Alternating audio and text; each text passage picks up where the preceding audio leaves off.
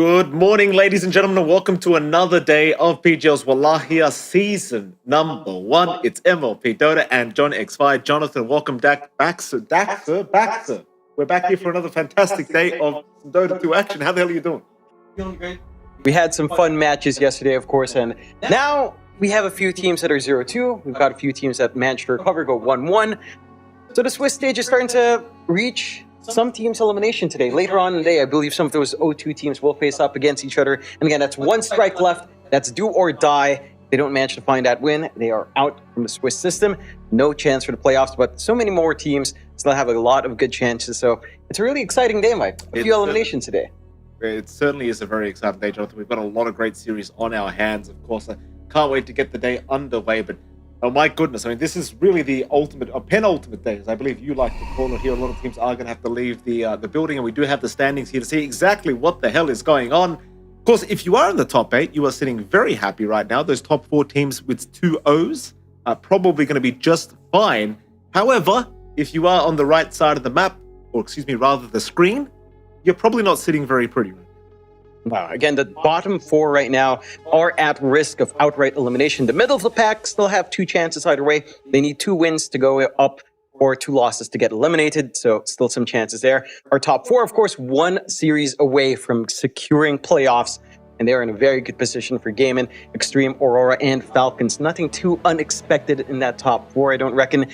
The middle of the pack is where things are really interesting. Again, this is where we're going to start our day off as well. And it's going to be fun watching a few of these teams. You know, again, every single series matters. They have a lot more leeway than the 0-2 teams, but it's not much leeway either, Mike. Oh, absolutely. I mean, you've got to get some wins on the board here. Of course, we are going to be having 2 of these teams playing right now for our first series as well. I believe we are starting with BetBoom up against MOUZ, and that should be an absolute banger of a series here between these 2 teams. Of course, BetBoom sitting at 1-1, MOUZ sitting at 1-1, as you can see. BetBoom, this is a team that, you know, they've talked a lot, Jonathan. Toronto Tokyo has had some words to say. We'll have a look at the schedule first before we go over the talk that he's been having. Of course, BetBoom against MOUZ, Secret up against Boom. And then, of course, you've got Azure Ray against G2IG later on, and Heroic versus Virtus.pro. I do hope OD Pixel and Purge are ready for that 3rd series. Yeah, that series is going to be the one that maybe makes or break everyone, especially all of our lovely production folk there in Romania. That's going to be maybe a blessing. We'll see how that one goes. Of course, for our first 2 series, it should be interesting. We can take a look at the primary stream schedule as well. I believe we can take a look what A-Stream has on hand. Again, they should be starting off with some of those 2-0 teams as well. So they do have middle of the pack first. We've got Liquid versus Shopify Rebellion, Spirit versus Nouns, Xtreme versus Aurora, and Gaimin up against Falcons. So again, the last 2 series are our 2-0 matches. 1 win for either of those teams at the bottom of the schedule, and they are into playoffs already. Fantastic. You'd love to see it. Hopefully we'll see exactly how these 2 teams go as well in the primary stream. But, well, we do get back into our game, Jonathan. Again, BetBoom are going to be up against MOUZ. John, BetBoom, you know, Toronto's had a lot of words to say. He doesn't seem to like lower ranked players. And when I say lower ranked players, if you're below the rank 100 mark, apparently you just aren't worthy of being in his lobby. Here we go. Here's the lovely faces of the side of BetBoom. Jonathan, I mean, a lot of words, but can they back it up here up against MOUZ? Well, it's always a little bit rocky with BetBoom. Sometimes they're hot, sometimes it's a little bit slow. This group stage starts certainly not the way they'd want it to go, going 1-1 for sure. But again, they've done pretty well this past year. They've managed to get runner-up in a couple of their LAN performances already. On paper, they should be the favorites coming up against MOUZ, who, again, we've talked about the issues of MOUZ. It's been a little bit up or down for them in qualifiers and those online tournaments. But in their series yesterday, they looked pretty phenomenal. I'd want to say, in particular, because we watched them a lot, Force and Norman. Force in particular, right? There are moments where Force does not look like he's playing his game, right? It looks like he's shaky. None of that is here. This is Force at his peak. And he is setting up a lot for that team, especially with the Primal Beast openings when they can just give it to him. We shall see if they are going to give it back to him as well, as we did get to see the handsome faces of MOUZ as well. Draft has actually begun, so we could probably throw over to that and see exactly what both sides are intending on doing. And props to BetBoom, Jonathan, they do indeed ban out the Primal Beast. They do not want to see. Yeah, it's fair enough. Again, it gives way too much for Force and how he likes to play. I mean, again, it's like his spirit animal, Primal Beast. He is a Primal Beast. Good old Kuya Force says. I think some of his teammates would actually agree with me. Yeah. Whatever that may mean. I don't know what the implication is there, but That's just how he is. Nothing too strange yet in the bans as well.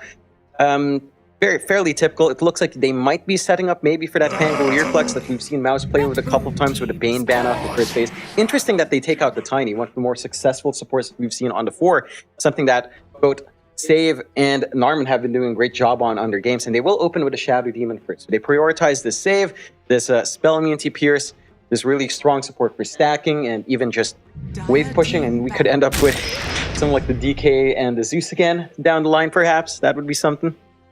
We're going to see BetBoom start with the Doom first pick, so very, very interesting here from BetBoom. I mean, why the hell not? We have been seeing a bit of Doom, and Doom does feel quite potent at the moment, even if it does require a bit more time and maybe a little more greedy of an offlane. It has proven to still be very, very potent.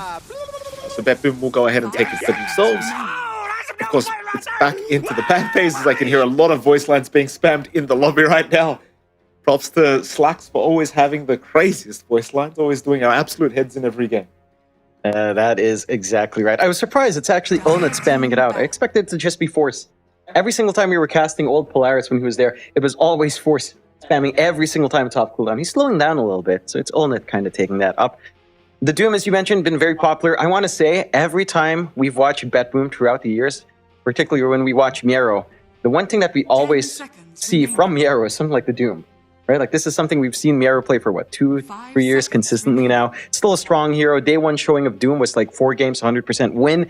It's stabilized a little bit more now, down to like a 66%, 63% win rate over 11 games. Still not too shabby. As you mentioned, a stable foundation, can always farm up. So you have something in the offlane that you can reliably fall back to even after a slow laning start.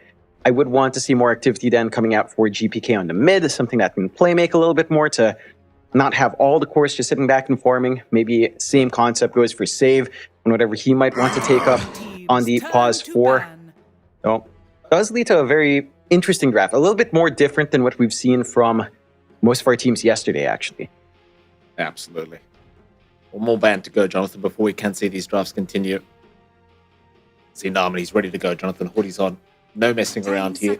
You know it's serious when the hoodie comes on, obviously. Probably a bit too cold for poor old Narman. He's used to the hot weather. It's probably like 20 degrees outside. He's freezing. Yeah. I don't know how cool it is in Romania right now. I mean, you were there around this time. Ooh. I mean, I appreciate that they can laugh at themselves. I can really appreciate that. Thank you, BetBoom. That's the Notes of Legends. Yeah, all you need are memes. Yeah. No memes here, though. Mortal Faith, not messing around. Just look at that face in the background, Jonathan. All serious. He's ready to slap anyone that messes him.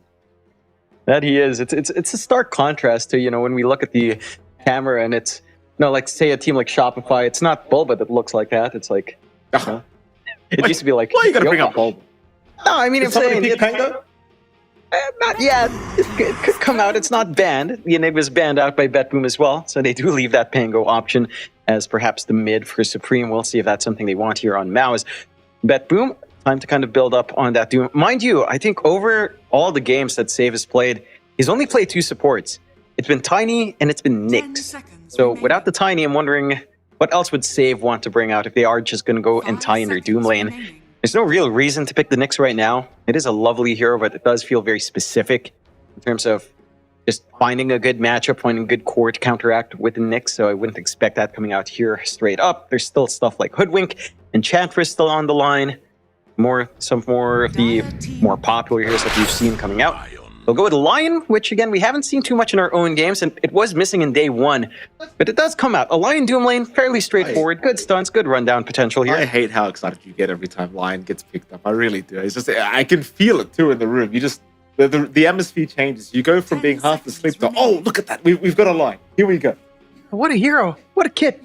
2 stuns, 1 area stun, 1 single target stun. Mana drain as a spell. The only bad thing about Lion is finger. Level 1 finger just sucks. It's too long. I need a smaller finger cooldown. And that's it. I think Lion's in a pretty good spot. I'm still sad and salty they nerfed down his shard and his range on the E. It was pretty crazy, but it was pretty fun. Maybe too fun. Because of Reddit. No, plate mail, the tech went out there. My tech went out there. It's like some crazy guy just talked about the Lion secret that no Lion spammer would ever share. And there you go, they nerfed him. What can you do, Jonathan? You're just too high impact of a player. Valve could not allow you to gain all that MMR for free. Let's see what else MOUZ wants. I mean, they do have the potential to just double pick their supports. I think that's the tendency they go for if they don't manage to just straight up pick the Force Hero first. We'll go with a Clockwork. So I'm actually pretty excited to see either a Bangin Clock or a Narman Clock. Narman Clock in particular sounds really exciting. You don't have the same stacking potential putting Clockwork on 4, but the aggression lines up nicely. You get the TA as well for Supreme, which again is one of his most played heroes of all time. So it's something he's really comfy with. Mid lane matchups for this is not too bad unless you have something very specific. Maybe something like a Husker is annoying. Maybe an Ember could pop out here for BetBoom, although we haven't seen too much of that Ember at all in the past few months since the Mage Slayer nerfs. It has died down slowly. But it's a good win condition for MOUZ. I like the activity they have. I like the stack clearing potential that you can do with the TA plus Shadow Demon. The vision game that Traps and Rocket Flare provide you as well allows MOUZ to kind of control the map a little bit better. Absolutely, of course. BetBoom having a think about this third pickup here. The TA does feel like a very strong pick for MOUZ. They love to just get going throughout that mid game past the landing stage. They do not like to wait around. BetBoom, they will go ahead and pick themselves up a Rana. I wonder, John, if you're MOUZ, does the coach force you to use his own guides in game? Like, does Immortal Faith just make sure that everyone selected his guides before they start the game? I'd like to think that, Immortal Faith makes the guides very generic. He's not showing any hidden strats there, Okay. And they're good guides. I'm not saying Immortal Fate's guides are bad. I use them myself as a baseline, but he's not going to put secret tech there like Lion Plate Mail. And he's not showing that off in the guides. Oh, here we go. Look at this. Beautiful. They pick up a sniper. This is horrible. Perfection. Lion and sniper. Finger into assassinate. What more could you ask for? A Conda build-up for the sniper. Probably not happening, to be fair, but the possibility always tickles my excitement, Mike. And now you've got the sniper versus TA. You've got superior range. You're not going to be harassed out by Psyblades by level 3. You can play with Shrapnel through Refraction. It's a pretty comfy lane for sniper after level 2. First 2 levels, you're still within striking range for a couple of Psyblades if Supreme does push that lane a little bit harder, and that can kind of chip away at the sniper. So you're going to have to be a little bit patient there, but it shouldn't be too bad once take aim is up. Love this as well from MOUZ into the CK. So the minus armor synergy you have with TA plus CK is pretty nice. You can burst down in for these heroes really fast. CK into a Doom lane is pretty straightforward as well.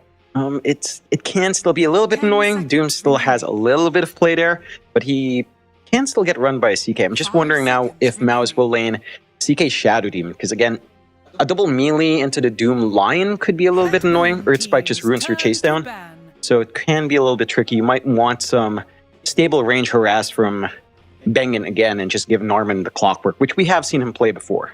I'm kind of sitting here thinking I'd rather the Shadow Demon just goes to the triangle and stacks for the TA. I think I see your point here. I think the Clockwork could actually set up really nicely onto this Lion if he gets caught off guard. I think you might consider throwing the Marauder into the pos 4 now just against Clock CK. By the way, I did like the CK pick a lot against the Sniper. Once you have a blink up per se, it is very easy to close the gap against that Sniper, and obviously we've seen how easy it is to blow that hero up if you can close the gap. And again, MOUZ, this is their style of draft. They love to take off after the laning stage. They do not like to wait very long to get going. BetBoom at the very least do appreciate that and have prepared a decent way of defending these tier 1 towers early on, but gotta be cautious. I mean, MOUZ, they play very quick. That they do. I'm wondering what they will prioritize now for Force. See the Darkseer being banned out here by BetBoom. MOUZ taking care of the Lifestealers, or just some core matchups that Nightfall might prefer the CK on hand. What other cheeky choices are there? There's an odd Medusa pick that can come out for BetBoom with Lion. Not the best at really clearing out CK illusions. Does get bursted down quite fast. Luna's an option as well. That's left. Sven kind of stands out here. Warcry to help prevent the minus armor stacking. Great front line. Has mobility with Blink or Ags. Either one's pretty viable. Illusion clear as well. Just very useful up against the CK spam. I wouldn't mind something like the Sven. Just something to tie in with the Doom, because your sniper is definitely not jumping in. There is no one insane enough to do that. So you kind of want to pause one that plays front line. Let's see if MOUZ will take care of that Sven pick. If you do take care of it, like, do you want Jug? Do you want something like Slark? I don't think we see too often. The Ursa, do you love to raise up also? Hasn't really appeared in any of our games. Luna, I guess, is a choice as well. Yeah, they'll take care of the Naga, so taking care of BetBoom's own chance to stall and just shove out the lanes. See what they'll pick up for Force. Brewmaster is still there if they wanted that. Centaur is there as well. We shall see. They'll have a think about it. Not too much reserve time left here for either side. 10 seconds, seconds remaining. exactly for both sides, in fact, as MOUZ 5 seconds remaining. go into the reserve time. They'll have a bit of a longer think about this. I mean, I do like the Brewmaster recommendation you did give out. BetBoom Teams. No, they'll go down the Slider route, which, you know what, it's surprising it wasn't even banned, because we have been seeing a lot of Slider bans throughout most of the games we've seen. And it's a little bit surprising they're able to get away with so much minus armor now on MOUZ. Meld Strike, you've got Reality Rift, and now Corrosive Haze. Any of these heroes caught out of position gets blown up. You have 3 highly mobile cores with blink buildups on each being highly viable. Great initiation from range with Clockwork. Again, the information game that you can get out with Rocket Flare and the traps from TA can also help simplify things. And down the line, if you need stall, CK with Ags, we've seen before, stalls out really well. So I like this coverage from MOUZ. It doesn't need that much farm, right? Slardar, you ideally wait for a blink. You could go for Echo Saber or Mask of Madness if you really want to play that kind of core. BetBoom will go into the Nightfall Morphling, which does have a lot of good forms, to be fair. I think the laning for Morphling into Slardar is pretty decent. You do have Morphling Mirana lane, which can play at range quite nicely, into a double melee of Clockwork and Slardar. So not going to be as easy to try to leverage those early stuns. Not going to be as easy to lock in a Morphling or a Mirana, but you do have a lot of play for MOUZ. Like, the one big thing is their timing at like 10 to 15. If you get a good start in Supreme, you hit that Dragonlance plus Blink timing really well, and Force has his Blink as well. That connection is just so strong. It's going to be a very interesting game number one, I think, here between BetBoom and MOUZ. Jonathan, do you have an indefinite kind of preferred draft here between these two teams? An indefinite preferred. Definitely. I want guarantees, Jonathan. If I was a betting man, who do I need to bet on right now? Ooh, it's a little bit tricky. I think BetBoom, if it scales on, I mean, you're playing against Morphling Doom Sniper. The scaling is pretty sickening. But I like the tempo from MOUZ, and I think considering how they've played in the past, their tempo has almost always been on point. Their lanes look decent, but BetBooms don't look too shabby either, outside of maybe Morphling Mirana. I think Doom Lion can be kind of annoying early on. I would lean towards MOUZ just a little bit. Okay. Fair enough. Anyone loses, you know who to go to. Message John Xfire. At John Xfire on Twitter. Who gives a crap? Who cares? Anyway, moving on. Game number one. MOUZ versus BetBoom. This should be a fun series. A lot of pressure on the line. They're trying to secure a top 8 to try and get through to the playoffs. Game number one now officially underway. Head over to that. Yeah, again, there's a little leeway for MOUZ and BetBoom at 1-1. They still have 2 strikes out, so if you drop this series, you have one more chance. It's not the highest pressure, but of course, you don't want to have to play your way into playoffs. Then again, you know, we've heard teams talk about like the lower bracket run. Just playing more games in general does prepare you a lot better. So who knows? Maybe anyone that drops this just gets more experience down the line. Both sides. Vision is down. They want the level 1 fight. Smoke is broken. Force will continue walking forward. He just does not mind whatsoever. BetBoom not knowing what to do here. Disruption will land from Bengun. They'll try for the Doom first, but Force is taking a lot of damage. Miero, oh, they got Force first. That is not the fight. Miero is still running. Miero, he finally goes down. But Narman might drop as well. Shrapnel will take him out. Run, boys, run. Bengun, he cannot juke them either. Bengun is probably down. Toronto will keep up the vision. Aru is up in 1 if he wants it. There's your Earth Spike. Bye-bye, sir. He even pops a Fairy Fire, surprisingly enough, but will drop. No chance to survive. That's everything going the way of BetBoom. A really great start. That's before these runes pop up. Should still be able to trade. It looks like they might be able to get away with a 3-for-1 and the bounties at the least. But 3 kills for BetBoom. That is a huge start. Again, considering the lane aggression you want to bring out here for MOUZ, that's going to set them back a little bit.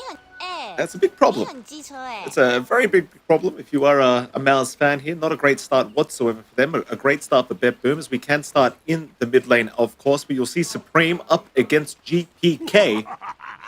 This should not be a hard lane for this fight. If anything, Supreme should have a bit of a challenge.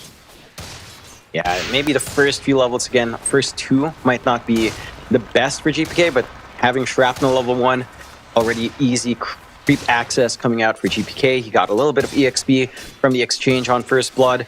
So he's going to feel pretty good here. He's going to have a nice, easy ride to 2 and 3. Once you're at level 3, you get the value point in Take Aim. You're not really going to be under the firing line of side blades as long as you position yourself right. Still, Supreme does have play. And if you can line the side blades, it's nice, but he does need refraction to really sustain. And as long as the shrapnel is available, GPK is going to be feeling perfectly fine here. Was top lane. Disruption is out from Bengun. Save. Kind of just manning up here against the Shadow Demon. Not too concerned. In fact, he's doing a lot more damage than Bengun is. Almost gets the kill, in fact. Meanwhile, Olnet and Miero also going at it. Olnet having a decent time. Will try to go on to the line, but Save does have some help in Miero. He'll go for the Earth Spike, and Olnet is forced to run. You really can't underestimate how much damage they can do, even at these earlier levels here from BetBoom. Yeah, I mean, it's a high HP hero on the CK. An early point Infernal Blade just does so much damage from Olnet. I love this item build from Save as well, going for the early Bracer off the back of those First Bloods. So he's got a lot more trade potential. Very lucky Olnet did not have mana for Earth Spike. He was about 5 mana off. Had he had the mana available, I think Olnet was just dead. It's a tough lane for Olnet. You can only really just play passively, sit back, try to hope for levels on Bengen, and try to hope for those levels on the CK to flow in. Level 3 for the CK starts to feel a little bit better trading back, but this constant harass out from Save and Miero, it's going to slow this timing of the CK. Yeah, pretty far behind in CS already in comparison to the other cores. Like Night Vulture, he's only 1 CS ahead on the bot lane, but he's got a lot of denies, he's getting some good work done. This is the more aggressive lane for MOUZ, and they're not able to really fully stop this Morphling either from just playing his own game. I mean, the Morphling's having a decent old time right now, Nightfall. With Toronto, Tokyo, not being really contested whatsoever. I'm at least trying to just soak XP right now. Of course, Force can't do too much about it. Force just trying to pull the creep wave behind his tier 1 tower. Just farm around that area, try to reset the creep equilibrium down this bottom lane, but it does seem like Nightfall's going to have a pretty damn good time to start off his game number 1. And this is one of those rare kind of lanes where Force on the Slardar, he really can't assert dominance, right? It's just, against the Morph Marauder, you can't do too much with fun. I mean, double melee into 2 range. It's just a little bit too much play there. They are trying not to save here. They are. Save. Gonna very far up. Will run for now. Miero gonna cut them off, but they do find the light. Nice pick off here for Bengun as Olnet still running. Miero is still chasing him down with the Scorched Earth. Does not have enough damage. But they are really just keeping Olnet so darn low in HP, and sadly, he has no regen, but Bengun does have a self to handle. That should at least help the cause here for Olnet to stay in that lane. You were kind of due for a reset anyway on Save, so you don't mind that too much. Does manage to break the clarity, but you've gotten the value out for Bengen. You do have level 4 almost up for Miero, just a little bit more, maybe 1 more creep wave to come in. This double range creep wave should give him that spike. And you can maybe go for the 0-2-2, that additional damage on the Infernal Blade. It should start to help clean up Olnet in these close-knit scenarios. GPK's going to be a little bit cautious here. Oh, the side blades, GPK! Ooh. Oh, no! Oh, Supreme. It is not easy finding the side blade angles on a sniper of all heroes, but Supreme basically almost soloed him there. I mean, again, it's a little bit easier for Sniper, but as long as you can find the angle with the side blades here for Supreme, it is still somewhat workable. It does feel like you need a second level in Take Aim to truly be safe here for GPK. And we've seen Narman. He gets a little bit of space, Force is just farming. Creep Wave's constantly by his tower, so he gets that room to just have some impact elsewhere because of that bot lane going so slow. It's just more opportunities for them to try to help out in mid. Yeah, absolutely. A 3-3 so far, a nice even game. Slight net worth lead the way in BetBoom, but nothing to write home about. I think the big win right now is Nightfall and GPK are farming extremely well on the Sniper Morphling, but Supreme's having an even better time. And this is the stage where the TA, she can start rotating into the jungle if she does not feel too safe in the mid lane. The Supreme should really start to escalate, I think, here on the TA, which is something that BetBoom need to try and slow down. Because again, if you give the TA the start she wants, I believe that's really what's going to enable MOUZ to just get moving. Oh, Supreme. So a lot of damage being dealt here by GPK, but not quite enough. Yeah, he was trying to pressure in. There was some rear movement here from Narman. He is under wards though, but GPK is still playing pretty far forward. Top lane, Olnet's falling very, very low. Toronto going to move in, does secure the kill.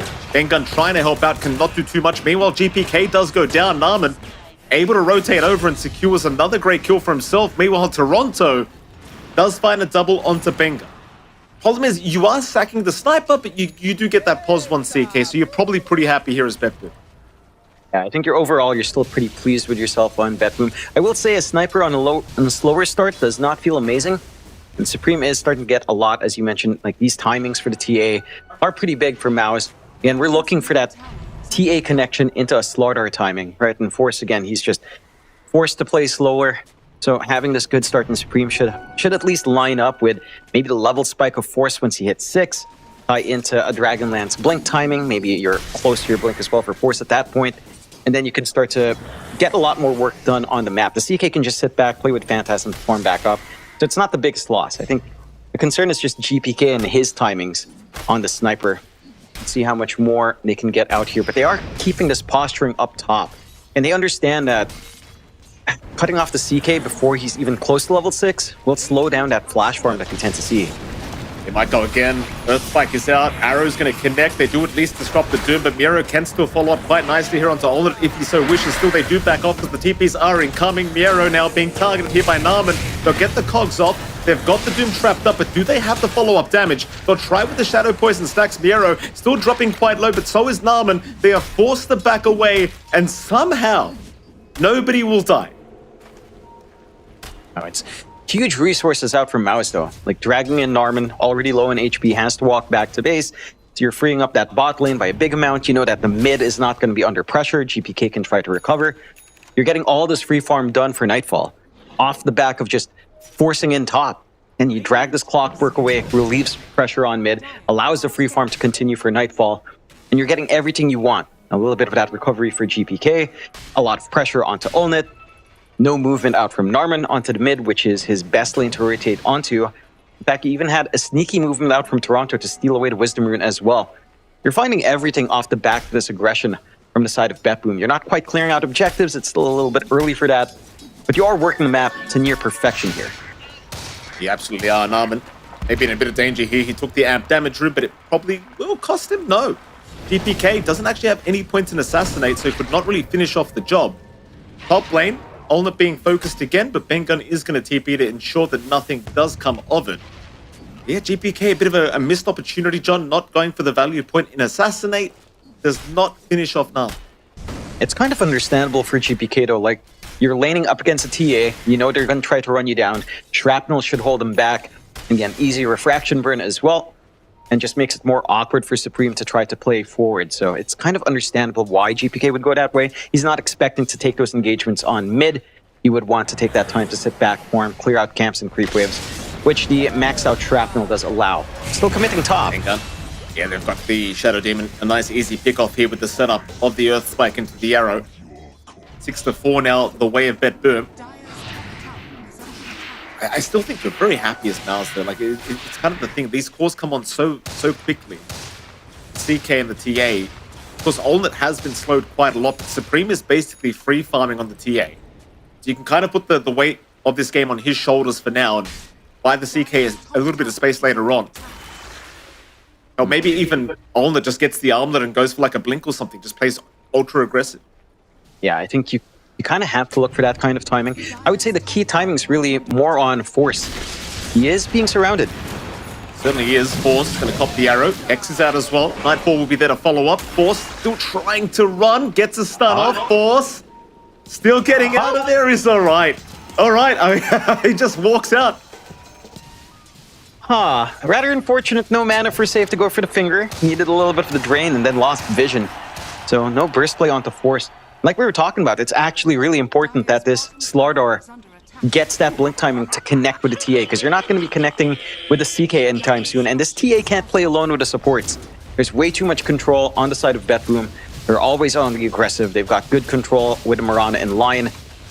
So you do want to connect with the Slardar somehow. Bot being slowly sieged. Force. TP's in, but they are waiting. Save has the man at the finger this time. But he will not be able to land the initial stun off, and well, they still get the tier 1 bottom tower. So at the end of the day, BetBoom probably going to be pretty happy with that objective secured. and open up a little bit of space for them across the map. It seems like both sides are just more than happy to hit creeps for now. There's not too much stress on either side to try and make some plays happen. So as I say that save in Toronto, Tokyo, they do smoke up. Still looking for Force, perhaps. Force, though, being very cautious, not approaching the creep wave. Will now try a long wraparound here from Save, going far east. Will wrap around the ancient camp. Force, not expecting this one. Should be in huge trouble. The arrow will fly in. The finger's available. They'll pop it, and Force is gone. Yeah, that's what we were looking for last time. Enough mana on Save this time to get the combo off. Freebie coming out for BetBoom. 2k lead maintained. Still no pressure coming out onto Nightfall. Probably one of the freest Morphling games we've seen in a while. Not a massive lead over Supreme, but considering that he's just been staying in that lane, not really going into the jungle, still highly impressive for the Morphling. And again, that tempo coming out for BetBoom is lining up. Again, you've had a lot of free space for GPK. He's playing in the triangle uncontested. He's almost at that full Maelstrom, so the sniper can just start to do a lot more damage from the backline. They've got Moonlight available now as well to continue this movement up top. No defensive wards here from MOUZ to spot this kind of rotation. Absolutely not. BetBoom, they're going to run right into Olnut. Olnut would really rather not die here, but he's going to get caught, it looks like. Save. Will land the Earth Spike. The arrow will connect on the backside, and the Doom is committed immediately. Naaman, though, he's going to hook in. He'll try to save the day, but Miero is still able to secure Olnut. They are going to try and trade with Miero, and Miero has been left behind. So really not the worst trade for MOUZ, because the CK, he was already kind of struggling anyway. The Doom, a much higher net worth to take. Yeah, it is worthwhile for MOUZ. You look at that net worth shift. 553 for MOUZ off the back of that. Maybe not ideal that Narman finds it, but, you know, you take what you can get. You get some activity out for Supreme. He's 100 gold away from that blink, 30 gold now. And once that blink is up, again, that's kind of the timing we're looking for. Blink timing for Forces lining up here as well. And that's when MOUZ should start to play the map a lot more aggressively. Start to leverage this long-range initiation Narman can do, the follow-up from, say, movement from Force or movement from Supreme, and really utilize this minus armor strat they've built up for themselves to buy space for Olnut to farm. Could use some more defensive wards, but at the very least, they do have one forward ward in the bot jungle entrance. Still nothing watching the top jungle. And we'll see if that's something they rectify down the line. Bengen does have a free obs. Aside of BetBoom, though, despite that loss in the Doom, again, you're still free farming on Nightfall. Your win condition still uncontested bot, very well protected with a forward ward between the tier 1, tier 2 spot. No one is going to be stopping Nightfall anytime soon. He's got the Manta up now as well, going for the Conda. Like, this timing on the Morph is getting dangerously close to hitting its big spike. There's going to be a smoke from Mel. They'll head down towards the south, running right towards the Morphling. Be a great time to find Nightfall. Instead, though, they are going to head west. Possibly looking for GPK, who is actually hanging by the tier 1 mid tower. Nama's got the hook shot ready whenever, but they are lacking vision. So nothing to come out of this gank unless GPK shows himself, but he does not. So back to the farm game it is, I do believe. But never mind, they're going to run top. I think the smoke's about to wear off anyway, and yeah, they just give up and go back farm. Just maybe set up for the rune. They do get the haste rune up on Supreme. And again, they've got that blink up on Force, but he's not connecting with his teammates just yet. He wants the full Ags. So you're not going to have that burst GPK. Supreme. Having a look around, but the Moonlight Shadow is there, and there is no detection. Once again, they will have to just leave the area, MOUZ. Concerning signs, because Nightfall is still freely farming on this Morphling. They are having a look around for Nightfall. They seem to have a decent idea as to where he could be. Naaman will scatter that now with a rocket flare, but they only really see Save. They will try for the chase. Hook shot? No, they'll jump in with the stun, but Save, well, he is gone. No chance of survival. Supreme will take that one. That's a pickoff they desperately need on MOUZ, but not in the hero they'd want. Nightfall backing up in the nick of time. Had the illusions to scout a little bit forward and try to block as well. Not the easiest angle for Narman to try to reach further out. Should be able to find this tier 1 bot in exchange, start to take some control across the river, get themselves safer farming spots. Awesome. Forest? They're going to see Nightfall. Be able to do too much about it, though. Nightfall will waveform out of there just fine. MOUZ instead looking top lane towards Miero, so they'll go through the Twin Gate. Miero not realizing something's a little bit awry, does stick around for the creep wave and is probably going to get punished for it now. Will make the jump in. Miro completely alone. Is actually pretty tanky, but it won't be enough. He is down. It is a lot slower to kill off that Doom. He had the plate mail on hand, so he still had +9 armor, despite the corrosive haze and the reality rift being on top of him. It takes a little bit longer. If he had backup, that might not have gone as smoothly for MOUZ. Still, BetBoom grouping up for the power ring. Narman, he kind of just jumped into his death there, and Nightfall will take a dominating spree off the clockwork. Not seeing the whole side of BetBoom waiting by the shield rune. They did not have vision. Into the tier 1 mid tower they will go, BetBoom. No hesitations here. Of course, for MOUZ, they cannot defend. They are just not online yet. No. Again, they don't really have long cooldowns to wait for, but it does look like Supreme isn't the comfiest just yet. And neither is Force. Like, we were still looking for that Ags timing on our Slardar, the Deso timing for Supreme to really get that burst going. Both of those items are still a long ways off. It's just been mainly the supports rotating out with either core. I really need to see the core connections come in. Again, they can afford to wait a little bit. The lead, 5k up for BetBoom. Not the biggest, but it is noticeable.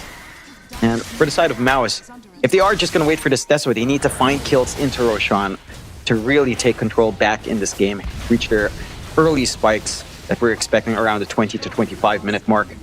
Even the siege on the tier 1 is just going a little bit slower. They had that space a while ago, but because of the gate movement, have to go back to it now, eventually finding themselves some room to play in. Still, man, BetBoom is just so comfy. Like Nightfall, Phylactery is already up, Conda not too far off.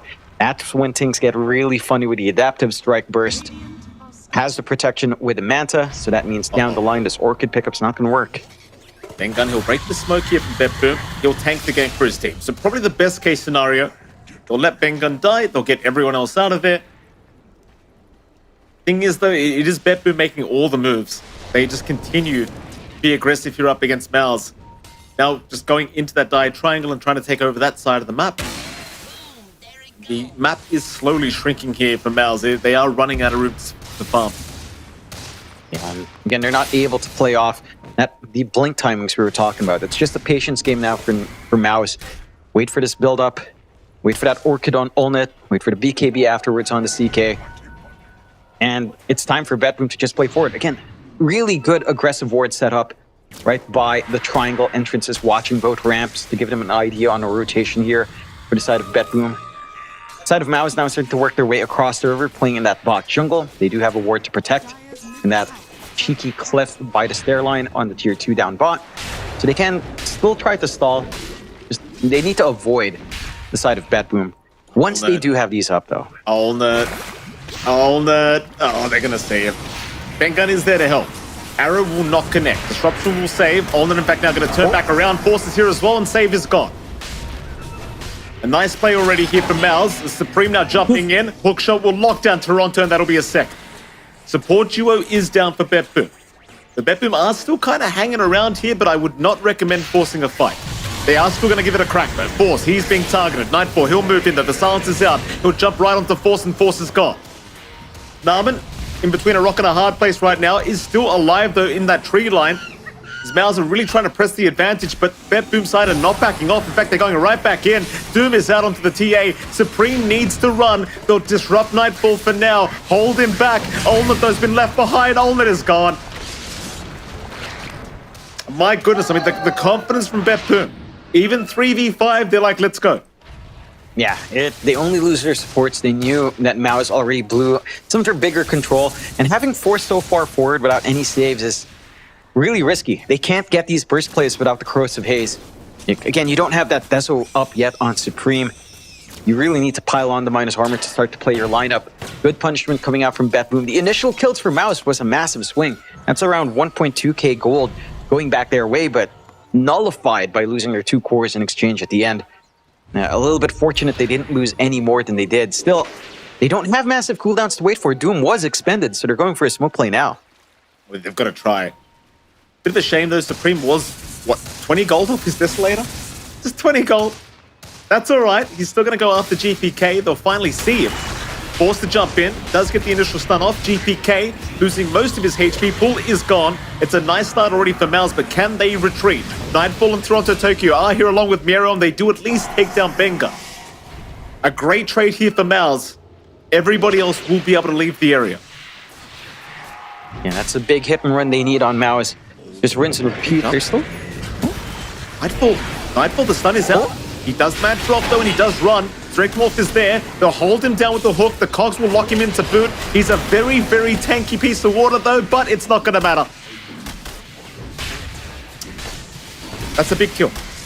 It's some great spell staggering as well from MOUZ. Knowing that the Manta's forced out, you've got the room to use the Orchid, you've got the room to use that Spirit Vessel Norman has, softening up that Morphling in a huge way. And now, that's a Desolator of Supreme delivered. That's Roshan coming out with Corrosive Haze, with that Deso up and the Meld. This is not going to take that long for MOUZ. This is when they start to swing things back their way. They are ready to play 900 gold away as well if we're forced to just get his Ags. More durability up front, secondary life for Supreme, and they equalize the game. 4K lead still up for BetBoom, but now MOUZ does have some play in them. They're not just going to sit back and farm. They do have burst potential lined up now. All though, mid lane, he's got help from Bengun. Disruption will be there in time, but where are the TPs? Narman is coming. Narman will be there to help out. In fact, the Glimmer Cape will be more than enough to allow the CK out as now Narman looking for a hook, threads the needle, but does not connect on anything. It happens. It happens, and it's not a big loss for MOUZ. That's Doom down again for 110 seconds. It's an opening for MOUZ to just kind of look for counter initiation if they want to, or just pull back and farm, play along with say, just wait for some more timings. Again, the Ags for Force is just so damn close. There's no need to rush too hard now off the back of that Roche pickup. Supreme going for the Crystallis as well for a little bit more burst. Just heads up play. Banging with the saves. Glimmer Cape more than enough. And no follow-up burst. Just the nuisance of disruption can really throw off that kind of gank from BetBoom. Great. Definitely feeling a lot more confident now here is MOUZ. BetBoom only 4K ahead at this stage of the game. Still a 68% win probability for game number 1 on the side of BetBoom, but MOUZ is certainly looking to try and make a comeback here as Supreme will get started on that bottom tier 2 tower.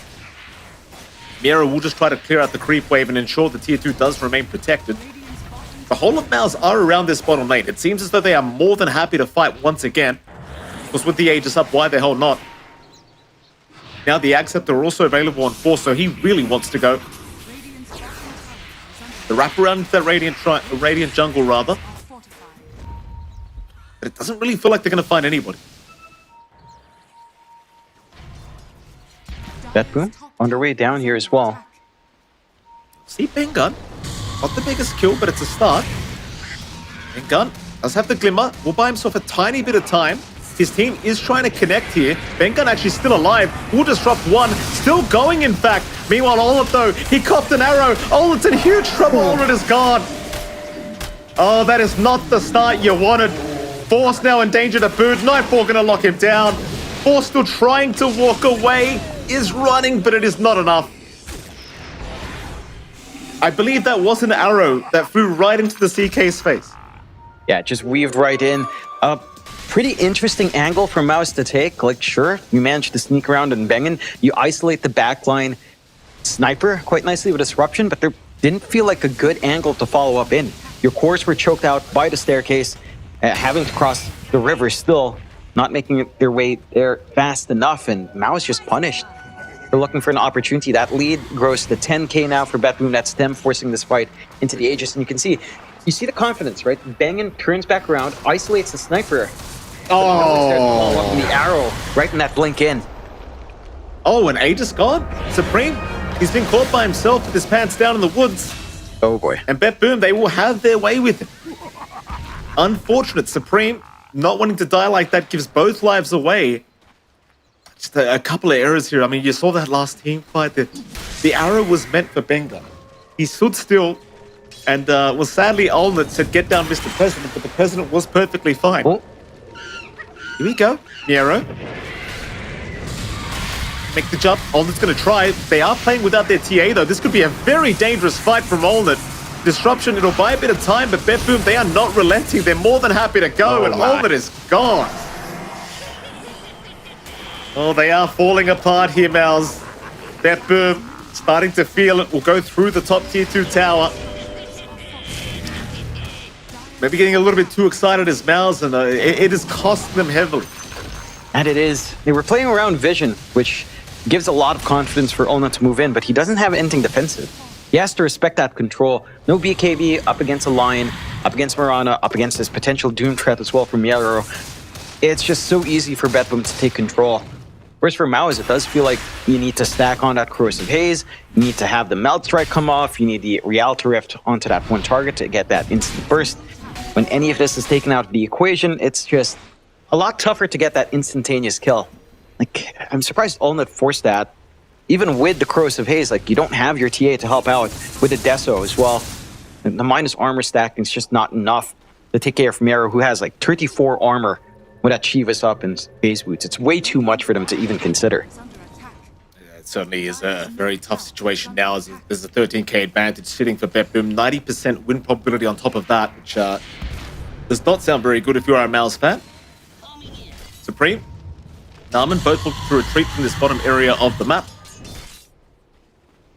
And you also got... Oh, hold on a minute. Top lane. Force. Caught out. Hex is there from save. There is one save around, which is Bengun, but he does not want to bother. He will start to run west and hope that Toronto does not sniff him out.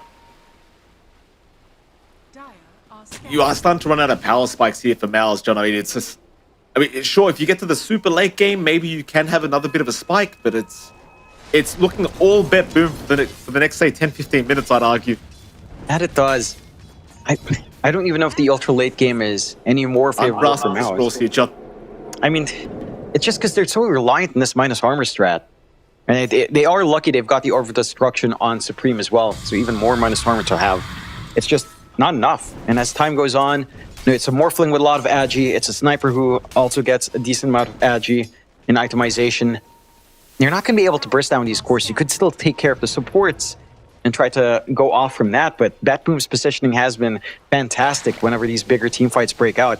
The front line has been protecting that back line really well, and it's just so difficult for Narman and for Force to kind of look for the back. There's a lot of pressure on the Slaughter and Clockwork to actually get that isolation for the team. They want to go for the Tormentor, but Force may have to pay for it. Miero barely going to miss out with the Shivers. But BetBoom, I mean, they could just kind of take it themselves if they really want to. Or they could just take a tier 2 bottom tower. There's really no defending it, I don't think, here for MOUZ. They've just got to take the free time to farm.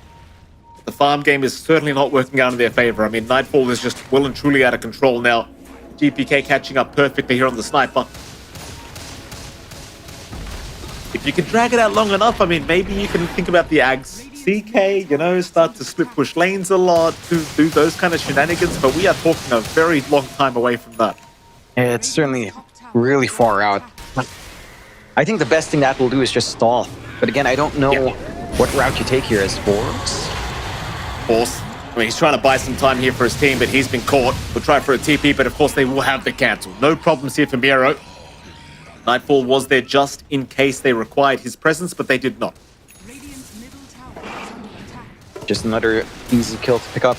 You expend Doom, but don't really need it. Oh, it keeps getting worse. Supreme's been caught. Arrow's going to connect. Finger is there. Supreme is down. The TPs were incoming, but the TPs just took way too long. And they're splitting them up in BetBoom real nicely. They can start in this high ground. You've got the Sniper with Shrapnel. You have free vision, free hits onto that objective. You do have ways to jump it. Again, Narman can hookshot in, try to isolate, but without Force around, without Supreme around, you're not really going to get that burst kill. So a good, easy push coming out. Fortify will come in, but there's no creep wave. It's still coming in. So backdoor's not going to kick in either. Got that space here for BetBoom to do what they want. And it looks like MOUZ understands they have to surrender Arax. They can go for more if they wanted in BetBoom. It is a little bit more risky with a TA starting to respawn. We wouldn't expect them to get too greedy. They blow both Fortifies to get this respawn going. I don't know if they can really defend that, though, even with a respawn in. You might just have to try is the issue here. I mean, it might be the last attempt from MOUZ. They'll smoke up as 4. Supreme will respawn in 3. Toronto going to pop the Moonlight Shadow, so it seems like they have a pretty decent idea that they're coming. BetBoom just staying on the high ground, staying as a complete unit. Hell, even BKB now up on Nightfall is going to make it that much harder to burst this Morphling down. They will retreat for now. MOUZ still having a look for an entrance to this fight. They will make the jump in, but the stun does not land on Toronto. Miero's right onto Force. Force is getting deleted on the Slaughter. Ultimate is gone. Narmit is gone. How many more is gone? It's going to be another as Bengen goes down to boot. It might be around time to call it. I mean, this game, it is looking very, very hard to come back from, if not impossible. I would lean towards the impossible. If you mentioned there, Mike, it doesn't feel like they can really play around. They do call the GG. They understand on MOUZ that they missed their timing. They had to play a lot more up-tempo here. Right? We were talking about this blink timing so long on Supreme and on Force, and they didn't connect the way they'd want to. They would connect with the supports individually, but not together as a unit. And by the time they were doing so, Nightfall was left alone for like, what? Almost 15 minutes of that game. Nightfall was just literally AFK down bot, pushing it in constantly. And they had no easy answer for that Morphling. Like, yes, they built Orchid on Ulnit, but he already had Manta. You have Spirit Vessel. He got Manta BKB at some point. It's just, it was way too timing specific for MOUZ to play into. Yeah, it certainly felt that way. We'll have a look at some of the highlights here of this game, number one. And this was a pretty messy fight. Like, this was a 5v3. MOUZ are thinking there's no way we lose this game, and Nightfall says, I disagree with that sentiment. Jumps in, blows up Force, and you saw as soon as BetBoom realized they were out of gas, they just jumped right back in and said, thank you very much. They'll put him in the blender, and well, what can you do? MOUZ just had no play after this fight, I'd say. This is the big one that would have decided whether they could actually make a big comeback in this game. And well, they took their shot, John, but they missed. That they do. It also didn't help that their first blood attempt on MOUZ was just so awkward. They were pushing in from low ground. They lose a lot of heroes in that exchange. The laning phase was that pivotal to MOUZ. They needed to get a strong start to build into that 15 to 20 minute timing we were talking about. In the end, Force was just forced to pull back the creep wave, soak, not give Norman that much to play with. That did give opportunities for Norman to rotate mid. But again, the blink timing was thrown off in the Slaughter. Things fell apart. This is the one successful gank they had on Nightfall. They did manage to stagger that Manta usage before the BKB and get that kill. But that was few and far between. That needed to happen way earlier in the game. Yeah, it was a very kind of impossible game. Nightfall just giving them no opportunities really to shut him down. And this was just unfortunate. I mean, you know, all that you can't blame him. You know, obviously you can't keep tabs on exactly where the hell that arrow is going all the time, but all that blinked right into it. And that's kind of the story of the game, isn't it, John? It's just a misstep, a death. It was just too much. And it was. Let's see if they can reset for game two. But BetBoom, again, looking fantastic. They maybe had a decent time in lane. I think the mid lane for GPK was a little bit rockier than you'd expect it to be for the sniper, for sure. But otherwise, everything else went perfectly. Nightfall had this fantastic free lane, the freest lane you could ask for on the safe lane. And he just rode out all the way to the end. 9-1-9 on the Morphling. I mean, when you get a free game like that as a Morph, you hit those kinds of timings. It just feels near impossible when your lineup in MOUZ is just so timing dependent. Yeah, man, if you were to choose an MVP, I think we're both kind of looking at Nightfall. Like he just had the perfect game. And I realized he had free farm pretty much the whole game, but you know, he was against the clock. He never got caught full agi-morphed. You know, he never got caught out of position here by this aggressive draft of MOUZ. So props to Nightfall, just understanding exactly what to do this game. Hits creeps and makes it happen. A perfect Morphling, almost perfect. 9-1-9 is the scoreline here for Nightfall, but you know, pretty good.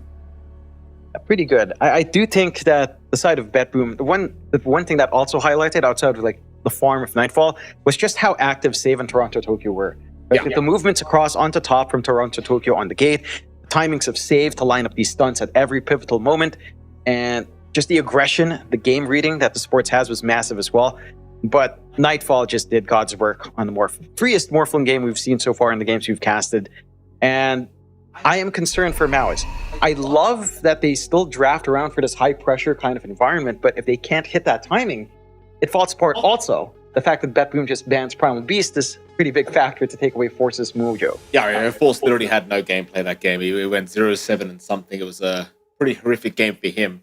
Nevertheless, Jonathan, of course, we do have a game 2 coming right up between MOUZ and BetBoom right after a short break, so don't go anywhere. We will throw to that break, and we'll be back with MOUZ versus BetBoom game number 2.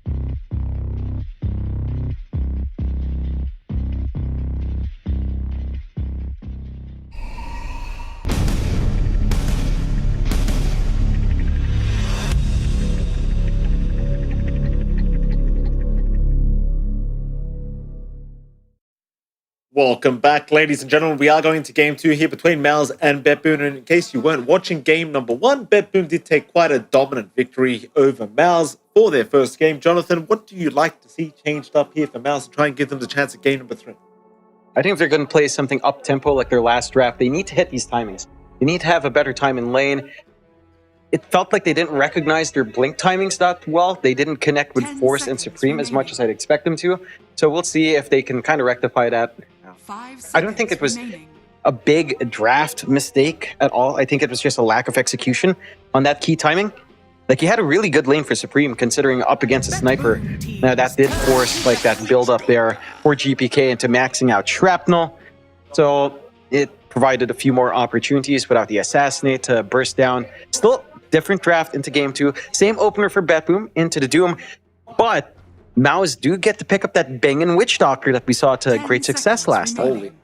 Very, very interesting. The Bangin' Witch Doctor yesterday, the Voodoo Restoration just not allowing anyone to die yesterday around. And I mean, obviously, you saw Miero dominating the offlane from BetBoom's end of things last game around.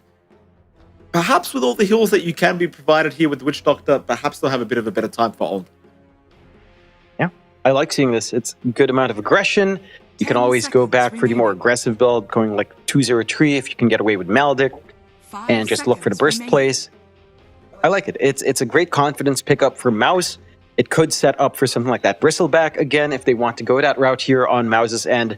We'll see if that's something that BetBoom are concerned about at all. It doesn't look like they're banning it out. Take care of the Dusa instead, the Enigma, the Pangolier. Nothing too left field except maybe the Dusa.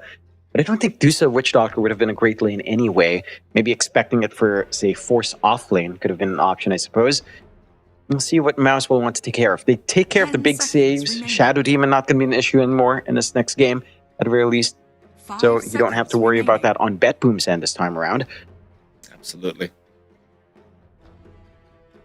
So Nightfall having a fantastic performance last game around. I'm sure Billie Eilish would be very, very proud. Billie Eilish.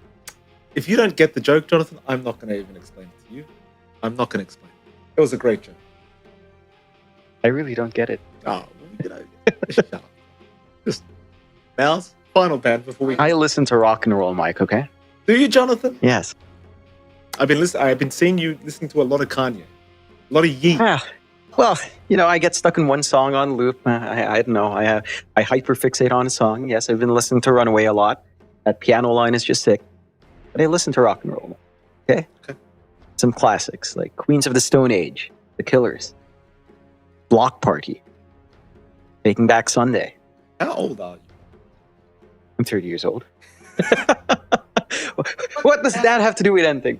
Well, I mean, that kind of explains why I don't listen to Billie Eilish, I guess. Why do you listen to Billie Eilish? How old are you, Mike? Oh, shut up. Sniper banned out. MOUZ doesn't have to deal with that. Great tech. It saddens me that we see so much Sniper, but we don't see enough Ags Conda. I want that to pop out. I've seen pros do it. It's never in our game. That's horrible. They've done it. What's wrong with you, John? What is wrong with you? It's just fun. You're a 30-year-old man that wants to see Conda sniper. It makes yes. It's fun. It's like Conda Bounty Hunter. That crap is so annoying if you play a turbo game, I swear to goodness. You get the Bounty Hunter out. It's not going to be a Conda build-up for Narman, unless he's feeling a little bit silly. But unless they hand it to Force. That is a distinct possibility, but I always remember Narman playing it. So I don't think so. I appreciate I appreciate the memes here from BetBoom, I do appreciate it. Toronto Tokyo not feeling the greatest in the lobby. Of course, there's a few too many ranked 200s in the lobby, I think, John. Toronto Tokyo probably wants to get the hell out of the lobby as soon as possible. Yeah, we'll see if they can play up-tempo to just end this then. I don't recall seeing the ranks of Force and Narman, sadly, so we can't verify that. BetBoom do pick up the Pugna, so they've got some quick push lined up for themselves. Some great sustain as well. I just like the potential when you've got the Pugna. Just the easiest push of your life. You max out Nether Blast. Your laning presence is so-so. It's a very vulnerable target to something like the Bounty Hunter. But again, you can just kind of roll in that laning phase. I'm wondering where they lane it, though. Is it going to be Toronto, Tokyo, or save on the Pugna? Maybe even a cheeky GPK choice on the mid, but that's the least likely role for the Pugna overall. They could think about some combinations now with Pugna, something like Storm. They really want to maximize the mana potential here. Radiant team pick. BetBoom. They'll go for the clockwork for now. Nice little way of cancelling the Witch Doctor and making his life a living hell, though. In fairness, again, against the clock, Witch Doctor in laning stage doesn't mind as much as it used to because you can go Voodoo Restoration build and just heal through the battery assault anyway.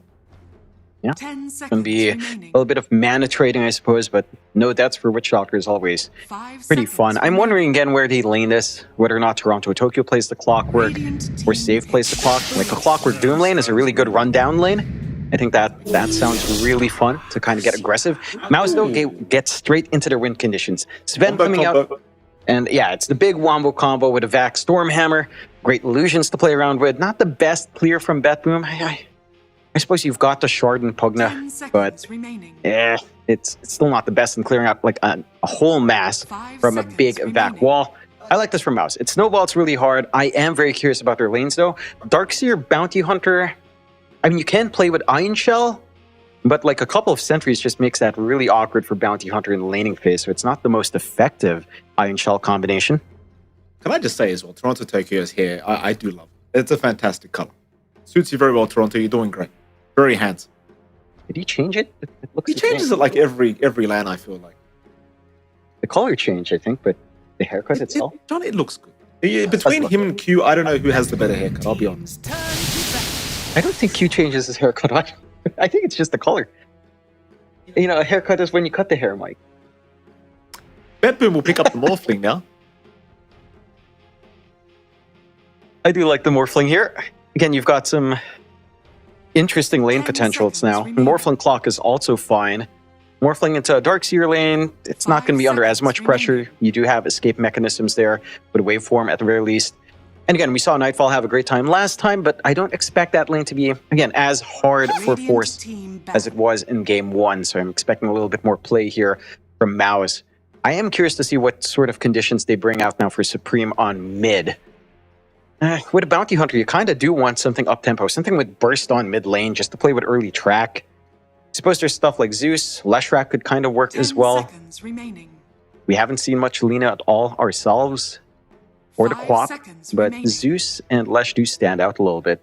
Maybe a cheeky choice of, like, say, Death Prophet up front to play with that big sustain that you have with Sven Darkseer and the Witch Doctor. Like, it's going to be really hard to burst down any of those choices. Turn to Do take care of battle. some big off lanes now in the Razor and the Timbersaw, so reducing down some options that could also run mid. One more ban to go before we can see the drafts completed. Mid lane is being banned out here 10 from BetBoom's end of seconds things. They'll get rid of the puck. Shooting a great pickup as well, considering you have the 5 vacuum to the seconds Dream remaining. Call into the stuns.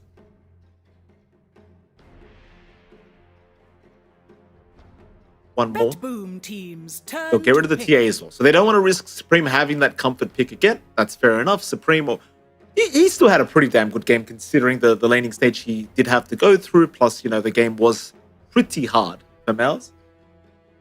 And it was. BetBoom will have to show their mid hand now as 10 well. seconds remaining. See what we do get for GPK. Again, doesn't look like a bad 5 Storm game seconds at all. remaining. And we know GPK Storm is like really damn good. It's something we've seen them fall back to in BetBoom a couple of times in some of these group stages that we've casted. You've already got the Pugna on hand. The hard hold of MOUZ isn't particularly impressive to stop something like a Storm. Radiant team pick. They'll go to DK instead, a much more stable sort of mid. So they've got some stable push hunt lined up here. Cameraman, you, Jonathan, you had the camera on the DK as it was being picked up. Very, very pog from the cameraman. Very true. 10 I do like this. seconds It's just remaining. so stable on mid. Doesn't feel like you can really zone it out. 5 seconds. Again, you have remaining. that silly Manta Ags. You can stall out. You've got good scaling on the Morphling already. Decent control from the Doom and Clockwork. So it's shaping up for some pretty good tempo once more for BetBoom. The lanes aren't that aggressive this time around. Like, again, the best aggressive lane is Doom Clockwork. But Morphling Pugna doesn't... It's not too bad, I guess. But doesn't sound like the safest up against a Darkseer bounty who can try to be on top of you and just burst down to Pugna fast. Let's see what the solution for MOUZ is on mid. Again, with a bounty on hand, you do kind of want to play with that burst potential at 6. The Leshrac is still there. The Zeus still looks good. It is fairly annoying once the Nether Ward is a factor, I suppose, but you're not going to deal with that in lane anyway. We'll go to Zeus, so that's your burst play on hand for MOUZ, which, again, ties in nicely with Bounty Hunter. When it tracks up, Thunder God's Wrath, kill secure, and you're fairly happy in trying to scale up. You've got this percent-based damage coming out now as well for Supreme with the usual Shard Manta build. I like this coverage from MOUZ. I think for BetBoom, it's a very stable draft, don't get me wrong. I don't think this is a draft that falls off. It does scale nicely, but I do feel like the presence of MOUZ now is much more emphasized. They've got a lot more fight at 6. They have easier connections to make and much lower committal. Like, just, again, drop someone low enough, track them up, maybe get a Death Ward on top and Thunder God's Wrath, and you have easy money for everyone. But is it good enough, Jonathan? Is the draft good enough to take BetBoom out for game number 2 and force us to a game 3? Give me the prediction. Seconds remaining. I'd say it is. I'd say MOUZ's draft is good enough. I think it's going to hinge on this laning phase. Like, the big question mark on my mind is how much Narman gets on his Bounty Hunter. Because if it feels like that level 6 is stalled out, Force is also going to be sitting back farming.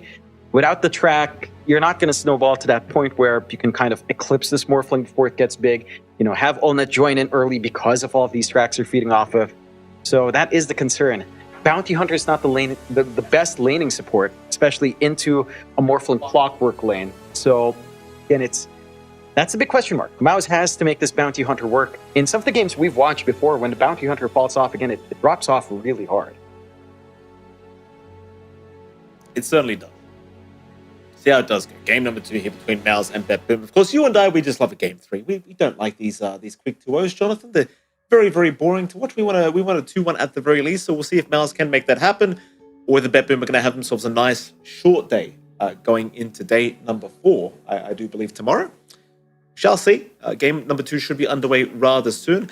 I personally kind of err back towards BetBoom, Jonathan. I'll be frank with you. I mean, they made game 1 look a little bit too easy for my liking. We'll see if they can kind of repeat it, or whether MOUZ have rectified their issues going into this game, as the game number 2 has now officially started. So we can throw over that and see if we get another level 1 team fight as well.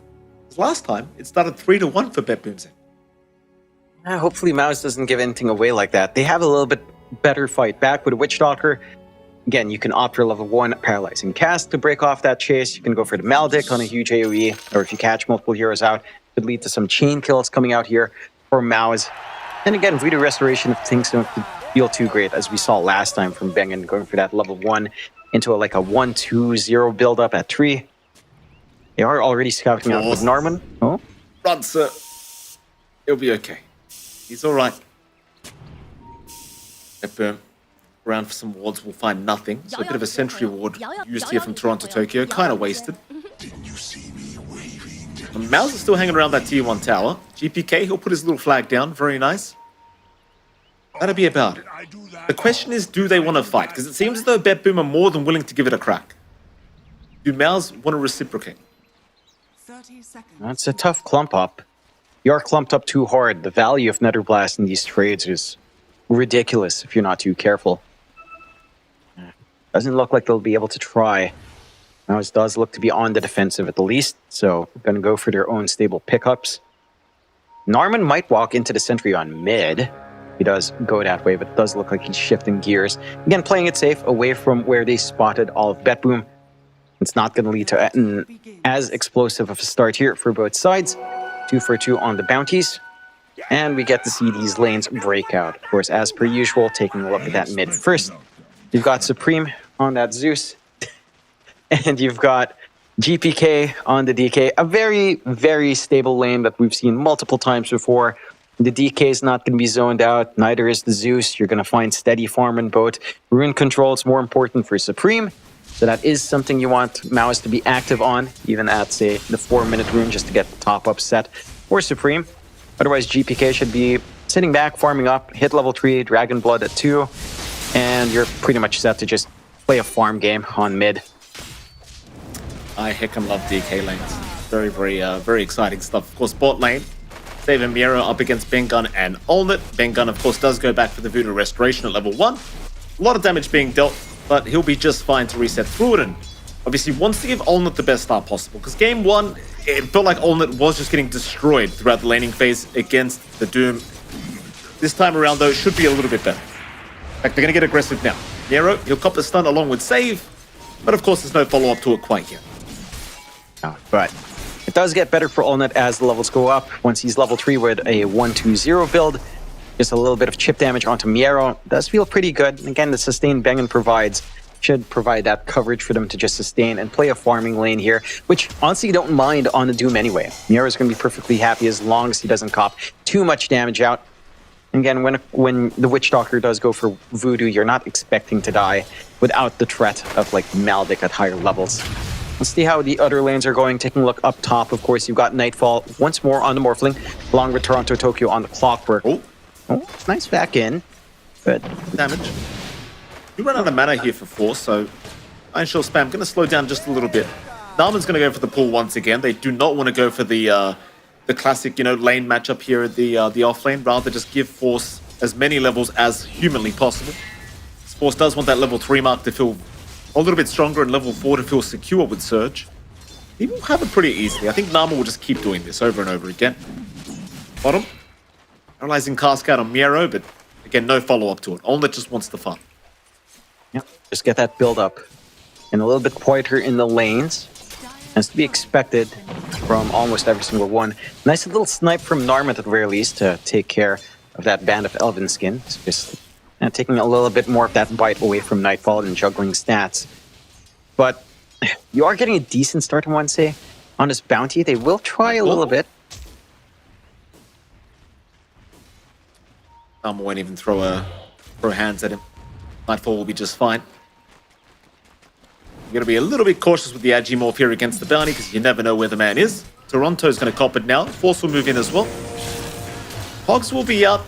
It did have an Iron Shell on Narman, but it's not doing too much damage. Toronto's gonna be just fine to walk away.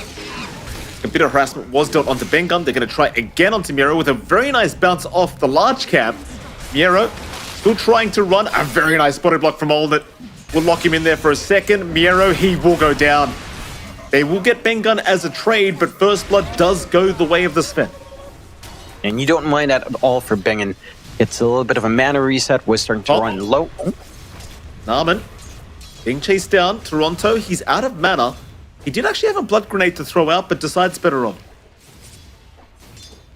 Yeah, and already again off to a pretty decent start here. For the side of MOUZ, just getting this safe start for Olnit. Not really losing too much out to Miero. Miero is still going to be perfectly happy farming, of course, on the Doom. He does opt for the Devour earlier on, rather than that aggressive Infernal Blade build that we've been seeing. So does know that some recovery is necessary here. I think the one thing for the side of MOUZ that... Oh, well, they do. There you go. Narman gets the kill. That's a big one. And Nightfall, again, just have to be a little bit careful with the Agimorph against Bounty. Toronto going to try and fight, but that Iron Shell is starting to really tick away at the HP pool of the Clockwork. Force, however, pretty low himself, will have to back his way out. So far, pretty good from the offlane of MOUZ. And it is.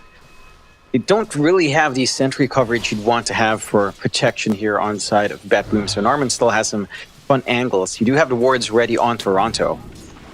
Just have to be careful. The classic Invis plus the Iron Shell, one of my favorites. It is a nuisance. It is a economy drain on Toronto as well.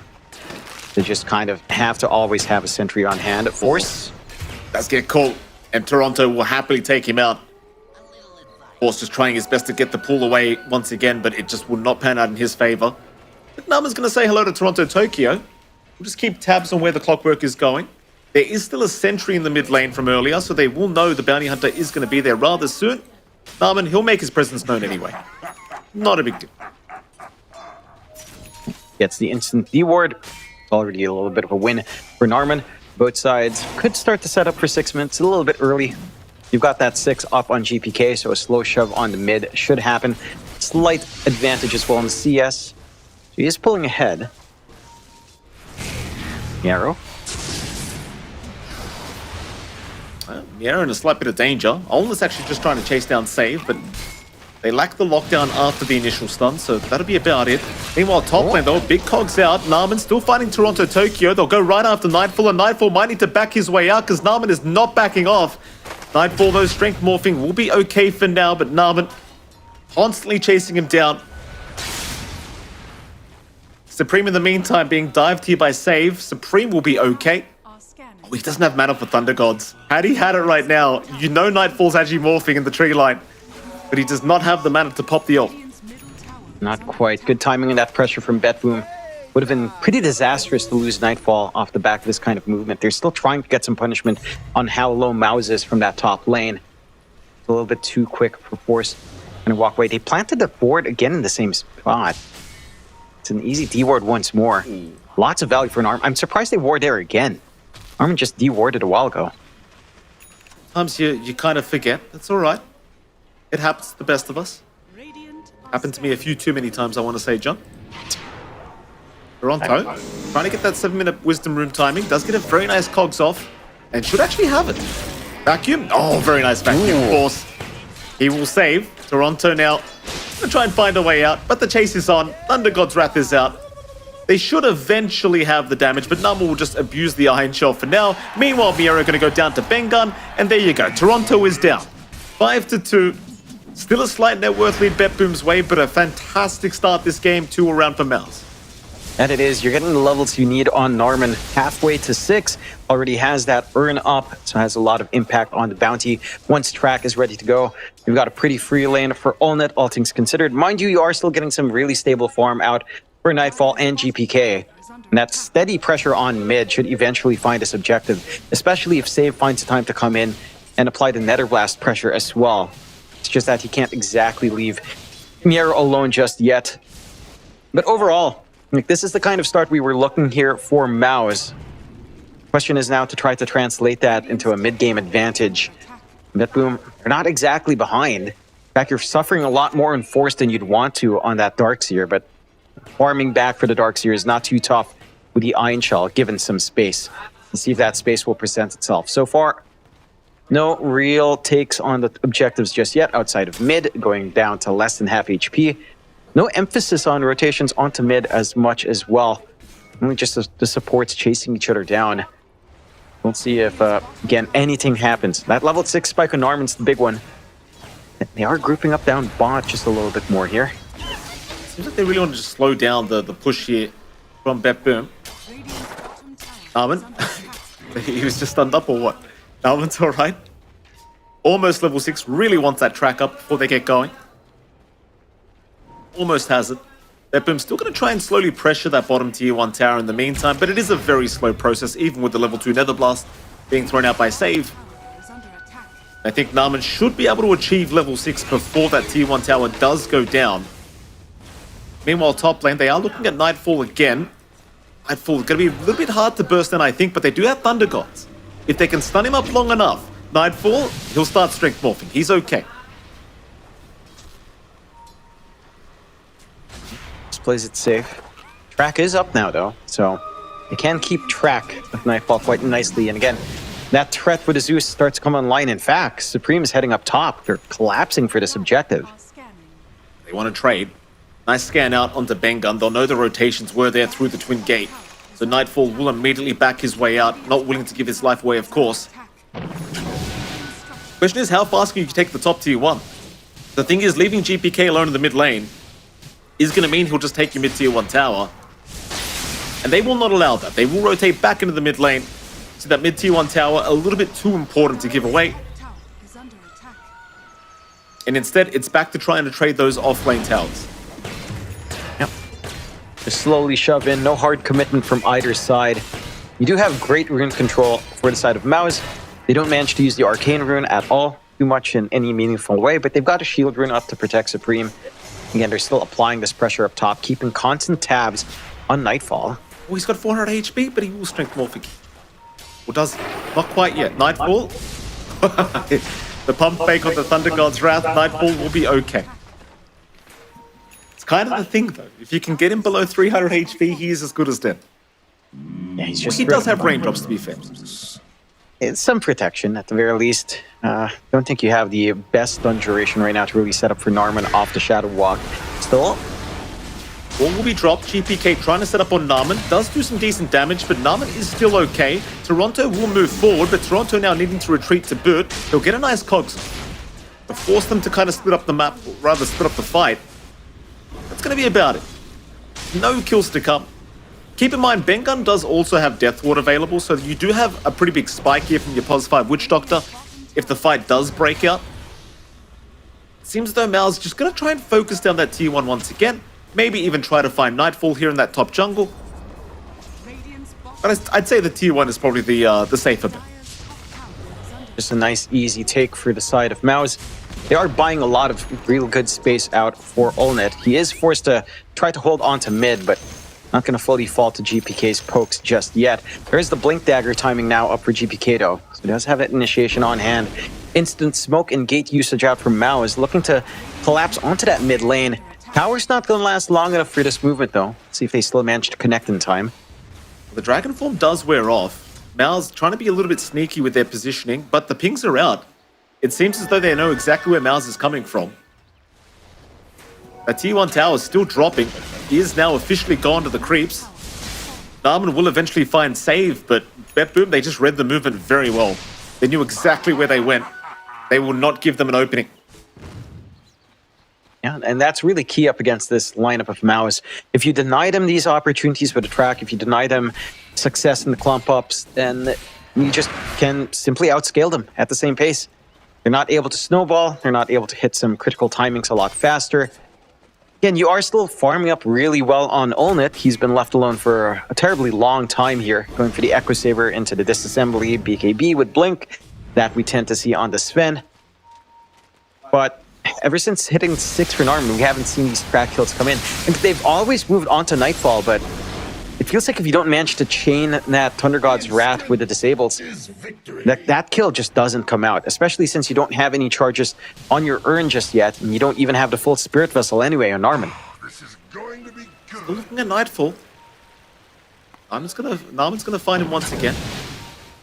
I doubt they have the burst. He'll give it a crack by the looks of it. No, just walk past. Not confident that they are able to take him down. They are keeping tabs on the farm, and you know, something we haven't talked about. I mean, you have, but I haven't. Olnet is still free farming completely, so I suppose that's the big positive here for MOUZ. Even if you see the Morphling farming, you know that Olnet is completely free farming as well. Whether BetBoom cares or not is a different question entirely, because they seem more than happy to just secure their own farm at this point. Almost 14 minutes in now, 5-2 is the kill score. Pings are coming out towards the south. Miero maybe spotting out Narman there for a second, but won't try to make the jump in.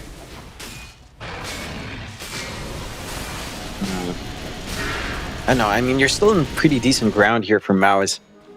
The issue lies once some items start to come in for BetBoom. Right, like Mage Slayer's coming out for GPK. You've got the Manta to protect now for Nightfall soon. That'll take away the bite of the potential Spirit Vessel for Narman. The smoke, though. Does he know they're coming? I don't believe he does. The jump is there. They're trying to blow him up. Nightfall trying to survive, but he's gone. The Death Ward just in case. And I was just about to say, this is probably why BetBoom doesn't want to fight, is you're denying the Bounty Hunter all this track gold. They finally get one. I'm surprised it happens up top again. Like, it feels like they've been trying onto Nightfall for at least 5-7 minutes now. It does pay off. BK, he'll make the jump in. Hook shot will follow up here from Toronto. Narman understands he cannot survive. He will just drop. So a nice little pick up here from BetBoom. Obviously doesn't really make up for the Nightfall death, but it is something. It's something. You're still happy with finding the tracks up from MOUZ, and that's to get the ball rolling in the direction they need it to go. Spirit Vessel still ways off for Narman, so simplifying that kill onto Nightfall. Still going to take some time here for MOUZ, but again, they need to get this ball rolling with these pickoffs. They find the big one they're looking for. I would say right now for MOUZ, they need to de-emphasize ganking up Nightfall and just look for tracks off these soft supports. Toronto just going right in onto Force by himself. Gengun is there to help out. So is Narman. They're having a look at Nightfall again. Nightfall, he'll waveform out. Instead, they'll look to Toronto, Tokyo, and Toronto might just be another track kill to go the way of MOUZ now, as he really looks to have no way out of this. He'll try to juke the best he possibly can, but he is certainly just dead. Bengun to take it with the Melodict. This is what you really want to see if you're MOUZ. More track kills. That's just racking it in. Lots of track actually coming out with Supreme as well. Does have a full Kaya on the respawn of the Courier into the Sanj. Going for a little bit more durability, not going for the instant like Manta Shard, which I do like. He does understand he's gonna need to try to play forward to benefit off of that track. Bengun. Completely and utterly surrounded. Try to buy himself a bit of space, but it's not looking too good for him. He will drop. Another nice pick up here for BetBoom. Not the big kill to find. Still starting to clear out this space down bot for them to safely farm up. Again, all the cores are farming pretty well. Nightfall has suffered from the constant harassment, but you've got this build-up for GPK. You're kind of tied in with network with GPK, Miero, and Ulnit. You've got the full Shivas up for Miero. He's going for the blink next. We haven't seen the Doom come into play just yet either. There's still some massive impact to expect here from BetBoom once the time is right. They've got the 2K advantage on their end, which doesn't feel great for MOUZ when, again, they're trying to build off this track. They're going for another smoke out. See if this one lines up again. They might run into Save. He is the closest target to them. Save does manage to back off. Narman. They do see him now. Save. Gonna cop the stun. Track is out. And Save immediately blown up here by Supreme. A nice pick up here for MOUZ. Every single kill does matter when you've got a bounty hunter available on your side of things. Well, now it does also open up the T1 mid tower. Olnit will go ahead and take care of that himself. Nobody from BetBoom willing to fight quite yet. No. Still need that build up. You're not ready at all on Nightfall. You're working towards the Manta for GPK, which again, just one source of Dispel can open up these fights a little bit more for BetBoom. And you need the blink up in Miero. They are using the space so nicely, though. Again, you're getting run down a little bit. You're behind in kills, but you're still 2K up against a bounty hunter, up against a Sven who can flash farm real quick. You're still in a strong position for BetBoom. That is the full Spirit Vessel for Narman off the back of that pickoff, though. Again, this should start to simplify some of these jumps in while the Mantas aren't available just yet. Not that much of a window, though, as you've got the Manta already coming in for Nightfall. GPK could still be a vulnerable target along with Miero, but they haven't really presented themselves as much as Nightfall has. And honestly, if BetBoom keeps stalling like this, it does simplify their game by a huge amount. Like at some point, Narman's not going to be a threat with that Spirit Vessel. It's just not going to be a factor with all of these Mantas up. And there's always the burst play from Maledict with Zeus and Sven. That is the next threat, along with the big back wall combos that we haven't seen yet. Just feels like you have a little bit more leeway for BetBoom to scale up here. Miero has been watched here by MOUZ. Narman looking to move in. There goes Ult. He'll get the stun off. They've already found the Doom. Miero still alive, just barely with the life train, trying to keep him up. There goes your wall down. Now Miero still walking out of there. Forces is actually the one to go down. Toronto and Nightfall moving in now, trying to chase down the bounty. Narman, though, is going to be just fine as now they'll turn back in onto Nightfall. Ooh. There goes Toronto. There goes Olnit. Nightfall still waveforming out. But it's a great fight, I think, for BetBoom. It still ends in a 2-for-2, but you do pick off the Sven. Don't worry, guys. I will carry you get the big kill. You stall out that death on Miero so long that he manages to get use out of the Doom. Great saves coming out here from BetBoom with save. Saving the day once more. And MOUZ. That was a fairly forced moving out to have this confidence for Olnit up front. That was cost them massively. Along with losing force. Again, you still maintain this lead on BetBoom. Like, that is still a favorable trade for MOUZ just because of track coming out. But you're not losing much in BetBoom. You are gaining more. And again, you're scaling up on the side of BetBoom. This is them taking these fights without those dispels on hand, without a BKB on Miero, without the Manta fully up. Before the Manta was fully up on Nightfall in that fight. And now he has those options. It's a lot more secure for BetBoom. 3K lead. It's almost the same issue as game one. Except I think this time MOUZ did play the first 10 to 15 minutes better. But it does feel like that timing is slowly slipping away from them if they don't kick up pace. I think one other thing is as well, like Supreme didn't have Thunder God's Wrath for a solid 10 seconds in that fight. It's a big ability, right? Like you get vision over the whole enemy side, and had they had that at the start of the fight, Miero would have gotten blown up so much quicker. and you would have had complete vision of the fight. But nonetheless, they kind of rushed for the fight instead of just waiting a little bit longer, and it does cost them, I think. I mean, ultimately, MOUZ actually got the gold exchange their way because of the tracks anyway. So I suppose say what you will. Yeah. Again, it's just not enough. Like, they get basically 100 gold on top of BetBoom. It's not enough to really help you feel fully confident. They are still setting up for more. They've got God's Strength still ready, and they know Doom's down. Nero, he's going to get jumped, but he's got teammates behind him. Narman also being caught. Hookshot is perfect from Toronto, right on the mark. Narman, he might have to just stand and fight this one out, but there is no fighting. He is down. Force, he'll try to jump in with the Vac War combination. Miero, though, happy to fight back, just dooms up the Darkseer, and the Darkseer is gone. Meanwhile, GPK, he did jump in on his own, the Melody ticking away, but he's still alive. Bengun, now the one in danger here, and the Witch Doctor gets a huge paralyzing cast, but it won't matter. Everyone on BetBoom will survive. 2 will go down for MOUZ. MOUZ just... they try to get a big jump in onto Miero, but not realizing his whole team was smoked right behind him. That was very keen on Ulna to try to make that play. None of his teammates were close enough when he let off that initial Stormhammer run in. And it's just this lack of patience that we're seeing from MOUZ. They're feeling that pressure to play fast, but it's allowing all of these openings for BetBoom. Like, again, no one's finding the back line. Save is just there always to life drain through to Maldic damage. They're not able to play off of that burst potential with Bengen and with Supreme and hit all of his spells. You're not quite fully secure for Ulna to feel safe. He does need that BKB, and he will have it soon with the disassembly on the Echo. Not only about 20 gold away from the recipe. This could change how these fights break out. They need a lot of caution on MOUZ. They can't afford to overextend. 6k lead. It's just not going back their way yet in terms of net worth. Let's see if the smoke lines up any better. I see GPK, but that's a tanky boy.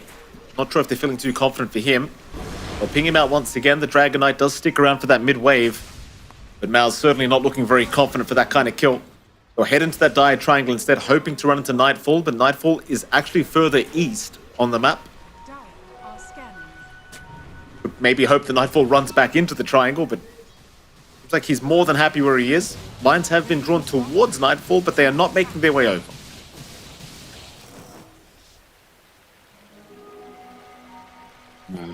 At least get some forward vision off the back of this smoke. You can try to set up for plays around the triangle, or at least. You're going to have this good Ags timing on Force to play around with a normal punch. Along with the Blink already being up, Guardian Greaves on top of that would help massively with some of the sustain here, tying in with Bengen and his Voodoo Restoration. It just needs more time, which, again, it doesn't feel great for MOUZ to play the timing game. As BetBoom just grows bigger and bigger, GPK #1 net worth, his Ags is starting to become a real possibility now. Level 17 as well.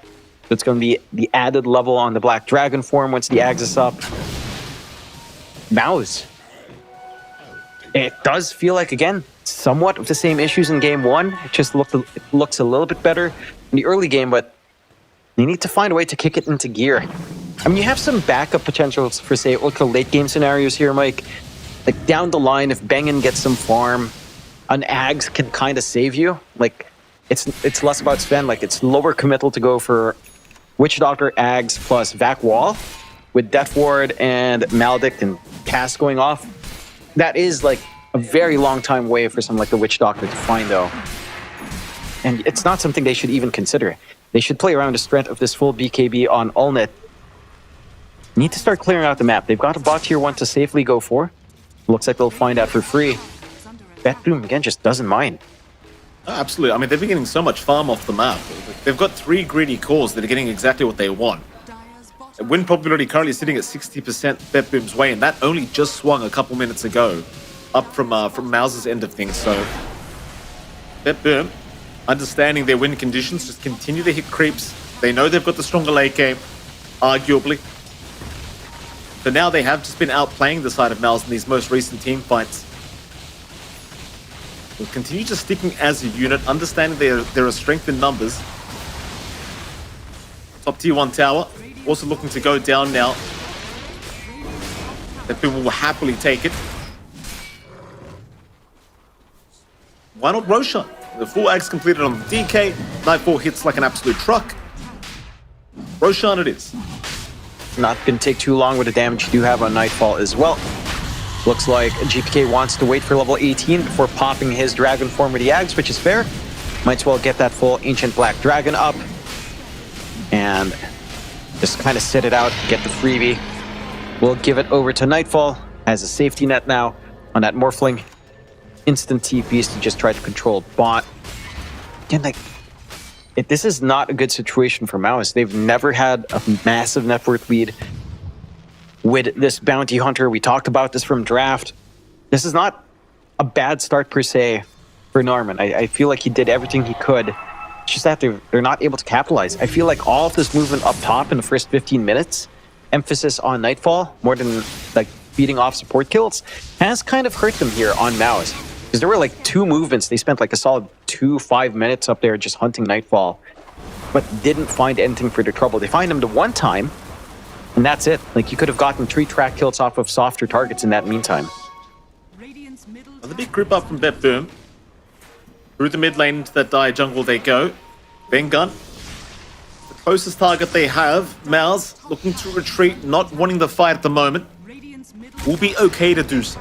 Obviously, you do not want to fight into the Aegis of Nightfall at the moment. Nightfall, to be fair, wasn't even there for the fight, but they don't know that. MOUZ back to the farm game for them.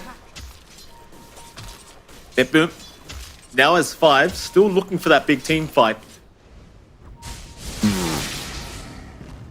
You know what I'm seeing in Beng and Mike? I'm seeing the Ags queued up with a point booster already in. That's what you need.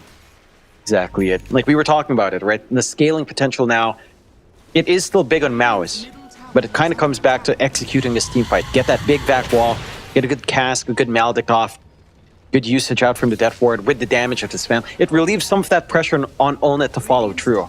It allows your offlane to play with your supports a lot better. And he's only about 900 gold away. So there's some good timings here for Bing, and it is only a level 2 Death Ward. He's not going to be close to any of his talents that really benefit the Death Ward. Level 20, level 25 are a long ways off. But it is something once this is up, at the very least. And they are giving him some space to farm that up. They certainly are. That Ags does generally change the game quite quickly if you're not expecting the Ags Death Ward and you can channel it all the way. It's a hell of a lot of damage, that's for sure. Tier 2 bottom tower going to be targeted by BetBoom, and the bottom, rather the top Tier 2 tower is going to be targeted by BetBoom, and the bottom Tier 2 targeted by MOUZ. The MOUZ will not get away with their own Tier 2 quite yet. Owner just not feeling confident to stick around, not knowing where BetBoom are at the moment. And this is where things start to get really annoying now, because GPK, Dragon for Manta, he can just send illusions in, and just look at the damage on this top Tier 3. Yeah. Already halfway gone. It is very silly. And again, you've got Pugna with the Nether Blast from across the screen. It's very low committal out. Like, it doesn't take much for BetBoom to just chip away at these objectives. And there's no real counterplay. That's the sad part. You can't really stop that with your lineup here on MOUZ unless you just force the team fight. It's just gone. They've got to glyph it. That's so sad. Brighter side, 320 gold away for Bengun to have the full Ags up. Let's go. That's what I like to hear, Mikey. This is the gameplay. You know, when you're a Witch Doctor player, you see yourself not hitting the timing certainly like, I've got this, boys. Let me get that Ags. Let me make that play. Let me look for a Blink Shard as well after that Ags. Although he is going for the Aether Lens just for a little bit more reach. But yeah, it's so weird to just say it, but I feel like Bengun is actually going to make or break off the back of this Ags for sure. 20 gold away now. I mean, if you get a big vac wall into a stack, it will be a very, very swift death for BetBoom. But that is a big condition. It's a big if, John. And it is. And again, they don't even need to commit for the high ground push. Look at this. Illusions, plus, Nether Blast, Rack's gone. That's it. They don't need to put their real heroes in. Nightfall's just trying to bait. They are sneaking around with a wraparound here. We go. Ags available. MOUZ, you push out. EPK. Oh, he's going to fight Supreme. Not great news if you're MOUZ. Your mid Zeus is now gone. No buyback. He will have to respawn in 50 seconds. I mean, I like the idea for MOUZ, cut the creep wave, stall out the push. But they didn't really have a hope in trying to find that kill. See if, again, anything happens with this Ags. Something needs to happen here for MOUZ. Gonna try Nightfall. He'll front line here. For his side. Alternate, he'll jump in. They'll try to blow him up immediately. The Morphling is gone for the first time. That is your vac gone as well. Nightfall, he's gonna BKB and stick around for the top racks. And they will immediately retreat. BetBoom, not willing to risk too much. They'll take what they can get safely and they'll get the hell out of there. And they find the objective they want. They didn't have the most time on Aegis anyway.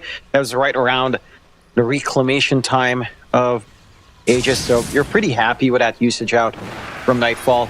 Got one lane just naturally shoving in. You can just play with DK illusions. He's alright. He'll jump away. And you've got the Octarine on GPK, Mike, and this is peak gameplay now. Dragon Form all the time, 15-second downtime for Dragon Form into the Manta. Right. Yeah, this is it. This is peak Dota right now. That's all you do. Look at it in all its glory, Jonathan. Glory. It's one way to describe it, Mike. I want to see Bengen go for the baller play. Blink Shard. Blink Shard BKB. Just go baller. Alden's in pretty big trouble right now. Toronto's going to hold on to the hook shot in case the TP does come out from Alden. Toronto, very, very patient.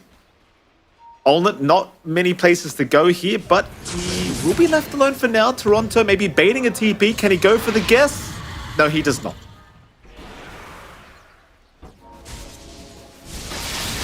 Missed opportunity, but, you know, it's some space. They're cutting off Olnet from farming up.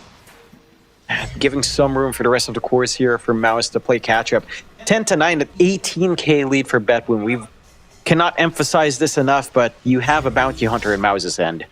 This is really not good news. One rack's behind. Great plays from BetBoom to just dodge out, keep this farm game going, hit this big stride they've managed to hit with GPK, Nightfall, and Miero.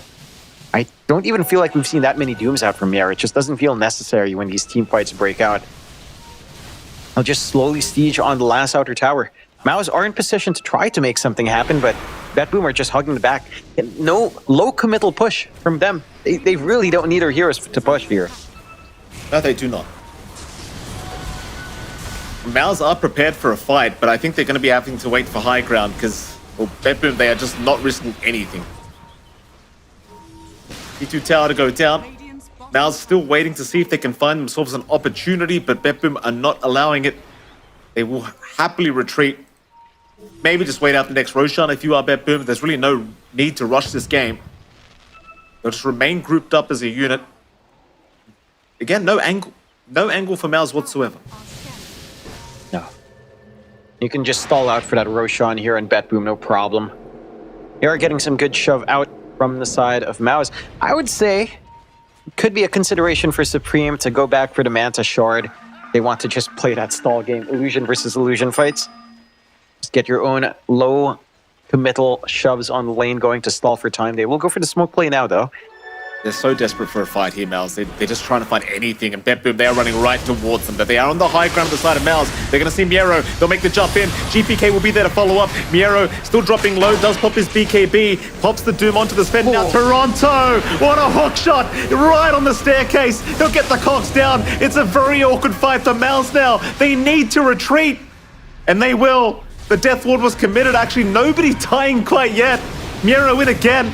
He'll find Bengun. Bengun is down. Force is down. At least you get your Sven out of there for now, but BetBoom can happily go high ground. There's really nothing to stop them. No. No Witch Doctor buyback. No Death Ward. No Vac Wall. No God Strength. There is no fight here for MOUZ. BetBoom just going to be able to clear out all the objectives now on the high ground. I'm so surprised MOUZ forced that fight. Like, Olnet just jumped in onto one target. They play the best when they can fight into a bigger team fight. Find this backline, force the clump up. See if they can stall out for time here. I mean, I think it's really as simple as we don't want to get these illusions in our base again. I think it's like either we go to them or they're just never coming to us. I think that was kind of the idea from MOUZ. I can understand that. Just they didn't have forward vision, so it's really hard to anticipate where the rest of BetBoom was. It felt like if they just held triangle, BetBoom was on their way there, and they could have had a better choke spot to get that vac wall, to get that usage of Cask, Maledict into the Death Ward. At least they hold on to one lane of racks left. The tier 3 should eventually fall, but they will stall for some time. Although, Yeah, Bingo. I don't think he can really survive this. Doesn't even have the shards up, so can't go for the Voodoo switcheroo. I mean, you kind of mentioned it earlier, but Bengun is actually very important for these fights. It's just, obviously he does need the setup, but he's kind of the guy to get that damage off that you require in the setup. And with him going down for another 34, there is a bit of an opening for BetBoom if they so wish. And they will use that opening to go for the next Roshan. why not? It's a freebie. No forward vision here from MOUZ. Nightfall would just get that done by himself. No real contest can come out here from MOUZ. Just gonna have to give this away for free. I mean, the game plan's still the same for MOUZ. It has to be on this high ground defense. It has to be into a vac wall, cast, Maledict, jump in from Ulnet along with the Death Ward and just clean up from there. But BetBoom understand that. They know that's the only way back for MOUZ as well. They just hold back, spam Illusion, spam Nether Blast. You don't need to even use your heroes. They got a scan on Nightfall. They know he's down at that bottom lane somewhere. Nightfall does actually head up north again, and it seems as though MOUZ still going to miss out.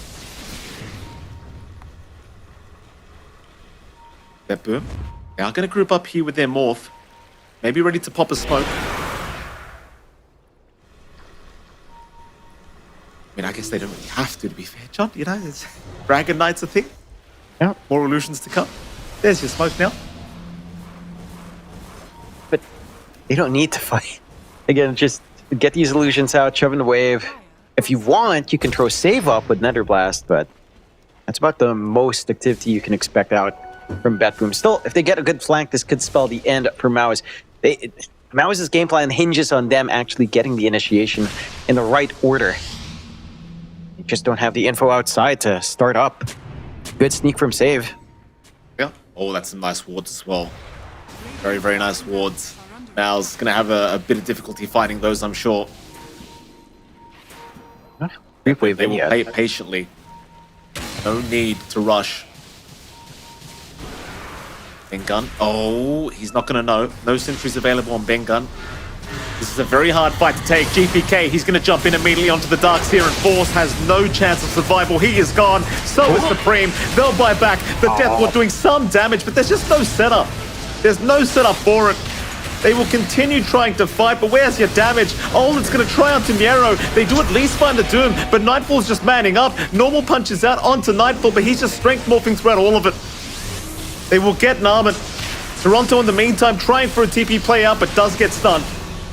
They might have another. They will hold high ground for now. It does cost them a lot of buybacks, but it is worth. And it is. They do manage to get some big punishment out from BetBoom. They get a pretty substantial gold swing back despite buying back on so many heroes. It's just so awkward. And for MOUZ, again, if they don't manage to find that initiation, it falls flat. Like, you need a vac wall to be set up there.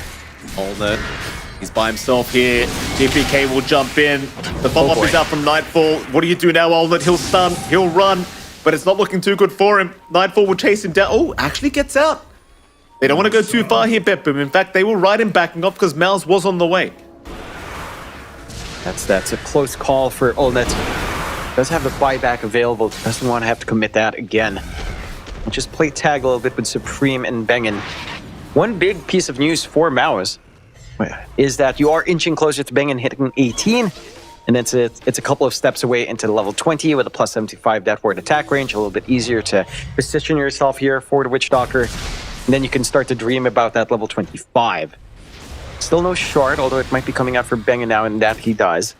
Has at least some way of dodging out and applying a little bit more damage in these fights. But they have to connect. It's really down to Force to set this up. The vac wall has to come in. Heck, even just the vac. The wall feels almost like a bonus at this point. Just group them up hard for your Sven and Witch Doctor to get down to town. And you can still play that high ground. They're still in 29k net worth advantage, though, for BetBoom. And in fact, win probability is at 100%. Dota Plus has officially given up on MOUZ.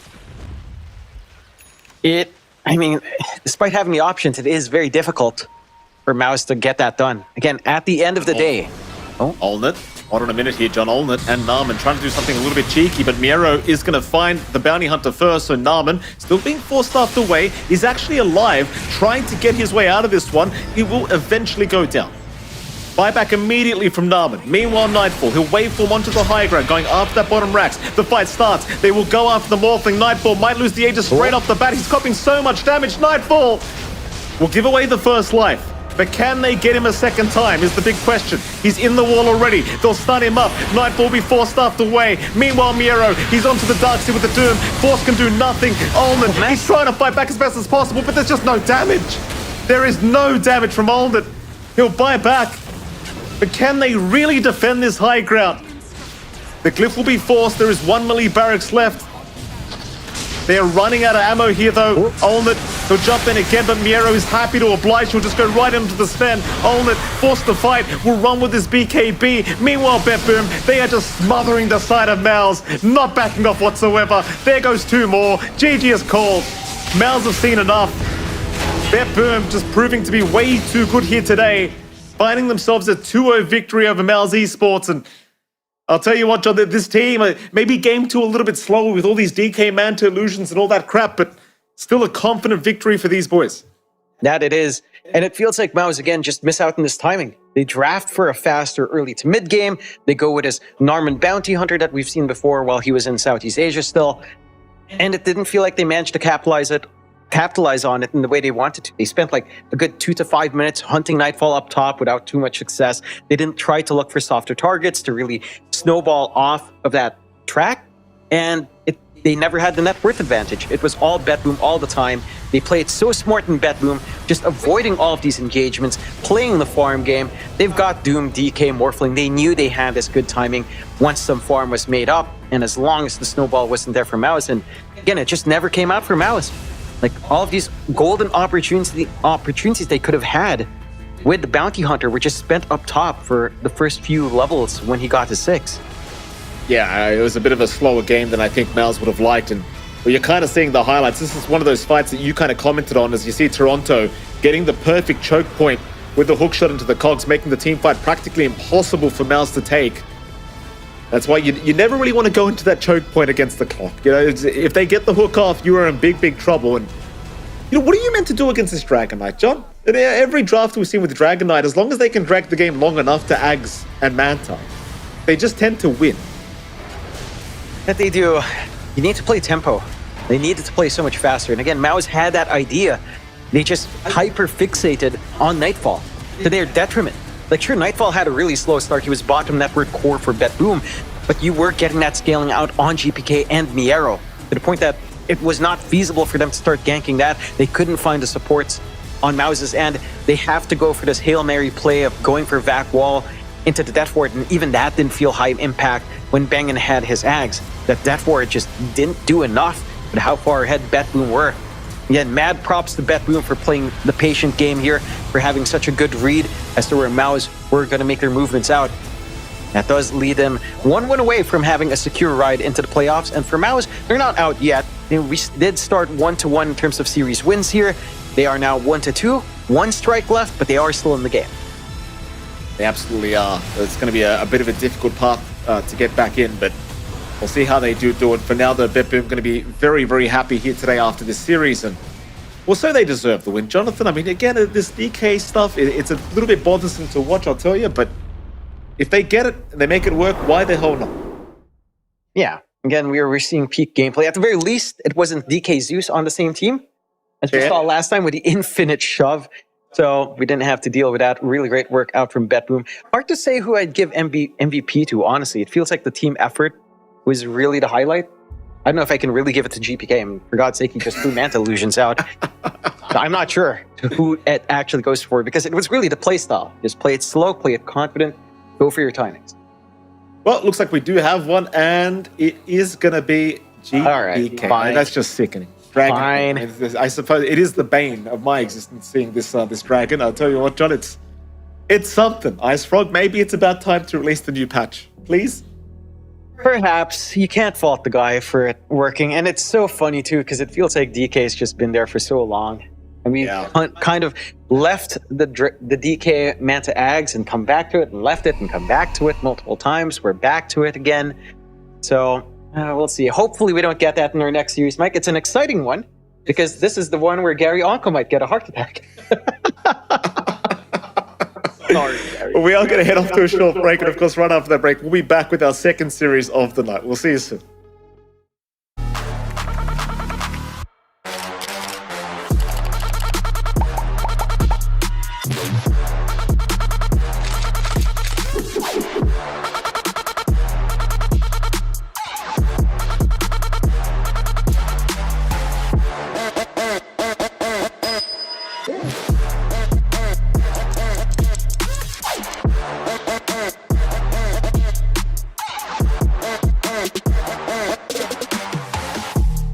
Hello everyone, I'm Tsunami here for PGL Wallachia Season 1, and I'm joined by Toronto Tokyo of BetBoom Team, who I'm going to have a little chat with, and all chat with, because Toronto Tokyo, I don't know about you, but I'm loving how much everyone has been talking on these Dota games recently, because you've always been an all chatter. I remember back in TI-10, when you eliminated OG, you dropped an easy game all the way back then. But now other people are starting to participate, so I was wondering, how do you feel about so much all chat? Do you like that other people are doing it, or did you like being one of the few players to do it? No, I think all chat is not for everyone. It's like for high IQ players. Like every time I all chatted in the past, it was like in the right time, right moment, and the right sentence. It was like it's like an art, you know? Okay. How about the actual Dota itself, though? Because we're watching BetBoom Team at all these events, Toronto, Tokyo, and you guys are always this close to being able to get the championship. And now it's happened so many times that what is the conversation after a grand finals? Like, do you guys only focus on the last match, or do you look at your entire tournament run? What is the post-event life like? You know, when you like reach the grand finals, in grand finals you usually meet like a strongest team on the tournament. So like to win this grand finals you need everyone in your team to show his best, and everyone should play good. So I hope like this like experience will help me and my team and like my teammates to get better and play better in the next finals we'll play. And yeah, when you will play better, it will be easier to win. Okay, so you're including yourself in that, but are you just saying that just to make it feel like a team thing? Does the stress ever get to you, or have you not felt it? For me, it's not like stress. Maybe some people in my team have stress, but I don't really feel it on myself because I played so many finals. Sure. For me, like a usual day. But I can play better, and yeah, and I'm making conclusions for myself after any game, not even finals. When I lose, I watch what I could do better, and next time I will do better. And maybe next time I will make more impact to win. So yeah. So do you prefer working on your own issues individually? Do you prefer like a coach coming to tell you, your lane partner being like, hey, I think you should change this, or you like doing it yourself? Usually in good teams, everyone has to do it by himself, but also your teammates are there to help you. And do you also do that for your teammates, where you share some advice? Of course. I'm trying to do everything to just be a like champion team to win tournaments. Maybe sometimes I can do more, but for the most important tournaments, I will bring all myself.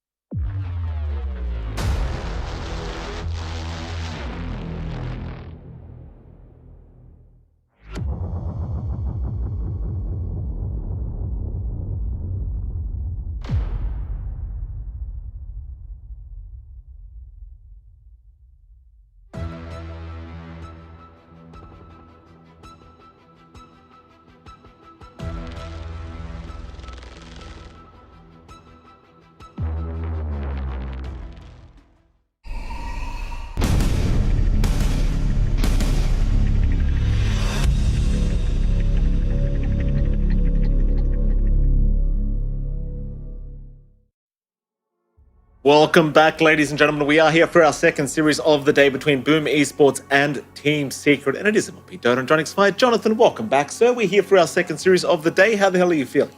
Feeling great. We had a good time. Pretty strong. Now, we've got Team Secret. But now we've got Team Secret up against BetBoom versus Boom. I had myself muted for the entire time because I forget to unmute, but I am feeling excited, Mike, for this matchup. You know, this is the match where we get to make fun of Gary Onko because he's watching, and it's always fun to watch. But Team Secret, of course, they're not an easy team to beat up. They have a lot of experience. They have had a little bit of an up in time down here in the group stage of Wallachia, but they did manage to secure a very pivotal victory to get themselves 1-1 up against G2IG. Not an easy opponent. That went all the way to 3 games. I'm keen to see what they bring out here today from Team Secrets, and I did see Monkey King coming out for Crystallis, so that does set a good tone for them. Yeah, I mean, it's obviously a favorite of Crystallis. You know, as much as the hero may not feel very meta right now, sometimes you just go for comfort. Of course, they are up against BetBoom Esports, which is not going to be a very comfortable matchup for Team Secret, I'm sure, as BetBoom have been looking, or at least showing us some glimpses of brilliance here from their end of things, and I can't wait to see what they have on hand, ready to go. Because from the games we've casted of BetBoom, the one thing we have been noticing quite a lot is all the farms going up for cuts. Literally all the farm is going to their position 1. Their mid and off lane have been suffering quite a lot. I would like to see the net worth split up a little bit better across the team, because it just feels like the mid and off lane can do nothing once you hit the mid to late game. Pakaz, though, he's having a great old time. That he is. And I think for Boom, coming into the series, right, like they did manage to get a very clean victory, or at least in terms of score, a 2-0 win up against their rivals in South America now in Heroic. That's a huge confidence boost for them. Because in a lot of the qualifiers, it feels like they've not been able to meet that mark up against Heroic. Now they've proven their point on a land setting. We'll see if that confidence carries over. We do have the draft already developing here as well. See Boom banning out the Razor and the Kotl, the side of Secret, taking care of the Gyrocopter, the Shadow Demon, Timbersaw, and Pangolier. One thing to note, Boom has not had a lot of variety in their heroes. They've had 3 heroes each. Except for Sacred, he's had 4 heroes played across all their series, but not the most variety for this team. So I'm keen to see if we get anything new here for Boom in this match. Good news is Pango has been banned out, so we don't have to see a Pango game here today, at least for now. It is once again gone. BetBoom Esports yet to make their first pickup. See what they do end up prioritizing. I mean, if they, again, Pango is gone, so you're not going to see that first pick Pango being made. BetBoom, what do they want to prioritize here? They have options like, say, Primal Beast, Slardar, I think are fairly safe. They go with Disruptor. That's surprising it was banned. I feel like Disruptor was 100% banned. It has never been allowed through, I don't think, in the first 2 days. So it does come out here. It's been banned for very strong reasons. This hero is just so annoying in lane. We've seen the power of the Shard, you and I, the scouting potential of just dropping that at the right spot. It gives you so much. It gives you great teamfight control. Static Storm scales so well. If it goes late with the Ags, it's a menace. I like seeing this from Boom. It does set a really good tone to start off. Very safe first pick. Question, though, is somebody going to get glimpsed back in lane after TPing to the tier 1 tower? Like, I mean, you did mention it's been banned out pretty much 100%. Look, one time, 41% ban. So 100% win rate on that one pick. I can almost guarantee someone's going to get glimpsed back to tier 1 tower. It happens every single time Disruptor gets banned too much. Like, nobody remembers that the glimpse is there. That's so annoying when that happens. We'll see if Secret falls prey to that. They do start off with a Kunkka, and that should be our Corden hero very early on. He is a prolific Kunkka player we've seen from his time, all the way back in Bleed as well. The safe opener as well for the side of Secret. I guess in that way, you can X mark yourself on TPing in. You get glimpsed back, you're fine. It's not been the best hero, 0% win rate, but that could change today. Always, it can't go worse than 0, Mike. Optimism. Oh, yeah, I guess so. What are the chances they picked it just to counteract glimpse plays? I mean, that's fair. That is a good point. You can just X as the glimpses come. Doesn't sound like the best pick just for that, but... Who was it that... It was Low. I mean, Low does not like X, as we saw. No. Well, you and I didn't see at the time, but we saw some clips afterwards. My goodness, Low, great man to dodge on the X. Sadly, it did cost him a game. And it does. Always nice seeing Afu on hand. He looks as happy as I remember him. Normally a little bit more jovial. Yes, you can't just sit back and think about Bakute right now, so He has to put some work in. Absolutely not. 5 seconds. Team remaining. Secret, one more band to go.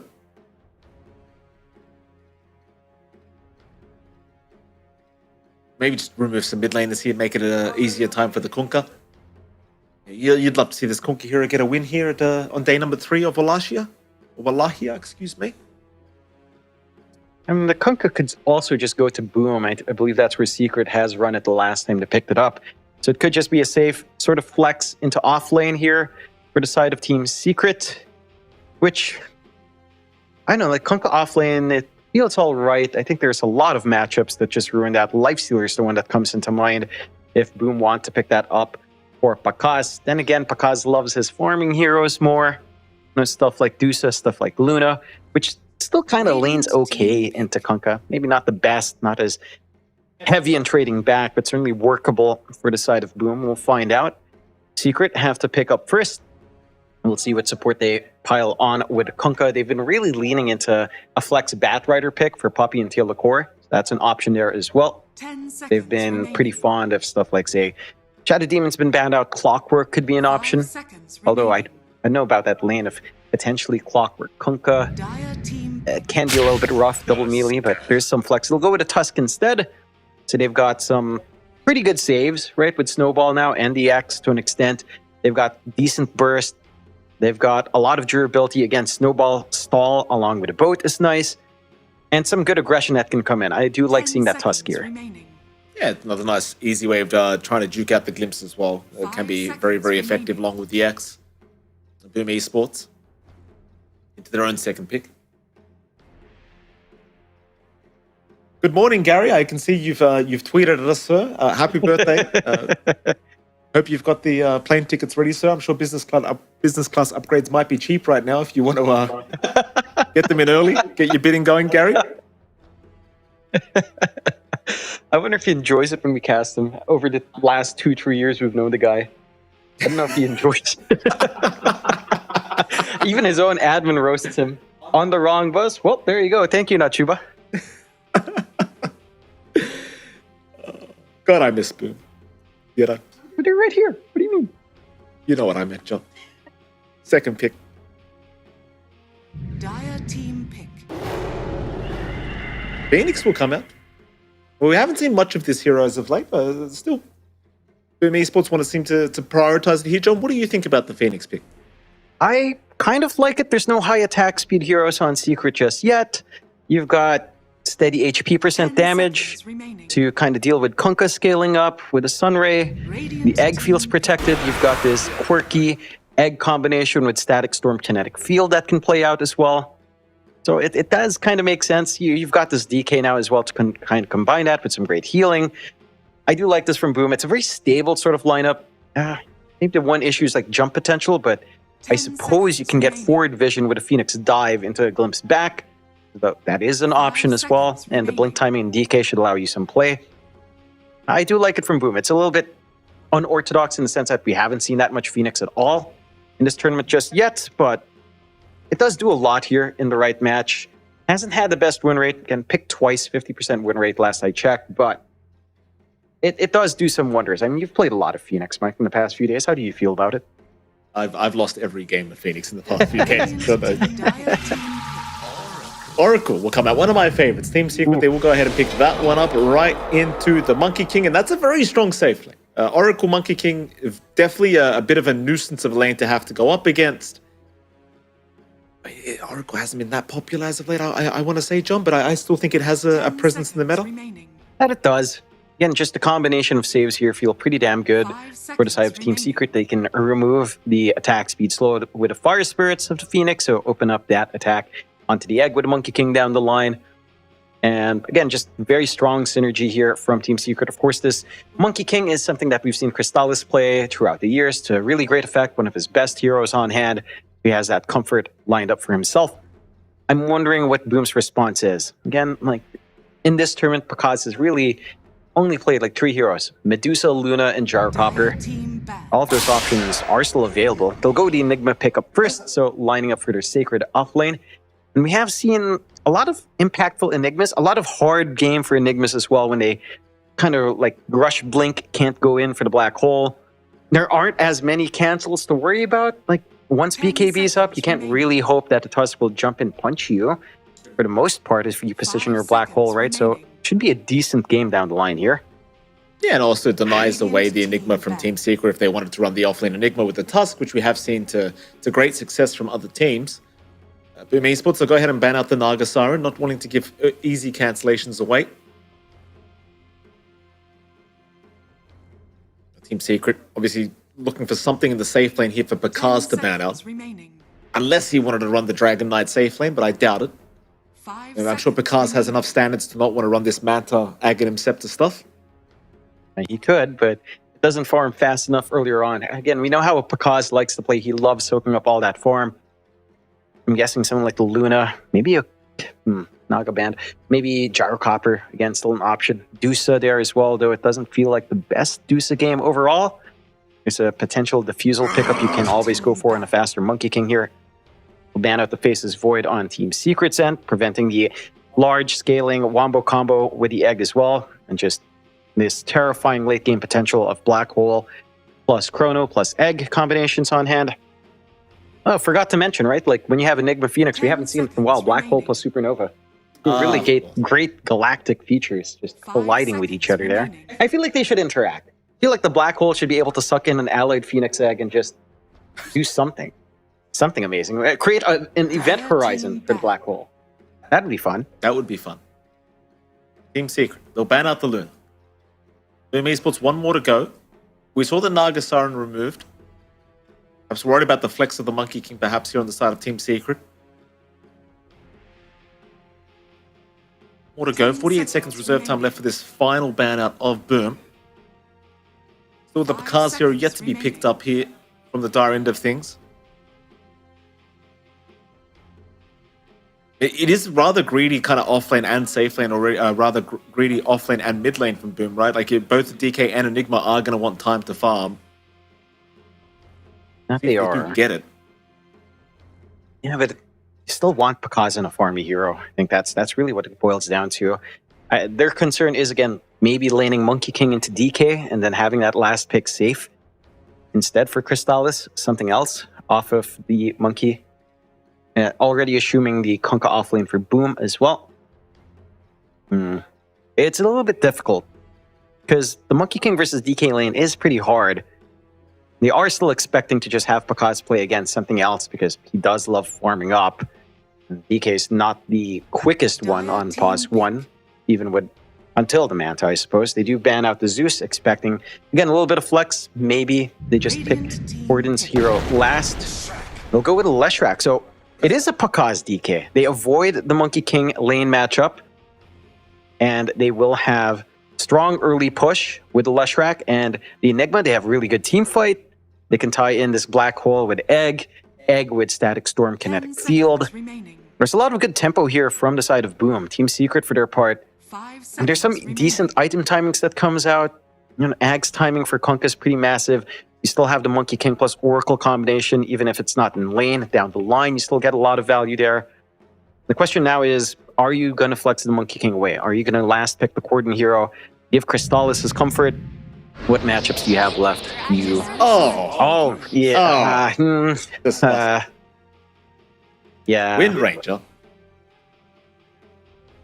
Well, here we go. And Corden picks up the Wind Ranger. He does Yeah. enjoy the hero. I don't, but he does. Not the biggest fan. I'm not fully convinced still with Wind Ranger on end position. I mean, in the last time you and I casted, we had an interview with ATF asking about the pick, and he's like, teams want to lose. I don't disagree with him. Especially on mid, I'm like, what does the Wind Ranger do here that no other hero could have done for you on mid lane? It doesn't particularly crush a Leshrac lane, for one. It doesn't have any extra features on push unless you focus fire, which means you can't kill. It doesn't have great disable.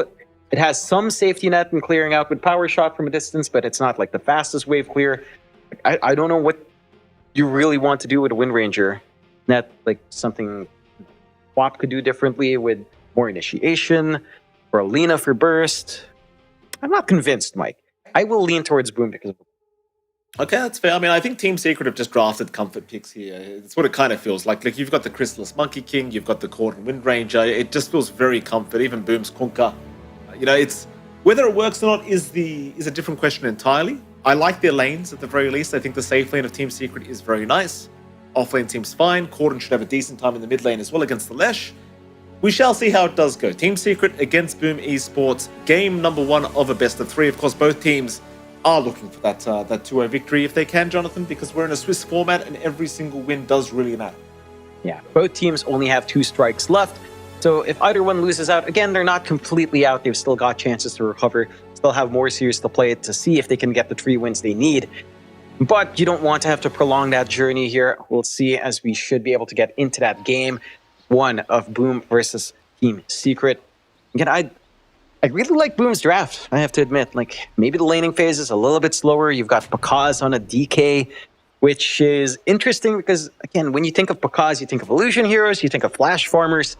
DK is not one of those heroes. He can farm decently, but not to the same extent that we see his Dusa, his Gyro, his Luna. So I'm keen to see how comfy Pakaz is playing DK. Mind you, saying that is like saying DK is a hero that's hard to play. Not really. I'm just keen to see whether or not Pakaz defaults back to like more farm, or if he takes activity with, say, an early Blink Manta, starts to play with his team. I do feel like there's some emphasis on early advantage here for Boom. Just because you've got this push with Leshrac, you've got the Eidolon spam for Sacred, and some early push as well from Pakaz from an early 6, so you do want to leverage that as best as possible. Dragon Knight as a hero just feels like Arc Warden almost. Right now, once you get the Manta Axe up, you just... That's what it is. It's literally Arc Warden.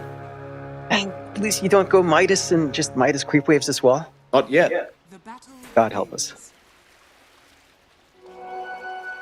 Bounty Rune's going to be a 2-for-2 trade. Nice even start here between these two teams. Because as per usual, we'll start with the mid lane. John, you're going to have Slardom up against Corden, the Wind Ranger versus the Leshrac matchup. I don't think either side will have too challenging of a time. Of course, it's going to be one of those kind of outplay matchups between these two, but it feels quite even. If anything, I'd give Corden a slight advantage, but it still can go the other way. Yeah, he's going to really have to leverage his positioning and his wind run down line to get some favorable trades, but it's not like it's a completely bad lane for Wind Ranger. It is manageable enough. Rune control is a big part to dictate this. If you deny that away from Slardom, it does hurt the Leshrac a lot more to not have access to more mana. That is one way for Corden to kind of build up here. You do have good support to rotate onto mid from Secret, which does take advantage of that. Like, a Tusk coming in, an Oracle coming in is very scary, and it is a lot of control. And I like that Corden's just taking advantage early on. With Windrun, Slardom can't really do much. He doesn't have pressure with Splitter to punish. Only the Lightning Storm spam, which is chipping away nicely, but, you know, it's free hits for Corden whenever Wind runs up. Yeah, absolutely. Of course, top lane, you are actually seeing Chrysalis and Theolacore against Panda and Pakaz, so the Chrysalis does not want to have to play against the Enigma offlane, which is absolutely fair because, you know, Enigma just denies all your creeps, so they'll throw Boom in a bit of a harder lane, but he can kind of clear out the Eidolons with the Tidebringer anyway, along with the Fortune's End of Puppy. Sad thing is you don't have the Oracle MK lane we talked about during the draft, which does tend to be quite strong. But of course, they'd rather just secure their CS early on, so I can kind of understand why they've done this. Yeah, you still end up with a Monkey King versus DK lane, which is very advantageous for Crystallis. Outside of the Breed Fire being annoying, you've got this early spike that can happen with Tag Team later on. And, you know, the bot lane is still pretty steady. You can get a good route into a Torrent once levels are up for Boom. You can get some good harassment. You take away the bite of the early Eidolons with a threat of Tidebringer. So you're going to have to play a little bit more passive on Sacred. Has to be very careful with his micro here. But it does set up for a better time overall for Secret. So they should be able to find what they want. And that's already reflecting a bit in the CS. Some good early advantages from the side of Team Secret in these few early waves. That does set a decent enough tone to start off here. Certainly does. The things will get a little bit more challenging for Sacred here once Boom hits that level 3 mark with the level 2 Tidebringer up. But you cannot underestimate how much damage can be done from this bottom lane. This top lane, speaking of damage, the Kaz will take a fair bit on his way out. But it is a Dragon Knight. He is just going to be able to reset passively quite easily. And naturally, there's not really much kill potential here for Pakaz and Panda, but they just want to hit creeps as well. They do not care to kill. No, they just need to sit back, farm up, soak up as much as possible. And I think the key thing for Panda is just to have the fire spirits ready for any dive in. That attack speed slow should just destroy the rundown potential of Team Secret. So it's really down to the Phoenix to just hold until he can, as long as possible, until that commitment is made by Team Secret. So far, again, laning phase for Team Secret going pretty smoothly. Corden's lane mid, starting to get a pretty clear advantage early on. 19-3 up against the 14-2 of Slatum. Boom. Free lane for Boom, although They're getting quite low there, but Poppy will be around to save. No problems here. Mid lane, Corden's having a very good time here, John. You look at that CS difference, 21-5 compared to the 14-2. Corden has certainly abused the hero matchup quite a bit. and he has. Again, he's slowly, steadily building up. There are no rotations to deny off the water runes, so there is still some play for Slatum. But he is lacking in presence now in slowing down Corden, which is a little bit concerning. An early level spike for the Wind Ranger into 6. The kill threat with Focus Fire is massive without the counter threat of Pulse Nova. And that is something that you can achieve solo with a decent lineup here for Corden. Slatum has to be a little bit cautious about that possibility. The side of Boom now, need to kind of think about their timings later on, because you are going to have to hang back and farm on Sacred, on Slatum, and on Pakaz for sure, considering how these lanes are shaping up. Again, a massive early advantage for Secret in terms of CS. This lane for Boom being a free lane is very concerning. Like, faster timing into the double bracer, into the eventual Ags, lots of potential there. Mid lane, Corden. Let's get caught by a splitter for Slatum. Slatum on the chase, Corden getting extremely low. One more Lightning Storm might just do it though. Corden will bottle up and it's a cheeky power shot out, forcing Slatum to back his way out. Slatum trying his absolute best to get some damage off while he still can. The CS is still well and truly going Corden's way, but it seems that the Leshrac is slowly catching up. Slowly is, still behind by a wave, which is not the ideal. Corden's still going to hit that earlier level 6 timing. And again, the solo kill threat for Corden is there once Focus Fire is up. Something they have to respect. Starting to get a bit aggressive down bot here as well. Oh, they missed the torrent. The Puppy, still trying to run, is actually out of range, so they cannot quite reach him. Knight's going to try and TP to the tier 1 tower and pick him off that way. A Fairy Fire, a TP away. Puppy! Oh, he's got it. Close, but no cigar for Knight, and that's a bit of a TP wasted as well. Radiant's bottom tower is under Yeah, attack. at the least, Puppy's not going to be in that lane. He can't go for a bottle refill on mid as well. So you do have Boom isolated for now, giving some space for Sacred to try to play the lane, get some CS. Eidolons just fall apart to Boom at level 5 now, though. He is just getting free farm. Lead for Team Secret, despite not having kills. Again, just working the lanes, already 2k up. Not a good sign for Boom. All of their cores just not having the smoothest start. And again, considering your lineup, you've got an Enigma, you've got a DK, they do need some farm. I don't see any smooth connections for Slatum off the back of this. I mean, you could try once your support 6s are up, but before that point, it doesn't feel like the Lesh has anyone to really safely play with. So that's going to give a lot of room for Secret to get their own game going. And it's just lining up again for this really quick timing. Double Bracer ready for Boom, going into the Ags next. You've got Crystallis, who is, again, just basically free farming top. Not much Pakaz can do. Reedfire can slow it down, but they can't really get aggressive with a DK Phoenix. And this is playing into exactly what Secret would want. Kaz even loses the Gloves of Haste, so no treads for him. And now Corden's TPing up towards the top lane. They want to try and have a crack. In fact, Puppy, he came through the Twin Gates to just cut off Pakaz. Corden will secure first blood on the Wind Ranger. They'll even try for Panda, and they've got him. Chrysalis will take the secondary kill. This is a really, really bad bit of news for Boom. I mean, they've already had a pre-rough laning stage, but now giving those kills away like that, it seems like Secret will well and truly be online very, very soon. Boom, in the meantime, will secure some stacks here in the Dire Triangle, but they are still quite a bit behind. And they are 3k lead up now for Team Secret. And they just have so much leeway to get things done. These support level 6s are still a ways off. There's no real connections to make for Slatum. All they can do is farm. None of their heroes are ready to play. You could maybe try to force something out when Sacred is 6 with a black hole. Just like one black hole pick off onto a single target. Feels like the earliest play you could hope to make. See if that's something that can line up. Slatum and Knight going for a bit of a smoke out. They could try to find one easy pickoff on a support while it's still early here.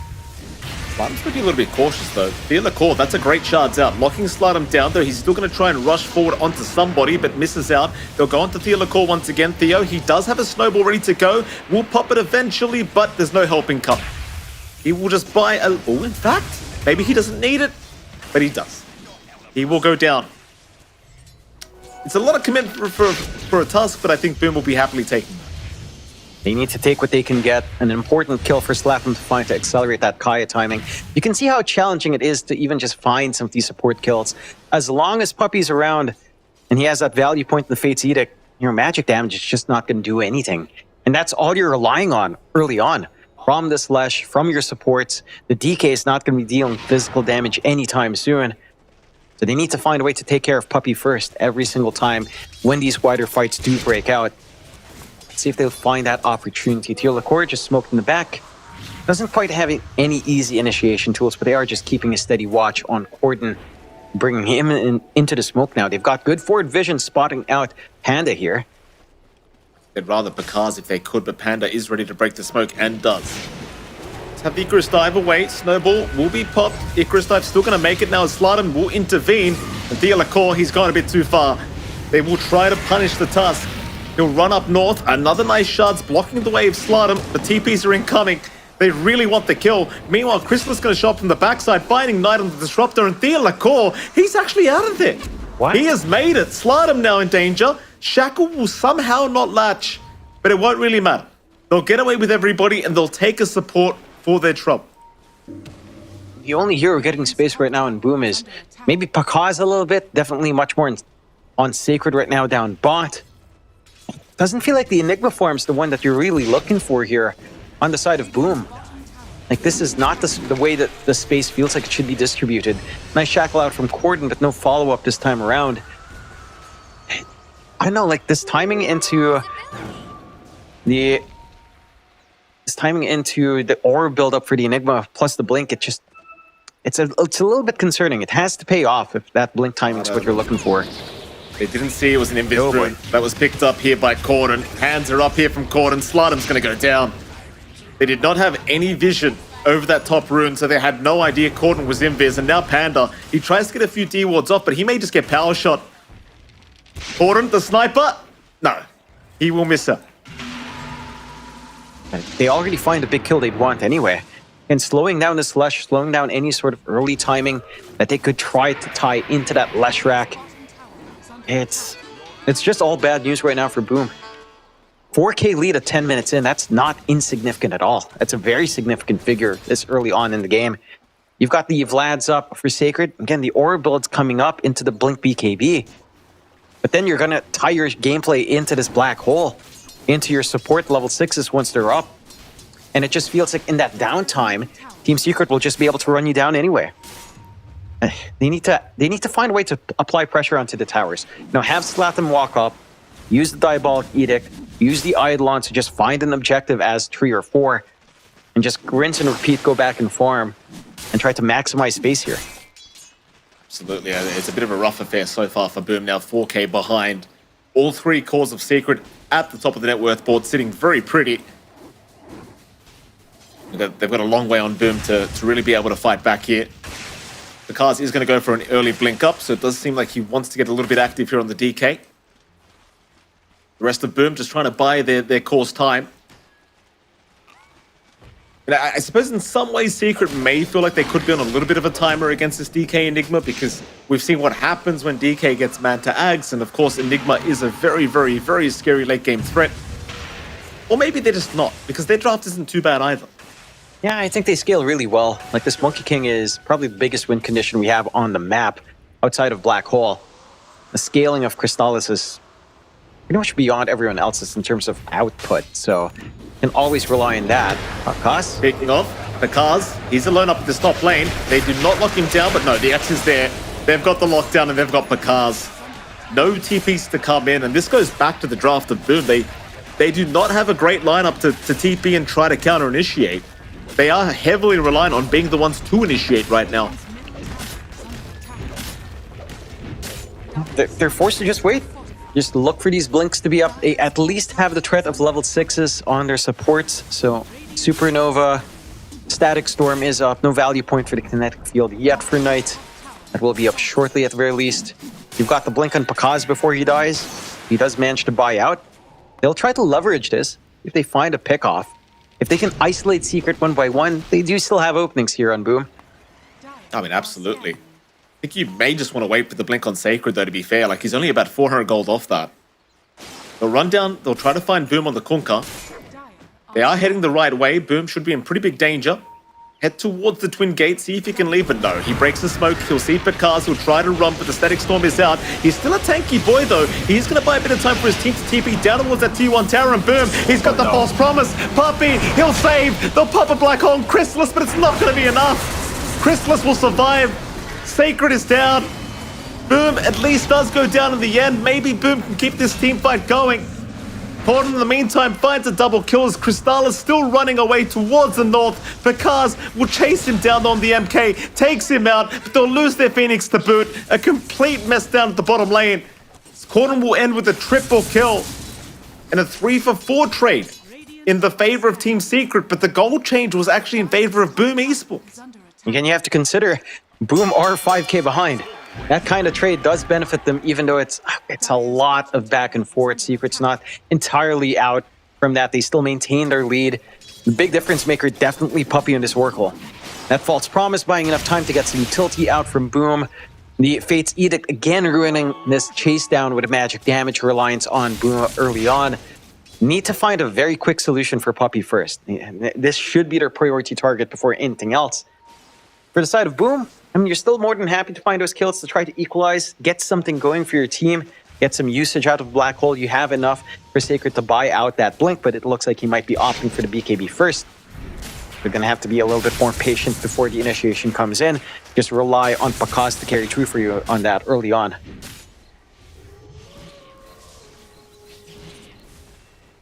Secret, more than happy to slow down just a little bit.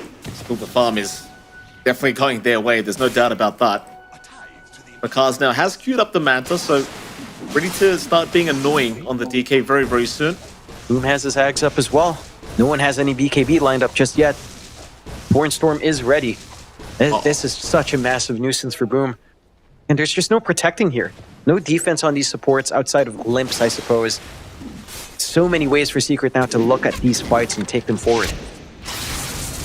Shackle? Nah, it's just going to be on a creep wave.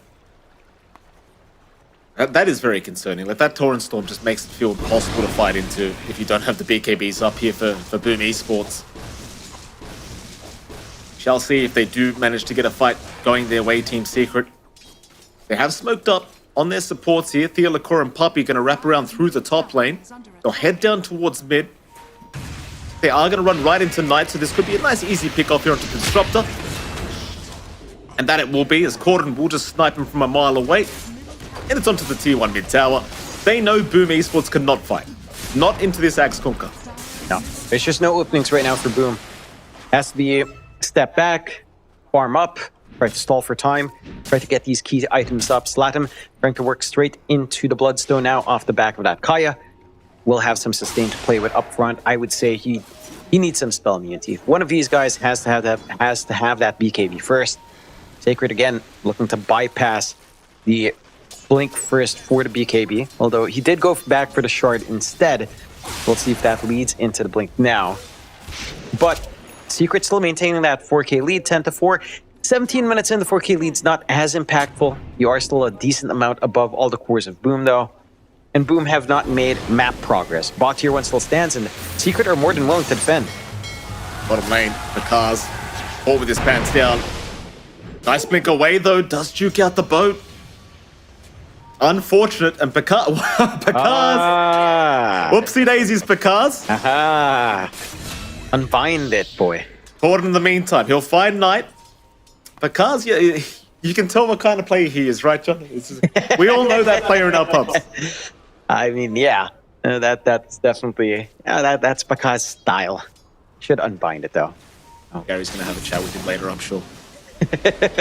He's like, what's your chat wheel set on? Take it off.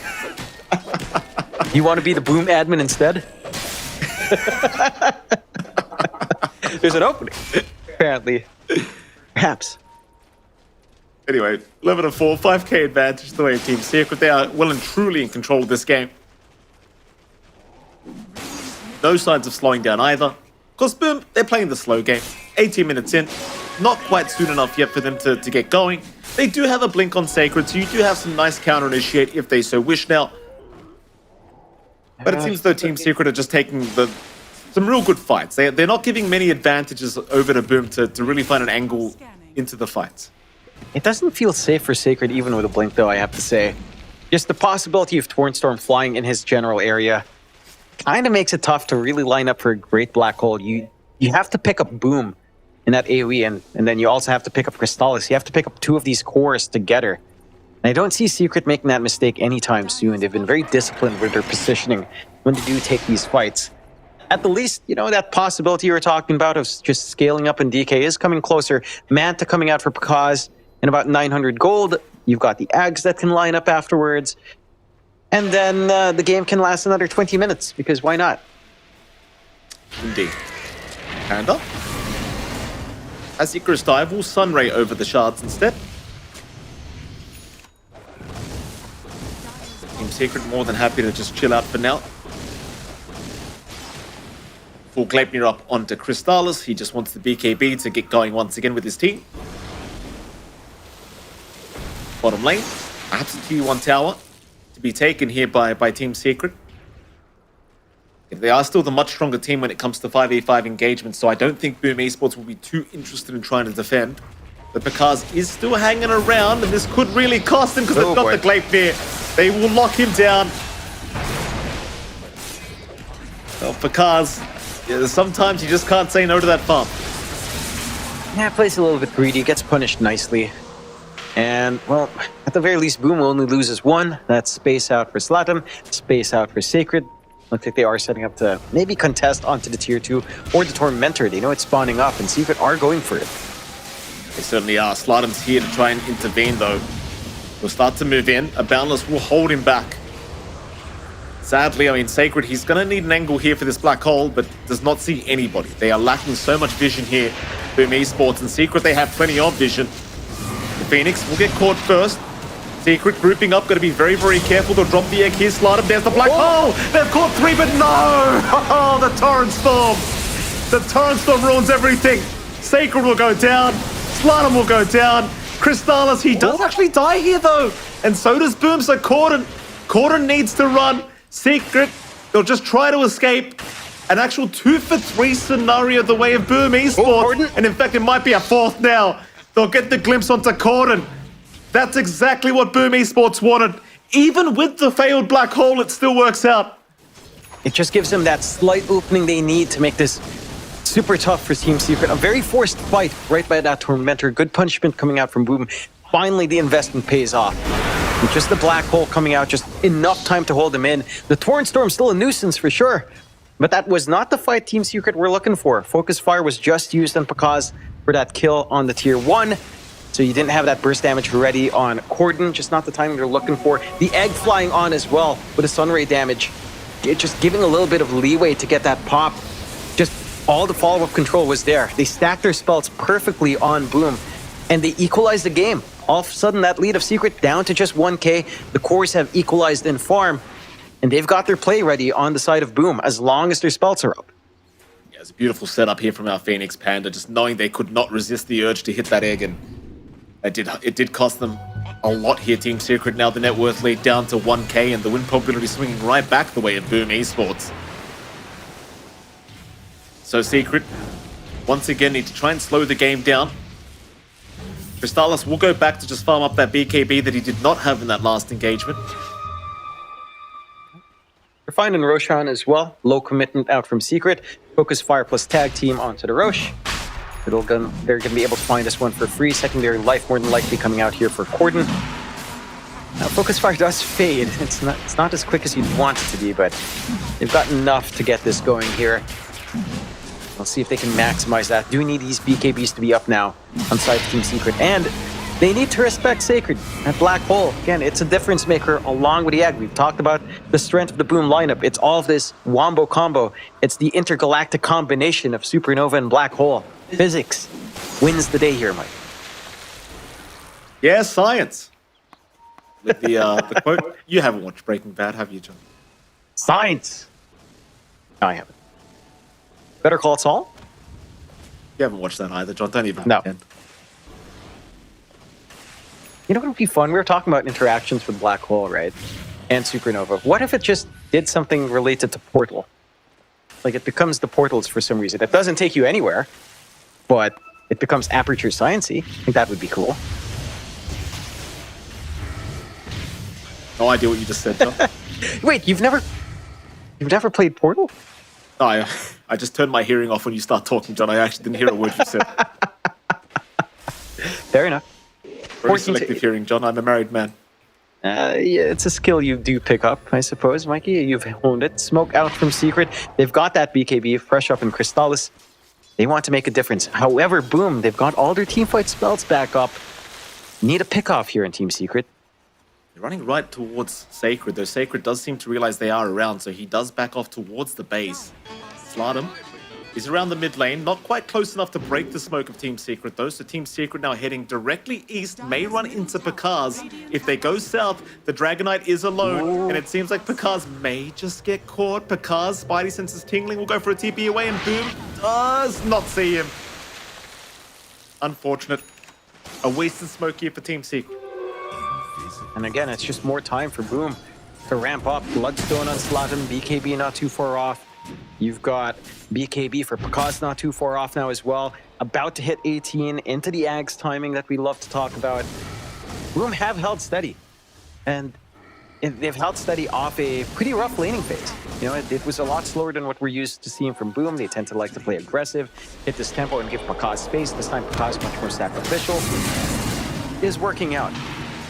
Again, for Team Secret, it does feel like they really need a pickoff. They might find one, but kind of has a force staff to get some distance. Not the easiest one to pin down. Liquor does have the blink, but just not quite quick enough to jump in. They are still just slowly chipping away at this bottom tier 2 tower now with Corn. They still seem to believe they are the stronger team here, of course, with the Aegis up on their Wind Ranger. BKB is now available on 2 of their cores. Dire's bottom tower is under attack. BOOM Esports, it's going to be a matter of whether they want to try and defend this.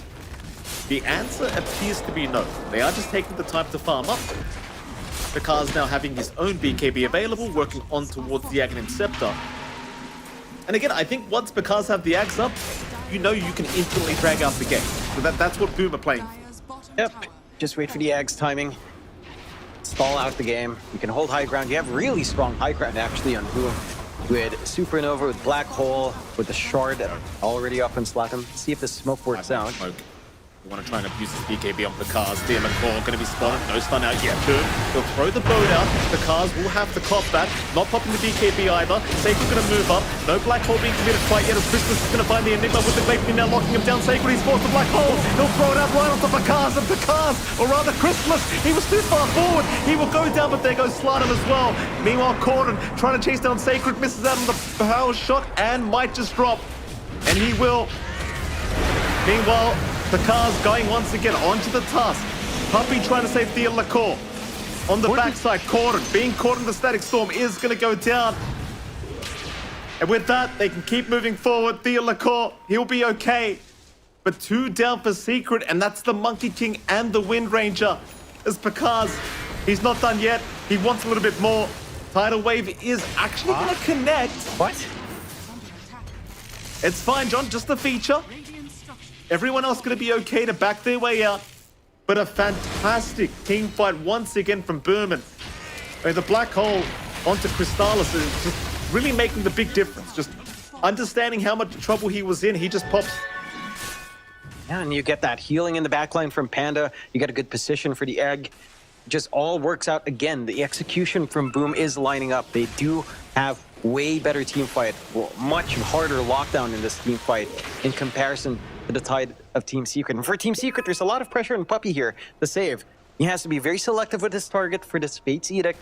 For the false promise, he false promised up Teal Liquor instead of Corden on that secondary life with the Aegis, which just made things all the worse for Team Secret. Boom, managing to isolate Corden so far forward.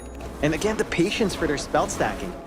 Like the Static Storm came way later on into that second life of Corden. They held off on the egg. They managed to time this BKB Black Hole from Sacred.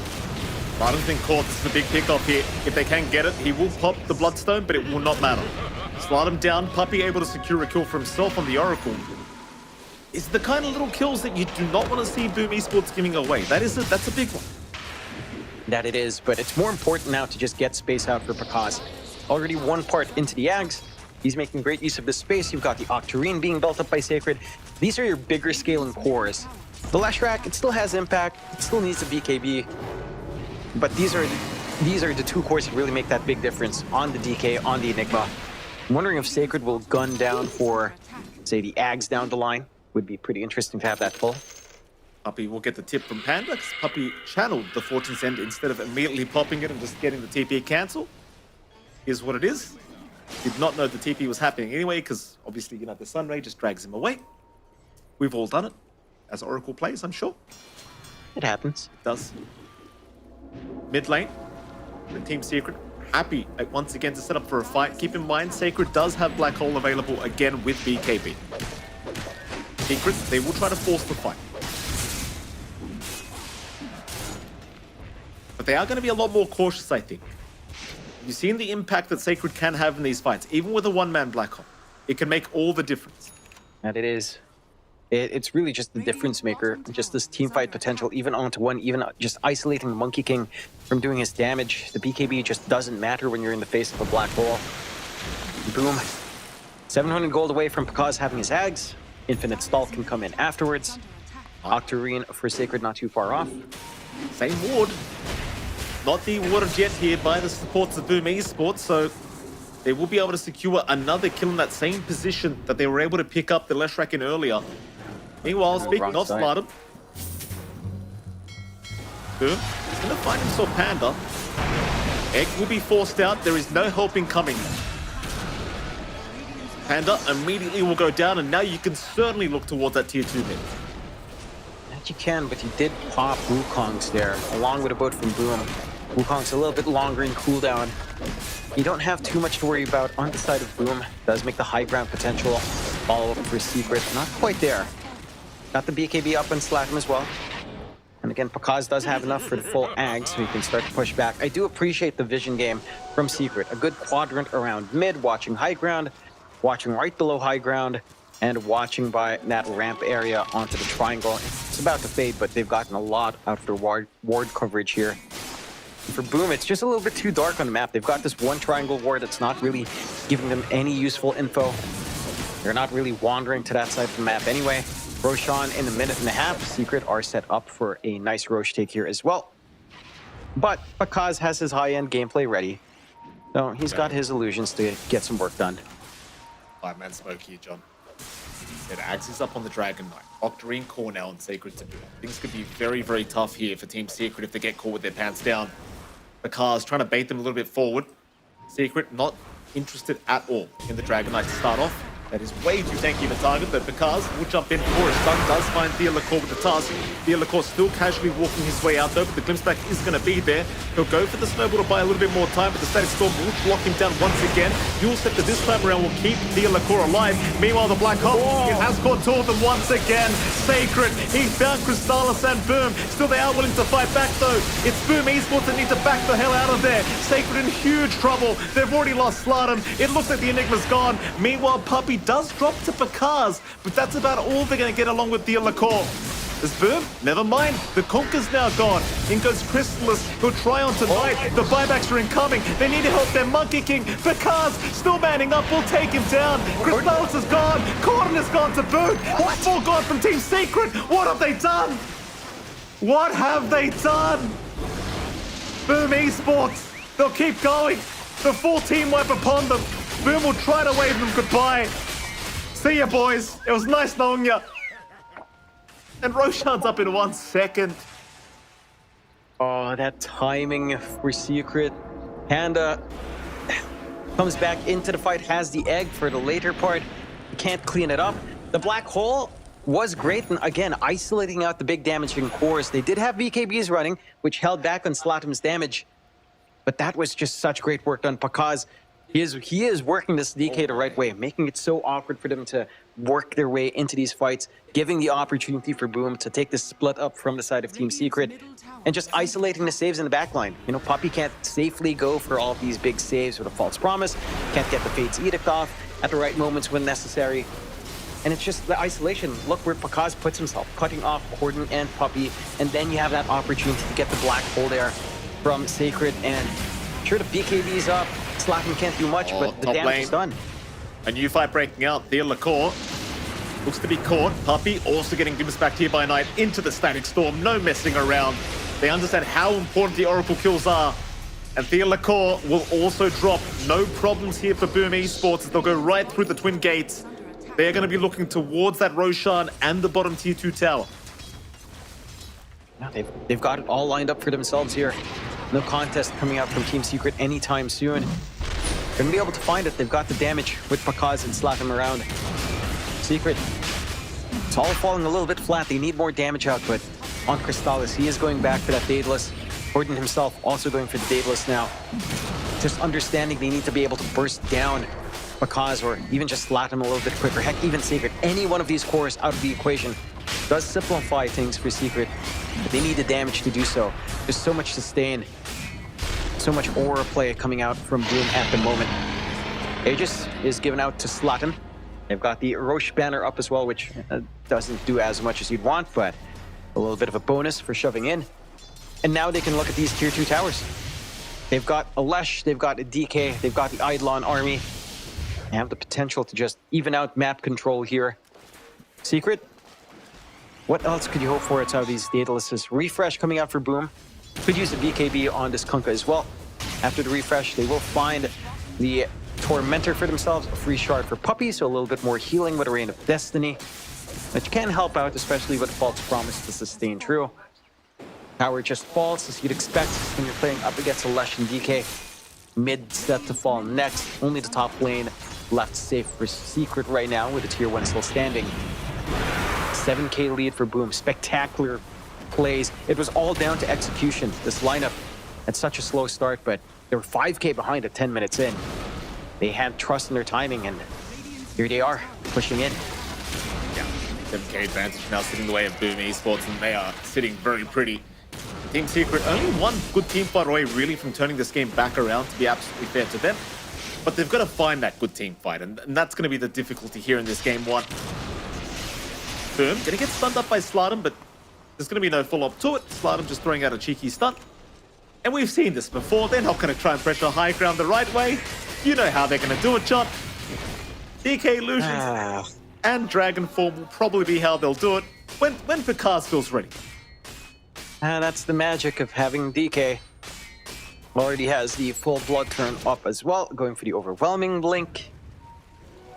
Probably, maybe an Octarine. I don't know if you really want that in the pause 1 DK rather than 2. Certainly a possibility for more uptime. The fun truly begins now at 36 minutes in. And Boom. And they're also having fun on everyone else. Sacred going back for the refresh. Slatum looking for his blink. He has the full Kaya Sanj on top. They've got complete control for Secret again. It maybe comes down to a little bit into the Corden Wind Ranger pickup. Like, yes, it's comfort. He had a great time in the mid lane. He was kind of crushing Slatum quite nicely. But at this point, like, it's all single target focused damage. They lack AoE control, which is so hard to say when you've got Tornstorm, but when BKBs are up, Tornstorm is not as effective, and those BKBs are still relatively long here on the side of Boom. Top lane. Secret, they are setting up for a fight. They'll see Slatum. That would be a nice target if they could burst him down, but you never know where the rest of the cavalry are. Here comes Team Secret. They'll hold the high ground of that Radiant Triangle. Boom Esports slowly inching their way forward. Slatum once again using himself as bait for his team. Team Secret, they are not taking it. They will hold their ground underneath their own vision by the cliff area. And it seems though Boom Esports, they don't see the opportunity. They'll leave it be, though Slatum does kind of stick around. but he will use the Ogre Seal Totem to just pounce his way out. He could maybe look to Panda in the mid lane, but he's not really showing under vision anyway. Well, Team Secret, they are just going to have to patiently wait for their opportunity. I just need to take this time to just keep that build up on the side of Boom. Same thing for Secret. See just how much more they can get out. Ags for Corden is going to provide a little bit more utility coming in here. Scotty for Crystallis as well to mitigate some of that healing here. And just more stat padding for the Monkey to hold front. Refresh for Boom still a ways off. On the side of Boom, again, low committal, Dragon Form, Manta out. Get that build up. Refresh for Sacred. Blink for Slothim. You can maybe start to think about additional stuff. You already have the Ags up for Knight. Such high impact with that Static Storm now with a Mute. It's going to feel impossible for Team Secret if they get caught out in the wrong spot. The Wombo combo is just way too strong from Boom. They're going to move in. Middle tower. Well, the Dragon Knight illusions are going to move in. A high-tier gameplay here from Bakaz. Even the Unsplit Earth Shard is making sure the illusions can't be contested. You love to see that. Smoke is up from Team Secret. A 2-man smoke into a 3, into a 4. They're going to try and force a fight. They don't want to wait for this to happen in their base. Slardom, they'll see the Leshrac. You might want to disrupt your Enigma first, though. Puppy, he will be spotted in Slardom. He has no hesitation to move in, but the Aegis is about to expire in 10 seconds. Slight caution, perhaps, from Slardom. Never mind, though. He's moving in again. Secret's still waiting patiently. They need to find those supports. They'll see Panda. Panda's got the egg ready whenever. They'll try to pop him, but no, the tidal wave dragging him back eventually. Still, it's not enough yet. Panda, he'll get the egg off in time. Meanwhile, Slardom, he's on a Corden, he's got the force from Crystallis gets caught out. He's gone. Crystallis is gone. Sacred chasing down Corden. Corden trying to run with his BKB. It is not looking great for him, though. He is as good as gone. No buybacks on either of those cores either. That is going to be at least one lane of barracks, but hell, maybe even mega creeps to come, quite frankly. You've got so much time without the MK or the Wind Ranger.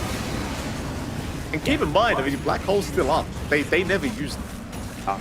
Great sequence of events there for Boom. Crystallis didn't even get to use his BKB. I think his tree broke. I think he was jumping around. Tree got cut by either Split Earth. I'm not sure. It looked like a long-ass stun. And it just falls apart. He couldn't BKB. He couldn't fight back in. They didn't have to plop the Black Hole here on the side of Boom, and it's going to be the full Megas. I don't see the fight back for Secret anytime soon with the threat of Black Hole still up. It's just too much to deal with. Again, the team fight combination of Boom is just so damn strong with Disruptor, with Enigma, with Phoenix, with the area denial that you have with Leshrac, with the safety net of a DK, with the Ags, heck, even the full overwhelming blink up for Pakaz. Mega creeps just like that. Team Secret, I know what you do now. Your backs are up against the wall. You need pickoffs here. They're holding Pakaz down. Crystallis is back up in 3. Mega creeps are incoming. Thea Lacour, he'll jump in for a wall response onto the Dragon Knight. Pakaz, though, still casually walking his way out, but there's the X-Spec now into the Dragon Knight, but the Black Hole! Again, Sacred! He's gonna find 2 of them! This is not the fight Secret wanted! They will lose Boom. Still Crystallis, he managed to get his way out of there. He will survive for now as they'll move back in onto Pakaz, trying for the Dragon Knight, but Pakaz is manning up. They do take him down, though, eventually. Secret, they can keep going. They'll try out the Slardom, the Leshrac. No, the Black Hole! Sacred once again locks down Crystallis. Still the fight continues. Thea Lacour, he will drop. Crystallis is still trying. The MK, no, he is going down. It is over. It is over. GG is called. Team Secret, they were close to maybe having a high ground defense, but not quite close enough. Sacred made it impossible.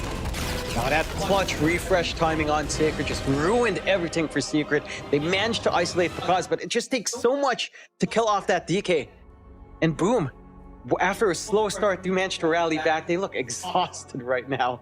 But Pakaz is like, no more Dragon Knight, man. Hey, it's high-end gameplay, Pakaz. You know, if it works, it works. I'm sure Gary is feeling great as well, watching his boys reel it back after a very slow start when you see that graph. For at least 25 minutes, Boom were playing from a pretty behind position, and they do manage to rally again. They just needed to get that team fight combination off. And it was this fight around the Tormentor that really ruined Team Secret. Yeah. They were trying to greed out. Sacred finds the angle. The egg and the black hole go off at the perfect time to cover each other, even if the black hole's canceled. And they just capitalize that on Boom. They just keep going off the back of this win. They get that Ag's timing, and then next thing you know, all your waves are just shoved out. Yeah, absolutely a very tough game here for Team Secret. I mean, they were in the lead for a solid amount of time, but this was the one team fight I think that really kind of messed them up. And of course, things just kind of kept getting worse from there. It's the DK timing as well. Once you see that Axe Mantha, it just feels, it starts to feel impossible. Here you go again, Chrysalis. It was a nice Wukongs for Sacred. He says, no, thank you. Denied. You get Black Hole, you die. Nothing he could do about it. The teammates just were not incoming, and they did not have the cancel for the Black Hole whatsoever. Even the power shot not landing on Sacred in the end. Just a very, very tough situation, as hard as Team Secret did try to make this game work. BetBoom Esports proving to be too good for game number 1. I want to see that team fight where the Monkey King gets stunned for a while. You did say it was probably a tree chop that happened by the Split Earth. I didn't quite catch it myself either in the middle of the fight.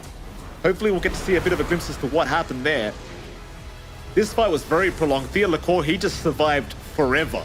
It felt like they're just making so much time here from Thea Lacour to give his team a chance. But once again, it was just impossible because Sacred was not having it. Denied once again. It's just that spacing, because again, cutting off the rest of the heroes, isolating the cores to provide that opening for Sacred. And it was a little bit messy. There was some back and forth. The egg coming in clutch at the end there for Panda, right as they were looking to make that turnaround. And just managing to save himself right there. Once it comes off cooldown, in that moment, Corden stuck between the rock and a hard place, and Boom bought back to go to that outpost. That was just painful sequence of events there for Team Secret. Again, a really strong showing out from Boom. I'm wondering if we'll actually get that clip at the end. So many great moments there for Boom. It was a great game. Which tends to happen when you have Enigma, you have Phoenix. There is a lot going on. Not do enough not. time to find it. Still, again, big props to Boom. It's hard to say who to give the MVP. I want to say Sacred or Panda. I feel like these two guys really worked hard, along with Knight, to get that game going the way it did, to get those big black holes, the big eggs and static storms to really set up for the team. I think it's fair to say Sacred, purely based on the fact that, you know, you're playing against Torrent Storm without BKB. Like, there's a lot of things happening that made it very hard for Sacred to get those big ultis there. And, well, there you go. He is the Impaler Shadow here. And a fantastic performance here from the man himself. That will be game 1 to go BetBoom Esports way. Thankfully for Team Secret, there is a best of 3 series happening. So it is going to be game 2 coming up very, very soon. And I believe we can actually throw to a break, because I just want to get straight to game 2, John. Game 1 was so entertaining. Let's see what game 2 has in store for us. We'll head off to a short break, and right after that break, we'll be back with Team Secret versus BetBoom Esports game number 2. We'll see you soon.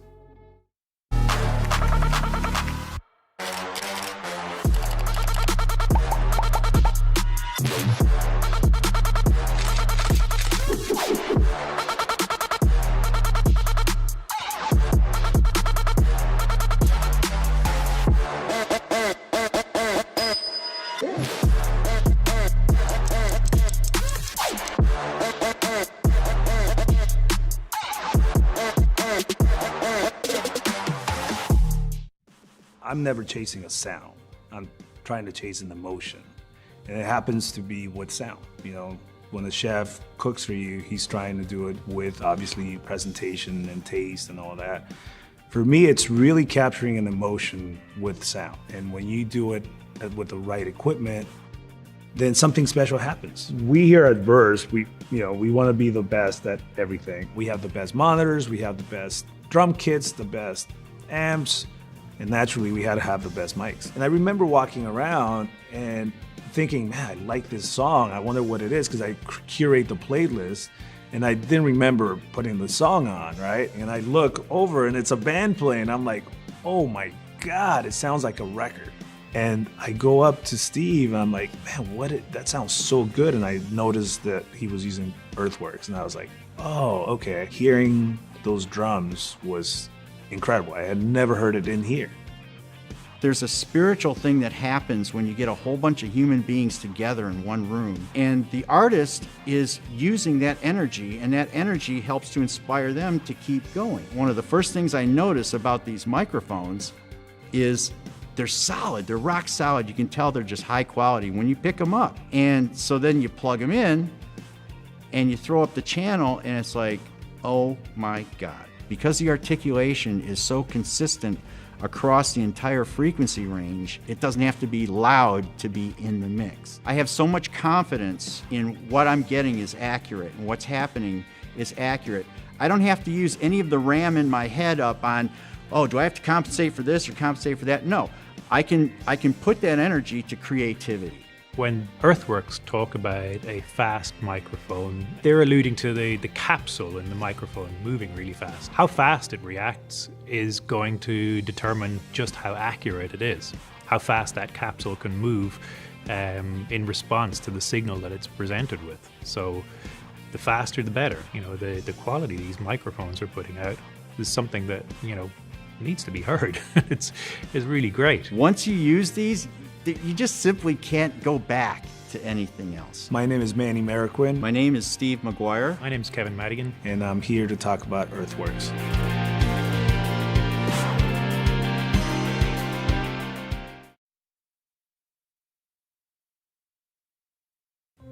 It is time for Dota Surprise, and I've got Team Spirits Yotaro with me here, and he is going to guess what he can find in these capsules, choose the best team he can, because every time you open up, you won't know who you're going to get. You ready to play?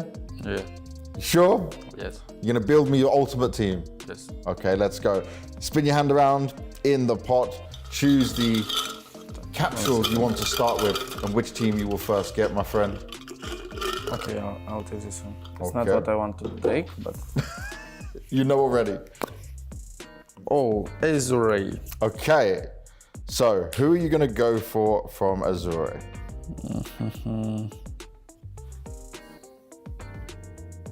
I would take FY. Okay, FY. Position 4, FY, Yes. taking into this. Yeah. 4 more players to find for your dream team. Let's see who you're going for next. I'll take this one. It's hard. Team Secret. Ooh, okay, not too bad. Yeah. I'll take Papi. Papi, an obvious one, right? Your position 5 coming in. So we've got a 4 and 5 found so far. I got good supports. Now I need to take good course. MOUZ. Oh, okay. Okay. Not the most well-known team. The new faces coming through. I'll take Force. He is a good player in matchmaking. Okay, so you play against him in some pubs, yeah? Yeah. He's Nice. So we've got 5, 4, 3 right now. Virtus.pro. Ooh, Squad you X. just beat them. Squad X for sure. Squad X for sure. Why for sure? Why was that so quick and easy? He's just good space mid laner and also he can farm. So now I need to take some good and greedy carry. Okay. So it's gonna be difficult, but it's okay.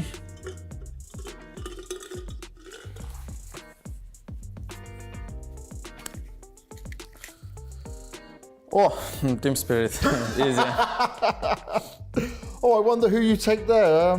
Oh yeah, you play position 1. Yeah, So I'll take myself. you'll take yourself. Yotaro in there as well. Now I want to ask you, you put this team into this event right now. They're playing season 1.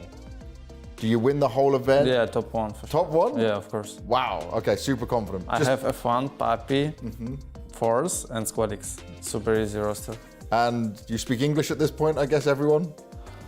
It's not too hard to ping in Dota. Okay. Yeah. Ping, go, win. Yeah. I like Just it. need to know two words. It's Russian and high ground. That's all. I like it. I see you've got this all planned out. Thank you very much for playing, and what an interesting team you got. You even got yourself. What a good start. Yeah. Welcome everybody to Dota 2's Item Price Challenge. Thank you for everyone for joining us here in this amazing audience. We've got Aurora's Lauren with me. Are you ready to challenge? I'm ready to challenge. Yeah, you ready for this? Okay, let's get things started with a slide. So what you have to do for me is see the item here. You will be given 3 choices and you have to pick the correct item price to move on. You have 60 seconds, so you're going to be under pressure. But hopefully you can handle that pressure because I'm sure a Dota game has a lot more pressure than what this does. I think it will be easy on this. Easy. think so, Okay, easy. I like the confidence. I like the confidence. Let's get ourselves started with these slides. First one. 1,400. Correct? 675. Yes. 90. Yes. 8,075. 4,050. But yeah, 4,050. yeah, well, 4,050. So you're wrong on that one anyway. Yeah. Okay. 6,725. It's changed recently. 6,625. Oh, 4,017. 5,600. Oh my god. Okay. Oh my god. 4,007? 6,100. God. Close. It's hard, right? It's tough. Some of them have changed. You got 3 correct in total. It's not bad. It's an okay start, but it's tougher than you thought, yeah? Thank you very much for playing.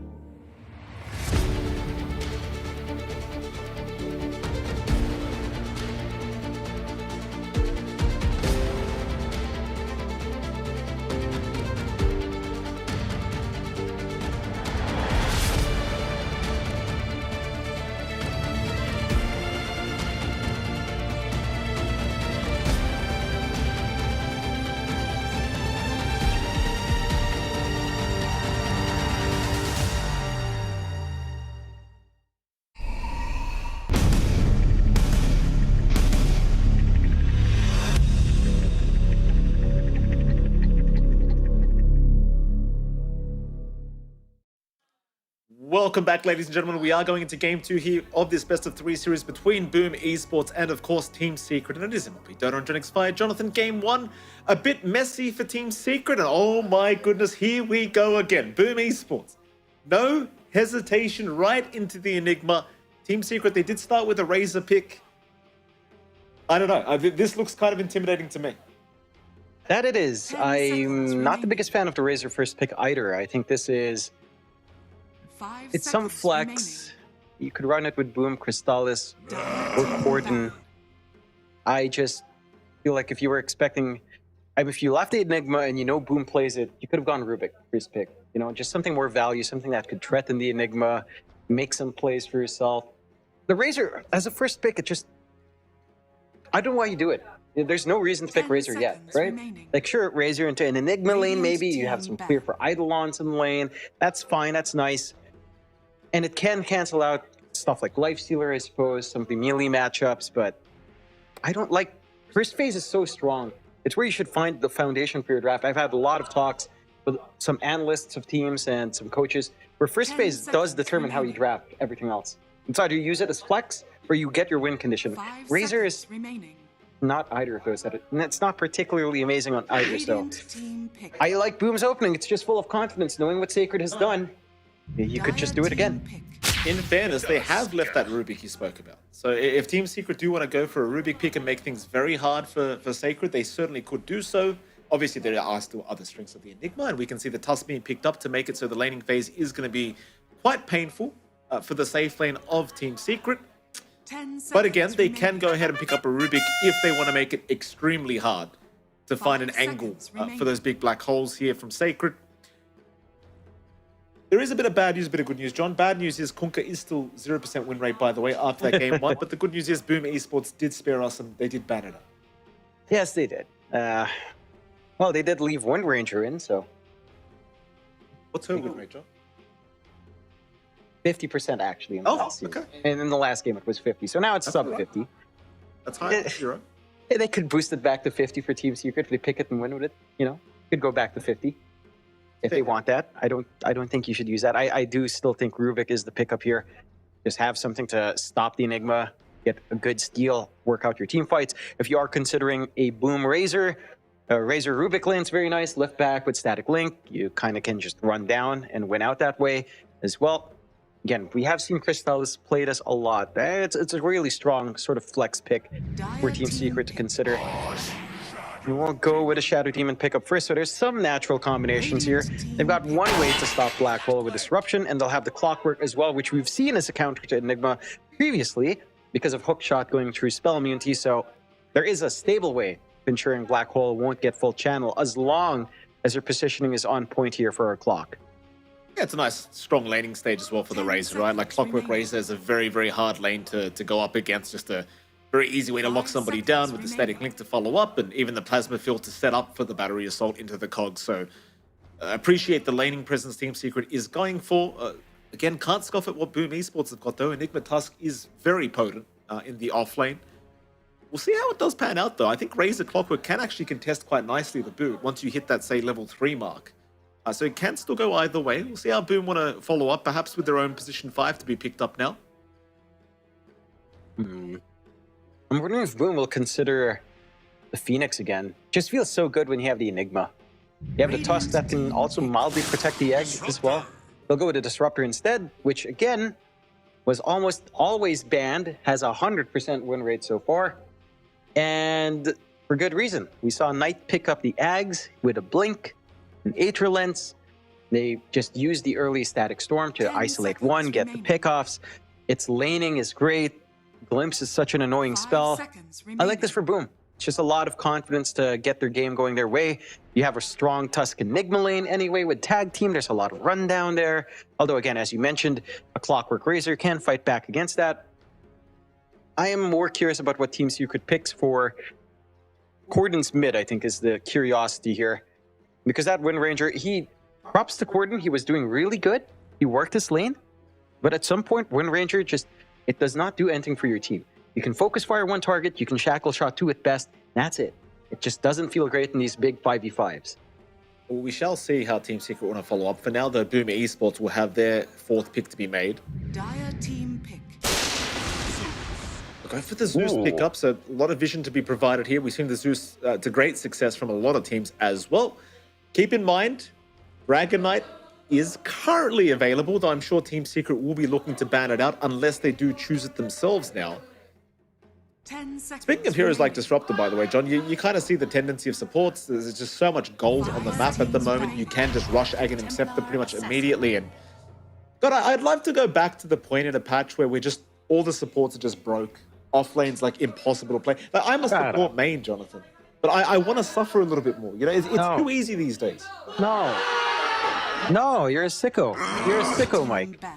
Why would you want that? Do you want to buy Courier again? Oh, where's my Flying Courier upgrade? Oh, why are you using the Courier, you dumb support? Why are you bringing out Tangos? What are you doing? You want that again? Yes. No. What we do have, though, is the TA on hand for Team Secret. And this is a bigger win condition for Gordon to find. 10 seconds And, remaining. it's a big win condition for Team Secret to find. It does something in the game. It has good synergy with a Razor. And for the side of Boom Esports, this is a great matchup as well for Team Secret to run on the mid lane. I promise we're not casting from like a party at the moment. There is cheering going on because I believe Talon won something, Jonathan. So yes, we won. We're not gonna name the game. I don't give a crap about that game, but they've won something. Props to Talon. Congratulations. Very big props. Even though they're not here in Wallachia. I gotta nail us as well. You gotta have some self-depreciation there. Do like the bans from Boom taking care of the Brewmaster along with the Centaur, so they are anticipating that this is the Crystallis safe lane Razor, and Team Secret just banning out some Pakaz heroes now as well, taking care of Faceless Void. DK left in the pool. As you mentioned, there's a CK option here as well that we know Pakaz loves. Gyrocopter, Dusa is there, Luna is there, Lifestealer is there. There's a lot you could kind of play with. You just have to kind of consider your core-to-core against the Razor if that's a concern. But otherwise, there's still a wide pool for Pakaz to consider here. See what he wants. Have we talked about Dragon Knight yet, John? DK's still there. Yes. You've mentioned it. I've mentioned it again. You mentioned it again. DK's still there. 4 times now. Let's go. One more time, Mike? Just ban it secret. Don't do it. Dire team No, let it pick. true. They did. CK will be better. Team pick. Team Secret. They'll take the MOUZ for themselves. I mean, MOUZ, do we know the win rate of that hero? It has been struggling just a little bit. I think Collapse won a game with MOUZ. I can tell you that. John will look up the win rate. Meanwhile, Boomy, 22% over 9 games. 10 How much? seconds remaining. 22% over 9 games. 22%. Yeah, not the best, but this is a hero we saw a lot in 5 seconds qualifiers, and in a few of the last third-party tournaments, it was a lot more popular. I like it with just the Shadow Demon lane feels pretty good. Easy setup for Spear. Good team fight. That is a little bit lacking from Team Secret. And again, one thing with Mars is it makes it hellish for, say, like the Pakaz Terrorblade to be a consideration, just because Arena will still block your right clicks even with a BKB. So you have to kind of work your positioning when you get the right clicks off. Can kind of make it a little bit messy. And it just gives you a little bit more clear as well for the Eidolon spam. So I like this coming out for Boom. For the side of Boom Esports, though, I mean, again, there's so many options. Luna, Dusa, DK, although DK into a Razor matchup is maybe not the most confidence-inspiring down the line. Yeah, but you don't have to fight, John. That's my point. That is true. Just farm until you have Manta Axe. Who cares about Razor when you don't have to fight? And the beauty is you have Zeus DK. You also have the Zeus solutions for Shard, which we've seen before to stall a game out to 90 minutes. Oh, hello. Ooh. Something a little bit new coming up from Boom Esports. They're going to go for a Weaver pickup. And, well, that's a very good pick against the Razor, of course. Very hard to actually hold a static link onto Pakaz's Weaver. I think it might have been an actual perfect kind of pick here. I mean, a lot of pressure on Puppey and Boom now to try and lock down this Weaver, but it could be a pretty hard game for them. Yeah, it's not the easiest game for the Weaver. At the same time, I don't think it's that difficult as well. It does add good tempo for Boom. I think that's the one thing. They have some good pacing. Weaver can sit back and farm, but also has some good spikes, would say an early Javelin, early Falcon Blade. Sometimes something like the Spirit Vessel for even Pause 1 Weavers comes out. I'm not sure if that's the way Pause will want to go, knowing his playstyle. I am expecting more like a Maelstrom Falcon Blade. And once you have, again, even the Javelin Falcon Blade timing, he will be ready to join, giving Sacred space to farm, apply a lot of that pressure early on. I am keen to see how much Secret can get out, because your core-to-core matchup for Razor versus Weaver is not particularly amazing. Again, pinning down the Weaver is going to be a little bit of a challenging job. Not the worst thing in the world. You do have some decent hold. You've got some decent setup with, again, just disruption into Spear. So you can still kind of line that up. It should be a pretty fun match to watch. I think there's more play for Team Secret now. They have more team fight potential. They have a win condition on Corden that can actually do something beyond just focus firing one hero. There's a lot more impact from the mid as we approach, say, 20-25 minutes. And I think that does set a good tone for Team Secret. I would lean towards Boom's draft. I think it just feels a little bit faster, and you always have the backup for Sacred into the late game scenarios. You have the stall with Zeus Shard down the line, so you can play it a lot of different ways here for Boom in terms of tempo. See how it does go down. Game number 2. Obviously, again, you and I, we love game 3s, Jonathan. We'll see if Secret can force us to a game 3 and give us exactly what we'd love to see. The Boom Esports not interested in that whatsoever, of course. Smoke's broken already. Corden should have maybe a general idea that the ward was placed on his high ground. Then again, though, Slardom was on the other side, and it seems as though Thea Lacour believes the ward is indeed on the left side of that mid lane. Shall see if they drop any sentries here. Meanwhile, Pakaz and Boom going to run into each other there for a second. Neither one interested in the fight.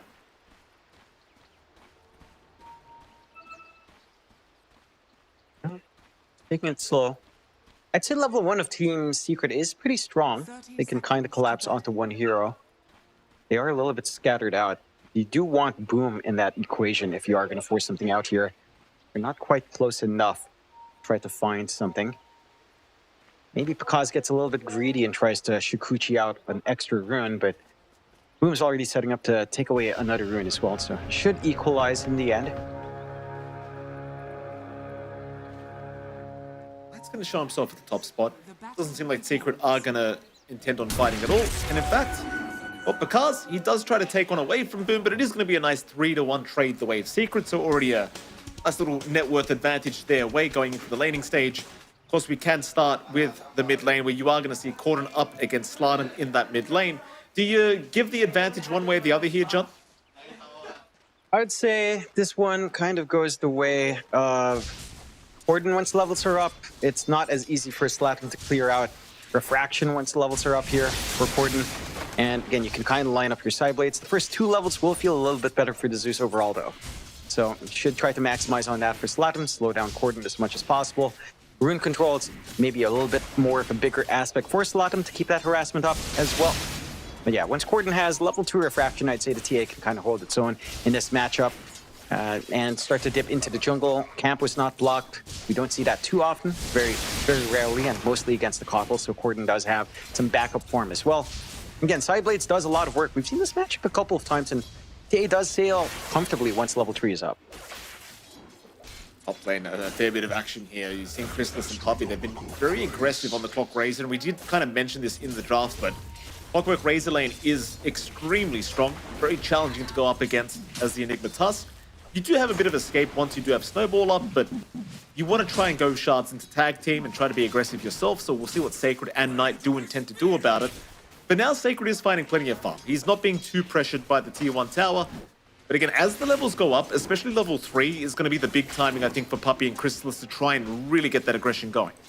Yeah, once they've got the value point up in the cogs and just the isolation onto any of these heroes, they can make short work happen. It's a little bit harder to get a full usage out of Battery Assault considering the Eidolons onto Sacred, but they can still isolate Knight. He doesn't manage to cut through with the shards, so 3 damage for Puppy here. They are trying to block the camp, and Knight does get that done. See if he can get away with a pull as well. Looks like he should be perfectly fine. Well, in position to get the pull back to soak some EXP, but not going to go that far. Overall, the laning start looks a little bit sharper again, just for Secret, just a little bit. They did get the spear back on Panda here down bot too. Yeah, nice pickup. Panda is going to go down. Theolacore will be able to secure first blood on the Shadow Demon, and a very nice setup there from Boom and Theolacore. Just the easy spear back with the disruption setup. That's something you do have to be a little bit wary of. You can't really get caught out of position here against this kind of offlane duo. You have to respect just that hold. There's a lot of output from Boom, of course. And again, easy setup with disruption. He'll, of course, copying a ton of damage. Does have disruption to save at the very least. Pakaz not going to be able to clean up. The farm for Pakaz is still going reasonably well. Not a runaway start for him by any means. So again, a lot more even in the laning start for both sides. But you do have some early spikes that Team Secret, again, can play around. I think the one thing that you have to watch for is really Pakaz's timing. Can he match that early timing we're looking for? Is he going to have like the Javelin a good time? Is that even the build he guns for? Is he going to go for an Earn Spirit Vessel for early aggression? And there's a lot of possibilities here for Pakaz and the little pesky Cockroach Weaver.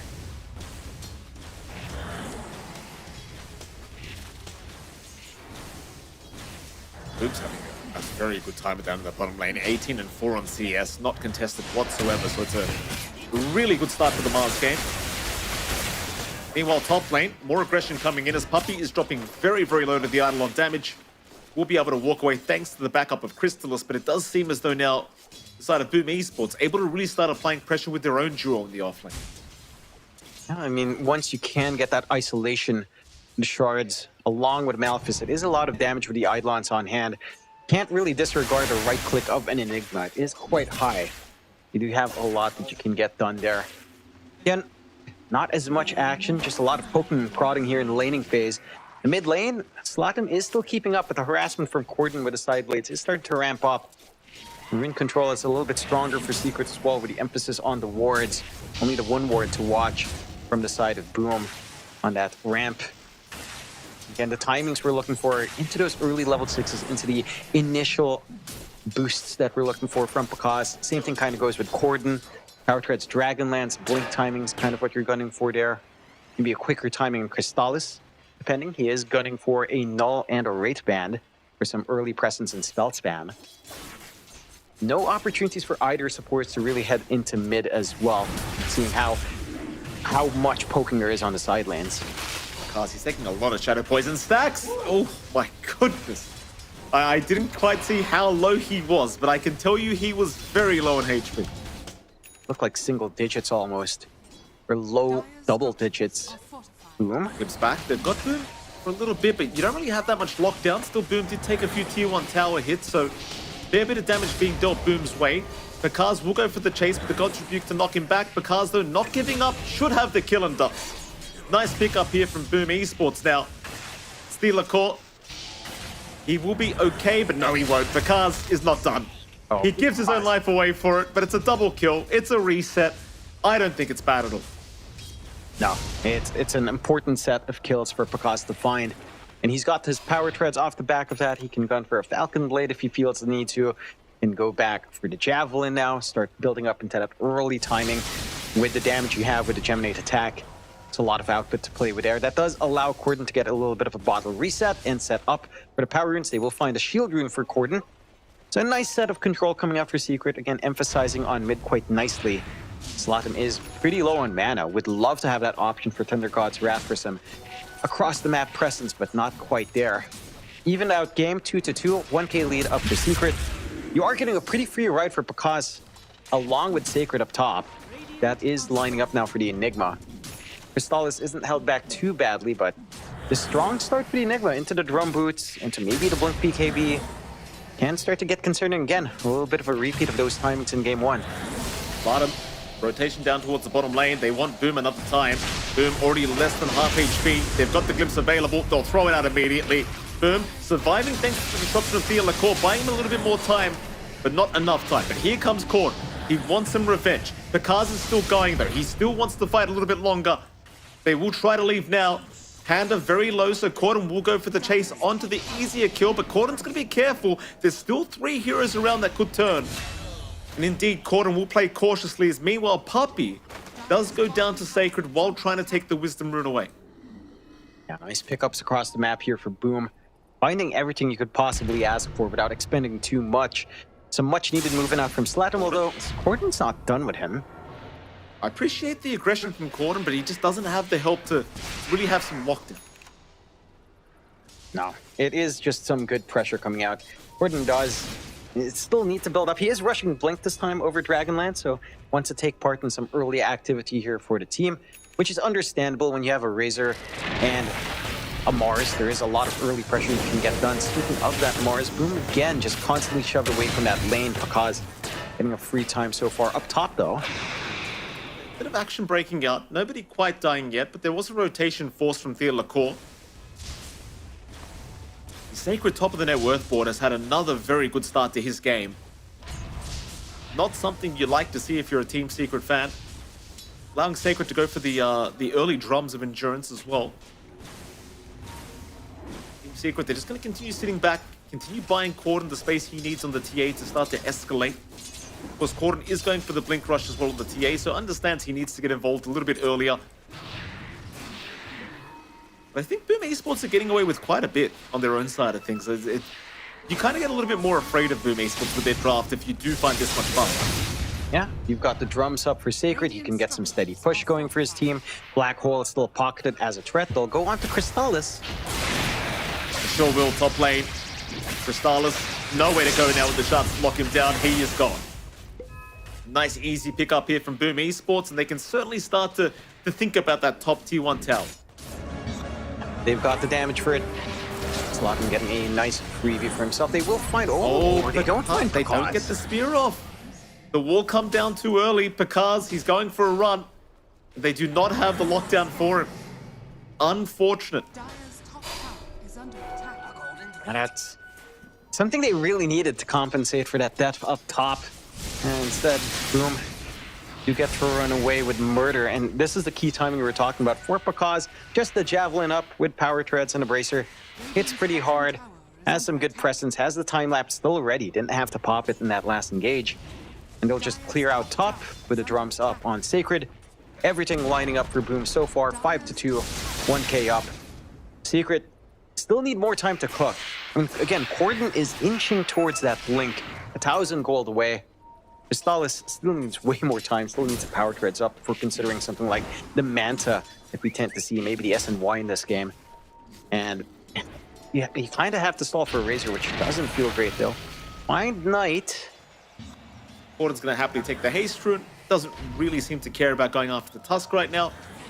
There are TPs incoming as well from Slardom, just in case. And Corden, he's just going to take the stacks away. Why not? Puppey will just block them off and protect through that staircase. Corden's still perfectly fine with a haste and ready to go whenever. He will pop it. They'll leave Puppey to die. But it's well worth it. Give up your support. Take the stacks away. Corden's very happy with that. Again, he needs that flash form. Brings him closer to that blink. Closer to that timing where he might have something to play with. Boom as well, though, still waiting for his own blink up. And that's still further away considering how slow that lane was. It might not be enough to just have this TA blink timing on time. Boom, for their part, Boom Esports for their part. And getting a lot of free space out for Sacred, free farming top. Blink for him, going at a very good pace as well into a BKB with a shard queued up on top of it. I mean, your timings are all kind of lining up 6-2. Not a massive lead by any means for Boom Esports at 1K. But with that tower advantage, it does feel good. They can start to consider the mid push as well. And because Maelstrom almost up, still left uncontested bot. I mean, they have tried to apply pressure, but if you can't land that chain stun, this Weaver is just a little bit too slippery right now. It absolutely is. Bakaz is having the easiest game of his life, and the crowd is going wild behind us as well. Big fans of Boom Esports apparently here. Nice little spear from Boom. Not going to amount to too much though. They will smoke up. Boom and Theolacore. Into the mid lane they'll go. If you can set up a decent fight, you can think about that mid T1 tower and really start to open up the map. They'll bring Corden along, of course. Corden, I believe, has his Blink Dagger on the courier, and it does.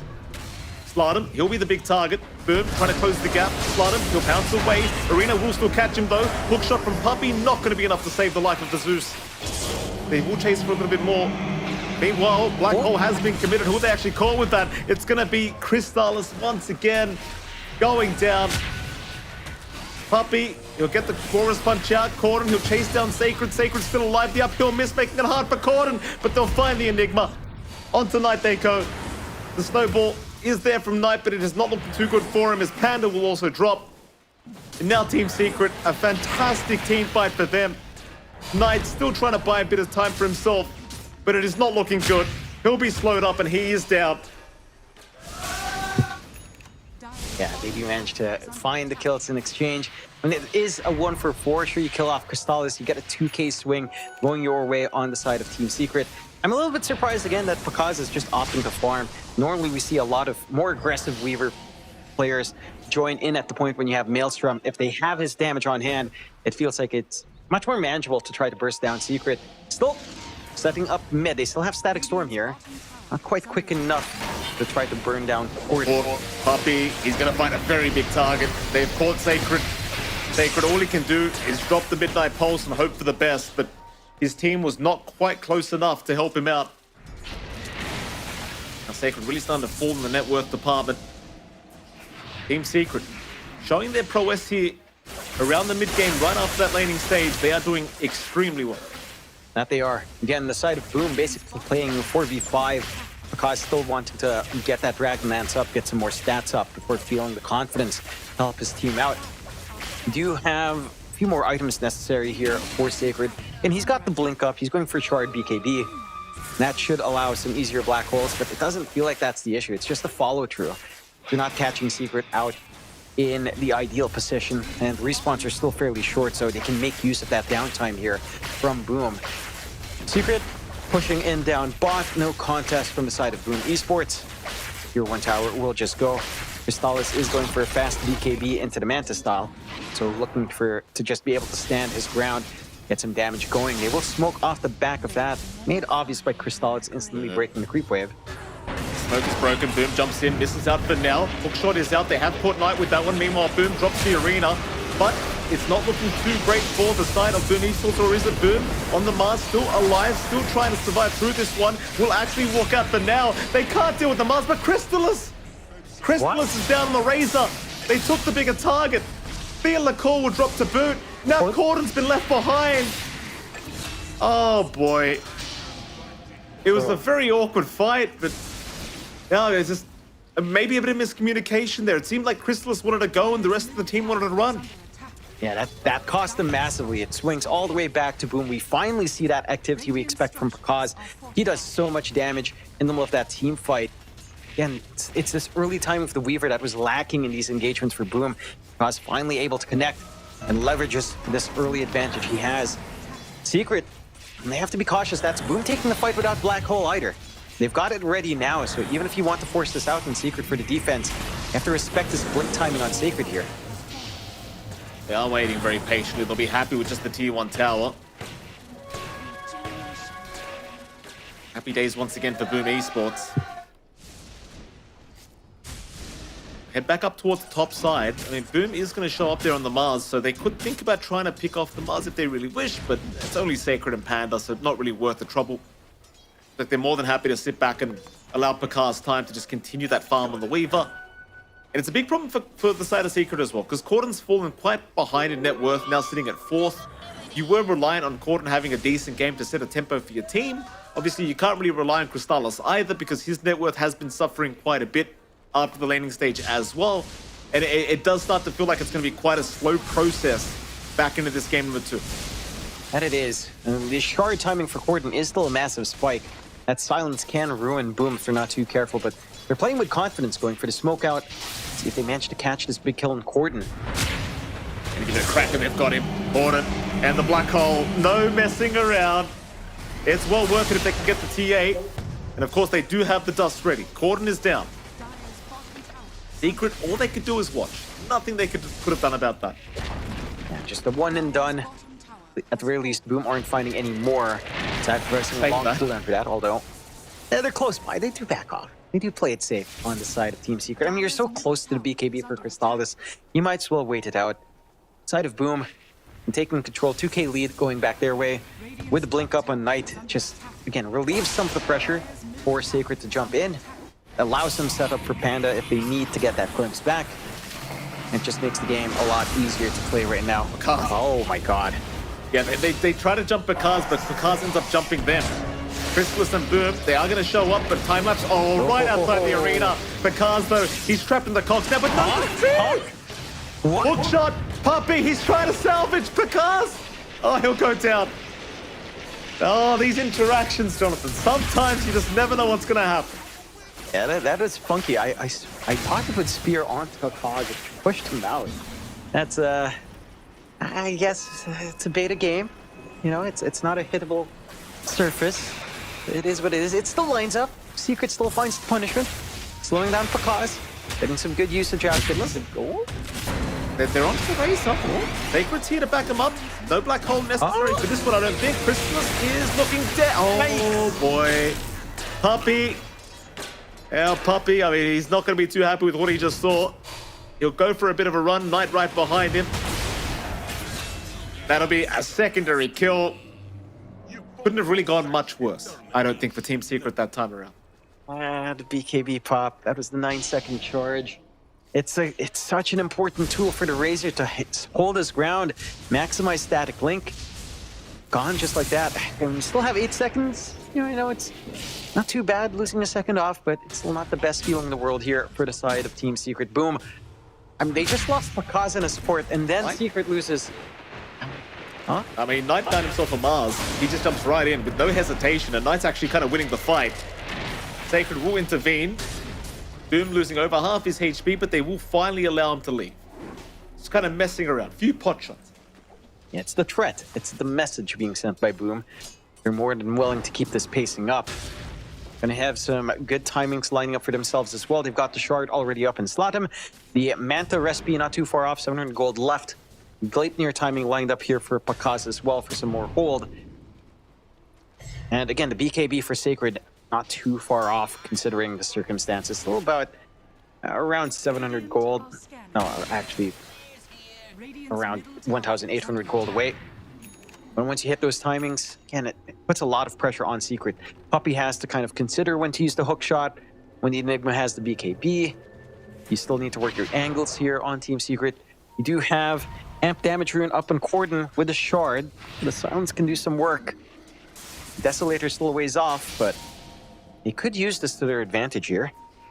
I think it'll be a smoke on smoke because showing himself on the map, baiting them forward. Nobody's taken the bait quite yet. Because we'll see an invis rune. He won't take it. Boom. He'll jump in with the Yule Scepter and the Arena. Because he does get speed up another black hole. Sacred. It will get cancelled by the disruption of Theon Lacour. Still, it seems as though Secret are the ones trying to back off. But Boom Esports, they are dropping rather low now. They will lose Knight. Theon Lacour to go down. Sacred and Corden, though, they are both down a bird. Puppy, he'll be left behind on the clockwork. It's still going to be a 2-for-3 trade in the favor of Boom Esports. Once Corden dies, there's just nothing left. No, he's the win condition right now. He's the damage dealer for the team. Pistolas cannot take that position just yet. And Razor can reach that point. But we're talking about something like the refresh timing.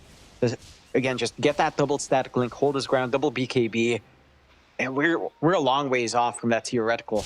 It looked like a decent start, isolating off Pakaz, but the coverage was there from Boom. A great static storm to just protect into even just a very small black hole to buy that time for them to clean up. And no one was there on top of Slatum. Like, this Zeus was just on the high ground, flinging away, had the perfect time to just leverage all of his spells, all of his damage. They were just so hyper fixated on Pakaz. Like, yes, they cancel off the black hole, but against Slatum is just free on the side to just do all of that damage and just no one to stop him. Very tough team fight. Secret very close to winning that one out, but just not quite. Like, you've really got to try and keep Corden alive. We'll have his Deso up soon. Definitely looking towards the BKB, I'm sure, here is the TA. You have the Gleipnir now up on Pakaz, which makes things very, very hard. Just that lockdown. So challenging to deal with. Crystal is going for the mad stall into the shards. We'll have that up relatively soon. BKB being built up on the MOUZ to boot. But a 3k advantage for Boom Esports. Win probability sitting at 76% their way at the moment. Team Secret, though, no way out of this game yet. But it is a lot of time to be bought. Yeah, again, Deso timing for Corden has to come in. The scaling for Pistolas has to come out as well. The Mantis to start. The Shard helps with the chase on the static link.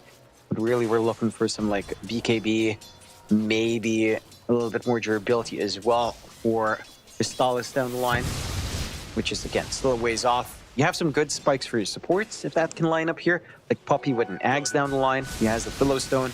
You can slowly soak that up. Blink for TL Core to, again, help with the saves and setups. Can kind of get work done. Let's see.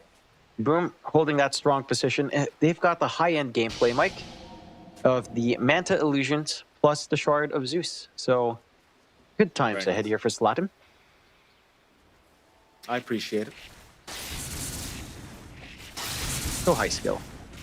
Certainly, you don't get much more high skill than this, John. Top lane.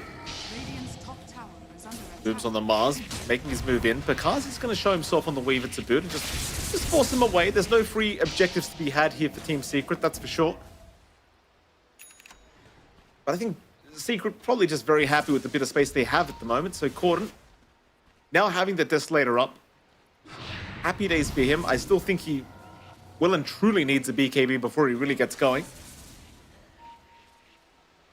But if you can find a couple of kickoffs, maybe, you know, it could be a bit of a different story.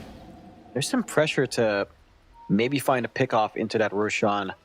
You do need to get that ramping up on that TA. This is the key timing with that Deso up. Waiting for the BKB just allows more time and space for Boom to hit their own timings. They're smoked up, they've got Black Hole ready, they've got the fresh BKB on Sacred to play with. And they've got a glimpse on Boom in the mid lane. Seems like they'll jump Knight instead of another Black Hole. Crystallis and Puppy have been caught out. Disruption will buy a bit of time for the Razor. Crystallis will get the BKB off. He'll try to fight back. They do take down two of them. Sacred and Knight are both gone. Slatum and Panda in the meantime trying to get out. Boom on the Mars. He will die to Pakaz as they continue the chase now onto Corden. He'll get glimpsed back on the TA. Not looking good. No help around. Theon Lacour will try, but he's got nothing to throw out. Team Secret. It's another 2-for-3 trade in the favor of Boom Esports. And they are still looking for a little bit more. But they will lack any vision. So that'll be about it for the team fight. But it's still a great fight for Boom Esports.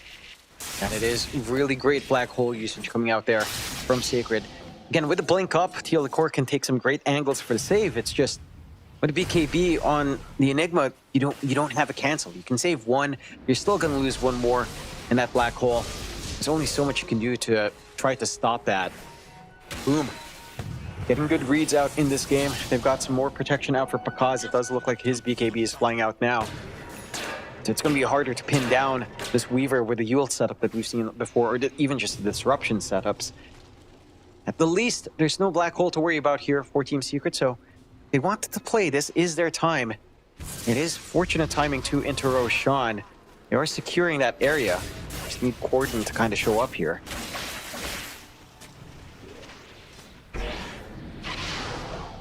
Group up at the top lane. Here comes Pakaz. Peachy's up towards the creep wave. Secret thinking about it, but Boom Esports are right behind their carry. Boom is in. He'll try for Panda. In fact, he bounced Slaughter as well with the Static Storm. It's going to lock him down in a very awkward position. Chrysalis will take the front lines. In goes Puppy with a hook shot. They'll try for the Zeus. Slaughter, though, still surviving. Meanwhile, Corrin, he's trying to go onto the Enigma. Sacred, though, he'll just turn right around on the TA. Chrysalis has gone a boot. Puppy's really the only one left. And they've got him. Even a buyback committed by Theo Lacour, but he had no TP anyway. No way to get back into the team fight. And Boom now, well, they'll have a free wave into the Roshan pit. No contest from Team Secret. And it's such a massive loss for Team Secret. I like the confidence coming in, but they don't manage to get that instant lockdown off the arena. And a quick enough with a Static Storm to prevent that Sphere to lock anyone in that initial jump in. And the side of Boom, they're the ones to take up Roshan. Secret needed to win that fight. This is, again, this timing for Corden with that Desolator. It's just not giving them as much as they want. They are finding some kills in exchange, but they don't get the objectives. They don't get the cleanup. 2 lives up on Pakaz, going for his own Hurricane Pipe for defense and range. 9k lead for the side of Boom. Slatham #1 in net worth, going straight for the Witchblade into his own Force Staff. And again, just that quick Static Storm, that division of the fight.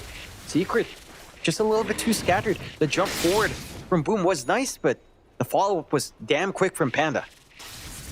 With the cars here, at least Poppy does, but I don't think he can actually jump the cars at the moment. I mean, they might give it a crack. He's underneath the Sentry Ward for Pakaz, who actually go for the fight against 3. They'll spear him up. They miss the hook shot, though. Pakaz, he will lose the Aegis. Team Secret, if they can get away, they'll be very happy. And it seems that they will. So Aegis is denied here on Pakaz. Like, did the hook shot hit? It doesn't really matter. Corden? Corden. Aces on. Slaughter. To find the TA. Oh, and the Malefice. Corden. Oh, no. I mean, that's a big kill. That is a very big kill. That's not the way you want that to go. I mean, you take away Aegis, you still lose your TA. Smoke opportunity out for Boom. They've got Black Hole ready. They've got an Amplified Damage Rune as well. They've got everything you could ask for. Just need to find the targets here on Boom. No forward vision. It is a little bit of a dark map. Might be able to run into something anyway. Hooked up, but Boom Esports understanding how potent they are at the moment. Dire's middle tower is under Got a BKB up on your MOUZ now at the very least, so a little bit more utility available here for side of Secret. Disruption will buy Theo a little bit of time, and he will be able to blink out just fine. From Secret, I mean, they'll be happy with the space being bought here for their cause. Again, I mean, they're 10k behind. All 3 cores are just below the other 3 cores of Boom Esports. It just feels like you need a big team fight win here for Team Secret. That we just have not seen it yet. No, it needs to line up perfectly. There's just so much pressure on Boom. Like, it has to be a spear up onto the arena. And that's only one piece of control. Everyone else from Boom is still going to be free to do what they want. It's just much stronger AoE control coming out from Boom overall. Unless Puppy can get a really good cogs to split up these fights and get a decent usage on hookshot to either instantly burst someone down or save it for the black hole. Like, these are their only options right now on Team Secret. The side of Boom, 10k up. Managed to take that mid-tier 2. Pakaz does have his full Hurricane Pike up to get out of the cogs when he is caught out next time. Secret And they still need this BKB and Corden. You've been talking about it for a while, but it's a necessity now. I get why Secret was forced to make these plays without the BKB. None of them panned out. The 2 fights they took just not lining up. Mass TPs from Boom now as well. What if they could run into Corden if he's not careful? Corden's actually the one hiding. Knight's the one that's going to run towards the north, having a look around, see if he can find somebody. Boom controlling most of the map right now. Team Secret still kind of just stuck in their own dire jungle at the moment. Corden will farm the southern area of the map, of course. BetBoom Esports starting to move up once again. Still not seeing the opportunity for the fight they would like. Hoping somebody will farm that mid wave, but it's really just Thea LaCour spamming Shadow Poison. Corden still farming that southern side, but has not been spotted. It seems like BetBoom Esports, they're just going to settle for the bottom tier 2 tower. Yep. Nothing wrong with that. No real pressure here on Boom to play any faster. Again, they scale up quite nicely. They've got this Octarine that Sacred's still slowly farming up for anyway. They've got some good timings to wait out for. Just about 200 gold away for Sacred, 150 for him to fully find the Octarine. More uptime for the Black Hole. More threats for Boom to have to for Secret to have to consider here. Boom, in a very comfy spot. Hurricane Pike for Slatum almost done. Has his own BKB as well. Getting the blink up on Panda on top of all of this. And props to Secret, they are farming where they can quite effectively. Corden is still getting some room down bot. Traps are there to protect him in this farming pattern at the least. But they need to make something happen by that next rush. 3 minutes until that respawn timer is back up. If Boom get access to it again, that's just going to be your high ground. They're going to be able to run it down after a tier 2 top. Smoke out from Boom, though. Not going to wait that long. No, they are not. They've got the Octarine core up on Sacred now as well, so things just get harder and harder as BetBoom Esports looking for another big fight. They'll run east. Scan is going to be up from Team Secret, though, so a very nice scan through the smoke of BetBoom Esports. MOUZ, though, trapped in the southern side of the map, is going to... Oh, he gets caught out. The Thunder God's Wrath. It'll give the vision. Even though they get the scan off, they are unable to keep everyone alive. Sadly, the TP was on cooldown for Boom, so he could not TP his way back to the base. All things considered, not the biggest kill as well for the side of BetBoom Esports. So you're happy kind of just sacrificing the bars, getting that space out for Crystallis and Corden. Corden?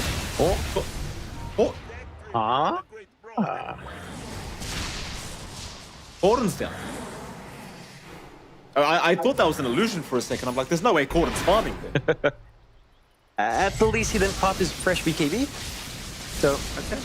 So some silver linings there, I consider. That job. And, you know, all of these fights are taking place before Roche respawns. So you'll have your full force back up for Roshan. You won't have your full force up for the tier 2 defense, which Boom is just going to take freely. So that will give them entire map access now. And a much easier time to go into that Roshan themselves. Going for the Daedalus next.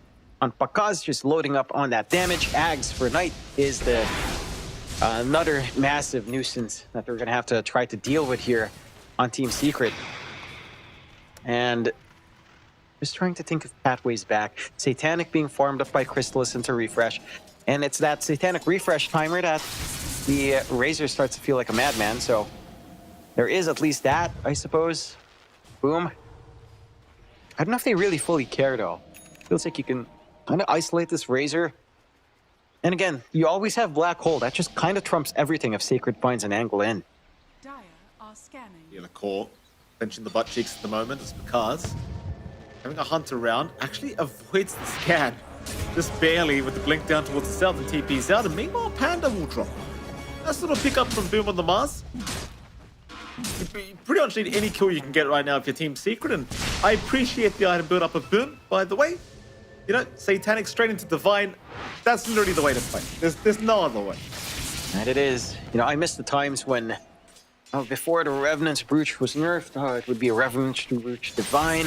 but now you can't crit off the back of it. Jump in. Pakaz gets caught by disruption. Could this be the team fight Secret have been waiting for? Pakaz has popped the BKB. He's fine for now. Meanwhile, Theon, of course, going to line a Sacred. Jumps in for the black hole, but it's cancelled off immediately by Puppey. They won't allow it. Pakaz is down. Pakaz is down. Sacred will follow. Oh, Team Secret, they found the angle finally. Slaughter's been left behind. He's all by himself. He might find Puppey, but who the hell cares? Slaughter will drop eventually. Oh my goodness. I thought it was impossible this game, but Secret find a way. I don't understand what the thought process there from BetBoom Esports was. They were streaming in one by one. They were gunning for this big angle from Sacred, but we were talking about this for such a long time. Hookshot is the answer for that BKB black hole, and Puppey had a clear shot. Cause as well. And he was static link for so long, he did not opt to try to Shukuchi around, to try to create some distance to cut off that link. So he had no damage. He had no output. Well, what happened to Pakaz? How about Pakaz die so quickly? I mean, he was just isolated in the middle of that fight, and then he got static linked. He held his position waiting for Sacred. He had literally no damage. Like, there he is, playing tag, gets disrupted, gets isolated away, and then gets static linked with the BKB and just holds his ground there waiting for Sacred. So he had no damage on the right clicks, had time-lapse back, still in the static link range. It was messy from BetBoom. Very confident, but very messy. Secret equalized the game off the back of that. Oh boy. And it's a risk. At least Roshan is up, but Secret are set up for it, and they've got the damage with Corden with a double meld here. Well, we have a game on our hands, Jonathan. We have a game. Roshan being taken down. Sacred has Black Hole in 15 seconds. Will he have enough time to have a cooldown? I believe the answer is no. Roshan is going a little bit too fast.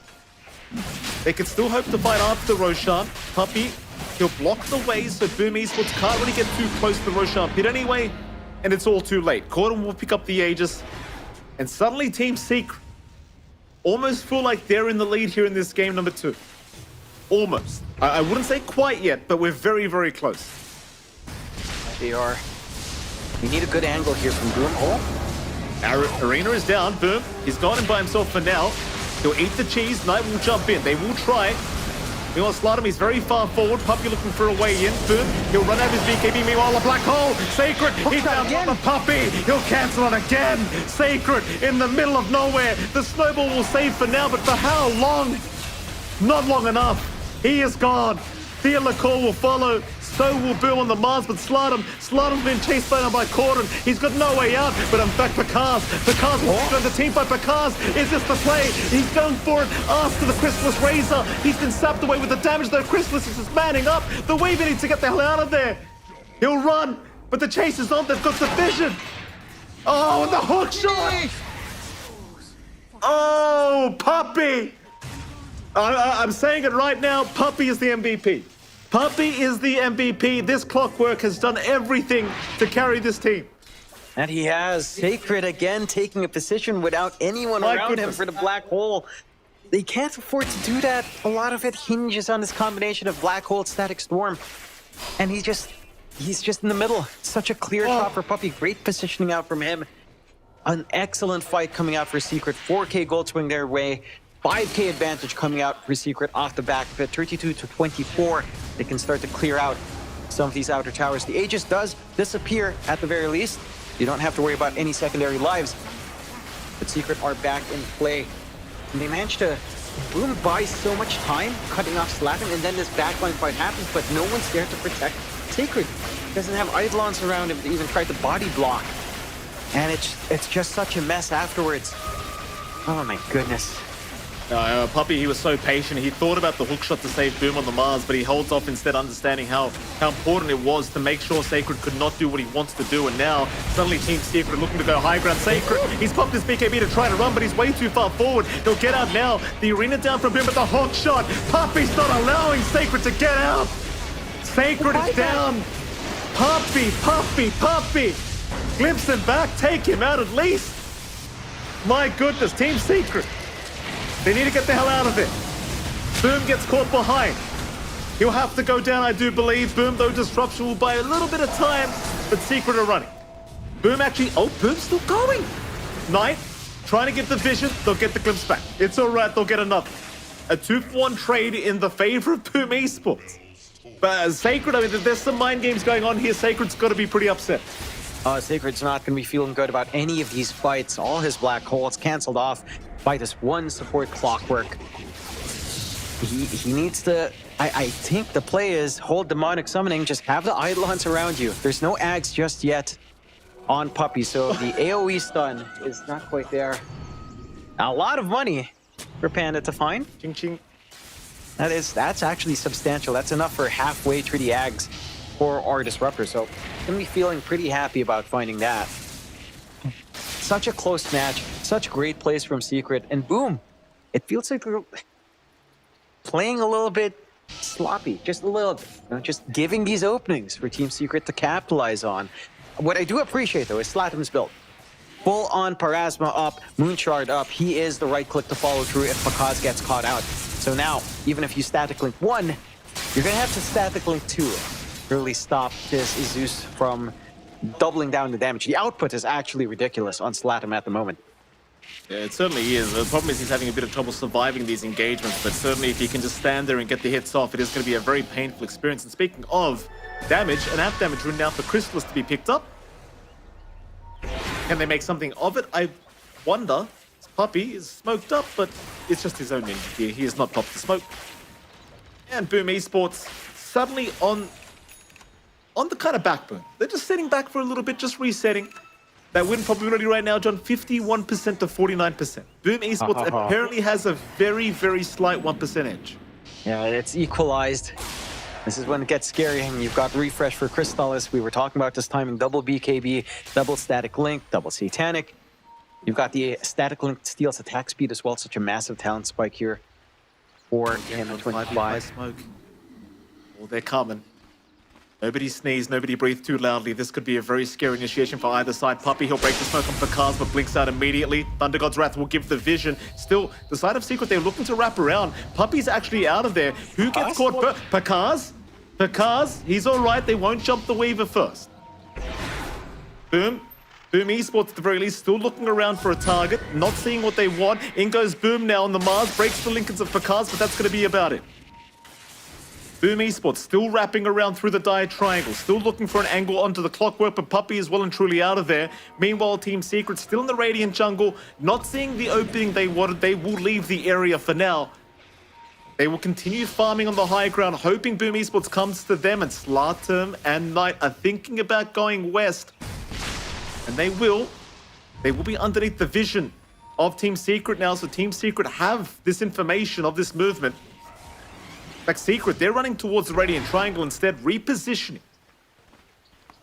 And it seems as though the 5v5 will not happen yet. So much on the line for this next fight. Roshan still a ways off from the respawn, but anyone that wins here has the opportunity for high ground. It's much more favorable for Secret, as all the creep waves are shoved in their favor outside of bot. We'll be able to at least steal away a Tormentor as well for their efforts here on Secret's end. Puppey now having the jetpack as well to be even more of a nuisance in the middle of these engagements. I love this build from Puppey. Has the blink, just wants to be able to find a position to break that black hole. It's just so difficult now for Sacred. And it just feels like you rely so much on this Enigma to allow you to play the game. Let's see what the solution is from Boom. 4K lead coming out for Secret. Most of that is due to the fact that Sacred is somewhat dropping off in terms of net worth. Is trying to go for the refresh next on the Enigma. Still have a lot more on Slatim at the least. Going for his own Sight of Vice. So a little bit more control can come in. They're trying to rat down bot, but Secret could look for a long wraparound here. They're going to give it a crack once again. Secret, they want that team fight their way. 61% is what Dota Plus thinks for Team Secret. The wraparound through the bottom lane. BetBoom Esports, they'll hold the dire triangle for now. Crystallis, he'll be on the front lines. Boom on the MOUZ, wanting to jump in. They'll get a bit of information with the Thunder God's Wrath. They'll know exactly where Team Secret are. Team Secret, do you still want to jump? It's a risky attempt because he'll go for the Glaive. They've got the kickback, caught in the middle of nowhere. He'll pop the BKB. He'll try to go for the most direction for the Enigma Sacred. He's still finding out the black hole and the hook shot. It was cancelled by Knight. It was blocked off. He took the bullet for Sacred. He took the bullet. Get down, Mr. President. Crystallis still trying to fight this one out. A great snowball will save for now, but not for long. Not for long. Secret.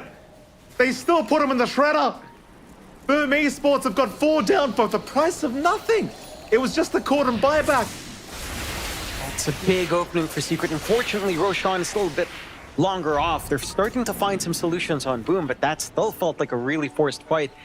Opening with a Gleipnir, great kick back, but it's just an isolated play. They couldn't get that big black hole they're really looking for from Sacred to clean up. You don't have anything like the Ags here from our Disruptor this time to hold him back. Forced to buy back on Slatin to hold off in this high ground push. Gonna be tough without that black hole threat, but those Zeus solutions do hit hard. They know they force out the refresh on Crystallis as well. That's one more tool down for Secret. Although... Oh, he got him mid-4 star because he'll get the Yules, he'll be okay. In fact, it was the Wind Waker out to save him for now.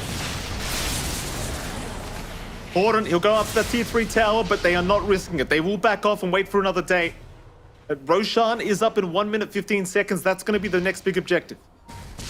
Force out 2 buybacks there. Secret are applying so much pressure onto Boom. That means no refresh for Enigma, forced to use up those gold reserves. No double black hole, no double BKB. Roshan gonna end up spawning on their end as well for Secret up north on the Dire side. Just so much pressure now. The high ground defense of Boom can line up nicely if they play their cards right. But it doesn't feel like losing the Aegis is going to be as big of a deal. It will cover Cordon's buyback quite nicely. They would love to have that to cover Slatin's buyback as well. They will scout. They know they're setting up. It's just so hard to force these fights outside. Like they've failed in the Roche fight already previously. Secret looking to sneak around. Could catch someone off guard, but some good forward vision from Boom at least. Right around the Tormentor area. We'll provide some coverage for them here, but no movements towards the pit. That's a freebie for Secret now. Roshan, 10 seconds away. Boom, I don't think you can really allow this to go for free. Boom Esports, I guess you kind of have no option, right? The fights just have not been working for them. Even that last one, like, it kind of looked okay, but it ends up pretty horribly for them as now Roshan has officially respawned and Boom on the MOUZ will go ahead and show his team the next objective for themselves. Aghanim Scepter upgrade is going to be available here for Team Secret off this Roshan. Meanwhile, BOOM Esports, they will start pushing through the bottom and mid-wave, trying to apply pressure onto those tier 3 towers and force Secret back into the base. But they will not go back without the Roshan first. And Puppy, he'll be the one to take the Ags for himself, which I completely agree with. Yeah, that increased stun radius and hookshot, that makes all the difference. Now, protecting Sacred is going to be a much bigger challenge. This black hole, it doesn't feel like you can rely on it any longer unless you catch this clockwork. And Puppy, his positioning has just been perfection in all of these fights. 35 to 29, 14k lead, Team Secret. Looking like they can drag this into Game 3. Just need to seal the deal. Boom. Still have this high ground threat. We're forced to buy back on 2. We're lacking quite a fair bit in terms of that backup. Just needs to be able to protect Sacred. They've got to find a way to put bodies between Puppy and this Enigma. Or not, if not, just find Puppy first, as they've been trying to. Just so difficult with how mobile Puppy is. Sight of Vice up on Slatin. More control. He has the damage with the Parasma and the Moon Shard. But it can only go so up on this Zeus. It's consistent. Not enough.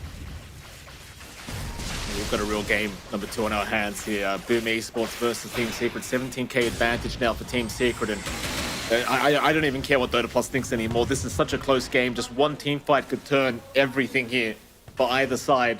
Team Secret still playing with an advantage with this Aegis cheese up. But BOOM Esports, they would hate to drop a game 2 like this, considering the lead they did have for most of the game.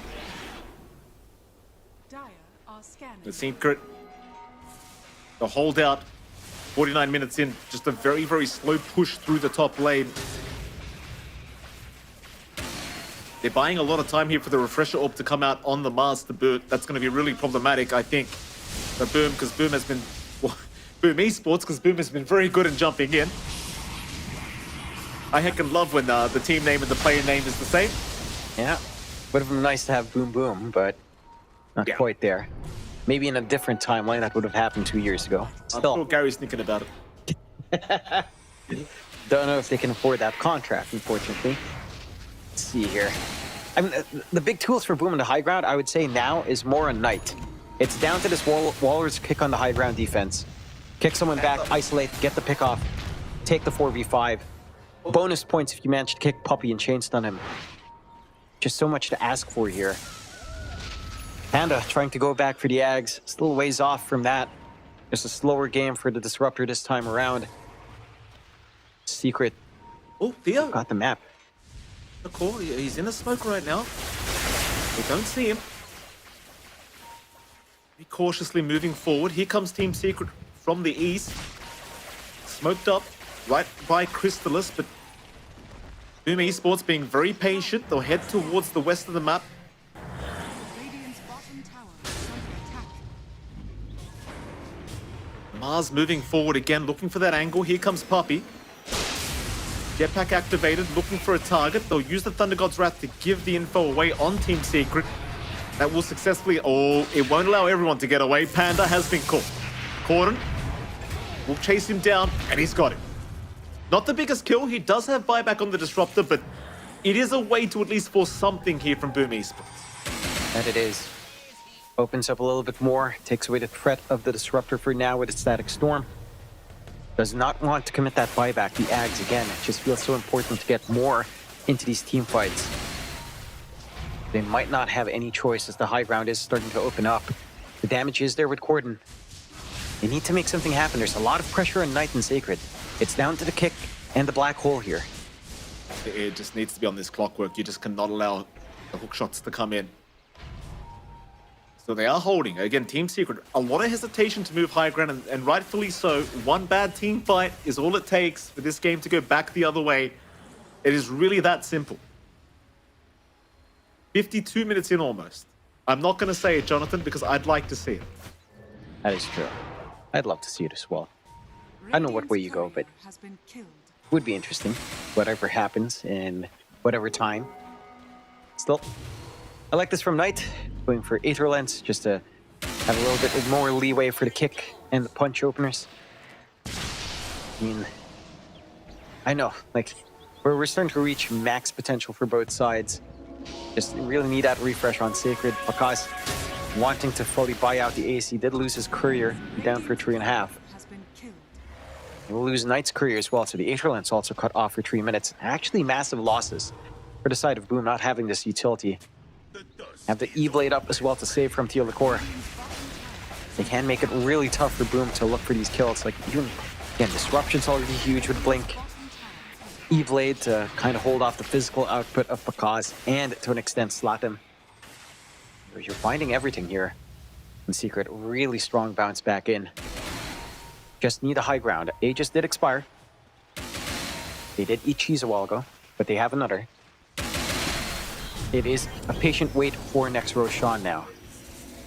See if Boom manages to get anything in that time period. Oh, nice hook. Very nice hook from Puppy. Gonna find Panda.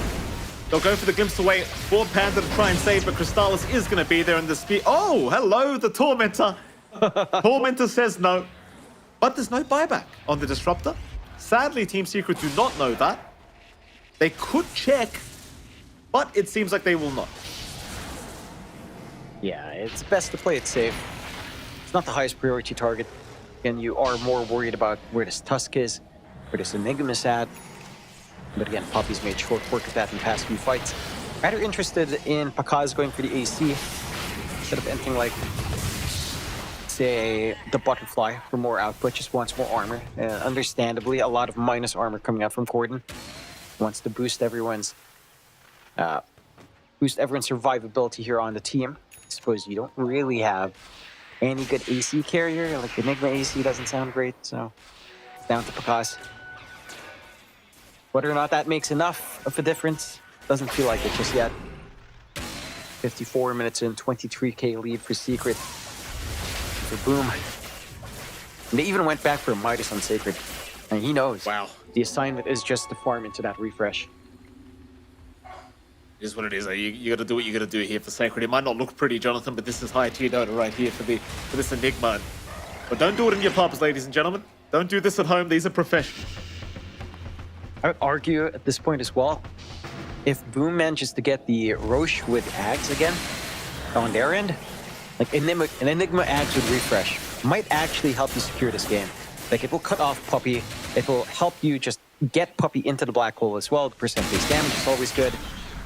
The issue is getting to that point because even the refresh is still a ways off from Sacred. An Ags on top is an impossibility. You're hoping for Roshan, but you don't have Roche control. On the side of Boom, you also have to consider, again, the vision game from Secret. This is TA late game. This is the clockwork with Ags. Rocket Flare flying out, traps providing vision. It's very hard for Boom Esports to come outside and try to actually hunt anyone down.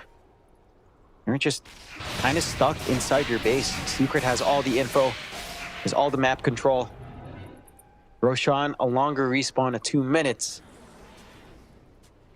Again, that is still dire side Roche. The Secret has the advantage and control in that area. And literally everyone's got buyback on the map to boot. There are all 10 available at the moment here for Boom and Team Secret. Ags halfway there for Panda now. He'll definitely need that. They are checking for Roshan here, Team Secret, but once again, it is still a minute 45 away. Boom Esports happy to get a little bit of space on the map here. Bakar's actually able to hit an Ancient Cap. We'll even get a Wisdom Rune for his trouble. Very nice. Whoa. Meanwhile, Crystallis. Butterfly now completed on the Razor. He's becoming even more of a problem. Just going to go ahead and farm up those boots. Travel number 2. Does not have any space for the boots, but would like them. Team Secret, I mean, again, just very patient. Roshan, not too far off. There's no need to rush. And I keep saying it, but one bad team fight switches this game entirely. You do not want to be that team to give that fight away to the others. No. So much tension. So much on the line for these next few engagements. Both teams know it. Yeah. The MOUZ is down. He'll go into the Tusk here. Boom. He's made the jump in. He'll refresh with the spear. Trying to blow him up. Puppey. He'll be there with the spear as well. And Knight will go down. Bakaz is going to be perfectly fine to just head down south and Sakuchi away. In fairness, that is your refresher orb on cooldown for Boom, so maybe another 2 minutes before they even think about going high ground or for another team fight. But again, you are still waiting for Roshan anyway, which is about 30 seconds away now. You just need to wait. You're in a good spot right now for Team Secret. They will take the gate across. They'll camp Roche. They've got the trap. Refresh on the Mars is pretty big, but They had vision on the Enigma. The ward did see him. Sacred does luckily back his way out. Now Roshan 5 seconds away. Secret would love a fight before the Roshan, of course, but they will not get that fight. So they'll go through hands with Roshan. they've got, again, all the room in the world to take this Roche. Again, I'd argue that the refresh on Mars isn't as important as the refresh on Razor Crystallis. But the double link, double BKB, double Satanic usage is really the big issue in the middle, along with Corden and his output. Roshan not going to take too long. 3 Ags once more to give away. But they're going to hand this over to this time around. Heal of Core could be nice. Crystallis could be good for setting up the push. Cordons is great to just kind of control all the lanes, of course. Bottom, Panda. Puppey's going to see him with the smoke break. They'll see him now. Hook not being thrown out yet. He'll get it eventually, though. Nice and patient. They'll pick off Panda once again. Panda's still with no buyback available for 90 seconds. And of course, Roshan has gone the way of Team Secret. Even an amp damage rune ready to go whenever for Corden if he does see it, but he does not. Not quite yet. He does get the Ag's Blessing as well here for Corden. So he's got that psionic projection. He can just work his way across the map, continuously apply that pressure, continuously shut down Boom Esports from hoping to find any sort of opening in terms of just setting up these creep waves for themselves. They at least have the refresh up on Sacred. I don't know if you can even hope for a double black hole just because of Puppey. Maybe the best use you can hope for is buy back into another black hole in the second life, but in one life, it just feels impossible. It is. Yeah, it does feel that way. The amp damage rune still being ignored, by the way. Nobody sees it. Really unfortunate for Team Secret because they may think about going high ground off the back of that amp damage if they did have it. think they might just be thinking about those tier 5 items now, 28 seconds away. Thing is, you do give the opportunity now for BetBoom Esports to get their own tier 5s, and of course they are going to smoke up and try to head out towards some camps to secure some. The Team Secret immediately into that Radiant Triangle will control that area of the map, take all the ancient camps that you can. BetBoom, because at the very least has ventured out for a second, will venture back in. There is going to be a Thunder God's Wrath to give a bit of information here to BetBoom Esports, but they will just head directly east, back towards the other side of the jungle. It's tier 5 item times. They're farming up there. Someone blocked the Ancient Cap in the Radiant Triangle. They're not able to clear that out, but they should start to find some of those juicy tier 5s. Corden, and Ancient, they get the Stygian Desolator up for Boom. Help with a push, amp up that God's Rebuke, help up the TA as well. What do we have here for Corden? Holding on. Something juicy. Horse Boots, even harder to pin down that good old TA now. It's just trouble so far for Boom. Sacred, thinking about what he has on hand, I really wish we could see their choices. Yeah. To this point. One thing, next patch, John. I'm sure. Maybe. Perhaps. Whenever that is. When the crown falls, Mike. Giant's Ring Weaver. Wow. Gigantic cockroach on our screen. Disgusting.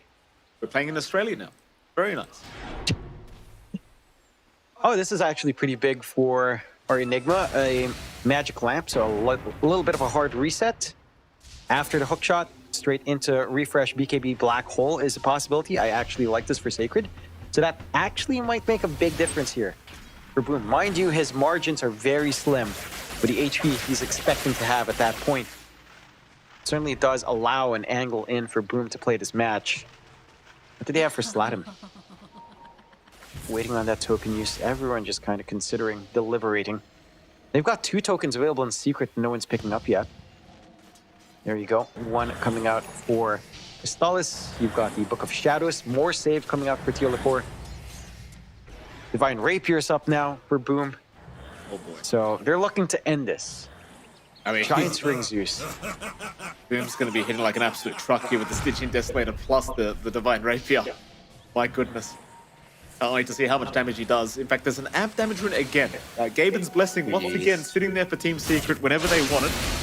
And Boom is going to walk right into that amp damage. Here we go. He'll take it for himself. Wait. Puppy has 3 Greater Healing Lotuses and 2 cheeses, and he hasn't made a block of cheese yet.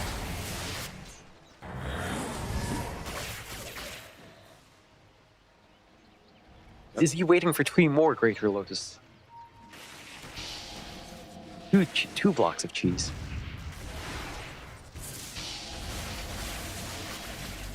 Stone here for the task. That's going to help a lot with the kickbacks. That added cast range is going to be very hard to play against. That range is kind of dumb.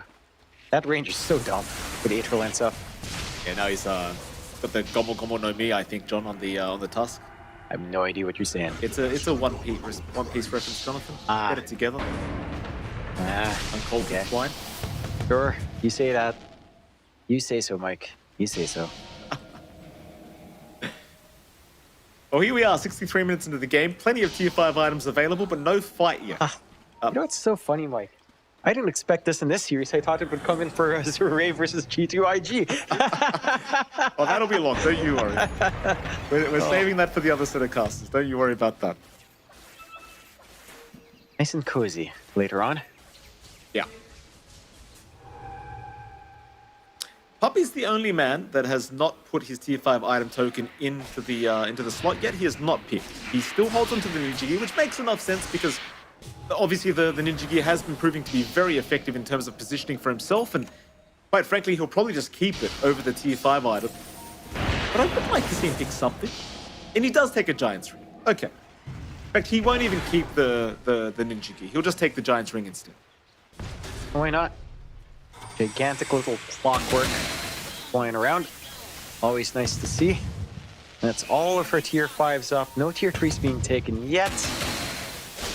Boom have not left their base in at least 20 minutes now, I want to say.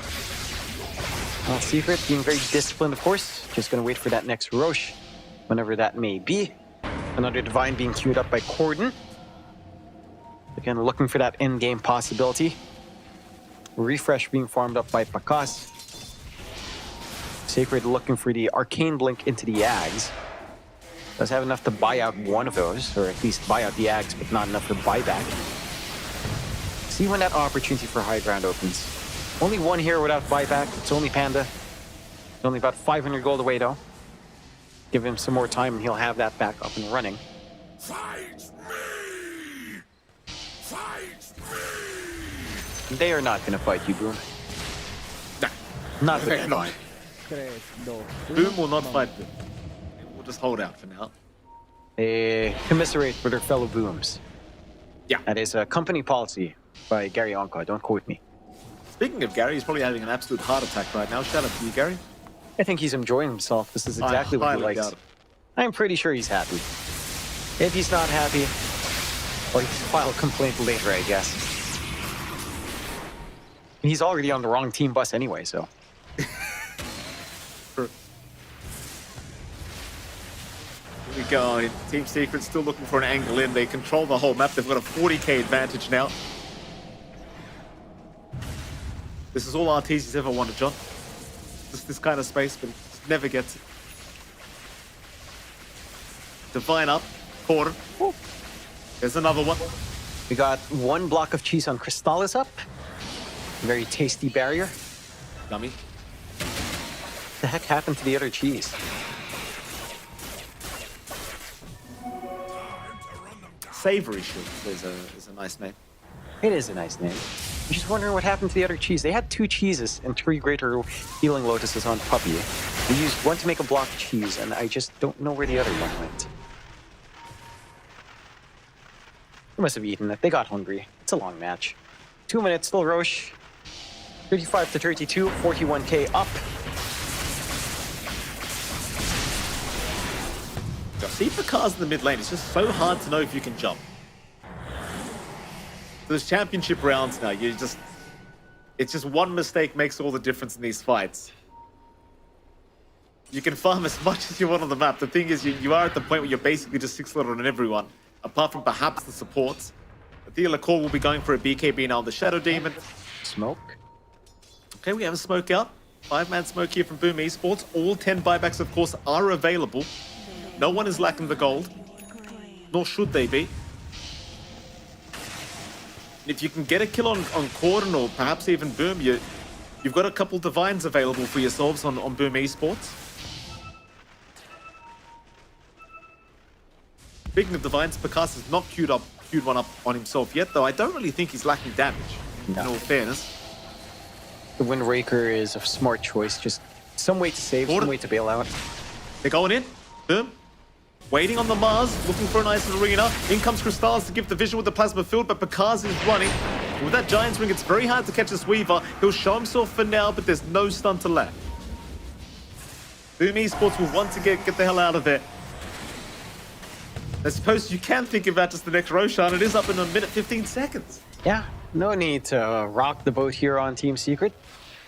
Just lay back, find next Roche. Have Boom Esports enjoy some top-tier gameplay of hugging high ground. Get some coverage for your Divine Rapiers. And on Corden and on Boom. Corden. Oh. They see Corden, but he's okay. He'll just use that psionic projection back the other way across the map. What a spell indeed. I love that spell. I love that it really did not get nerfed. He's on. Oh. E3 tower takes 2 hits from Corden and back he goes to the other side of the map. What a spell. Yeah, it's a great spell. What do you do now? Don't I have Boom Esports? They're just not giving you an opening. Like, Team Secret will either play the stalemate game for as long as they possibly can, or Boom Esports will eventually just lose patience and go. Like, is it... I think the key element that we never talk about in late game scenarios is secondary Divine being instantly bought out by Boom. I think the late game mindset for teams is you have to have, at this point, you have to have a player that can give you inspirational quotes. I'm sure Puppy has a ton. I'm hoping Boom has something to say. You know, someone who can quote The Art of War for whatever reason, or for some reason read a little bit too much of The Prince. You know, stuff like that. I don't know what it does, but it does something for your team.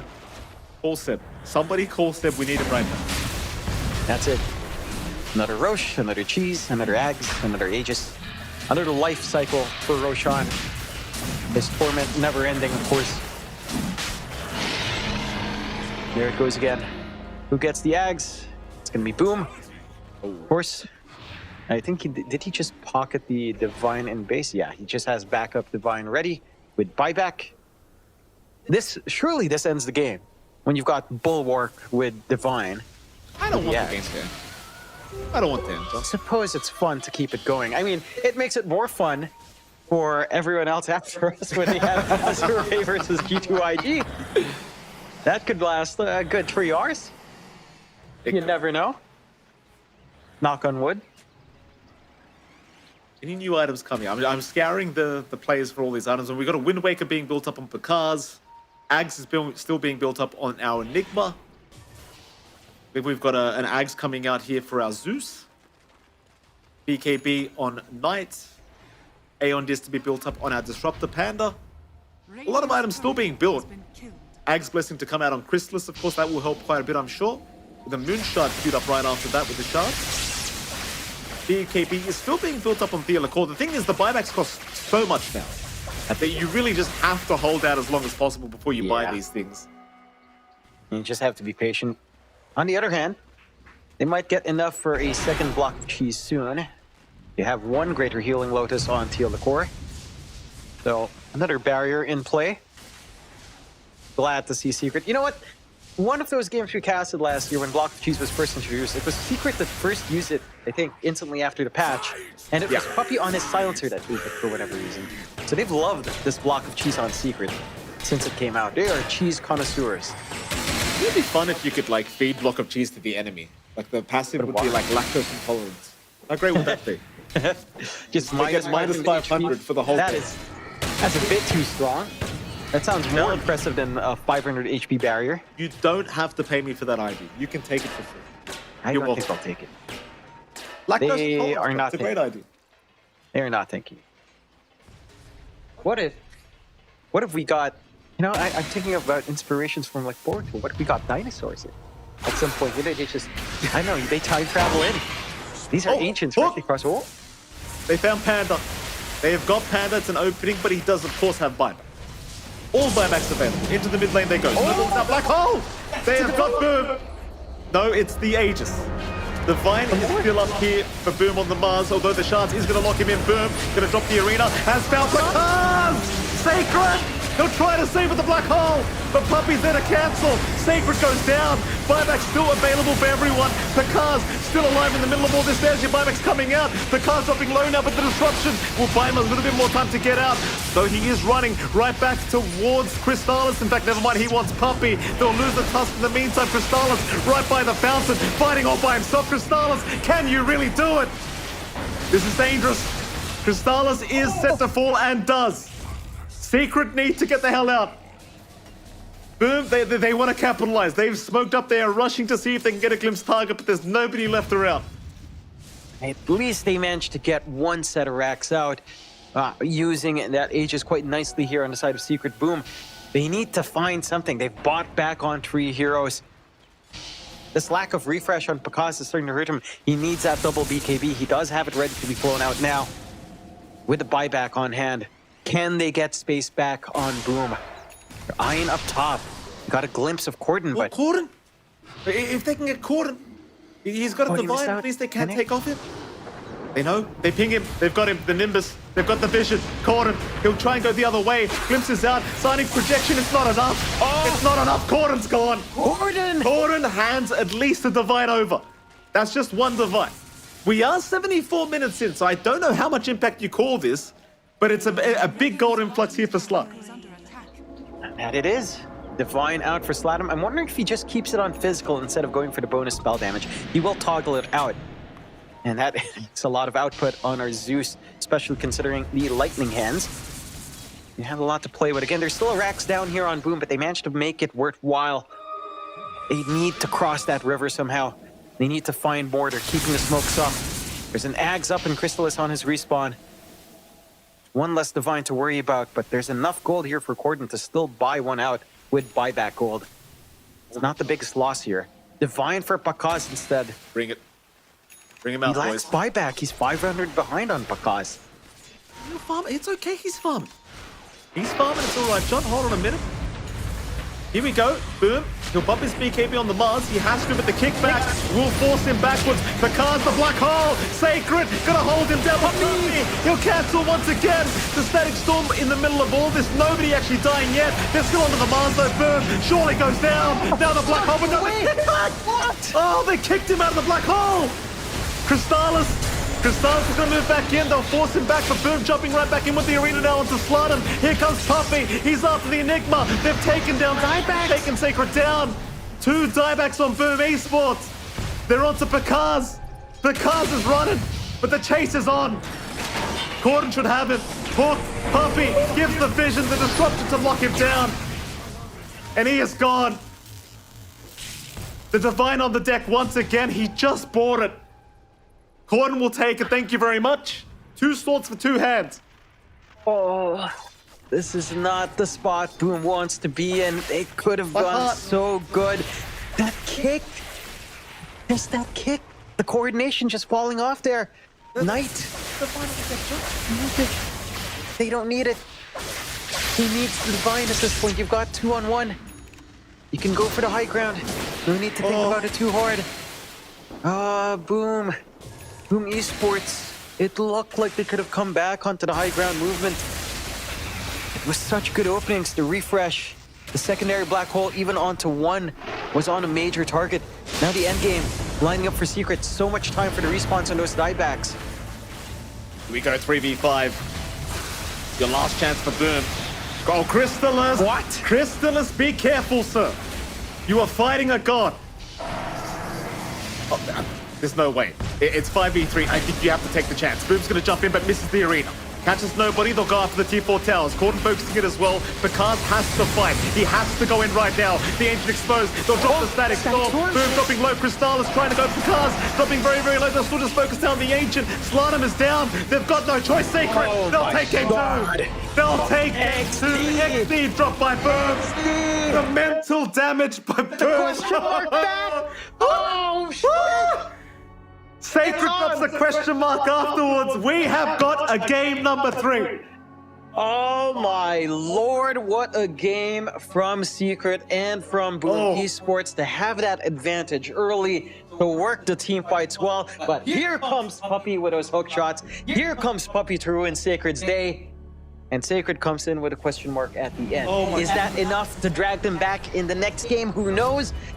What a banger of a game 2 after what looked like a little bit of a lackluster game 1. Secret rally in. And we're in for an exciting night of Dota, Mike. My heart's racing right now, Jonathan. What a fantastic game 2 we just had. Obviously, you're seeing some highlights. This is the end of the game. I don't know how many highlights we can show, but by goodness, what an ending fight we had here between these 2 teams. It's just manning up, Giga chatting it up against everyone in front of the fountain. Oh, he does eventually go down, but yeah, my goodness. Just so much going on in that game. Puppy been playing like a god to bring them back into the fight. And just, again, Boom getting a little bit, not sloppy, but allowing openings. The kickback was just devastating. It looked like Boom Esports could have capitalized. Sure, first black hole gets canceled. Puppy again finding let the kick out.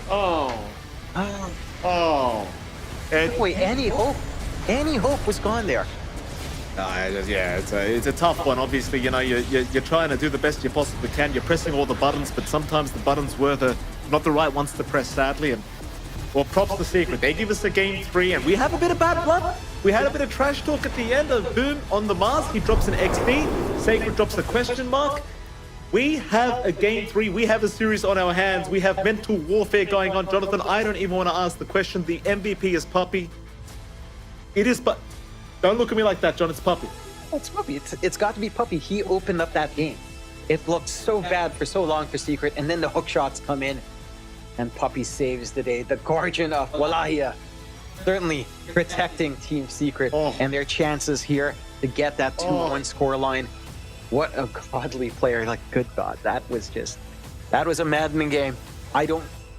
BetBoom Esports will have to very cleanly, mentally reset for the next one because they were in such great control for that last match and just falls apart. That graph's not something you want to see when you're talking about this game with your team. Ladies and gentlemen, we do have a break to go to, but right after that break, we'll be back with Game 3 between Boom Esports and Team Secret. We'll see you soon.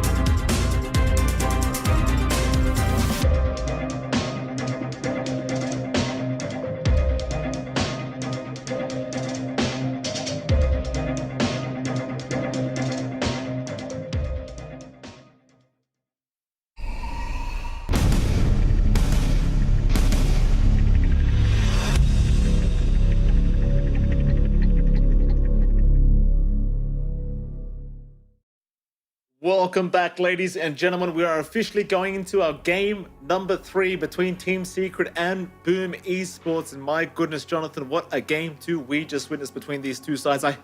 My heart's still beating from it. I couldn't believe how it ended. And props to Team Secret, John. We get what we wanted. We get a game number 3. That we do. Very well fought out from Team Secret. And Puppy really carrying through from that one. All those hook shots blocking off Sacred, forcing that game to go longer, them scaling up, them finding these divines, finding all of these openings. Such a tough game for BetBoom. They had the advantage for so long as well, and it just fell apart when they forced that fight. And we'll see if they can bounce back mentally. There's a lot that happened, especially like, some miscoordination with the kickbacks. And we saw some of that messiness in game 1 as well. It's coming out in game 2 in a big way. This is make or break. It has to work out now for the side of BetBoom. And for Secret, this is their ticket back. We'll see if they can carry through here. Yeah, it should be a very exciting game 3. We see the bans coming out. No Enigma banned out once again by Team Secret, so it seems like they want to allow Sacred the opportunity to take that first pick Enigma if they so wish. And obviously Secret did find the answers last game around with Puppy's Clockwork. I could just go back for it because it is not banned out. They are forced to ban the Chen against Team Secret. Let's see what BetBoom want to do. Do you want to go for the first pick Enigma again? I mean, Sacred does so much work with it. It's just with that Clockwork option in, it just does not feel safe. It is not a very safe bet to open with the Enigma. And you can see BetBoom are taking their time and picking up that first pick as well. They have a lot of options though. Problem Beast is there if they want to go back for that. There's stuff like Centaur for Sacred, although and he would have preferred something like his Timbersaw, which was first phase banned. There are still a few big options here, if that is a concern. They could steal the Clockwork themselves on BetBoom Esports side. I remember watching a lot of Panda Clockwork on the 5, so something they are very familiar with as well. But they are taking their time. This is the most reserved time we've seen on the first pick. They will take the Kunkka. This is a hero with a 0% win rate right now. And I don't know. I mean, Team Secret, they ran this game 1. BetBoom tried his absolute best to make it work, and it just looked a little bit lackluster. And here we go again now. BetBoom Esports want to give it a crack. 5 seconds I don't know about this. remaining. Oh, never mind. 14.2%. Somebody won. Okay. Somebody's won a Kunkka. Okay, so it's 1 at the least. Let's see if that stat goes up or down. I like Team Secret going into the Keeper of Light. That tends to be a Cordon hero on the mid lane. It looks like they are expecting maybe the Kunkka mid as well for the side of BetBoom Esports. They're trying to set up a lane matchup. Their Radiant side, they've got the camp access. A lot of good farm can come out here for Cordon. Good pacing as well. I like seeing this from Team Secret, just covering their bases, as this should just be our Slatum mid. But again, there is some flexibility for maybe something like a Sacred Kunkka. We used to see Pakaz Kunkka, but Pause 1 Kunkka just doesn't feel like a thing right now, so very small possibility of that. I am curious to see what BetBoom builds on top of this. Like, will they go back for the Enigma at this point? They haven't really banned to protect it. They take care of the Lifestealer and the Shadow Demon instead. So they leave options like the Clockwork, which again just kind of means this Enigma pick is not going to feel that great. No, certainly not. We'll see how it does go. Team Secret, one more ban to go before we can see the drafts continue. I wonder what position the Kunkka's going into. Like, do you throw it to the off lane? Do you give it to mid? Slatum really want to play this hero? Would you prefer Sacred just take it himself? There's a Morphling ban from Team Secret. They do not want to have to see Pakaz on one of his favorite heroes. There's a lot on the line with this series. I mean, we've talked about it many, many times, but after this, the loser of this has basically 1 strike left. Swiss format is very unforgiving. That it is. You only have so many shots to move up. And on that note, the next series as well, that's a lot of the 0-2 teams. So that's their last strike later on. But for now, focusing on just the easier, well, not lower stakes, but, a little bit more safety nets here. They go with a Clockwork once again in Team Secret. They left the Enigma. So it's down to BetBoom. Do you want to go the Enigma? The Clockwork is going to you've seen the effect of it. Hook shot. And that's the only answer they need from Puppy. I think it's time to shift gears for the side of BetBoom. I think it's time to consider anything else. Like, again, like a Centaur. There's a Brewmaster that's still available, although into Clockwork, it's also pretty awkward with Battery Assault into the split. There's stuff like Darkseer that we saw before. Still got Centaur as well. Centaur has not shown up this this series quite yet, but obviously Centaur is a very potent offlane right now if they do wish. Stuff like Doom as well, if you really want to go back into that for Boom Esports. Let's see, they are dipping deep into the reserve time here, thinking hard what they want to do. I do like what Secret has already. You have some good reach with Clockwork. Even the Kotl can kind of back that up nicely because the Kotl is going to go for the Spirit Vessel. Clockwork can go for other pieces of utility instead. Perhaps the Pavis into a Solar Crest instead. Definitely an early possibility there for Puppy to build into, or just focus on the Force Stack for isolation plays. We'll go with the Techies on Boom. We see that come back in. And lots of scouting potential up there with the mines to break up smoke plays. Lots of early laning presence as well with the Techies. Lots of burst damage to play with.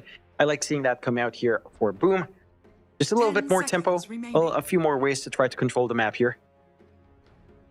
5 seconds remaining. Great way to drag out the game as well if you need to here with the Techies. What's the follow-up? Do you just want to go ahead and pick another support up here for Boom? They will. They'll go for a Dark Willow, which is not something we've been seeing as often, I want to say, but does pop up here and there. The Dark Willow will make its appearance. We'll see if they're at all concerned about this hero.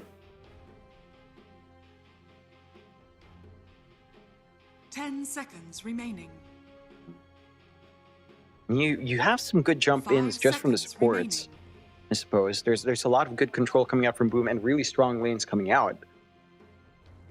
I don't know if these fully deal with Clockwork all too well, to be fair. I feel like if they are in trap, both of these heroes kind of have pretty annoying time up against a Clock. And again, Team Secret draft is still fairly open. With a Kotl in hand, they could even consider cheeky stuff like, say, a Dusa pickup, although it's a little bit early for that. It's somewhat of a possibility for Crystallis or even Boom. They want to go this route for Team Secret.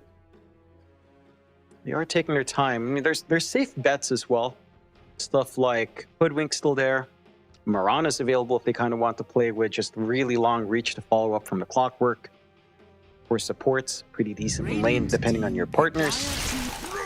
They'll go with a Brewmaster instead for themselves into the back-to-back pick along with the Batrider. So a lot of potential for Team Secret, a lot of rundown. A lot of great presence. Like Batrider Brewmaster is such a scary lane with a Cinder Brew early on. There's a lot of burn damage here for Team Secret. Yeah, it absolutely is a devastating kind of lane. You don't have a POS one like a Lifesteal to go back to either for Boom. I mean, you could still think about the Jug, which we saw Arme play against the Brewmaster earlier in the tournament. Boom for now, they're going to go ahead and pick up a Puck. So it should be an offlane Kunkka we are looking at here. So you probably don't want to run the Kunkka against the mid-keeper of the Light, so fair enough, they will go for a bit of a better pick in the mid-puck. Now the question is, what position ones do you... Again, I think the Jug POS 1 didn't look so bad when Arme played it. Mind you, that was Arme. But I think Bakaz can perform quite well if he does want to pick that up. Here's a possibility. There's stuff like Naga, CK as well. Maybe something like Luna could be an option. I don't know if you really want to consider Medusa here, but that is something Pakaz has played in this tournament. I'd say out of all of that, the CK is probably the safest bet. Can lane decently into the Brewmaster. Has a lot of burst damage. Can play nicely with both of Kunkka due to how durable he already is. You can just maximize his front line presence there. CK plus Techies or CK plus Dark Willow lane can be pretty painful. Even into a Brewmaster Batrider. I have a feeling Naga's a safer bet into Brewmaster Batrider though. Scale's nice, plays into how Pakaz likes to play. Just a lot of farm. They will take care of the Weaver and the Faces Void now on Team Secret's end. Boom. Have to ban out some of the Crystallis safety nets here. Again, same options do exist for Crystallis as well. 10 seconds remaining. One more ban to go. Well, I mean, you still have the Crystallis Bloodseeker, though it doesn't really fit the build, does it? I suppose you could do it if you really want to for Team Secret. But it doesn't feel too bad. We've seen some good Bloodseeker games, but that's mainly up against the Pangolier, which isn't even there. So yeah, I don't see the direct reason to go for it, but I do feel like there's some potential in Bloodseeker. I mean, it was nerfed hard. I think the shard nerf is just a little bit too painful for Bloodseeker. Just flat 30 damage instead of a percent scaling damage is kind of holds the hero back from its old potential. So not really the toppest tier pick. I don't know what you prioritize for Boom to ban out, though. Like, a Naga would be pretty annoying for Boom Esports to deal with as well, but they have first pick in this last phase. They can snag it away. Don't have that much reserve time. Take care of the Medusa instead. And into the Jug. So your call-out's right. Juggernaut into the Brew. Bat Rider lane relieves a lot of pressure with a spin on hand, with a debuff immunity. Battle Fury build can kind of take care of the Brewlings as well. So you have your bases covered on Boom. I'm still not fully sold on this Kunkka, but I do like the Jug. Like Jug Techie's Jug Dark Willow lane is really strong. You may now Oh, select your You're hero. welcome, John. That's why they call me Actually Michael go back Prophet. for it. That's why they call me the Prophet, Jonathan. It's I mean, let's be absolutely fair, right? So it wasn't exactly a hard prediction to make. Sometimes you just got to dive into the puddle, and you'll find something. That is true. I mean, it's not bad. Again, Bloodseeker has some play. You've got Rupture to kind of deal with Pakaz when he spins, so it makes it a little bit awkward. I'm keen to see how they do in lane. I mean, Bloodseeker Clockwork is a good lane. Bloodright into Cogs. You can apply some pressure onto Sacred. You can play around with that. The scaling's fine. Does feel like there's maybe more pressure on Tillicor to kind of be your jump in along with Boom, and Gordon has to really win out his mid lane. Mind you, again, against the puck, it's not a lane that you lose as a Coddle. You might draw even. The puck can play a little bit better than the Kunkka, but Gordon should still hit that timing with Spirit Vessel, and it's down to how well they connect with Puppy and Tillicor. So the tempo is going to be set by Gordon. Crystallis, probably looking for like Maelstrom BKB timing that we tend to see, and from there it gets going. I'm curious what Pakaz does. Whether or not this is Battle Fury or Maelstrom for him in the Jug. I think that determines how fast he plays the ball. Well, we don't have to guess too long, Jonathan. Game number 3 now, officially about to get underway. Don't forget, there was a bit of trash talk at the end of that game too, which means you've got something to prove more so than the series win, Jonathan. Now it's all about pride between these two teams, and I can only imagine a bit of trash talk here in this game number 3 if we could. Game number 3 now officially underway. We can head over to that. Already a 5-on-5 smoke situation, but naturally just to get the wards down ASAP. Going back to the Bloodseeker, I mean, I just think it's comfort. Yeah, that's... Yeah. I mean, I know you're trying to explain why, but ultimately it just feels like comfort. I mean, it definitely is. Crystallis is known for like 3-4 of his carry heroes. Monkey King, Razor, Bloodseeker. Well, Bloodseeker is the one that was left in the pool. Yeah, I mean, he's very effective with it, right? So, again, Clockwork Bloodseeker lane is nice. Smoke. Down. Secret are waiting very patiently. Picard's still frontlining with his team, ready with the spin whenever. Bloodright is going to be thrown out. It will not do the spin. I mean, Picard's going very far forward, and now a torrent. Sacred landing a 2-man torrent perfectly. They'll take Corden. They'll take Boom. The tips are coming out. XD Boom. XD, sir. Oh boy. I think you make a big mistake when you all chat to South Americans, Mike. You know, you do not do that to South American teams. That just makes them play better. Yeah. They will just double down on you every single time. You've got to be ready on that for a Secret. Good start for Boom Esports already. Not the best start for Mr. Boom XD, unfortunately. No. You've unlocked hard mode, I think, here against the side of Boom Esports here. It's very reminiscent of SCA teams, I think. It's one similarity SA and SCA have a lot, apart from losing a lot, is the fact that they do not like being trash talked. There is pride on the line. There is a lot of pride on the line. Again, a great start for Boom Esports. And they are still maintaining this trial lane. There's a lot of aggression that can come out. Puppy looking to maybe try to drag a creep wave or snipe a courier or set up a ward or something. Not going to be able to really get anything for his trouble. It's still surrounded. Knight playing tag. They're not going to fully commit. Panda does leave, and we will get our lanes back into order. Down mid, of course, we've been taking a look at Slatum on the puck, up against Corden on the Coddle. They did manage to block Corden's camp with that movement in, so there's a lot of value here for Boom in that Corden's not just going to be able to flash farm with the Illuminate as much as he'd want. He will clear it out later on, but the damage will be done. No in-between waves stacking for Corden to build up that economy. So already a good note for Slatum. Mind you, not the best lane for puck once more, but not a lane that the puck should get utterly crushed in. If you play your cards right. Yeah. it's all about that earn timing on Corden. And we saw this the other day as well. It was against Azure Ray, and I mean, the Coddle ends up popping off simply because I believe it was Chan Ming ended up beating those earn charges the way of the mid keeper, and it just kind of all falls apart from there. And it's kind of the one big thing against BitCod. Never ever give him those initial charges. If you can deny that from him, chances are the hero is just completely useless. And we'll see how cautious they are on the side of BetBoom Esports. They're taking a look at the other lanes. Lots of aggression there, but up top. Top lane. Yeah, Pakaz with a very nice spin with the blast off setup. One more hit. Oh, Pakaz. You can't dive the T1 tower. It's just too risky. He'll back off. But they do leave the Brewmaster on very low HP, and he only has one shared tanker. Well, again, that's where the XD play comes in, Mike. Fighting them into game 3. Boom under a lot of pressure. BetBoom Esports feeling hungry to get something done there. So far, again, still strong start. You're having a great lane for Pakaz. Boom, again, has some play with Core here. Down bot, still keeping some aggression up, not able to fully seal the deal. But a lot of back and forths again across the lanes. And it's BetBoom Esports really emphasizing this aggression.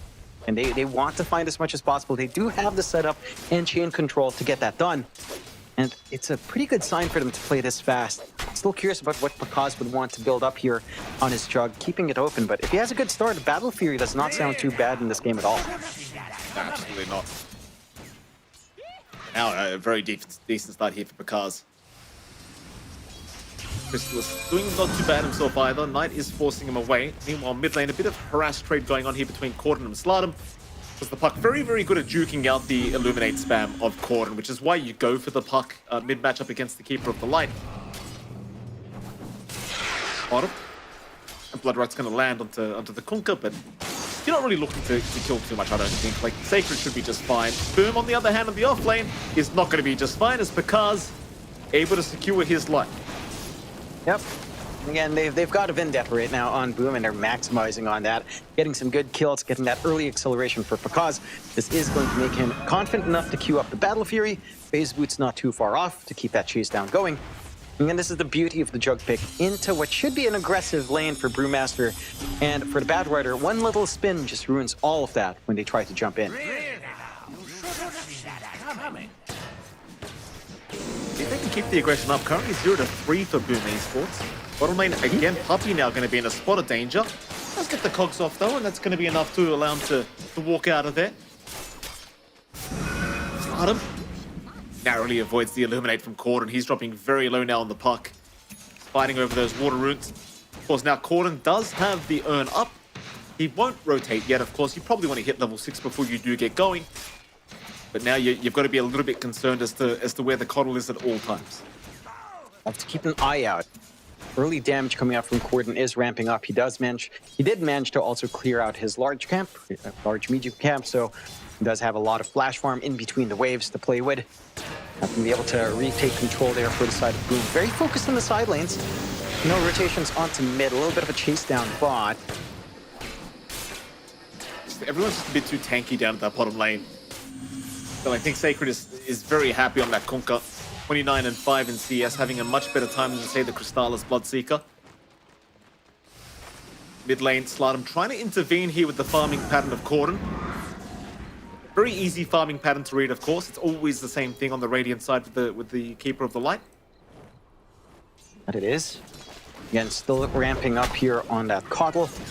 Working instead of the straight Spirit Vessel, just going for the Orchid, which I do like. Thinking about Boom again. Won't bother popping the spin this time. Just the Brewmaster not quite low enough, and you can see Boom just using the salve, always trying to stay at max HP. Understanding how much damage they can do with his jump. It's wasting a lot of economy out from Boom, and he's not able to soak as much as he'd want to in this lane. Really good control coming out from BetBoom Esports. And just a constant threat.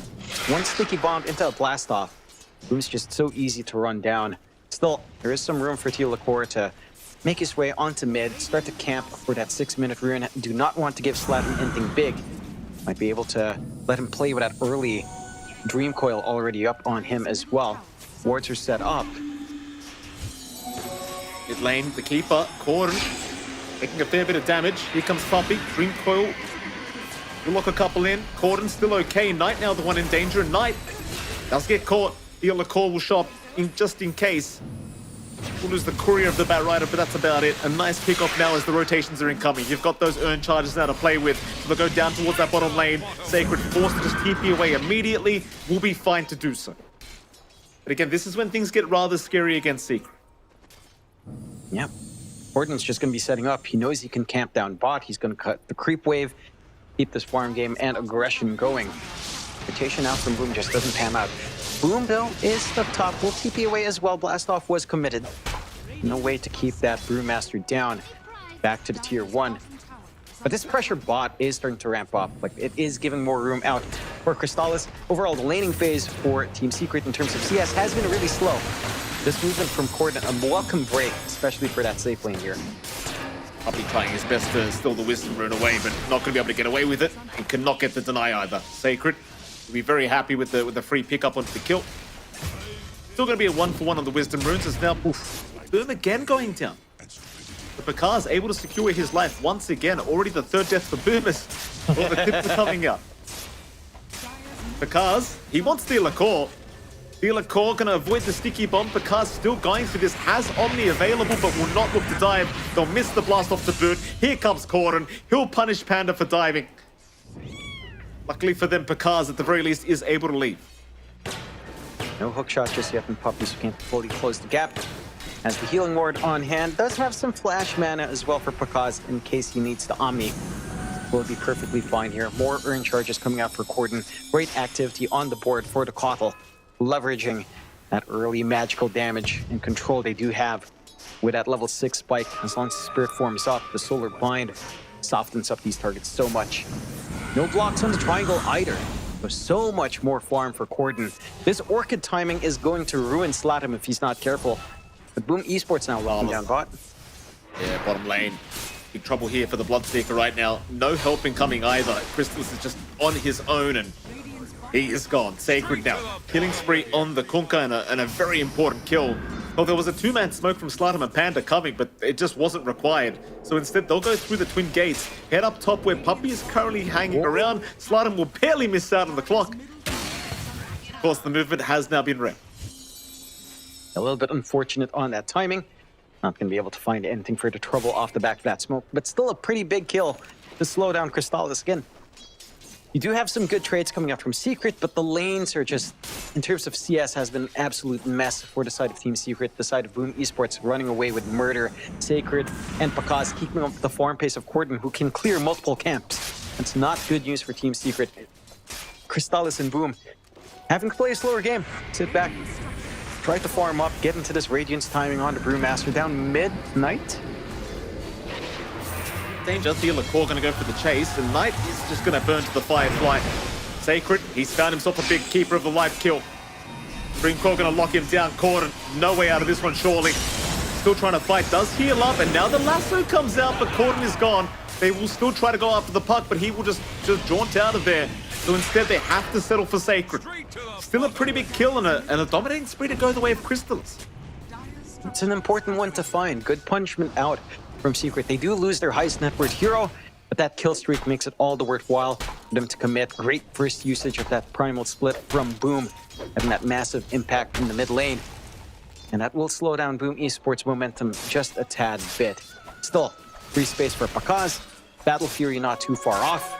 Whereas Crystallis still trying to work into that Maelstrom, which is still about 1.4k gold away. Another smoke out from Boom Esports. They do have level 6 up in Panda, so if he gets the blast off, the Prox Mines laying down is enough burst damage here. We've got that Orchid we were looking for from Corden. Can he spot something out? Oh, he cops the stun. Mines are going down as well. Oh, and they've got him. I thought perhaps that there'd be a bit of a turnaround to come, but not quite. Another kill onto the Bloodseeker and another great kill for Boom Esports. Yeah, but they still have to reveal this new item here on Secret. Smoke out for Corden and Teal. Orchid up on Corden. This can catch out Pakaz or Slatum by surprise, and it looks like they want Pakaz. Nothing defensive. Remember, he's trying to go into the Battle Fury. Something like the Manta, still a pipe dream right now for Pakaz. Needs to be cautious here. Round is there.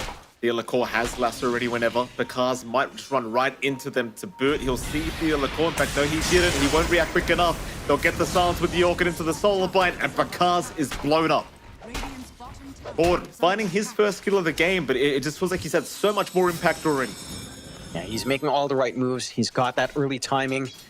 There is nothing defensive on Boom. No saves at all outside of maybe a rum buff. Puppy. Very nice hook. Silence is there onto the puck. Of course, with the Yorker up, there's not much Sladom could do about that. Ford, this man is not slowing down. No, he isn't. Again, from his time on Bleed, Pavel was one of his probably best heroes that we've seen from him, along with the Spirit Brothers, doing great work in this game already. Having the space to clear out mid. Even Crystal is taking some early activity with that Javelin timing, knowing that he has some output and contribution in these team fights. Does make a world of difference. Still, Boom Esports trying to secure their triangle, getting some stacks up. Battle Fury for Pakaz, still about 600 gold away. Once that's fully up, he's got a lot of farm to feed into. Work onto that Ags. Maybe get maybe a Manta before the Ags, just to have some sort of dispel for all of that control. See what the option is for Pakaz down the line. Again, Secret reeling back after a slower laning start. They are still a little bit behind on some of their cores, but they've slow and slapped them to the point where it does equalize. And they've given Teolacor a ton of space with that blink up. So they do take advantage, slight advantage at 1k. Boom Esports, for their part, they need to get Sacred into that Ags timing for their own team fight presence. Again, you're not going to be banking on Pakaz with just the Battle Fury. He will need some more stats. For the side of Team Secret, I mean, it's run and gun. Lasso, not the longest cooldown in the world. They can just keep going, but the mines will scout out. He's got Hook. Teolacor still going to get head into the triangle. They'll see a bunch of stacks at the very least, so they could think about just taking those. Get down south again by the looks of it. Not seeing Sacred or Knight quite yet. Meanwhile, Crystallis, he has been jumped. They are going to try and go for the jump first. Crystallis is going to go down. Here comes the cavalry. They'll try to punish, but Sacred's already TPing out, and now the Terrorize is going to make it pretty hard to follow up as Knight's going for a TP play, but he won't make it.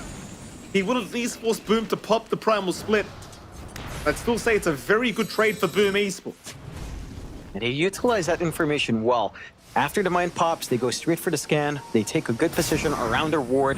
They punish Crystallis and instantly TP back on Sacred. Really great reads out from Boom Esports. Stacks still being taken, but they are around to contest on Boom. Not going to be given away freely. Instead, it is softened up for Pakaz to play with his Battle Fury. He's going to be a very happy lad with that up. Is going for Yasha into what should be the Manta style for a Dispel. Overall, the investments on Boom for their cores are still lining up way better than Secrets right now. Still more recovery for Crystallis and for Boom. But their timings are starting to line up. 1,000 gold away from the Radiance here for Boom. For Crystallis, just needs that BKB, and he's pretty much set to go with a Maelstrom. Has some good damage up front. You are going back for the BKB on Corden, just to have some protection. Again, no pressure for the full Spirit Vessel here, at least very early on. You can't afford for more utility elsewhere. Boom Esports, and it's still in a good spot. I think your concern is this jug and the Ags timing of Sacred. The fact that he's been allowed to hit and run so often. Only about 1.2k gold away from full Ags. This timing is going to be a little bit insane. And you'll only have probably one BKB lined up by that point, and it should be Corden's. Everyone else will be sitting ducks to that Torrent Storm. Absolutely. Never fun to have to play into that. Sacred doing a very good job here on the network. Car's right behind him. Corden still all the way at the top. Brelis is rushing his BKB now as he's going to find Panda. Corden not really seeing the opportunity. Will just rush away. Into the mid lane and deal with the creep wave instead. Teolacor could be in a spot of danger now as Sacred is going to land the X off. And that'll be a nice death onto Teolacor. Knight will be able to take that one on the Dark Willow, and that'll escalate his Yule Scepter a little bit fast. Just a little bit more hold again for Knight. Maybe even a self-save. And thing does come in. Boom Esports going up 7-10 now. Side of Secret. Again, just waiting on this farm. They had some good tempo with Corden. They do need that protection with the BKB. Sacred just 440 gold away from that full Ags. And just... we've seen Torrent Storm so many times just make a world of difference. Mind you, in game one, this Kunkka didn't quite work out, but maybe Boom. Oh, Hook! Puppy, he's found Sladom. The Cogs will push him back, and the lasso will ensure that he does go down. Very nice bait play. He waited for the power rune to be taken by Slaughter and immediately just goes for the hook into the Cog. Ah, puppy. And it's this long-range reach from Secret. The hook shot, the blink, lasso, all the single target control. They might find more. Sacred will try and punish Puppy for that. There is help incoming. Feel the call will try to intervene. Meanwhile, Picard's waiting on the high ground, does have Omni ready to go and does pop it onto Theolacourt. That's your Bat Rider gone. Corden immediately rushing off. Terrorize being channeled but won't be completed as they do go for the Primal Split here on Boom. But most of the Primal Split units are going to be sent up and not Sacred's. The Earth Panda does find Sacred. They'll take down the Kunkka. Not a bad trade at all here for the side of Team Secret. I'm more than happy. Again, off the back of that kill on Slotham. Find Sacred as well. 2 cores for his support. Make it work. Very close call for Sacred. Just needed a little bit more spacing. A little bit of vision, allowing a Boom to find that kill. And Secret again starting to hit critical mass. Radiance is coming out for Boom. Crystallis, free space, just lacking the recipe for BKB. Corden is lacking a little bit more as well for the recipe of Zone. Maybe this Ag's timing that we've been talking about in Sacred might not be as impactful as he'd hope it to be. Still close, but again, BKBs are starting to initialize here. Secret, they've got a lot of play. Boom. You kind of need to execute on this and just give Pakaz space. Get this Manta. Heck, you need something defensive on Slotham. He's going for the Yule's back with Blink. Just anything to take care of all of these debuffs from Secret, all of these silences. In fact, just the one silence from the Orchid has been a nightmare for all of these cores to deal with. It's kind of like Crystallis time as well, might be the issue. Like Crystallis now going on towards his own one charge into the BKB. 1k net worth lead again. Both these teams have been very evenly matched throughout this best of 3 series. Car's very close now to the map, which is about 400 gold off. Slardon does seem to be committing for the blink before the Yule Scepter. You almost wish he just goes the Yules first, because Corden has been a real menace with the Orchid, but it seems as though Corden has taken a backseat for now anyway. Slardon might be able to afford to just go blink first. Because you do have that menacing combination with the Dreamcrawl into the Terrorize. Oh, but here we go. Terrorize, or rather Dreamcrawl, is out catching up Puppy with the Bedlam. Puppy actually still alive for a little bit longer, but he is going to go down. Knight will be able to secure. Again, nice simple pick off for Boom. They do have to expend Dream Coil, which is a little bit longer, but not the longest. Yeah. Downtime for Boom Esports isn't that big, so they can't afford to just try to run and gun like this. See, again, still a rather even game. These timings start to ramp up for both sides. BKB for Corden is completed. He's not going to be as threatened by the fresh Ags of Sacred. He'll be able to hold his own. His main concern will be the physical output of Pakas. He's got his Manta up, protection from the Orchid, and start to play around a little bit more aggressive on Jug, but here comes Secret with his smoke across the map. Trying to protect that top tier 1 tower. Crystallis is farming right now. He's not going to join his team by the looks of it, but he can TP to the T1. Look for a lasso, Theolacourt. He will catch out a Techies. Hookshot is there from Puppy. A nice Cox to push Panda back off the high ground. But where's your damage? Where's your follow-up? Team Secret falling apart. Picard with the Omni. He'll take down Puppy and Theolacourt. They will continue to try, but Picard will just spin TP out of there. He's all right. They have left Sacred behind for now. Meanwhile, Panda does die to Crystallis. They should have themselves a Conquerors. Oh, Corden! Oh. Corden ran into the mine. Oh, no. Sometimes you forget. Crystallis has been left behind now. The boat to fly in. It will end up connecting with the X-Pac. And Boom can only run as Boom Esports are on the chase. A full team wipe on their hands in a moment, I think, as Sacred just waiting for the X-Pac does catch him. They've got the Bedlam on top.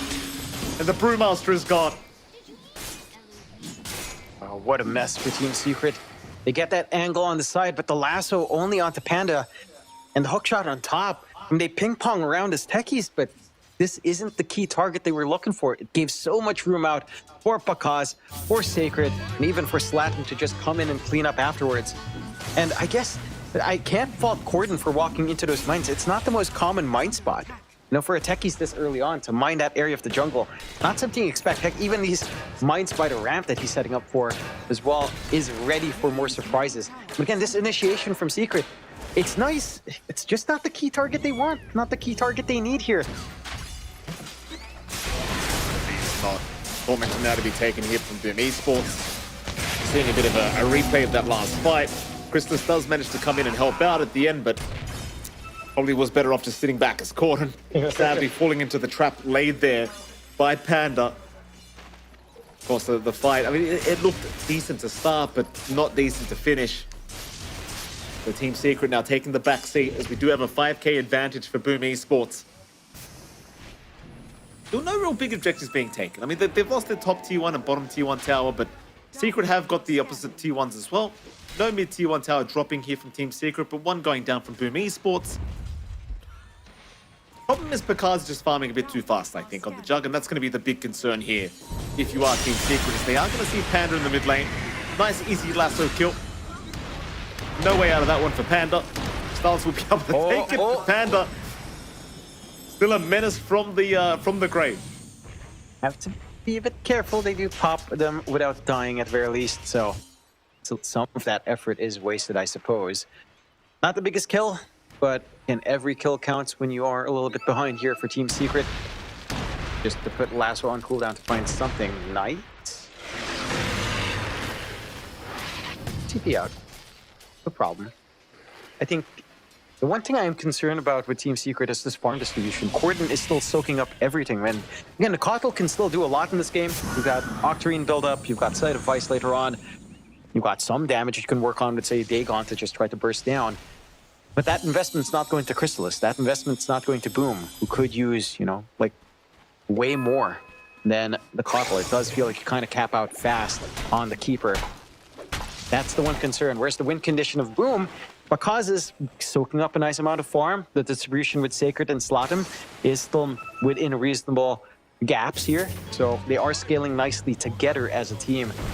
That is one concern I have here. Again, we've seen so many Kotal games where he soaks up all the farm to the detriment of the other cores that it can start to hold you back just a tad bit when he clears all these camps.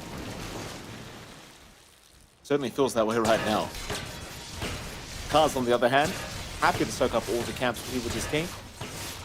10.5k net worth on the Jug. Does have the Aghanim Scepter on the way, going for the MKB up next here for the Juggernaut. Just with the Ags alone is already going to be a pretty big problem, I think, for Team Secret. Very hard to control the Juggernaut at this stage. We've seen so many big Swift Flash plays. That cooldown is insanely short for what it is. Just needs the attack speed with the MKB. They will go for the smoke play out in Boom. Corden. Dream Call is there, Slaughter. No hesitation, but Corden will pop the BKB. It's way too big of a kill to give away here to BetBoom Esports. Still, Boom will commit at least for this Tier 1 mid tower. Only Dream Call really committed, so they can happily take a fight if necessary. It doesn't seem like Team Secret are interested at all anyway. They'll just let the Tier 1 go. Meanwhile, the Core being hunted down at the top lane, but Slardom will miss out. Bit too late to the party. So Team Secret, we're in another game where I think Secret are just avoiding for now. That they are. Just try to get that build up. They're working towards the Ags here for Crystallis after the Gleipnir. So we will see the return of the Blood Mist and the Shield. We will have the little barrier coming up. And I don't know if that still feels great when the Shard, which really was the one consistent source of regen for you, is only 30 damage now, which again is not particularly amazing. The scaling of it before was great. Boom will be forced to split. Almost split. You still turn back around, seeing if you can hold somebody down, but there's no helping coming really. It's just Puppey TPing into the outpost. Esports still happy to take their time here. Bakaz again still completely free farming on the Jug. Once he's got the MKB up, you're going to have a very hard time slowing this man down. Top lane, Theolacore needs to be a little bit cautious because Panda is having a gander with the blast off, but does miss out. Crystallis is going to be there though, along with Corden now, so they might want to try and force the fight while BetBoom Esports to split. Problem is, Picard has joined in the top lane. So this might not be the fight they really wanted. Team Secret indeed will back their way up. That will give that opening for Roshan. No contest out from Team Secret, just kind of hang back. Can get that build up. You're so close to a BKB until the core. It's going to be a big difference maker here as well for him to have that easy initiation for the team. You're going to have to save Rob Corden. What happened? He walked into the same mind spot that Panda had a while ago when they walked into this ramp on mid tower. Oh no. Huh? Oh boy. No, that's a Phil spam. That is a Phil spam. Hand on head. And what can you do, Corden? You know, you don't expect the techies to remind there, to be fair. Like the fact that Panda remind there is kind of insane in and of itself. So props to Panda for being a little bit crazy. He's minding it again. Why? I mean, if it keeps working, why not? The mouse keeps coming to the tractor.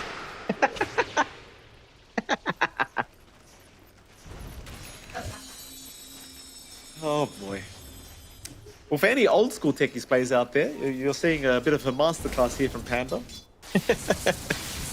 Yeah, you're like, oh, he wouldn't replant there, right? Not there again. Surely not this time. Not the third time in a row for Panda. Well, let's hope Corden doesn't run into them for the third time in a row. We'll see. Aegis on hand. MKB not too far off from Pakaz. That's going to be the much needed attack speed he'll want for his Swift Slash, of course. Oh, Uppy. The hookshot is there. Slaughter actually getting caught by a lasso.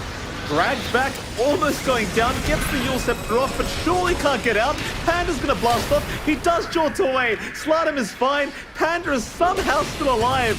Surely goes down and does. But it's a low cost to play to allow Slardom to get out, as now Pakaz is joined in. He wants the fight. They will split up with the Brewlings, but the Omni Slash, in fact, it was Swift first. Corden, he'll cop the Omni. He will go down. Maybe now with the Omni, without the Omni available, they can keep the fight going, but it's not looking too good with this Bloodseeker. He'll be forced to BKB up, but he's just retreating. I mean, Boom is still fighting with the Brewlings, but he can't really deal with the Juggernaut. Meanwhile, Sacred is controlling a Puppey. Crystal is still being chased up here by our Puck. Slardom might just have him. Uphill miss. Come on, Slardom. He's got him. And even Pakaz, he'll pick up Puppey. Oh, what big plays. Again, Panda, the maniac, blasting in to save the day once more and slap him. Finds a haste rune of all things right down after the reset. Great positioning from Pakaz to be around with a healing ward, full reset. And that's them saving the Aegis into the high ground with Swift Slash at the ready. Again, this cooldown is just so dumb with 20 seconds. Feels like in the fight you can get it off at least 2 times. You've got Dream Coil back up as well for the siege. Creep Wave does melt with Corden around, but the damage is done.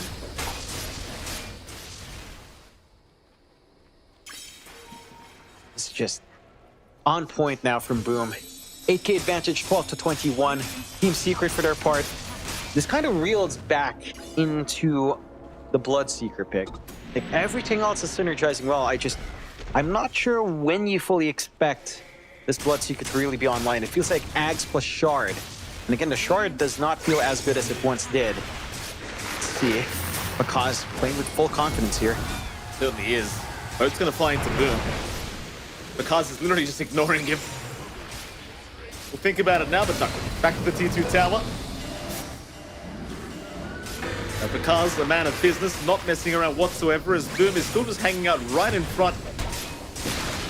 Pakaz, no fear in the world, just takes the T2. And there's no real punishment for it. Another prank. Catches it. This time around, they'll commit. There goes Boom. Oh my god. I mean, they gave him like 10 seconds to leave. There's the tip again.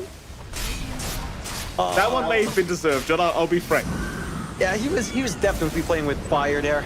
They were slowing down Pakaz, but he is a man on a mission. He wants the high ground. He wants the advantage for his team. After that all chat, you bet Boom is hungry. Boom Esports at the very least. 12 to 22, Tormentor is up. We'll snag that one away from Secret. Teal4 is making this an annoying process. He will eventually find it here.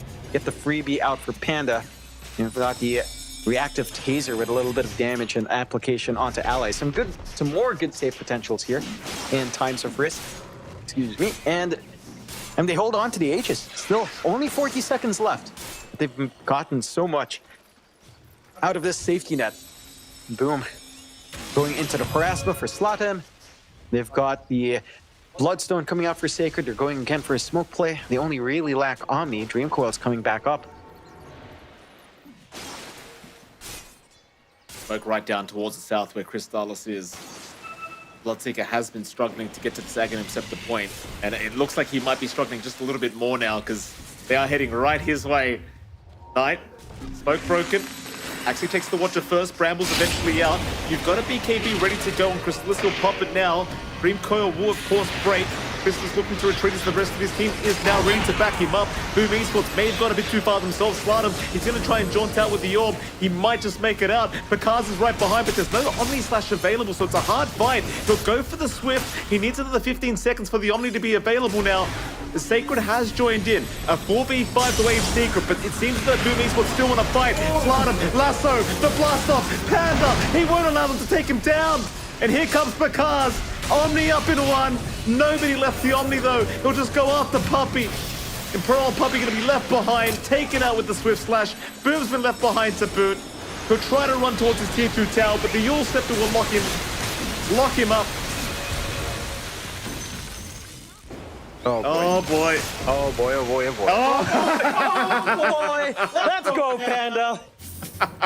That's what I want to see. Oh my goodness. Boom has had a target on his back up against BetBoom Esports. The wrong team to XD when your name is Boom. He is finding out the hard way, Mike. I can almost guarantee this is Gary talking to. Gary said, listen, you guys better not lose this game. You are XDing Boom, whether you like it or not. You drop an XD on that man. You never let him do that to you. Absolutely evil from BetBoom Esports. Panda is doing Pod's work with the saves. All these blast-offs in the middle. It's just always there to bail out Zlatan. High ground siege does begin. No more safety nets here for Boom, but do they need it? Probably not. Omni Slash ready on Pakaz.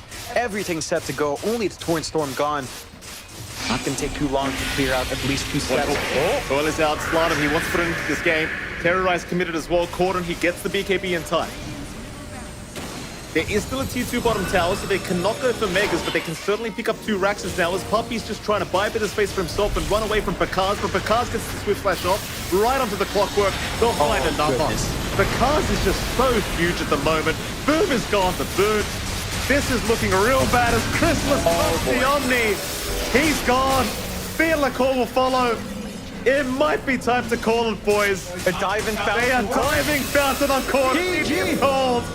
Pakaz and Ultra XD's coming up the Panda again. DX it is. What do you do? What do you do? Oh, his Secret, it was a good attempt throughout game number 2, but game 3, BetBoom Esports just had their number.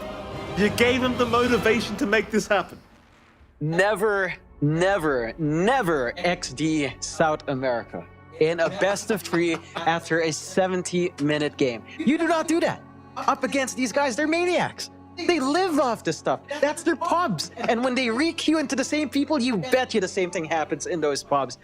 You have to respect that. Great plays out from Boom. They execute very well. Team Secret, again, they had ideas. Cordon on his comfort with a Kotl did a pretty fantastic time on mid.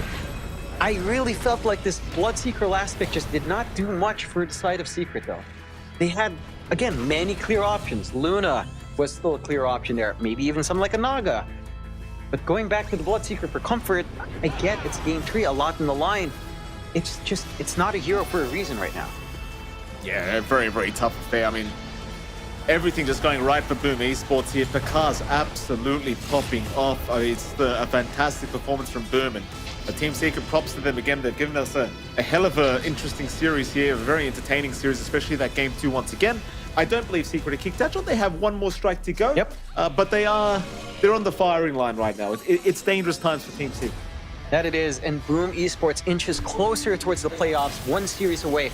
They need 3 wins. They've got 2 on their belt now.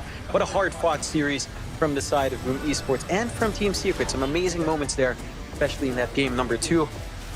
But Boom does prevail. Gary Onka having another good evening here.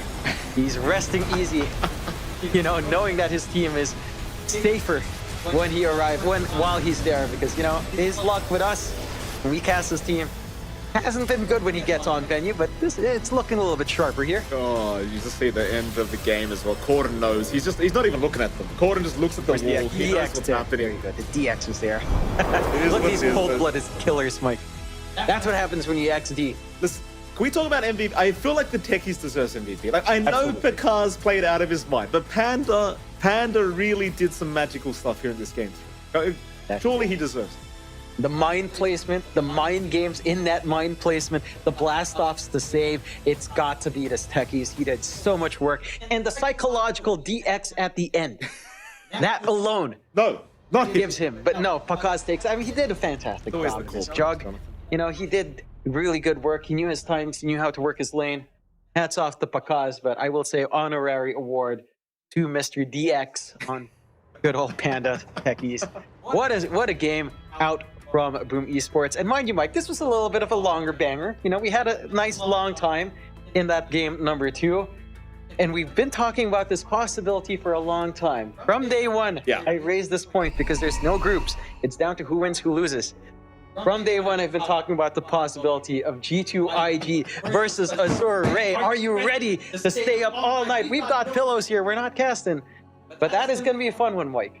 And this was already quite the stretch. They're getting ready for the marathon now, Mikey. That next series is going to be a fun one, especially because we do have a new casting duo as well. OD Pixel and Purge are coming in to cast probably one of the longest series we're about to have between G2IG and Azure Ray. So don't go anywhere. We'll be right back after a short break with Azure Ray versus G2IG.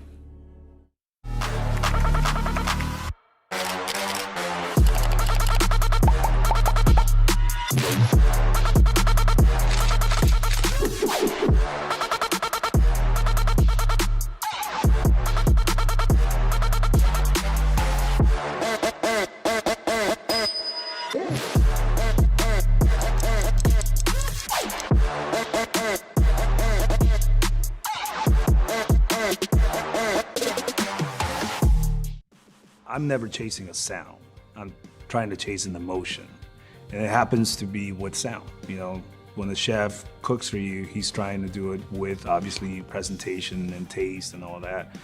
For me, it's really capturing an emotion with sound. And when you do it with the right equipment, then something special happens. We here at Verse, we want to be the best at everything. We have the best monitors, we have the best drum kits, the best amps, and naturally we had to have the best mics. And I remember walking around and thinking, man, I like this song. I wonder what it is, because I curate the playlist and I didn't remember putting the song on, right? And I look over and it's a band playing. I'm like, oh my God, it sounds like a record. And I go up to Steve and I'm like, man, that sounds so good. And I noticed that he was using Earthworks and I was like, oh, okay. Hearing those drums was incredible. I had never heard it in here. There's a spiritual thing that happens when you get a whole bunch of human beings together in one room. And the artist is using that energy, and that energy helps to inspire them to keep going. One of the first things I notice about these microphones is they're solid, they're rock solid. You can tell they're just high quality when you pick them up. And so then you plug them in and you throw up the channel and it's like, oh my God. Because the articulation is so consistent across the entire frequency range, it doesn't have to be loud to be in the mix. I have so much confidence in what I'm getting is accurate and what's happening is accurate. I don't have to use any of the RAM in my head up on, oh, do I have to compensate for this or compensate for that? No, I can put that energy to creativity. When Earthworks talk about a fast microphone, they're alluding to the capsule in the microphone moving really fast. How fast it reacts is going to determine just how accurate it is, how fast that capsule can move in response to the signal that it's presented with. So the faster the better. You know, the quality these microphones are putting out is something that, you know, needs to be heard. It's really great. Once you use these, you just simply can't go back to anything else. My name is Manny Mariquin. My name is Steve McGuire. My name is Kevin Madigan. And I'm here to talk about Earthworks.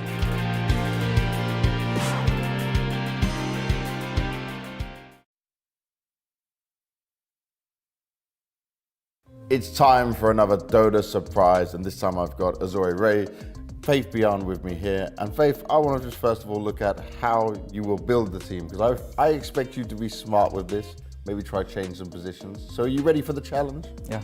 Let's go. Take your first team. Let's see who you're going to get. Okay. And what's the first surprise from our Dota capsules? Oh, nice. Who'd you get? Team Spirit. Team Spirit? Yeah. Okay, I who like do you them. want? I'll pick Collapse. Collapse? Yeah. Okay, so you're going for your position 3 straight away. I'll pick Collapse to play Pulse 4. Move them around. Okay, let's Okay. get into the next one. You can put it down in there. Yeah. So Collapse position 4. We've changed it up already. Which team do we get next? Xtreme Gaming. Xtreme Gaming. Okay. Okay. So some of your friends over there. Yeah. And I will pick XXS. Okay, yep. Another position 3, but is he actually going to play position 3? Tell me. No, he is going to play position 1. Position 1? Yeah, because he's a very good farmer. Ah, okay. He can farm very quick. Okay, so you believe in him for this? Yeah. I like it. We're mixing things up, we're changing it around. This is what I expected from you, Faith. I'm really happy right now. Okay, let's see next one. MOUZ. I will pick their offlaner Force. Oh, so you're taking Force, yep. Yeah, okay, and he will play Porcelain. Oh, you're going to leave him in his position? Yeah. Okay, I see what you're doing here. So Force, a bit more newer to it, so let him be comfortable in his position. 2 more to find. Next one is Shopify. Oh, Shopify, okay. They got a couple of very good stand-ins here as well. I'll pick Arteezy. Arteezy, okay. But where is he going? I think it will be fun to look Arteezy play post 5. Okay, okay. He's got a lot of experience, so that works out. So we have a mid laner left, right? Yep. Okay, let's see. Oh, it's Nouns Esports. Nouns, ooh, okay. I actually not familiar with them except Fly. Okay. Let's pick Yuma, their post 1 player. Yep. I know he can play Meepo, so I'll pick him to go mid lane, and I hope they can pick Meepo for him. Okay, so you are sticking Yuma in Meepo mode for mid lane, and hopefully that can work out. If he doesn't get it in the draft, well, he'll have to learn someone else as well. Well, thank you very much for playing, Faith. I have one question to ask you, though. If we put this team and the positions you have decided for them into Season 1 of the tournament, how far will they go?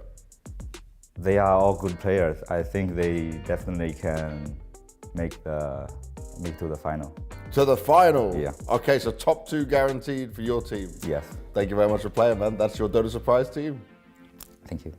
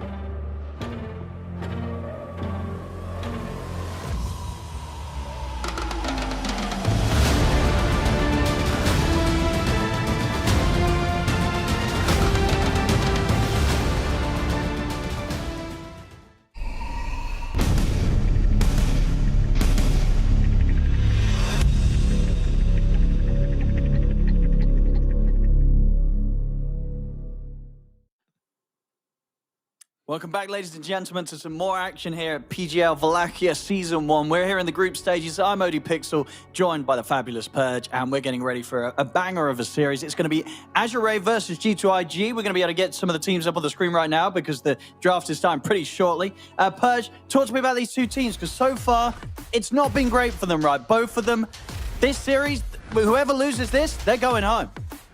Yeah, it's a bad place to be for both of them. Pretty surprising to see Azure Ray here. They've had some recently solid tournament performances, and they're a really stacked roster, honestly. All of their players have been on top teams before. So kind of disappointing to see them in this position. On the other side, they're going to be playing against G2IG, who we caught both of their matches so far. Yesterday was probably the most disappointing one because they looked like they were going to win their series, but they managed to lose it in Game 3 with that. After that Game 2 mid-faces void pick, that didn't quite work out. JT there played great all series, I thought. He did, yeah. But hopefully he can pull his team up a little bit and they can resupply their motivation and win this series. No, absolutely, yeah. I think both teams' potential, it's much better than what we've seen from them, each side of them, at least this tournament, no doubt about it. So yeah, this really is crunch time.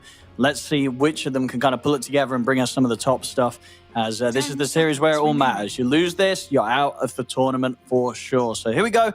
Game 1 draft has begun. Azure Ray versus G2IG. Looking at the bans so far, nothing out of the ordinary. G2IG, they're going to open up with the Razor. We're actually going to have something that not a lot of teams are doing, at least. They're not prioritizing this support as high as some of the other supports in the patch. But Azure Ray going for this first pick, Venge, Purge. Yeah, they must have just bought the Arcana and they wanted to test it out. So they're like, let's guarantee that we get the Venge in the draft. It can be good against Razor, certainly, because you can swap out whoever's getting linked, which basically means that they could potentially pick some carry that is countered by Razor, and as long as Venge is playing near it, it doesn't matter. If you break static link right away, Razor is not the same hero, so having that solution against Razor is a cool idea. With that said, like you pointed out, the support impact of Vengeful Spirit is not the same as other supports right now. Her Wave of Terror damage got nerfed. Her laning stage is fine, but not quite as impactful as it was, a couple patches ago. Even though the hat is nice, it's a very nice hat. It is indeed. It is. Definitely it could cause a bit of confusion. That's why half the time I'm looking at the new Venge, it looks a bit like a Skywrath mage. But I guess that's obviously the idea with the lore and stuff. But I mean, I don't know much about the lore. You'd know more about that than I do. Yeah, I just finished my my path and got to read the sec. There's 2 comics. Did you know that? Yeah. Oh, really? But when you finish it, you get a whole second comic? You get a whole second comic. It's not as long, but it's okay. Still there. 10 seconds. You get to see a nice Kunkka appearance. I don't want to spoil it for you guys. Oh, but you did? Well, that sounds like a big spoiler. It's really nice. I'm sure there's someone in the chat right now who's loving the lore and they ain't got to the end now and they're like, Purge, you just ruined it. They're just using him for his transportation, that's it. Believe it or not, well, he that's has another a goat. spoiler. He has a boat. Oh, you gotta stop these Crownful spoilers, Purge. I'm so sorry, guys. Really taking the fun away from you. Let's just say that during Game 2, when it got up to 90 minutes, I was fishing. Okay. Yeah. Definitely fishing. Dude, that was a pretty crazy series, that last one. It was. Yeah, we've had some long games actually. To be fair, there's been some long games coming out of this patch still. So quite a few post 60-minute games. It's really fun to watch pro players use tier 5 items though, because it's not something you get to see that often, and it's just a direct injection of their brains into yours, for better or worse. You get to see how powerful Weaver is with Giant Swing. You're like, okay, he's invisible, max movement speed, and can run up and down any cliff. It's like, oh my god, makes approaching the fight so much easier. So kind of fun to watch. But back to slightly more standard stuff with the Doom pick here. Azure Ray probably going to be the hero box plane, most likely.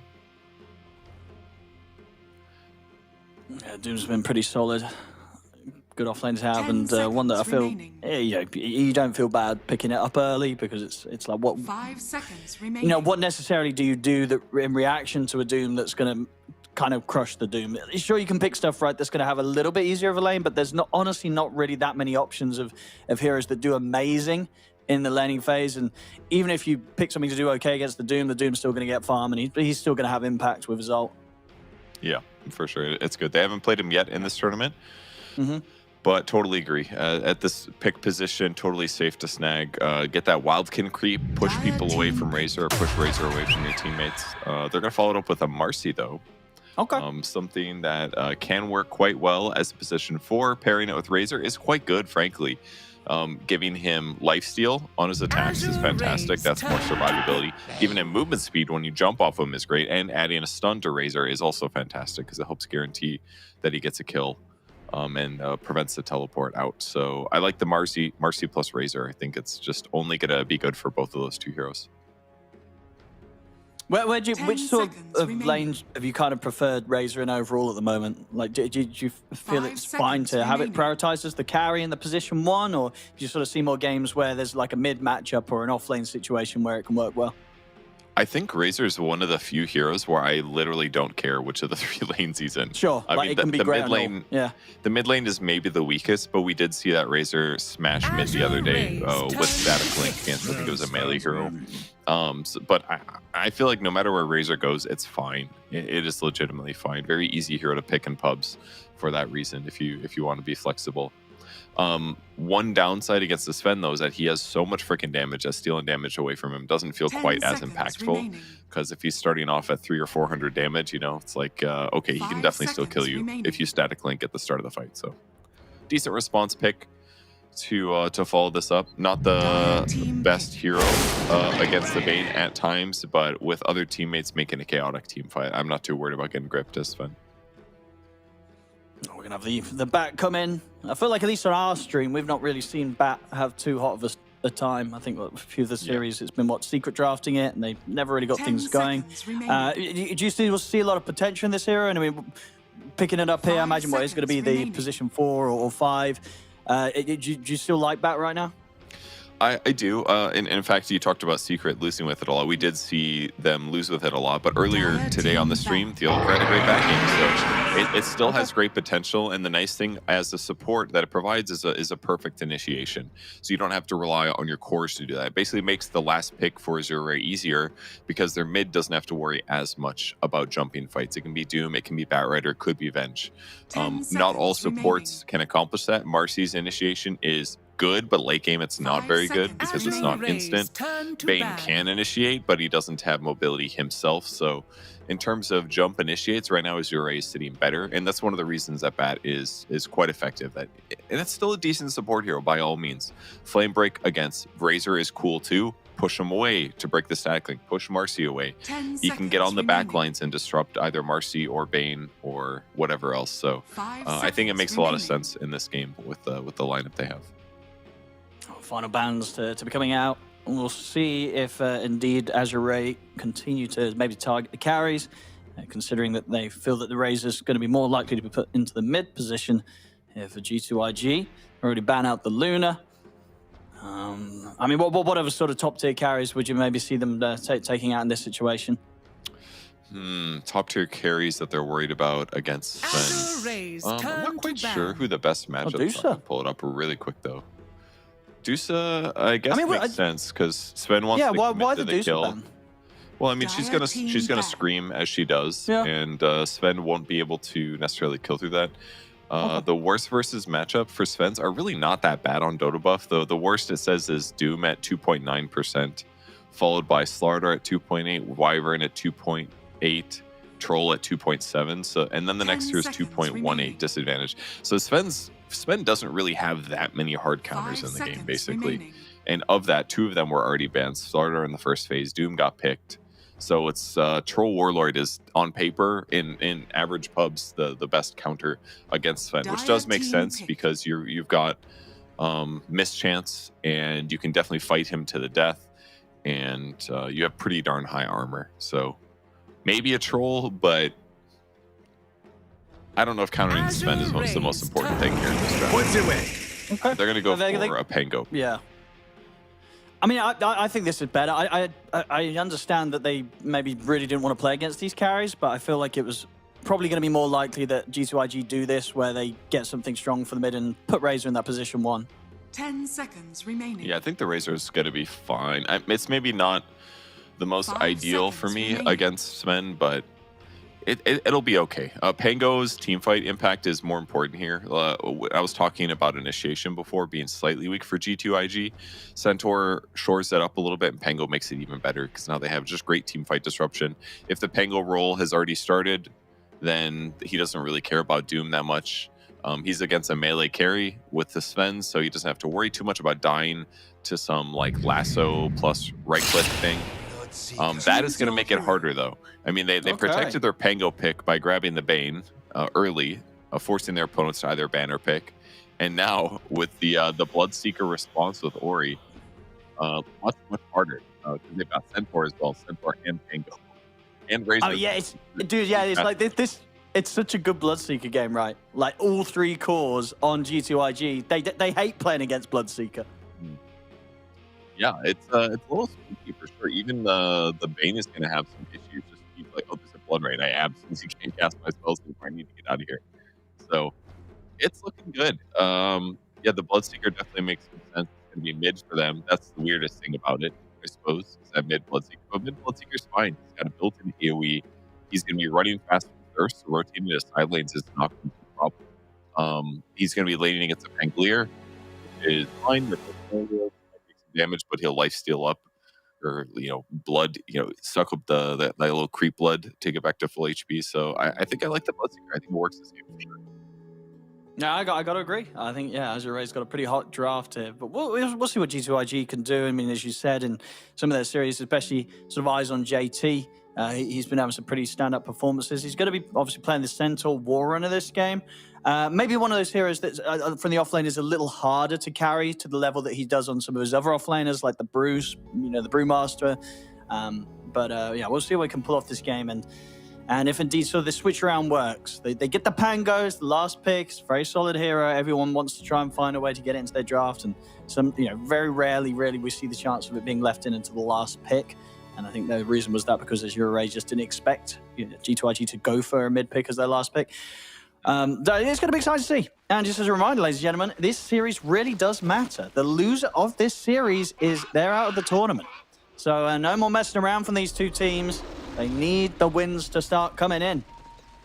Yeah, super important for both these squads, and it really could go either way. Seems like G2IG is a little bit better in their series as a whole, but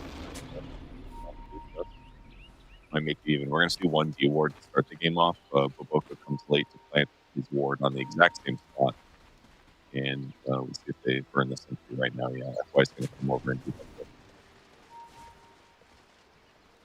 So, nice little experience advantage with the gold. Instantly sends out a huge shot. He doesn't have a sentry now to block. See if they can get the catch here. I mean, Azure Ray, they want to try and enter into this and force for some first blood action potentially. If I will check, but yeah, of course the CEO will already see him. That's cool. So the late smoke basically, they D-ward, and then they backed off to pop smoke to possibly engage. But yeah, with them standing where they were, it's a little hard. Yeah, nothing to say. He's not gonna step down as that one. They'll just take the 2 for 2. And we'll see how these lane setups go. I mean, obviously, one of the pluses as well from having that Razor shift into the safe lane position, I guess it does give you this hero that can maybe cause a bit of an issue, right, for the Doom. You can at least try and threaten the Doom a little bit in the lane, being that melee hero against your static link. So potential to get some sort of early action going with it. With that combo you're talking about earlier with the Razor, Marcy, and lane. Yeah, that's a good point. Pressuring the Doom is super, super important. Even like Batrider having large damage potential against him. In fact, that's who they're going to go for. They're just wailing on FY to start the lane. They didn't fully commit to it, but they got 22 damage on Lene, which will definitely help with his first couple waves. Yeah, for sure. I think definitely a lane that once the level 2s are there for G2IG, if they can get them first, they can absolutely try and chase for kills. Boboka trying to just sort of tease around with FY, make sure that Mono gets to sort of play the lane 1 versus 1 in the Razor versus Doom. And yeah, they're elsewhere. I mean, the eyes on mid. So you feel that Bloodseeker in the mid lane against Pango should be able to fare pretty well? Yeah, I think it's going to be fine. I mean, he's got a nuke, he's got a way. Like, Pango is kind of a master of getting last hits while harassing the opponent since he has 2 different nukes. So for a lot of heroes, you're going to be struggling a little because you're like, okay, well, you know, he's just a melee hero, but he's a melee hero that can jump 2 different ways. He can get a last hit while harassing me, and Bloodseeker's like, okay, as long as I get last hits, I'm fine. And Bloodseeker's base damage is quite high. He's sitting at 72 plus 2. He's got 7 base armor, so that physical damage that Pango is using is being negated. And when he wants to use Blood Right himself, it's very likely that Pango gets hit by it. So I think it's a fine matchup. It's like a counter, and it's fine in lane too. So he's gonna be a-okay. Top lane though, Azure Ray, they're actually going to be the ones to get first blood, and FY, he can keep his distance from Monet, so Monet's not able to take him down in return. FY salving up, he's perfectly fine. But good aggressive moves there from Azure Ray to get that kill before G2IG themselves were going to be able to set up and try for a play. Getting the first blood on the board here. FY does pull part of the creep wave. He loses the range creep, unfortunately, so he's going to try to get the last hit. He does not, but yeah, good start for them. Any damage dealt is also going to help Bloodseeker. Just gets him more and more HP. So they need Dire Heroes at low HP if they can keep them there, so that Ori gets to play with his food a little more.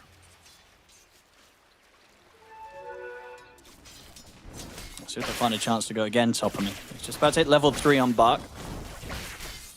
Getting these sort of kills, it definitely relieves some of the pressure on him. As so far, I mean, it's pretty close, honestly. 13 and 5 on Monet's Razor against the 10 and 3 of Bark. So only a slight edge on the CS for Monet. I think Bark's going to be pretty happy with this, and they're going to see if they can try and go again. Level 3's hit. They got the 2 points in the Scorched Earth. They try and get on top of Monet.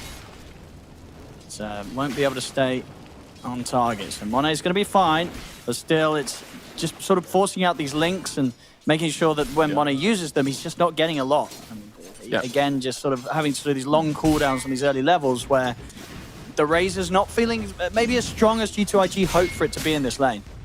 Yeah, they're doing a great job. I mean, he's got 2 points in static link, so if they can force him to use that skill and he only gets 7 damage from it, I mean, that's a win right there. They're effectively forcing BKB because now Bach just gets to get a bunch of last hits in the meantime. So, and he's spending these on as many movement speed items as he can possibly get. He started boots as his first item purchased as he, after the beginning of the laning stage. He's got a magic wand, and now he's got a windlace coming out with a null talisman. So he's like, I want to be able to get away from this Razor. If I can just limit his damage or chase down opponents, it's just really good for my squad.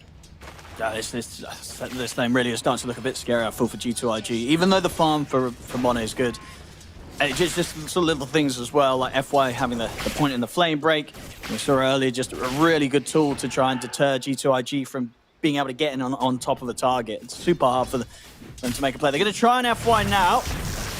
If they can get him. I mean, FY's going to stand his ground. I mean, sure, FY might go down, but Monet's got to be careful himself. Same to be said for Baboka. This time they'll get away with it. But you're seeing certainly how close it ends up being. You know, both of them are getting left very low after that successful effort to bring down FY. Yeah, I think Bach's Scorched Earth was on cooldown at the start of that, which would have made a difference if they were able to commit to the kill. But unfortunately for them, he didn't have that extra damage. Also would have been a little closer. Probably fine for FY to commit to the kill. I mean, he's got boots now, so he didn't really lose that much by dying in this case. Here's the chase down top. So if they can get it this time, and indeed they can. With the Scorched Earth for the ready, there's no struggle in just getting in and taking down Monet. The early levels of static link, just not enough to stop Azure Ray from just running him down and killing him in time. Yeah, it was nicely done. That was basically just Bach starting. He walked up, hit him with the Infernal Blade, and at that point, FY was close enough to do a flame break to push him even further back. So, nice kill. And keep in mind, the G2IG put Razor on the hard carry, and their mid is a Pango. This is their carry potential this game. Like, the fact that they're just kind of doing well against Monet is a bad sign for them on the Dire side. They need to make sure that he has a good game to have carry potential here. Because if he just starts getting doomed every fight and his net worth is mediocre, I don't know if they're going to be able to take it to this like mid Bloodseeker and carry Sven, who's so far farming fine. Yeah, this top lane is getting scarier and scarier. Now Buck's hit the level 5. He's got the 3 points in the Scorched Earth. And Baboka's playing around with FY, but Buck's ready to head over and join him if necessary. Baboka jumps down to the low ground, but Buck's ready and waiting. is in on top of him. He won't look to commit to chase down those. Mone's in with the static link, and that will stop Bark from being able to dive in for Baboka. So Baboka kept safe this time. And Doom's third movement speed item purchase has finished the phase boots. Just really committed here into doing what he needs to do, which again makes sense. Armor, movement speed against the Razor. So things going great. 1k gold advantage for Azure Ray, partially due to that top lane, but also mid lane's basically even. Ori's doing great. He's happy with how things are going. Sven is doing fine, slightly ahead of Centaur. So these are the marginal differences, basically. Just a little advantage bottom. Yeah, and I'm guessing what in this matchup now in the mid, they both got the ultimates, but I imagine what for nothing to say, it's pretty much impossible for him to try and do something with a Rolling Thunder, because as soon as he gets ruptured, he has to sort of stop the play. Yep, exactly. And you might think, okay, go somewhere else in Rolling Thunder. Well, then Bloodseeker has the same option. As soon as he sees a Rolling Thunder sort of near his tower, he's going to teleport as well. Well, top lane, Monet.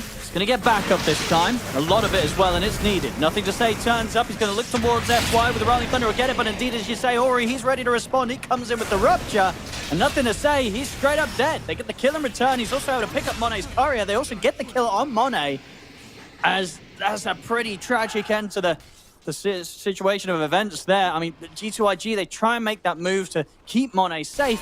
Sure, they kill FY, but they end up losing nothing to say and Monet. Yeah, Ori was there very fast. I was like looking to see if he had teleported yet, and he was already rupturing the Pangolier. Just very, very quick reaction. That's exactly what you need to do as Bloodseeker in this position with their amazing last pick here. Just the obvious solution against the Pango. But sometimes you forget about it, and it comes through, and it wasn't even a stretch to put this hero mid. No, absolutely super not. Down. It's looking super good right now. This is a rough start for G2IG, and just with the nature of the matchups, it's not really a game that gets any easier for them.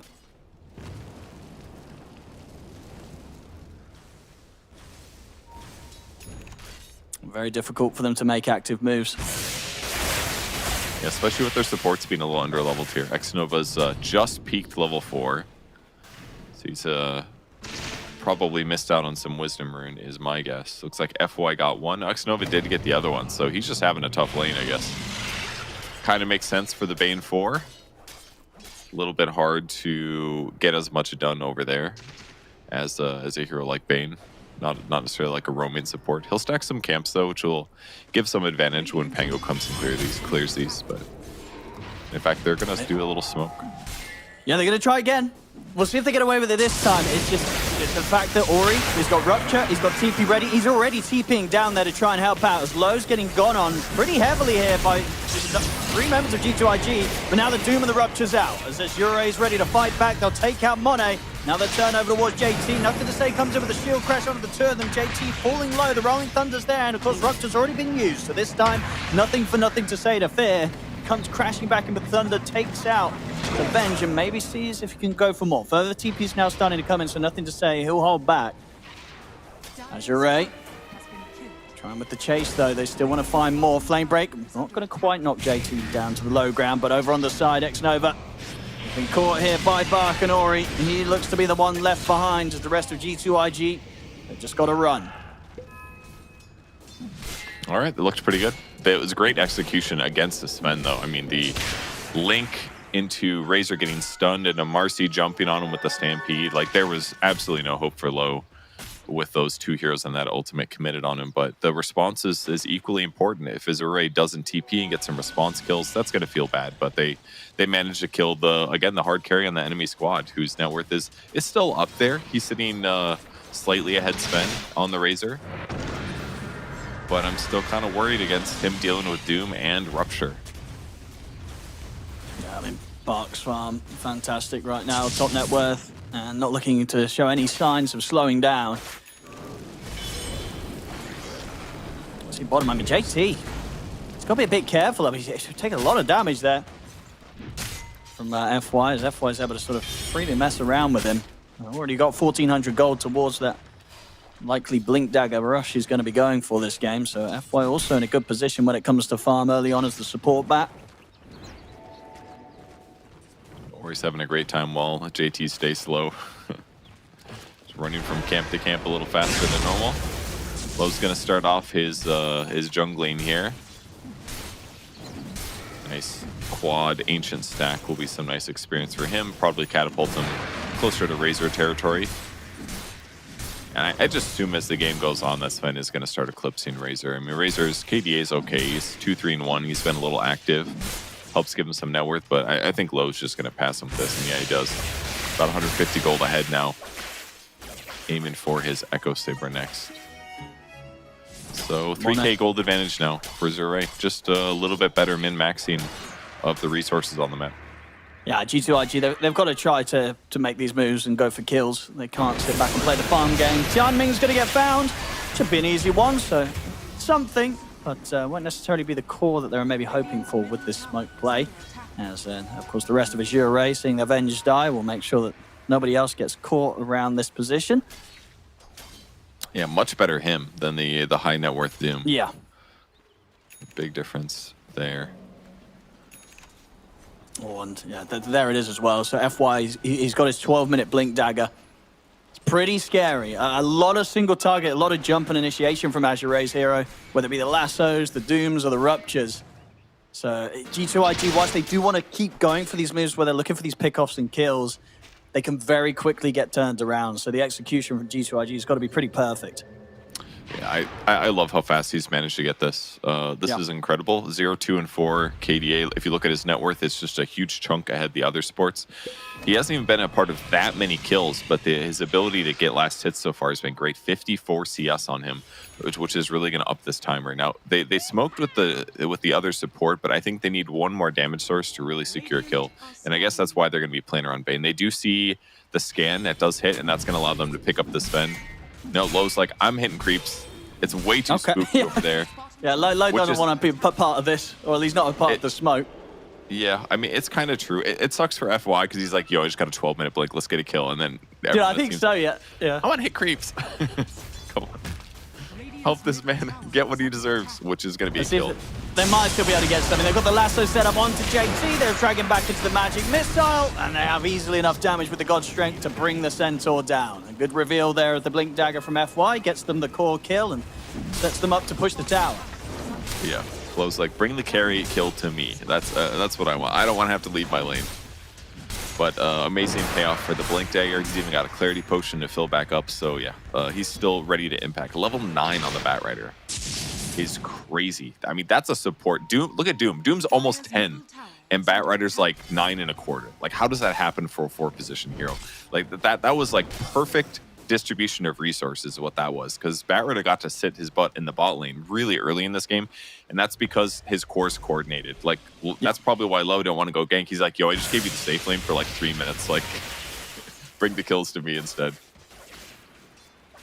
Yeah, I think that's sort of the impressive thing, yeah, the fact that FY's managed to get this farm and he hasn't, impacted negatively the space on the map for the rest of his cores. Up top, Ori's going to get caught by a nice move from G2IG. They'll catch the Bloodseeker out alone, and it was their turn to sort of make things happen with their showing of the blink. JT getting that catch. So if they can get anything more behind the tower.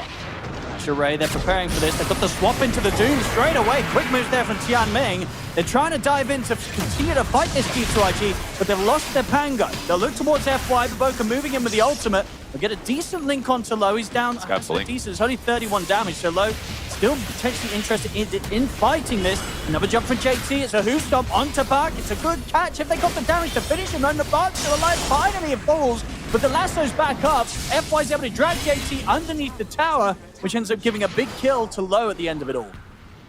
Yeah, FY was being really patient with this lasso. He had that come off cooldown like 5 or 6 seconds early when there was like 4 heroes running on Bach, but finally waited until somebody was close enough to the tier 2 tower to add to his damage, and a pretty good fight for them. I mean, they did lose about equal heroes, but getting the tier 1 tower after this would be great. Well, they're ready to go for more as well. Yeah, Ori is going to look for his target. Next Nova will be dealt with without the necessity of the rupture, so still at the ready if more goes down. But G2IG, after losing the tower and losing an additional support, they won't try and fight back for now. 10-8.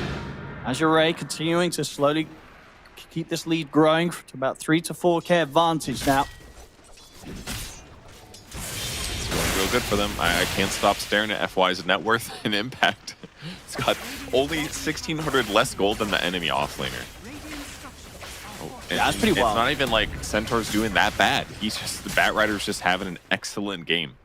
He was 0, 2, and 4 once he got his Blink Dagger. He's now been a part of 1 kill and 3 assists worth of impact, and he hasn't died. And that's why his levels are so stupidly good now. Just really helping his team get the kills. And now their draft is looking fantastic. The previous fight of swap into instant Doom was great. And their tools are on the map in the right places. Vengeful Spirit sitting high ground, waiting to see if anybody approaches. Spreading things out nice. And FY being able to counter push the bot lane a little bit safely with the Blink Dagger just makes it hard for G2IG to grab a kill. Well, next Nova. Maybe seeing if he can set something up though. He's got the Nightman, does have grip at the ready if it's necessary. And it won't be. Just the beat down here from Baboka and the Unleash. We'll make sure that they can take X-Nova out of their jungle.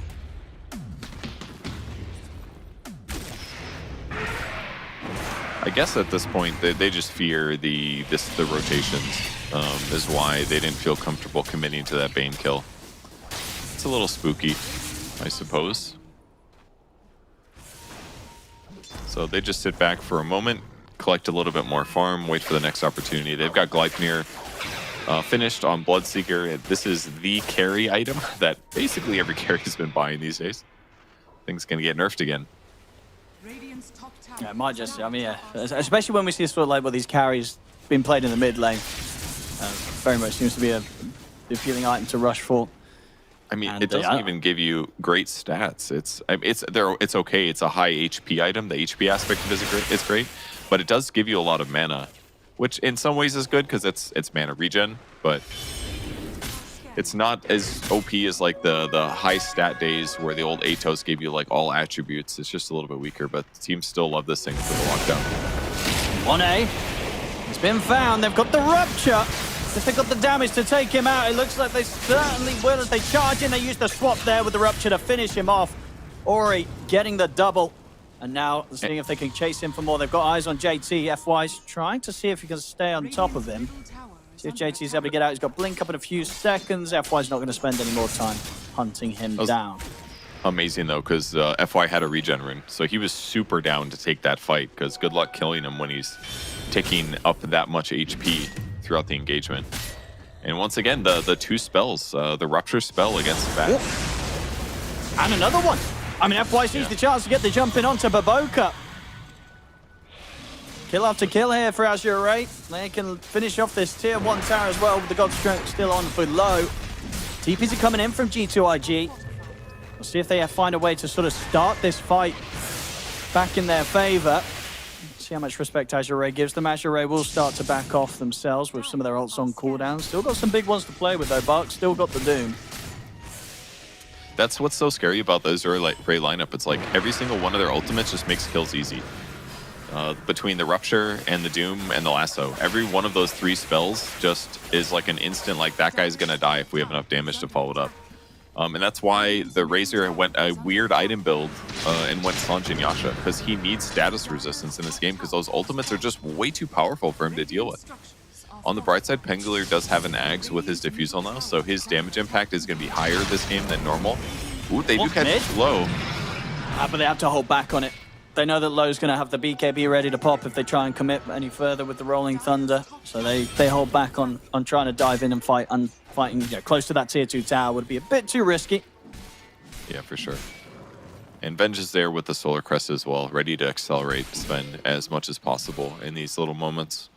So, and they could swap them. They didn't have grip either, so they definitely couldn't commit. But a little poke is commendable. 6k gold advantage now for Azure Ray. G2IG still relatively close. It's really just like the Bat Rider and the Doom slightly underperforming that are not the Doom, sorry, the Centaur that are slightly underperforming that are making this net worth difference. G2IG, in terms of their next big items around the corner, what do we got? We've got the BKB coming out from Monet. Nothing to say is going to try and get this Lotus to try and at least do something back against all these single target spells that are likely to be thrown down on him when he's trying to Rolling Thunder around the team fights. Same to said for Baboka, also looking to get Lotus online. We have to see what X-Nova wants to buy on the Bane. He's actually Jet because he's just also queued up a Lotus as well. So looks like it's going to be Lotus Orbs all around this game. In fact, is it 4 of them? Was it? Wait, yeah, four of them. All 4 have Lotus Orb as their next item, Purge. You know what? This is the time to invest right now. You don't really buy G2IG's buying it, including Razor. He's going for a Lincoln Sphere, so. I mean, it makes sense, right? This is the game to go for kind of the Lincolns and Lotus Orbs with all these big single target ultimates.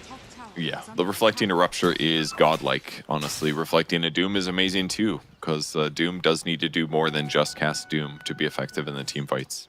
Even though that does a lot of the oomph here. They're baiting Bane in the mid lane. He's like, haha, I'm standing near the mid wave, hitting creeps, and FY's gonna fall for it. FY's in. Let's get the last off, but indeed the bait, the trap was set perfectly. You try and Firefly away, but they're able to drag him back with the dispose from Baboka. The trap set, and they get the kill. Finally, his 3rd death of the game. That's the first time he's died since he picked up his Blink Dagger. Just an amazing performance for him so far. But his network doesn't slow down. He's got the 4-staff finish and the drum, so even getting him killed took a little bit of doing. But they didn't lose anything major there. No Stampede used, no BKBs, no Fiend Script, so this will give them time to play on the map here. Yeah, and I think one of the big things as well, when you look at the deaths so far this game from Azure Ray's side of things, it's 3 deaths on FY, 4 on Tianming. Each of the cores, they've only died the once. So definitely a bit of a concern there from G2IG's perspective. They're just really struggling to get these big kills in these situations. Each and every time a support's there to tank it. Yeah, it's a huge advantage to have. Unfortunate for G2IG, they don't feel comfortable. They don't have enough damage to kill Roche. It's one of the downsides to Razor as a carry is that he doesn't do that much damage versus Roche, and it would just elongate the time they spend in the Roche pit and up the chances that somebody gets doomed or ruptured while you're doing it. So kind of a spooky time here. But G2IG is going to cross the map and then cross back bottom again, which is actually where Azure Ray is headed right now with the other side of their, the other half of their heroes. So maybe a fight here. They've got a ward positioned well. They should be able to spot and start the fight. FY gets and not a bad catch to start things. They kill off FY, but the counterplay's going to be in it. It's a beautiful angle for Loda coming and dish out an incredible amount of damage onto the 2 of them. Everything getting thrown down onto Monet. He's trying to bring down Low with him, but he won't quite be able to finish him. But Boka's also trying to get over what's to spend. They'll try as well with the swashbuckle. Everyone's looking for Low, but he is out of there. Low's going to make it away. Only FY going down, and at a heavy cost for G2IG. They lose 3 heroes. 2 of them being the cores, and of course one of them being that carry Razor, that all-important position 1. Yeah, I mean, Low's jump was amazing, catching 2 heroes there. He dealt a huge amount of damage right at the start of the fight, so even after he had to disengage, it was Rupture on the... was it Rupture? No, they doomed the Razor, actually, is what they did, I believe. Yeah. They kind of guaranteed his death. They just needed enough damage. Low barely dodges 2 different swashbuckles to stay alive. And now after winning that fight, they get Aegis as well. Slap that on Low. Prep for the next fight. How are these Lotuses coming? I'm going to take a little... Yeah, we're about halfway. what's the progress? On Pango, Centaur is pretty far away. He just has the Perseverance. Marcy basically just has the Perseverance. It's so funny. None of them are ready. They're all about the same place. They really need them. They really need... If they can get those Lotuses out, then there's a chance. But if they're not out by the next team fight and Azure Ray able to do a repeat of what just happened, this lead is going to start to get pretty irrecoverable. Yeah, it's going to be hard. I wonder if Centaur, if maybe the only player that I could maybe blame is Centaur's. I don't know if he needed to finish Eternal Shroud before going Lotus. I think in hindsight, it would have been better, I think, just to buy a cloak on him and then build Lotus really quickly. Because I'm trying to think about how many team fights are they going to take before they have a single Lotus done. And it feels like it's going to be at least one more fight. Okay, JK, Pangler just finishes. But all right. it felt a little elongated. It's probably fine. And then that was one more fight without Lotus Orb that makes things hard. If they use them correctly, and these upcoming fights can be very, very different here. Nothing to say they're fishing for him. They do spot him, but he Lotuses. Oh, okay, that's why. He had that sentry to the left, so as soon as he saw the ward put down, he knew that he was in threat range, so good reaction there.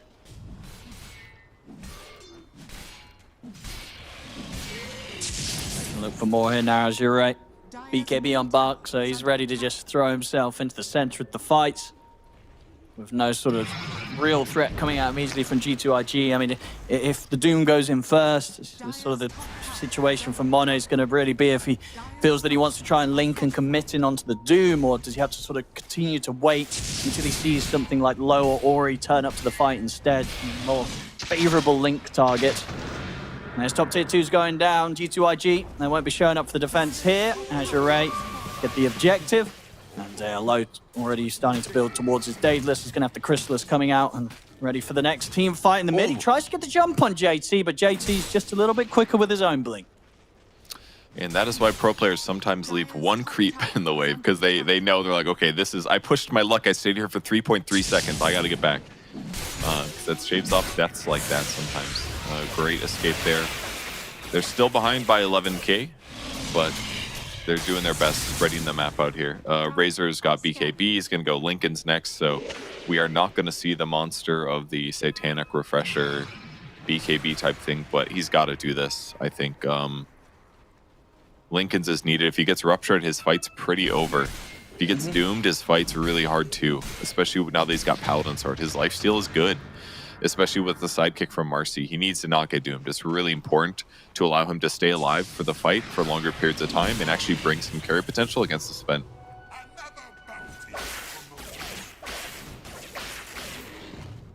Getting closer and closer to getting these Lotus Orbs online. We've got about 400 gold left for Baboka to finish his. And how are we looking on Centaurs? Centaurs. Yeah, it's 100 done. gold. Yep. Okay. And yeah, okay, Xnova did change his up, so sort of bought the casual plate mail and actually favors getting the Ether Lens finished first out of the two items. Yeah. Unfortunate for him, because now he's just got a plate mail sitting, which is fine, but obviously getting a faster Aether Lens would be better for him, interrupting, say, a Blink Lasso or a Doom jumping in. He will be in and Empire's going to be ready and waiting for him here. He's able to drag him back with a lasso. That's Xnova gone. Not much he can do about that one once he gets grabbed. Definitely the scary thing about a Batrider. It's like if you're just a moment out of position, he's going to grab you and you're going to die. Amazing game for FY. Still continues.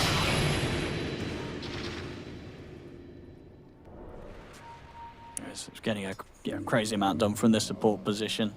And yeah, just continues to be hot on the heels of the farm of JT's Centaur.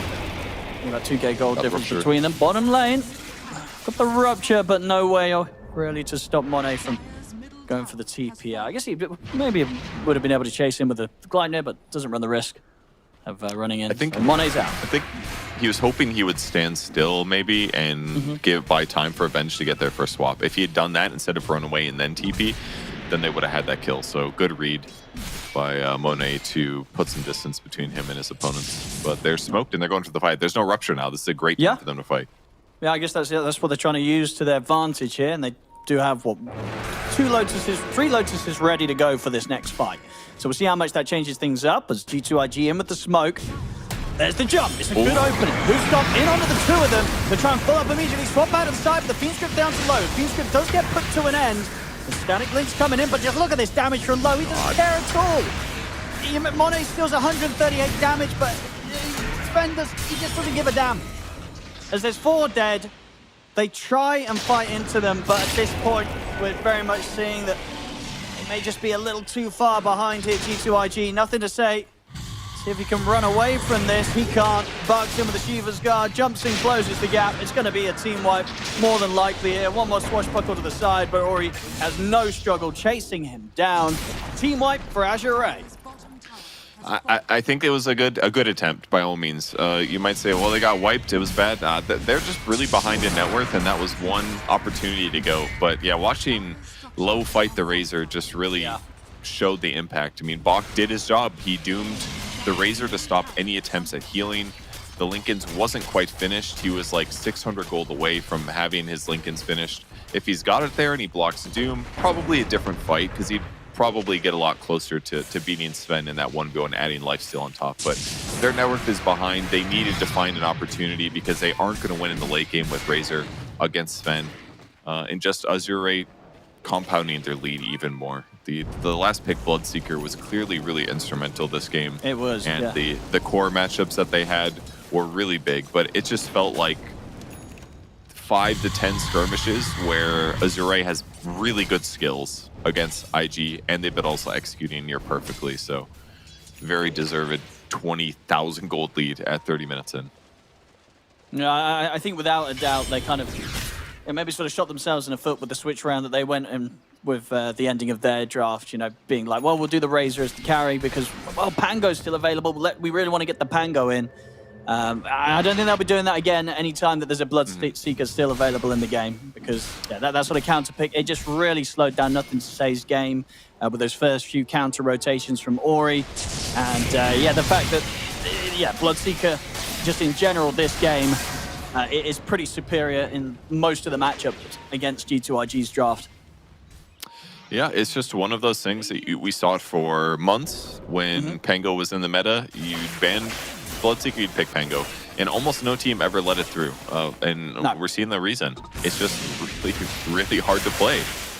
This supposedly unbeatable ultimate that makes you magic immune and disrupts team fights, it's just hard countered. It's like, okay, your ulti is not only gonna not do anything, but you're gonna die doing it. So just the perfect counter while also farming fast, and also good against Razor as well. If it was some like Medusa type hero, and maybe this is why they thought about banning Medusa on the Azure Ray side if they were thinking about Bloodseeker. But if there's like a Medusa and you get Rupture, it's not a big deal. But Razor's countered by it, the Pango's countered by it, there's a Centaur. It was, man, a really big oversight by G2IG to not worry about that Bloodseeker when they picked the Pango. Yeah, they'll certainly be worrying about it in the draft of Game 2. I can absolutely guarantee after this one, as this has been quite a bit of a rough one for G2IG. We'll see smoke on smoke, but if this one goes badly, it could be game over for G2IG. They've got to find something miraculous here. Well, they know about where their opponents are because of the courier. They know they're down there somewhere. Look at that. They put a circle right on them. Sentry down first. Smoke break. Was going to dispel. And there's the jump. Okay, Bark's going to go in first, get some information. They're going to drop the Fiend Script down onto Bark, see if they can kill off the Goon, but low. He just completely spreads through them. The damage coming out for this Sven, completely insane. Mono will get off a pretty good static link, but pretty good just ain't going to cut it at this point. 4 dead. Not a chance whatsoever here for G2IG, and they know it. They call it. They'll tap out. GG is called. Azure Ray with a fantastic draft and very clean play. I mean, obviously they've ended up in this matchup because they've been losing series, but this sort of level of draft and play, I think this is what we expect from this caliber of players, right?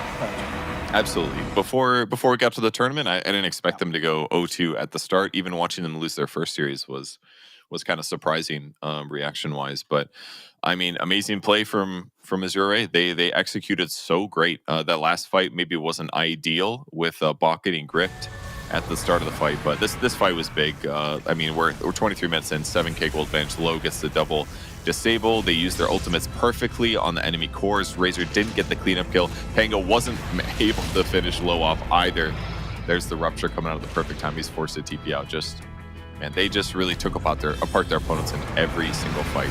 This jump was good for them, but unfortunately, the Sven was like, "Oh, I'll just fight him." I just hit him 5 times.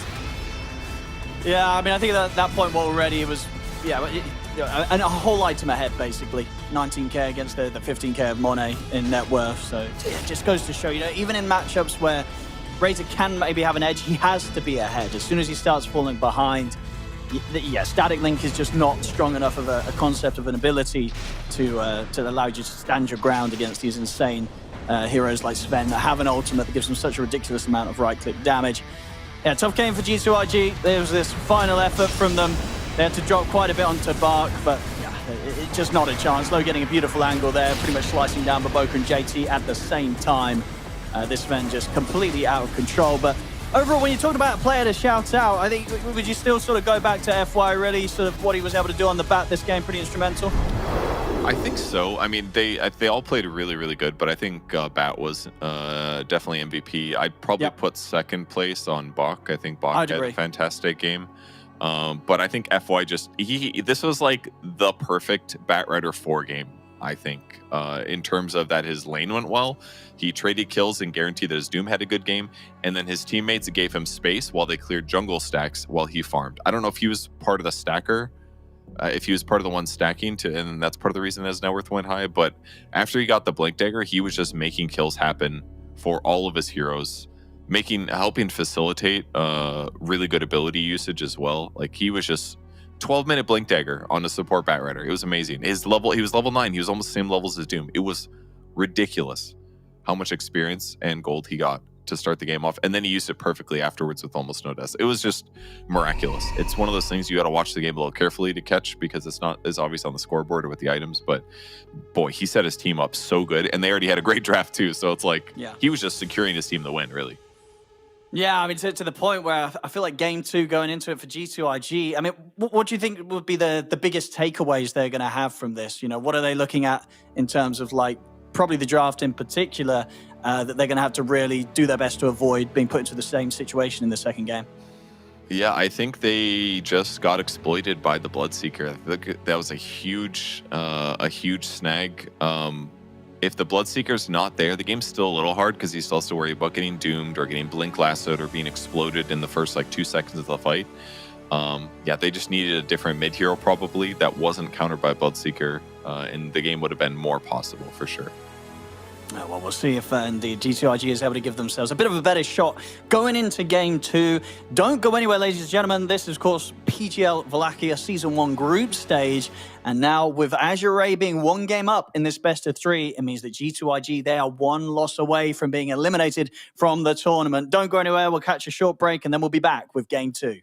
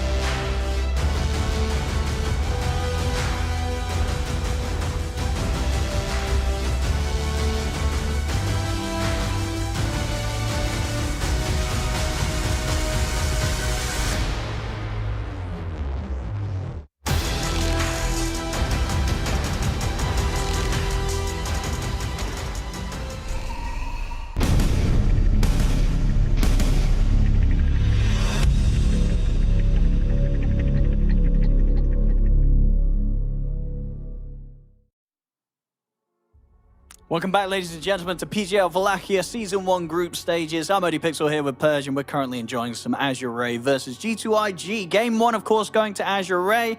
Game 2 draft has just begun, so we'll be able to get it on your screens right now.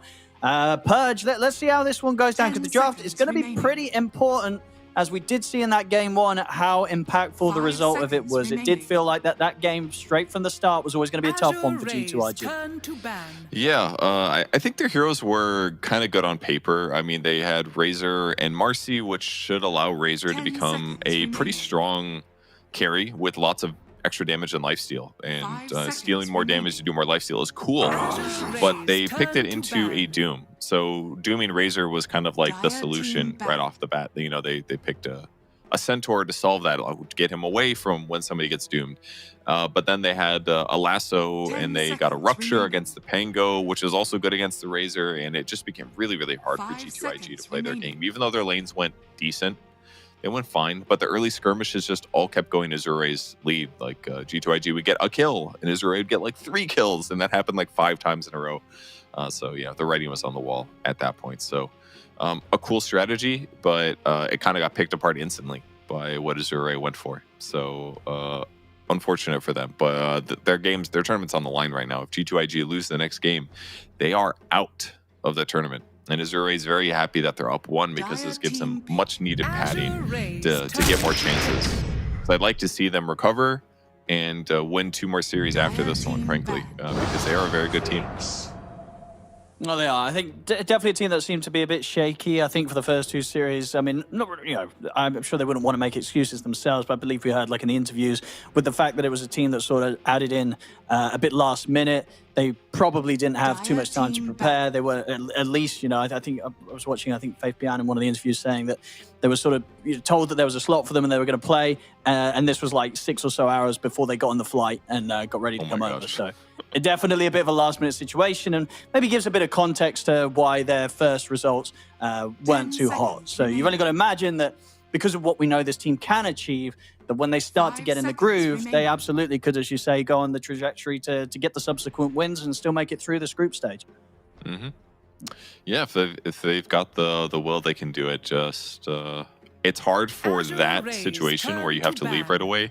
Mm-hmm. It's hard for that and Swiss stage, actually, because Swiss stage is like, okay, you have a couple crucial matches, and if you mess them up, you're just gone. There's no recovery period, You can't like barely squeak by groups and then go through the playoffs. It's like, you got these really important matches. You have to be ready to show your game from the first match you play. Everyone is really, really impactful. But luckily for them, they might just have to go a long road, and that road continues by them potentially winning game 2 here versus G2IG. They opened with a Clinks. They followed up with a Bat Rider, which worked great for them last game. The Clinks is a little weird, but I kind of like that they're willing to just open up these weird heroes to start their draft. Not that Venge is that weird, but it's atypical. That's how they opened their draft last game, and it worked great. And maybe the Clinks will do the same thing here. Yeah, I think we saw actually on the stats last draft, I believe the Venge was...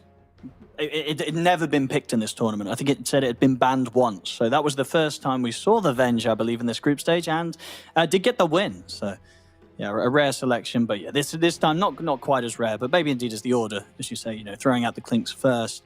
A bit of a bold move here from Azure Ray. We'll see what it leads to. Support pick, or likely coming out here from G2IG. They'll get themselves the Tiny to follow up that Doom opening. I like the Tiny pick. I mean, they've got great running E right now between the Doom and the Tiny. And one of the weaknesses of Clinks early is your really low mobility, and you can't really stop players from running you down. The best thing you can do is get under a tower and continue to use Death Pact usually. And Tiny's going to better be able to approach, cast Avalanche, throw the Clinks even deeper away from the tower, and give you more time to run him down using blood grenades and things like that. So if I'm Clinks, I'm a little bit scared of this lane right now, because that's 2 spooky Halloween boys running me down and showing them what's really scary as a bone man. Very, very spooky stuff.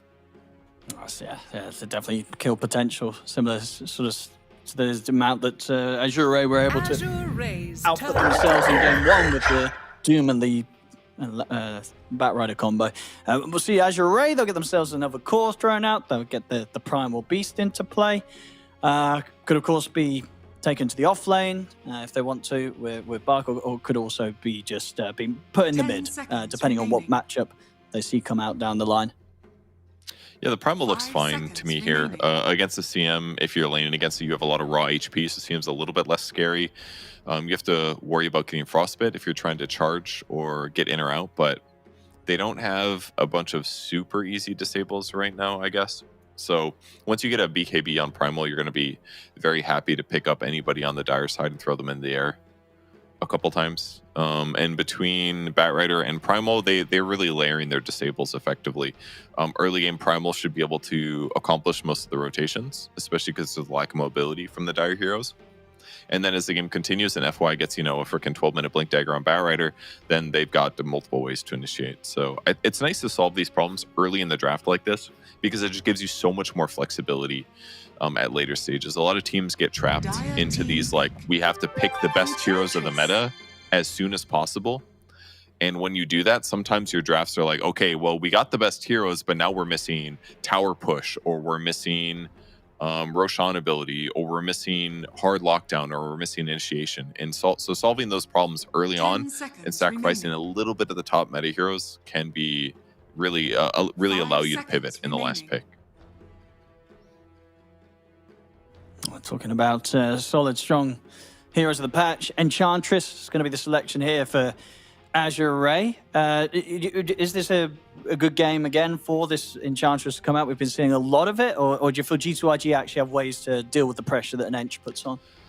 Well, the creep can be eaten by Doom, and Frostbite also can kill the creep, so they definitely have good solutions on the G2IG side, but this is basically their investment from picking Clinks early. Teams have been picking Clinks against Enchantress to guarantee that you can just eat the creep, and that's the easiest of those three examples that I mentioned to shut down Enchantress. Not that Frostbite or Doom are bad examples necessarily, but the Clinks one is the best by far. So by picking Clinks early, they basically guaranteed, okay, we're going to get Enchantress way later if you don't ban it. And due to the nature of how this seems to be very prevalent in the meta right now due to the drafting style, because almost all the bans come out before any picks happen, right? So once you start drafting, once you pick the Clinks, you're like, okay, you guys only have 1, maybe 2 bans until we pick our 4th hero. So is it going to be that hero, or is it going to be somebody else? So it seems like a cool way to set your team up for this guaranteed follow-up support. You pick the counter, and then the enemy team's like, well, we can't pick it now. They have the counter, and then you just get to pick it yourself in this really low priority place. So it's kind of a cool way to draft, and it feels like Azure Ray is getting really confident with their drafting style due to this. But the downside is that now you got to play against a Weaver. Weaver is there's not much disable to deal with in this game. So final few bans coming through. In terms of, disable for Weaver, they'll ban out the DK to make sure there's not that jump instant catch to be used against him. And Azure Ray, with their bans, likely to be looking towards those mid heroes. They get rid of the Zeus, eliminate some of that crazy amount of burst, and just the fact that Zeus is definitely one of the more popular mids right now. I'll see who else they want to take out from the mid pool. I mean, any sort of mid heroes that are sort of screaming out to you that's still left in? 10 seconds. Not quite sure. I do, just to add on what the Zeus provides, though, because I do think the Zeus ban is excellent. A lot of teams have been, obviously it's a great carry-ish type hero from the mid lane, but the one way that Zeus has felt really fantastic lately is when you're doing a smoke-on-smoke fight. Smoke breaks, you press Zeus ulti, the fight just is easier for you because you get the jump right away. That's huge because against the Clinks, guarantees vision, and against a Batrider, it interrupts your Blink Dagger as well. So I think Clinks would have been a problem when it comes to starting fights. Azure Ray needs to start fights correctly due to having to worry about getting doomed on the wrong hero. So a very valid ban there. But other mid heroes, let me just take a look at what G2IG's been drafting so far. See if anything is really obvious here. I mean, Kunkka's still in the pool, even though it's been losing constantly. In fact, G2IG has lost like 3 games with it. They could pick Kunkka. It's probably a little too much tank, but it's kind of good against. It's kind of good against Clinks. It's kind of good against Batrider. They could just pick Kunkka as their last, even though they lose with it. It's fine, 10 seconds right? remaining. I mean, it's as you say that the sort of temptation of the comfort of a pick like that might just sort of override the fact that they've not been doing too great. I mean, maybe, they could have sort of say, sure, we've been playing Kunkka and not doing well, but maybe it's not the Kunkka pick that's a problem. So, indeed, they could just go for that again here. In two of those games they lost, they also first picked Kunkka as well. So this is one of the things that affects hero win rates. Some heroes seen as the best hero, and you move it all the way up, but then you start picking it first, and it loses more in that position because your opponents get more reaction. They'll go for something different, which is also good. The Timbersaw. Okay. I mean, looking at sort of the damage output coming out from Azure Ray, I guess it's a pretty good Timbersaw game in the sense that it should be relatively hard to take him down, right? 5 seconds remaining. Yeah, probably will be. Klink's damage is pretty solid, but Timber is going to be able to offset that a bit. He doesn't care as much if he gets lassoed back. Primal Beast is a little bit less scary, but most importantly, he just provides a lot of pure damage that his team is going to be able to profit from. They've got decent disables on the G2IG side, so throwing Timbersaw on top of Primal Beast makes Primal way easier to kill. Doing pure damage against Primal makes him way easier to kill. So I kind of like him, and he's good against Enchantress as well. Just tons of pure damage, jump through, blow her up. The downside is that if you aren't going on an Enchantress, and Enchantress is just in the fight hitting you with impetus missiles, you also can die quickly yourself. So kind of a back and forth matchup here, but they finish it up with a Leshrac. Lots of AoE magic damage. Someone else to frontline a little bit. It looks pretty good. Some disable follow-up, which will be nice. When Bok or FY go in first, they can layer stuns. And it gives them some solutions against the Timbersaw. But man, that's a great hero to get doomed. Oh, indeed. So I think overall, definitely feeling that G2IG, they've not sort of been caught in a position where, the result of the draft feels like it has as many holes as maybe the first game draft had. So I think, looking at the lineups, right, we should be in for seeing G2IG have a much better shot this time around, Purge. That's what it looks like. They ended up going for a mid Doom, by the way. Nothing to say he's going to be playing the Doom. Okay. The man just doesn't want to play mid heroes anymore. He's sick of it. He's like, I want to play weird stuff. I played Pango for you guys. Look what happened. Now he's going to play Doom mid. It'll be more fun. Doom against Leshrac is kind of interesting. I don't know how well that's going to work out, but it's offlane Timbersaw, which is going to be against Klinks. That sounds better to me for the Timber. Sure. Just get a little reactive armor to help offset all these little plinky attacks, and there will be extras of them because of the skeleton attacks. So, I don't know. Seems kind of cool. Yeah, I feel it seems to be more sort of taking the Doom away from that offlane situation than necessarily feeling that the matchup or anything crazy is going to go in the favor of the Doom. Because I feel at the end of the day, anytime you're playing any of these melee heroes against a good Lesh, the Lesh it's going to give you a hard time. Sure, if the Doom gets in on top of Ori, you can trade a fair bit of damage back, but I don't know. I feel like Ori on his Master Tier Lesh, this is a matchup where he could give nothing to say a bit of a hard time in the mid. Yeah, he definitely could. And it's generally a little easier for Lesh to rotate, I feel like. Just because he can go jungle easily, he can gank side lanes a little bit easier than a Doom. So that's one upside, but they've got the tools on the G2IG side to get kills and to make good impact, so I think it'll be fine for them. It's a great game for a CM2, lots of mana to pump into all of your strength heroes that don't have a huge amount of mana themselves. And as long as he offsets what Enchantress does, I think the CM will have a really nice place in this game for the early stages. They want to find first blood here. Both teams, in fact, they're going to try for the invasion of each of their jungles, but will mean that they end up avoiding one another with the initial movement. Monet is split from the team, but obviously a lot harder of a hero to catch level 1 with the Shikuchi at the ready. So even if he does run into the smoke here, should be perfectly fine. Low, on the other hand, he could be in a bit of danger because they'll see him now step up under this ward. They'll at least hold the position to make sure he can't get over to grab the bounty, but maybe they can... No, they're not going to be able to get him before he gets to the lane, I don't think, unless they want to try and kill him on the creep wave, which they may give a bit of a shot, as Baboka is waiting in the trees for him. See if they can burst him. With the toss back, and with the blood grenade, that should do it. So good setup there from G2IG. Nicely played there to secure first blood. Yep, and they block the creeps a little bit too, so watch this. Now there's going to be creeps dying under tower here. That Enchantress has the last hit instead, so just a nice little start. That's going to delay Clinks' level 2, which means they have a better 2 creeps now died before he got there. So the level 2 that comes up for G2IG will be faster and give them possibly a window there to kill low a second time before he even gets Death Pack. So he's only got 600 health. Maybe he gets threatened again later. Looking at some of these lane matchups, the top lane we saw last game, you know, FY able to do an excellent job of securing this area for Barks. Is this another sort of setup where between the Bat Rider and the Primal Beast, they can do quite a lot in ensuring that the Primal Beast gets the edge against Monet on the Carry Weaver?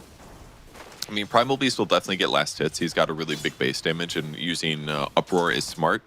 The harass he does take is going to be turned into more last hits and denies, but I just don't see them killing Weaver here at all. The only way basically is if he uses Sakuchi and you stun him during Sakuchi ideally, and then you have some rundown potential. So I just don't see Monet dying in the slightest. X-Nova just has to thus be the one not to feed in this lane. So it should be fine for Bach and FY. But the upside is you're not going to see Razor like fighting to the death and dying like you did last game. Looking at the mid so far, good stuff here from Nothing to Say, keeping it even. The bottle's now out for Ori though, so he can start to step up the harassment, but same to be said for Nothing to Say. Also able to get that bottle out at a pretty good time off the first few waves. So he was able to sort of maintain control of the waves between both of them. Yeah, CS across the board looking pretty even. Nobody's suffering on these first few waves of creeps. JT got pretty zoned out just now. The little creep harassment from Enchantress was annoying. You got that little mana burn creep. And both camps are actually unblocked here, so Enchantress wants access to creeps. He's got it. Ooh, tries to go for a pull, misses it. Top lane. Oh, he gets a ring creep. Nova, he's in a lot of trouble. FY with a good knockback at the flame break. Sets up for Bach to easily be able to trample him down. So didn't have the potential, I believe, the cooldown to get another Frostbite out. And as soon as that's gone, there's nothing to hold back the Primal Beast. Yep, that's the kills we expected. And that's the scary thing about Flame Break. It's very punishing to push that CM 250 units towards your opponents. But with Frostbite picked up at level 2, nice combo here to get Baka a little bit lower. It's going to take him some time to secure that that next kill. They're going to have to wait till Bach's a little healed. Mid lane, Ori nearly being able to get away with a dive onto Nothing to Say. We're starting to see just how much damage this Leshrac can kick out against the Doom. I don't think this matchup gets any easier for Nothing to Say, but so far he's doing very, very well. Keeping the CS even. We'll see if he can keep that up now that the matchup gets into a bit of a trickier territory.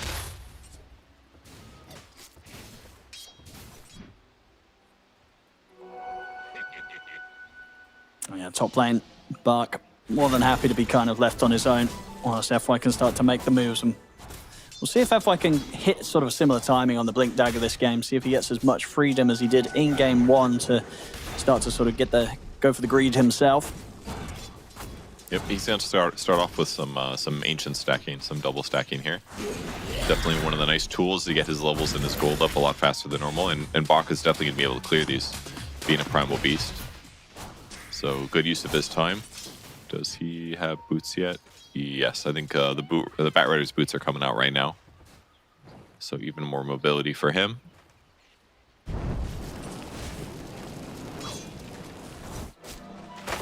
Bottom lane.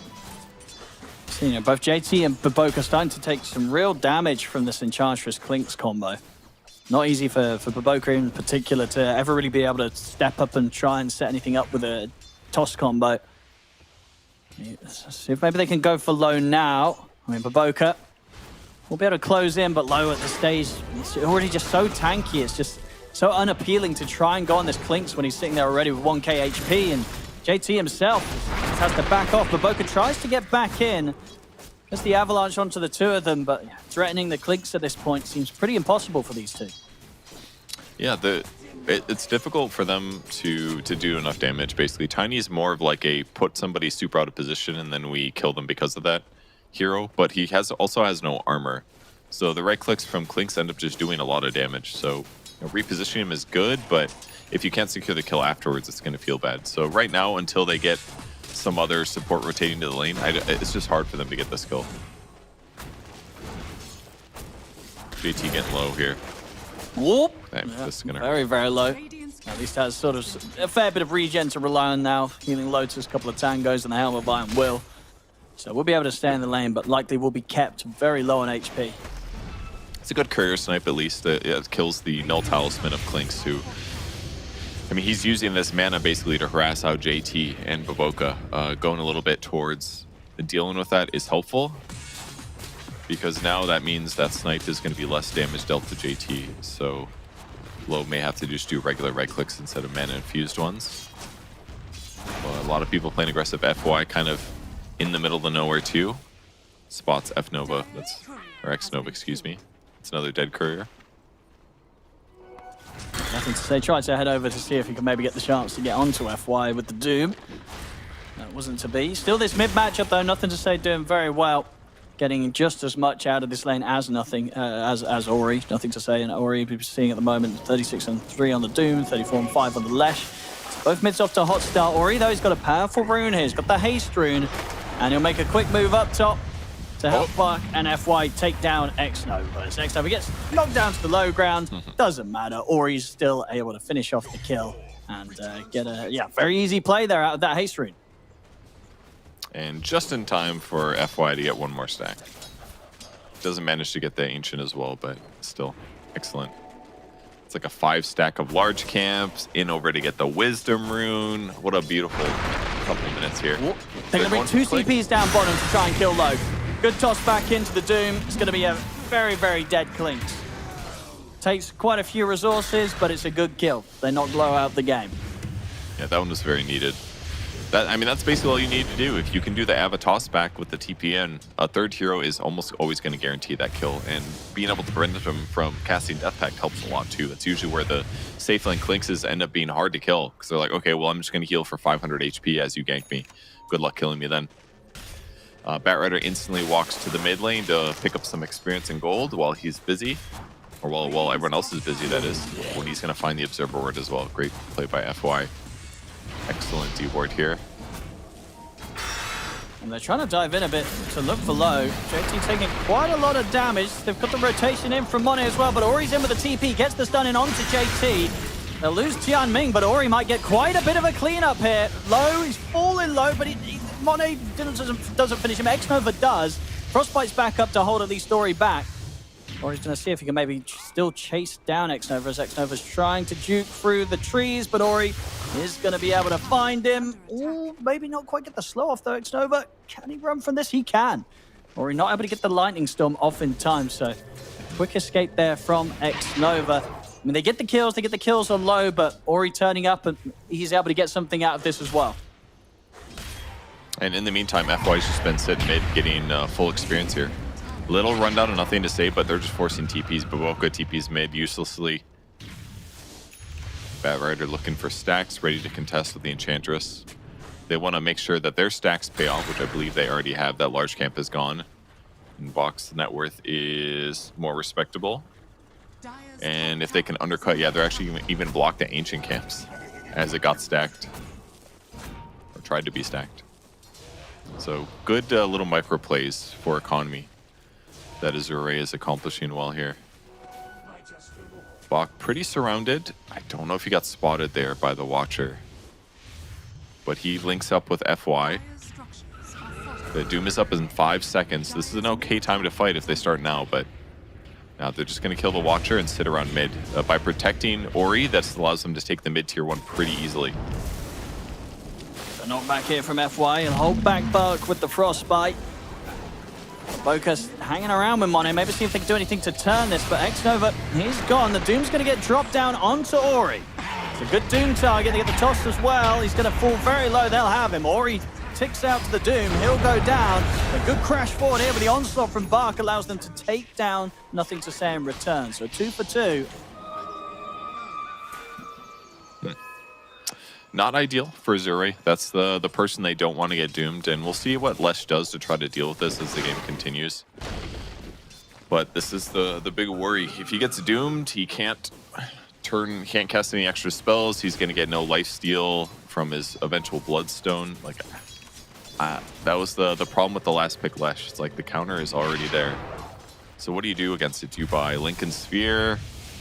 Do you get like a Blink Dagger and you wait till your teammates initiate on Doom so that you can like deal a bunch of damage at the start of the fight? I'm not quite sure what they're going to do, but I'm curious to see what Ori goes for.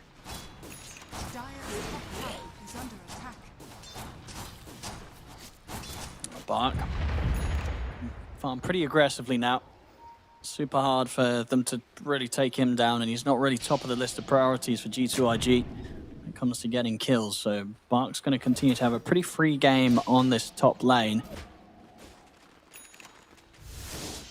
It's the Blink Dagger done now. Ready for Nothing to Say to start to make a move. He's still got to wait just under a minute until Doom's back online, though. Push comes in. The tier 1 bottom. It's going to get taken.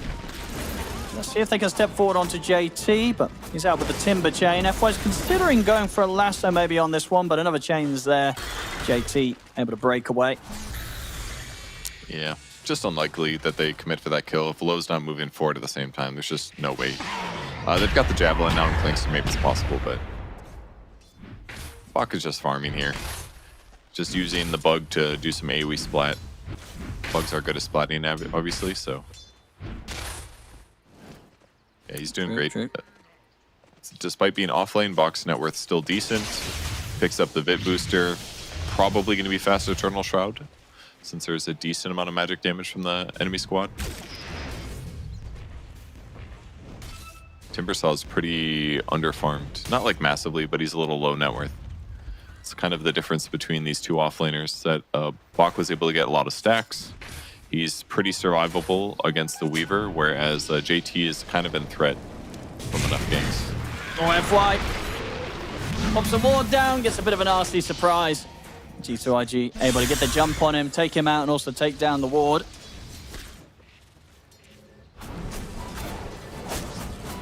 On him.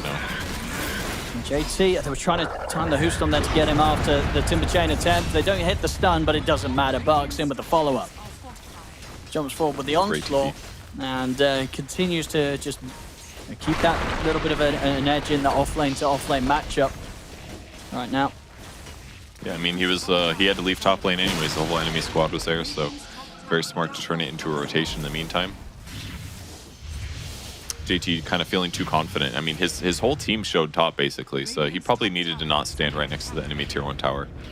It's one of those moments where he's probably a little frustrated with how his game is going and wants to get something done, but just leads to him overextending and gets killed. Doom's got Blink, though, so they can start the fight pretty well. Boboka, no Blink Dagger yet for the Tiny.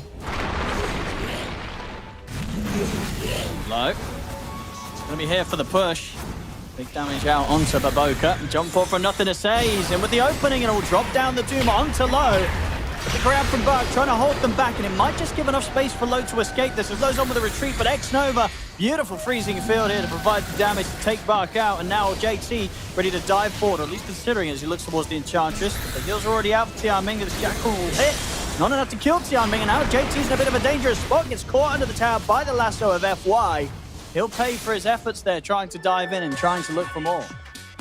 That was great. Really well done by Bak. He needed to put his body in the middle of that fight. As soon as Klinks gets doomed there, a little bit more damage and he just goes down. So bodies for him, puts his ulti down to create some separation, and Klinks is able to reset, and JT getting a little bit overly aggressive afterwards. So about an even fight. If Ori finishes the tower, which he does, great for them. Azure Ray's happy with this position. Keeps Klinks ahead. He's going to finish his Maelstrom now, going for the Gleipnir build as usual, so you can lock down the Timber or the Doom or even the Weaver. It's a great Gleipnir game. This is one where it just aligns perfectly. It's not going to be quite as quick as the last game, but FY, the Blink Dagger, it is there.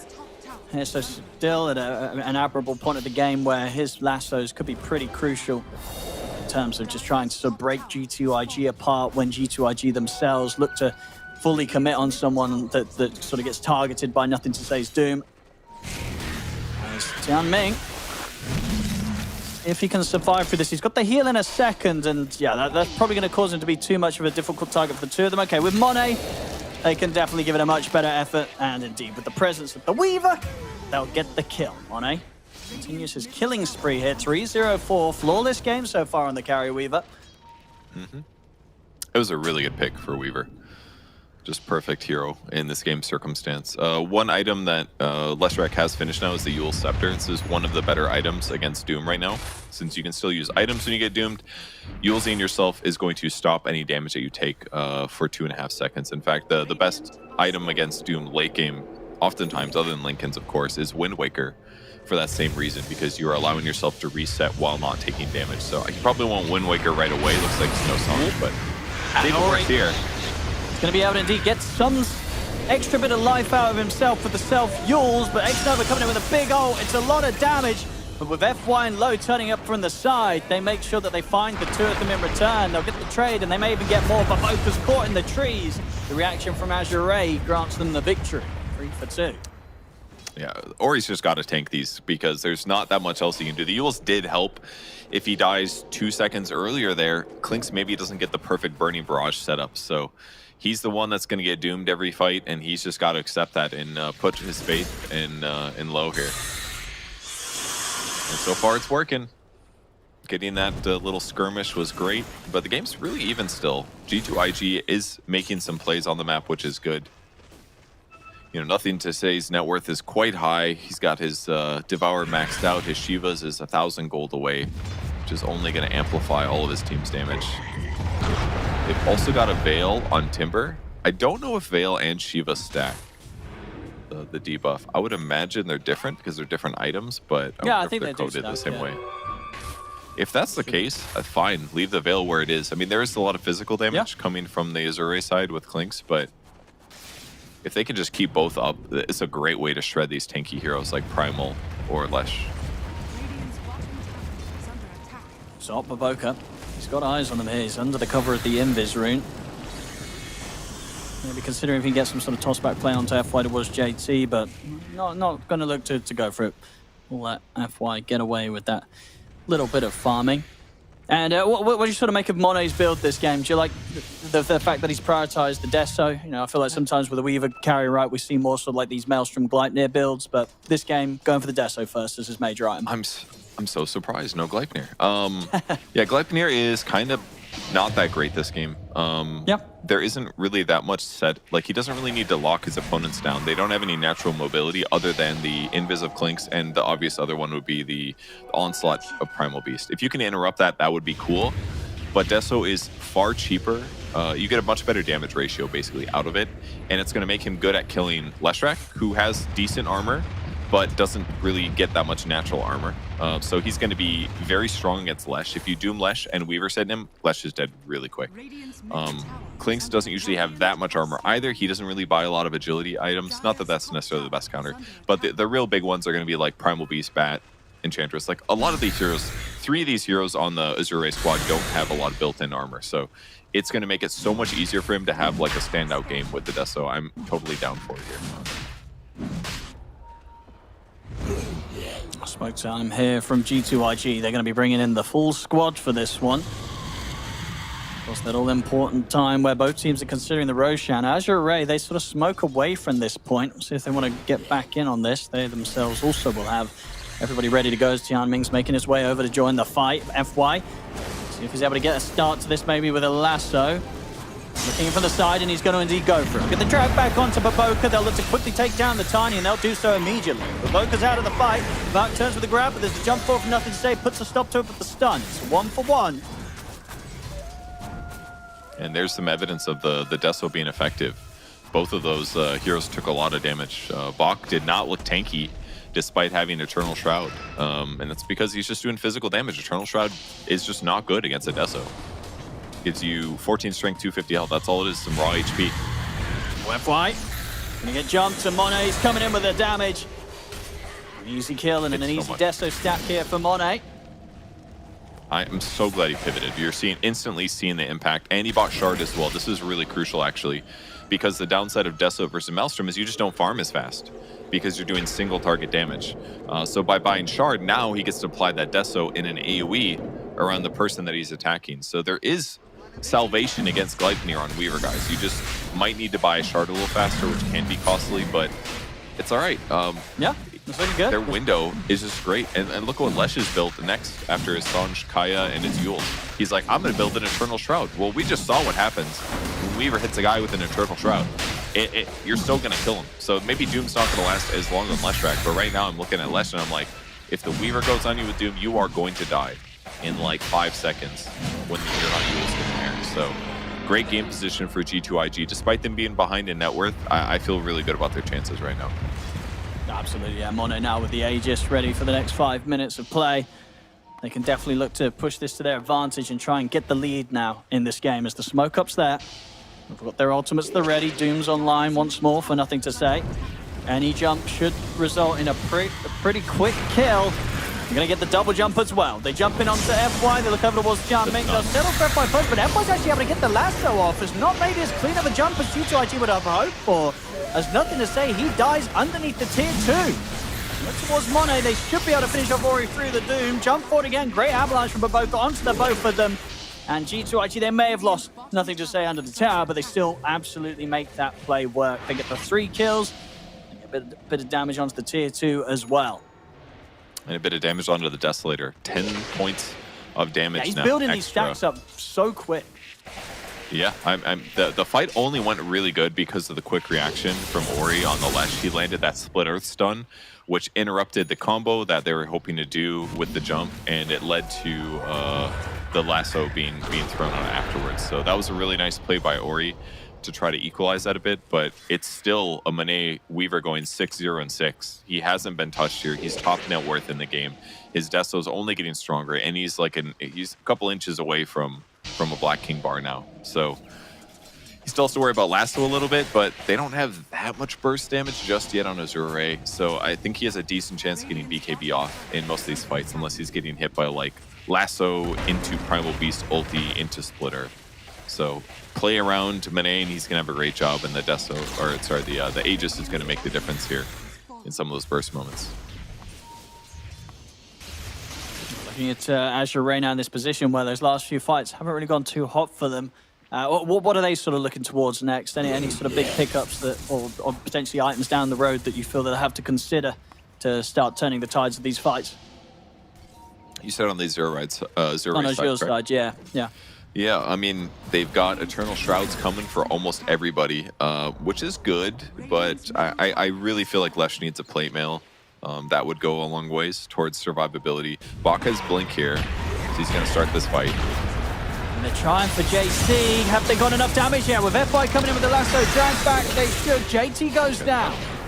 Good play here to start things off. The question is if they can get away, though, because Monet turns up. He's going to look towards Low. Low's going to try and stand his ground.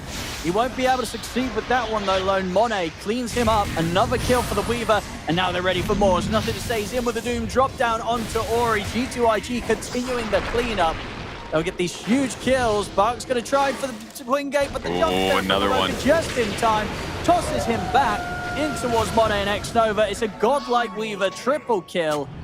16 damage already, 16 stacks already on this Deso. I mean, yeah, this is a really sort of textbook Weaver Deso picking up and play this game. It could not be going any better here for Monet.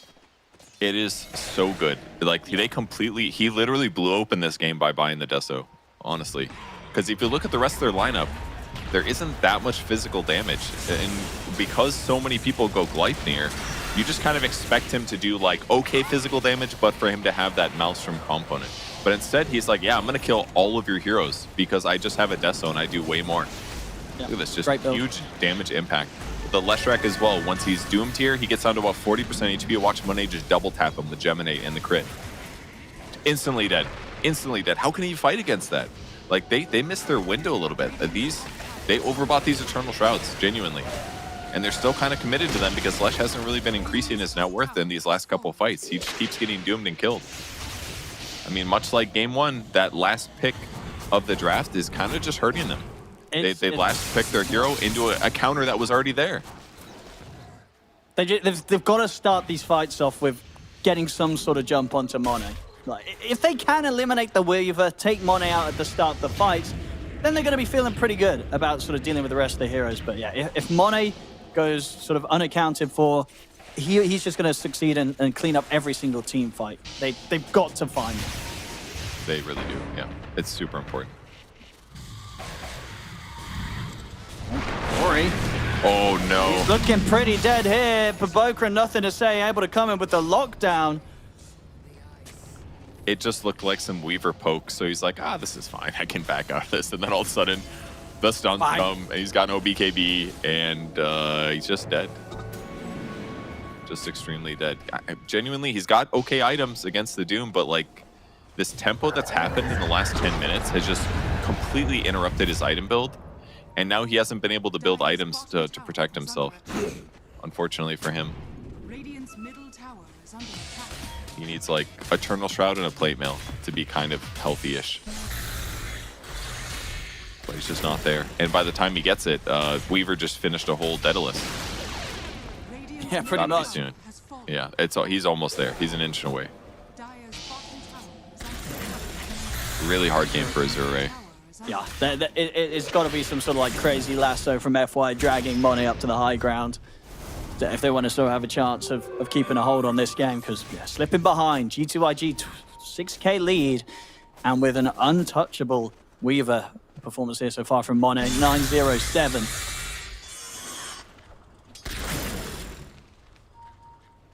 At this point, everybody on G2IG is quite farmed. Timbersaw's he's collecting his hats. He's got 2 Rhino, Eternal Shroud, Veil of Discord, Sanj Kaya, good mix of things. The supports are feeling good. Doom's got a Shiva's and a BKB and a Blink. Tiny's gonna have a Lotus Orb, just a casual Lotus Orb for fun. That'll basically help guarantee that Bach never gets his ultimate off, or they could reflect a lasso potentially. But Azure Ray's going for a smoke play. It does get pinged a little bit. Yeah, they had that observer ward right in front of them. They saw the smoke. They can set up to fight this. Oh, they're so ready. Baboka, he's going to get jumped. Nothing to say, he's going to try and back him up. Drops the Doom down onto Ori. Baboka, he's going to be the first one to go down though. Moving forward, Monet's, he's going to be starting to dish out an incredible amount of damage here from the Weaver. The fight's falling apart for Azure Ray as Monet, he's looking to see if he can even chase and dive in to get the kill on Ori, and he absolutely can. It's going to be a team wipe. They try and head out, but that ward, they gave all the information G2IG need. They set up perfectly, and now they'll have no trouble coming in for the push. Looked like a double racks at 28 minutes, just with that great observer ward. They read them like the book, and this is one of the cool things about Outposts, honestly, is that they are a little underwhelming. You don't think about their value, but in there, it was just amazing. They can be fully efficient across the map, and the moment that they see an opportunity like this, everybody TPs in, they're across the map, ready to take that fight and take this crazy team fight that leads to a Rax and maybe a tier 3 tower on top of it. They'll probably be safe, though. This is still like a very easy gimme. It's too early in the game for them really to take a 2 Rax. But what a great opportunity. 13k gold advantage now. That gets Weaver halfway towards his next item.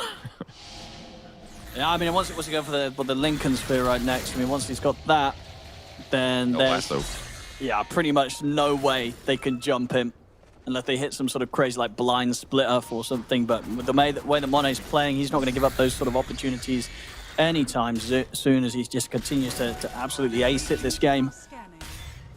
See the smoke. Or JT is. I'm going to see if they can take down JT. See if they have the damage for this one. They certainly will with the full team. They can take out the Timbersaw. JT's out for 70. He left some breadcrumbs on the map. You see he left his Whisper of the Dread near the Ancients. They're like, okay, I smell a Timbersaw. No, I think they had an observer ward there at the Tri-Camp that spotted him heading that way. Great pickup, though. They definitely have the damage. They do. Pure damage from Diabolic Edict. That's a lot. They can get the catch, especially if they get these pickoffs.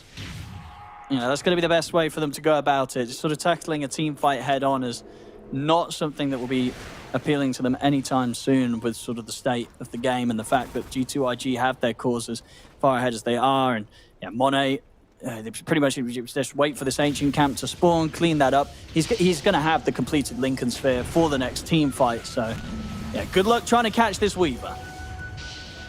Yeah, it's going to be tough. Yeah, there it is. Crazy amount of farm. 30 minutes in, Lincoln's Daedalus, Desolator, Dragonlance BKB, and the fact that that Deso has got the 26 stacks on it. This has got to be one of the most fun carries to play from ahead, I think, like as an aggressive carry. You know, the Weaver's not the most traditional, but if you can get him in a game like this where you're like, oh, I just can't die in the lane, you feel so good. And transition in the mid game where his team setup is so ideal, it just feels so straightforward. He's going to go in and get some information. I think he can do anything with this. Maybe Boka's going to be able to jump and get the toss back. Let's see FY go for the lasso onto Boka. Doom's going to get dropped down onto Ori. It's 1-for-1 so far. Buck's going to buy back immediately. Monet heads over towards Xianming, cleans him up in just a single crit pretty much. Oh, still a bit of micros. A 3-man stun. See what they can do with this. I mean, Ori's moving back in, still kicking out the damage through the Doom. Overlord's nothing to say. And with Bart coming with the buyback, they might have a chance to turn this fight around. They'll get the stun on the Wex Nova, putting a stop to the freezing field and find a third. The problem is, though, Monet's still alive, and he's thinking about getting back in on this one. If they can do anything to threaten this Weaver, Monet trying to stand his ground against Low, had to use the time lapse. Another buyback to be coming out here from Azure Ray. He's dying. To be said for G2IG, they've got him. The damage from Low, enough there from a distance to bring down Monet for the first time this game. They had to use buybacks for this fight, Azure Ray, but it's definitely allowing them to kind of get their team stuck back in on this game and have a bit of a solid hit back here against G2IG. They're chasing down JT. Xnova's headed back over to see if he can help JT on the retreat. JT able to get up to the high ground with the Timber Chain, but they've got eyes on him. They see where he is. He'll get another Timber Chain away down to the low ground. It's definitely causing them quite some issues to chase. And now with the Boka back in play, he can provide an avalanche to ensure that Azure Ray, they're not going to be able to finish JT off. So JT gets out of there. An expensive fight. Now they had to use 2 buybacks on Azure Ray, whereas G2IG only had to use the 1. But they do get that kill on Monet, and it was a lot of money going the way of Low. What did he get? About sort of 1,250, and then plus the 800 split amongst the heroes. Yeah, it's a lot of money. On the fight recap, he made 2,300 gold in that engagement. Amazing. That's like half an item. He did 10,000 damage. He used Bernie Brush 3 times. Like, he used 3 ultimates. It was a very good fight for Azure Ray. Definitely worth the buybacks. They netted like 2,500 gold swing in that engagement. Crazy they couldn't kill Timbersaw. Here's that engagement, and Tiny kind of gets blown up before he gets anything good off. They doomed the Disco Pony, but he got the hell out of there, running super far to the left. Amazing stun here by the Enchantress.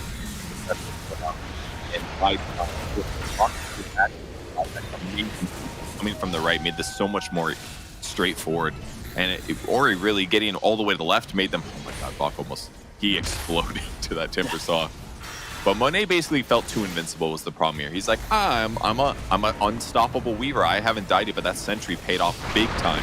He took all these extra attacks while into the Sentry, and then that just led into him getting ran down by the Clinks. So Clinks has Daedalus finished with his Gleipnir. He's got the Nemesis Curse, so Low's damage is not to be underestimated at this point. Weaver kind of needs a survivability item. He's queued it up now. What he wants is a Satanic. That would have, if he has Satanic in that last fight, there is absolutely no way that he loses to the Clinks with his network advantage, but he felt the need to go for Lincoln's, understandable. But with the Satanic, I don't think he's killable anymore. A lot of pressure on Low to pull off some sort of magic like that in the last fight. Once again, his positioning, it's going to be crucial. He is the damage they need to be able to threaten Monet. But as you say, with things continuing to get harder and harder with Monet's progression, even Low might not have enough, even with this finished Daedalus. It's going to come down to sort of the high ground holds, and if indeed they can get those sort of great lassos coming out from FY, which, you know, amongst all the chaos, he's still been having a pretty good game, 4-4 and 13, and some crucial jumps. There's some big initiations kind of between him and Bark that, as we saw in that last team fight, have allowed Azure Ray to hold on for a little bit this game. They still have some fight left in them, for sure. Clinks' high ground potential, they can definitely defend, and the fact that they have a Batrider. It's tough for G2IG to end the game. They're going to go high ground, though. The Sentry doesn't going to try. the jump. They're going to open it on towards Tianming, and he's gone for 45. See Bark charge forward, and look at Boca just getting torn apart by the damage from Low. Monet has to time lapse back. Have to be so careful when Low gets close. Seeing if Azure Ray can chase him for more, but G2IG, they'll back off in time. They won't lose anyone else here, just the 1-for-1. We are seeing, Low, especially when it comes to anybody outside of Monet, Low will tear them apart very quickly. No kidding. I mean, that's... Dude, Tiny has Grow, right? 17 armor. He had Craggy Coat. That's an extra armor if he doesn't press the passive, which he probably did. And he has a Lotus Orb. So he's got like 40 armor on Tiny, and he looked squishy against Low's damage with the 4 Skellies. That was intense. And a little unfortunate for them that the frontliner was Tianming on the Enchantress, but that's why he was sitting up there. He's like, go ahead. If you want to initiate, it's going to be on me, the Enchantress. And they killed him quick. But trading a support for a support is just okay. And Azure Ray is catching up on net worth here. The game is starting to get competitive. So they were considering setting up to try and make a play happen outside of the base, but Monet showing himself in the backup behind him. Azure Ray will go for the retreat. Probably look to resume things back on the high ground, or at least play it a bit more careful for the next 2.5 minutes still, in which they know that Monet has the Aegis on the Weaver.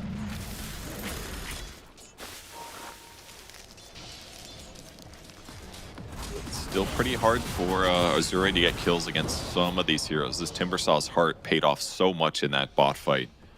Sitting around 130 regen per second without reactive armor maxed out. This Sange built in, so he is an absolute monster, and they have not managed to get any anti-healing this game. So he's a tough one to kill. I love Leshrak's plate mill pickup. Definitely what he needs here. He needed an armor item really badly. He's got it picked off, and he's going straight back for the Wind Waker. Absolutely what he needs. He doesn't need to finish that upgrade. He just needs the 10 armor. Otherwise, the Weaver kills him too quick. The Wind Waker will allow him to reset against Doom. It'll allow him to cover allies that get gone on as well. So good itemization adjustments here to try to pull out the win here. G2IG likely to be very careful about how they try and advance to the next stage. Of course, if they somehow let this advantage in game slip away from them, it will be their last one here at PGL Wallachia. So the next steps for G2IG to progress towards victory have to be taken very carefully.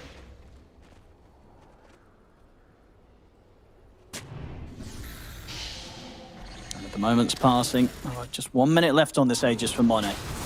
Doesn't look likely to be that they're able to get much more out of it unless they want to go for sort of a heavy push down mid here in these final moments of Aegis. Considering it, the opening with the stun onto Monet. Obviously, Azure Ray not wanting to throw too much down onto the Weaver whilst he has the Aegis. That's pretty scary. It was like 2 impetuses and a split earth and like 1 attack from Klinks puts him to half HP. Definitely scary to high ground right now. Azure Ray putting all of these annoying, cheeky, hard to find wards down to defend their base. Definitely sitting in here. I'm surprised their net worth has been kind of close to G2IG's, considering that they've been turtling hard for the last 5 minutes, but this is the danger. If G2IG spreads out on the map, like, boy, do I love to do that, I gotta say, and get net worth. If you just get smoked into, you lose a fight, and then they're really back into the game. So they're just sitting together, if at all possible. Doom's ready to TP onto a creep wave at any point, and this means they're just gonna stay an inch ahead of their opponents in net worth. FY still playing near his observer ward, occasionally checking. I don't see a gem on the Dire side, so they don't spot this observer wards yet. Oh, they do get one of them. The more common of the two.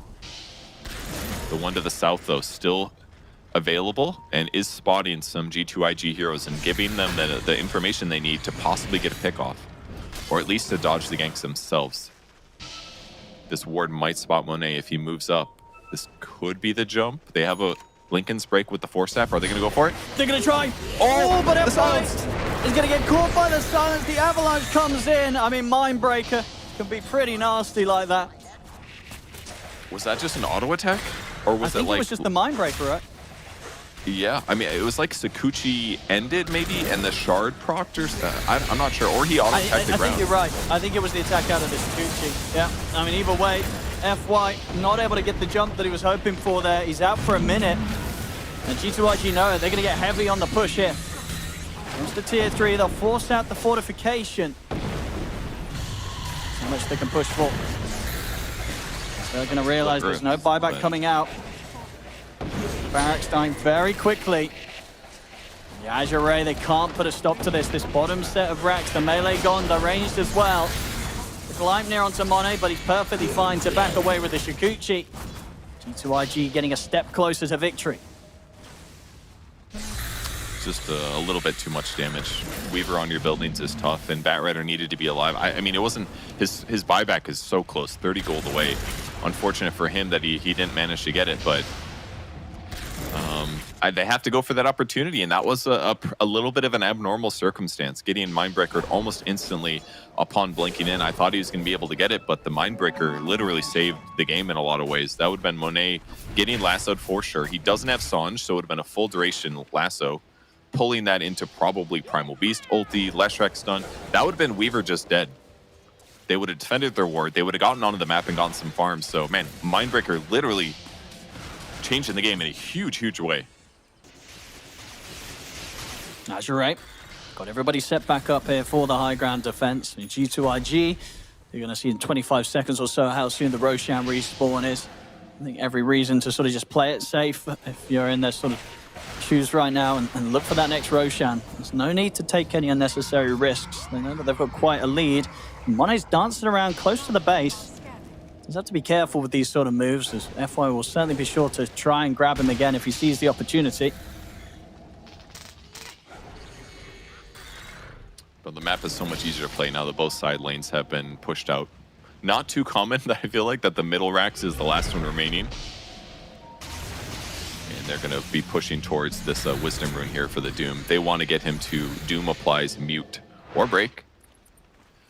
Break is not very good. I think they might want to go for the Mute, I assume. I think so. It's probably the new talent to get now that Doom is becoming so common in pro games. Like, if they've got a Wind Waker, for example, you want to mute them. Don't let them use the Wind Waker against you. And the Break is okay against Primal Beast, but you're not going to Doom him. Breaking Clinks doesn't really do anything. You want the Mute, certainly. It's going to help guarantee the kill against Leshrac. Oh no, his courier got sniped. That's rough. That's the Mystic Staff. And that would have been, yeah, he would have had the Wind Waker. He had the money to buy out. Yeah. There's no buyback for 600 gold, so they're going to smoke here. I think they think that IG's a little spread on the map or something.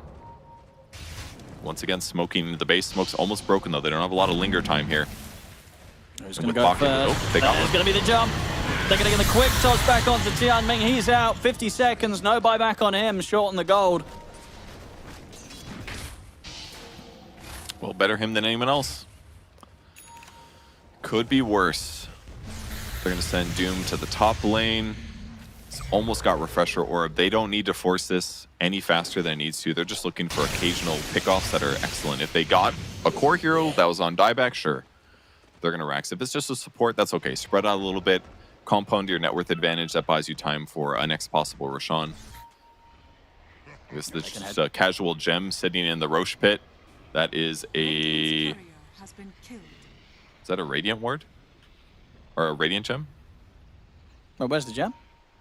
It's in the Roche. It's right under Roche's butt. Oh, yeah. I can't click on it. Wait. I mean, they're going to pick it up now, surely. Yeah, I'm not sure who put it there, but it's a one of the few ways that you can leave something that isn't a hero to know when Roche is up. Sure. That would maximize your time. But I can't remember. I'm not sure who put it there. I mean, I imagine it must have been G2IG, right? Because they just know that there's no way that they're getting out of the base. Azure Ray to, you know, they were never going to steal it or anything or get to that point. Yeah, probably true. That does give a Tormentor to the Radiant squad, which is not that bad in this game circumstance. They need gold. 280 each is helpful, but they're behind by 17k now. Really constrained to the map.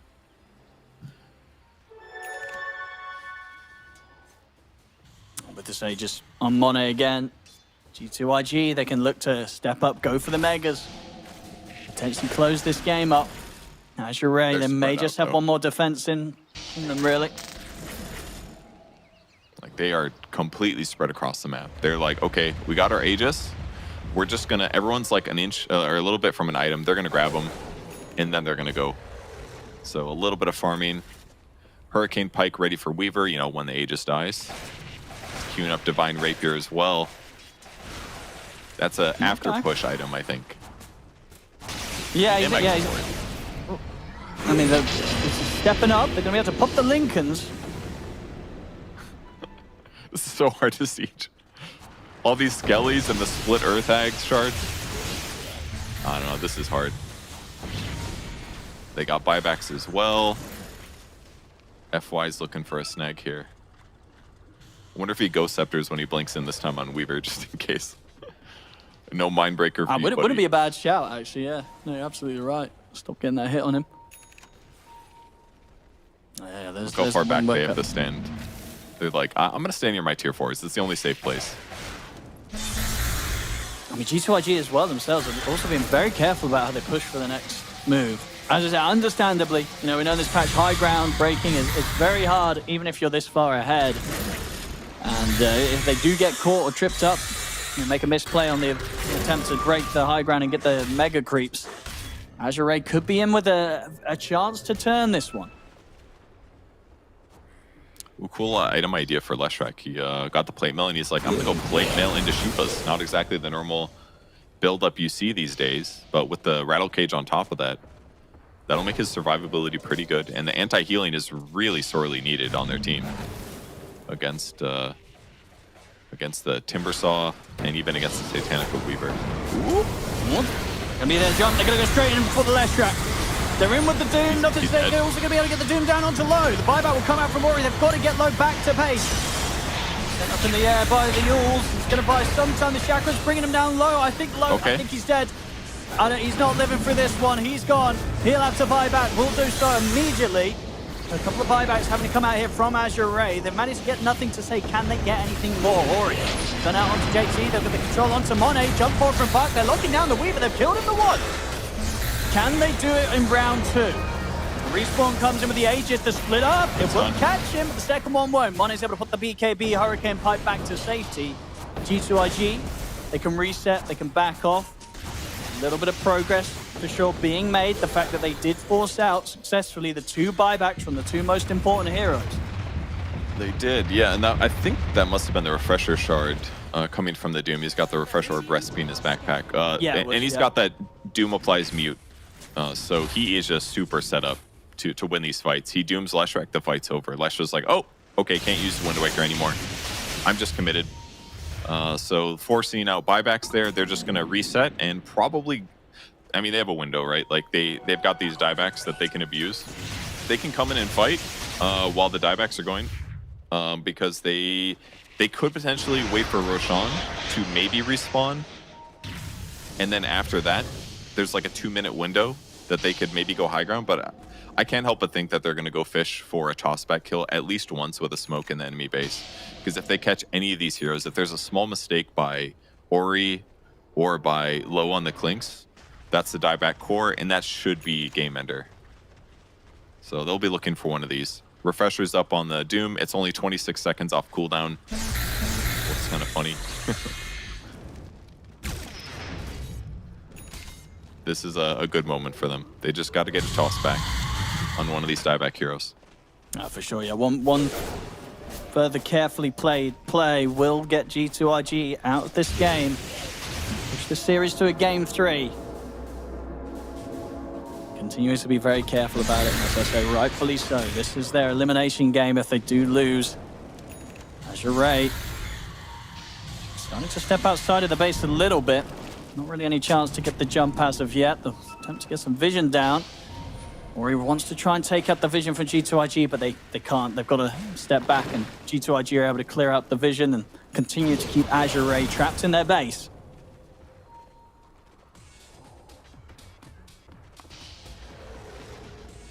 Just looking for that freebie if they can find it.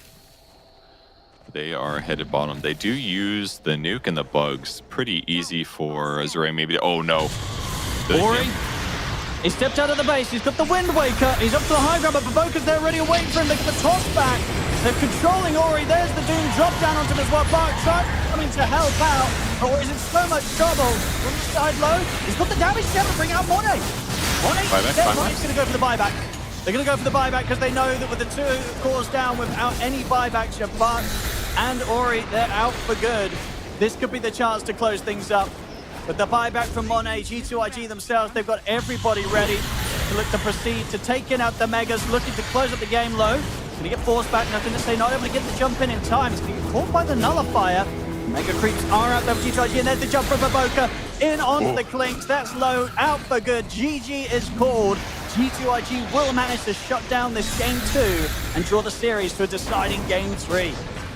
I mean, that took an extra 20 more minutes than I maybe felt like in the early game, but very deserved victory from G2IG there. I mean, amazing game from Monet. Like, absolutely amazing Weaver performance. The perfect pick for the game circumstance.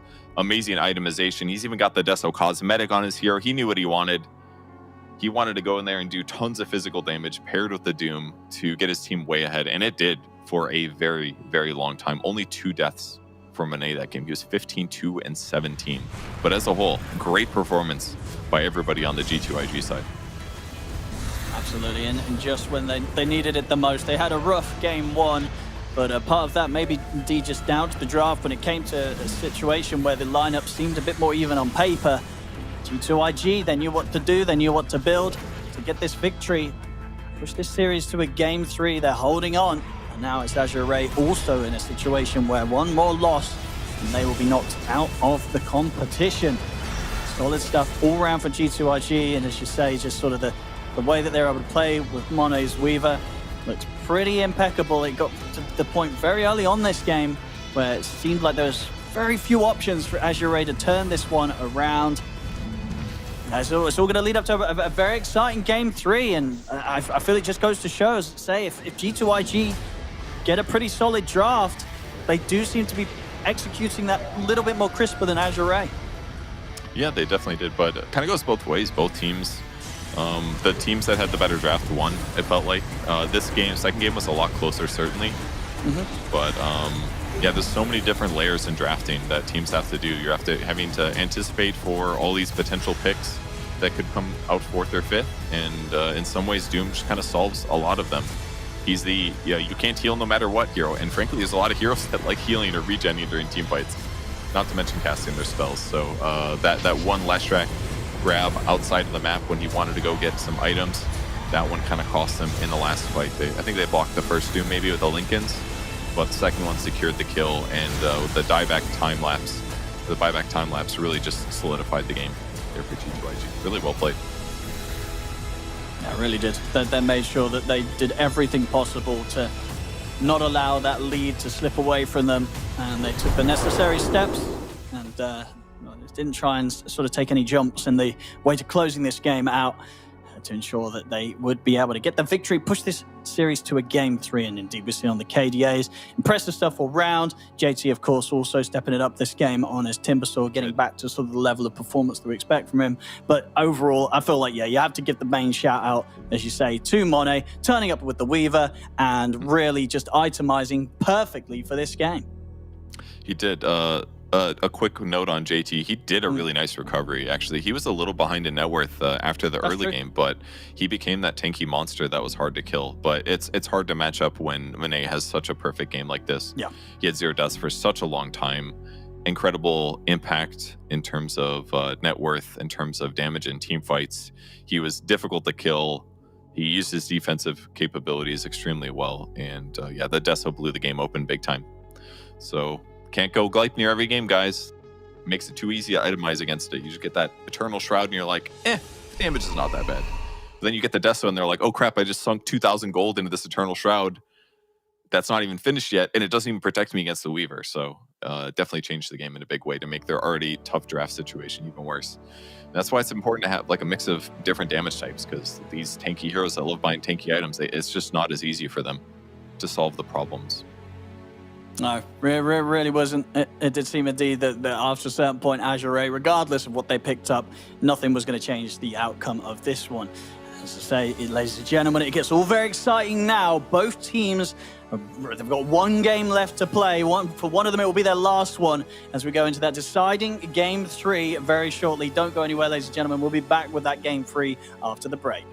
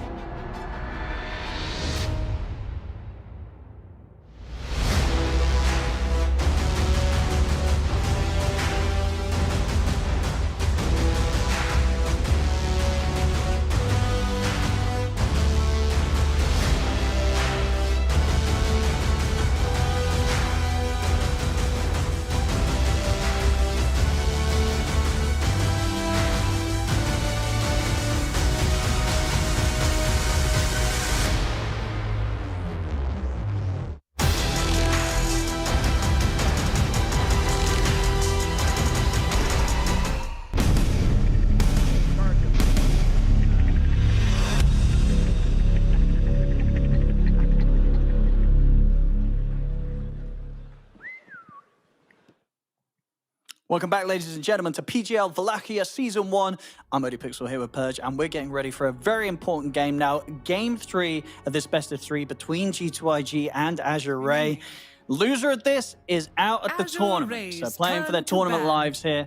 Very, very important game for both of these teams who have so far had a pretty rough run in the tournament. Purge, from what we've seen so far, I mean, what are you sort of making the state of both of these teams right now? I think watching this series, they're both really decent teams. It's just competition is really hard these days, and getting off to a rough start for both of them has obviously put them in this do-or-die position. They both have seems like good understanding of like how to outdraft against each other. It's just kind of like a little game that it happens at some point in the draft. You're like, okay, well, this is kind of what we're forced into doing, and all of a sudden your opponent has a solution ready to go, or maybe they already have the solutions on paper and the execution goes a little bit weak. So I don't really think that they're really blowing each other out of the water in a giant way and showing there's no like obvious terrible team as you sometimes expect when everyone has red on the board. They're all good. It's just it's hard to get wins, man. It's really hard to make it through tournaments with high competition. It is, yeah, the competition pretty crazy. Once again in this one here at PGL Wallachia Season 1.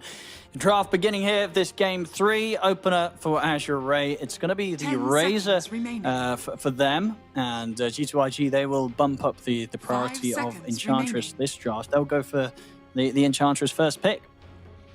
Yeah, what they had against Razor last time was Doom was one of the things that felt pretty decent to limit the healing that Razor could output, and they also had a Bloodseeker much later on.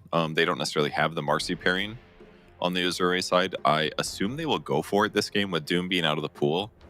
It just seems like what they're comfortable with. It was the same squad, right? Oh no, I'm sorry, that was G2IG that played the Razor round, with the Marcy. So maybe they won't do it. Maybe they're not as comfortable with the combo, but in which case, just having Razor at the start is fine. If you want to counter the Enchantress, you'd have to pick Clinks or some other creep destroying ability. If they pick Clinks, though, kind of kills their flex potential of the Razor. So maybe they'd want to wait until a bit later. We'll see. We'll see if any of those combos are sort of taken out as well by these bans. Yeah, ban on the Doom. And we'll see. Maybe indeed one of those supports going to receive a ban here unless they want to continue to target Bark's hero pool on the offlane. We're thinking Crystal Maiden or Mirana are obvious ones. The support Pudge, of course, very good hooking the Enchantress creep to undercut the I hope we see that. We never get to see any Pudge anymore, do we?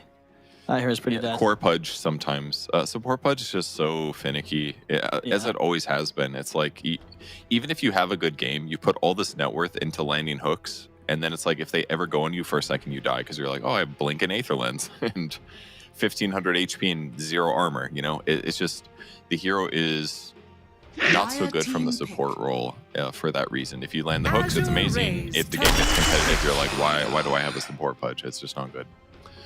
Here's a hero that was banned in the first phase, both games actually. Or I'm sorry, just actually both games was the Slardar. Banned both times by G2IG. They'll end up picking it themselves here.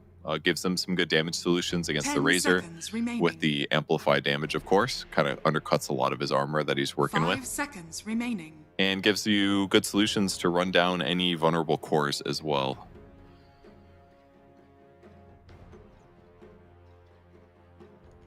We'll see if sort of showing the Slardar up at this point. I mean, the thing with the Slardar, I guess, actually, to be fair, I think G2IG also have been a team that have been able to put the Slardar in the mid position as well. So one of the benefits for them for showing it this early means that they can play with that in mind and shift it to being played in the mid if they do wish. It seems like in almost all games, teams do ban Slardar against them.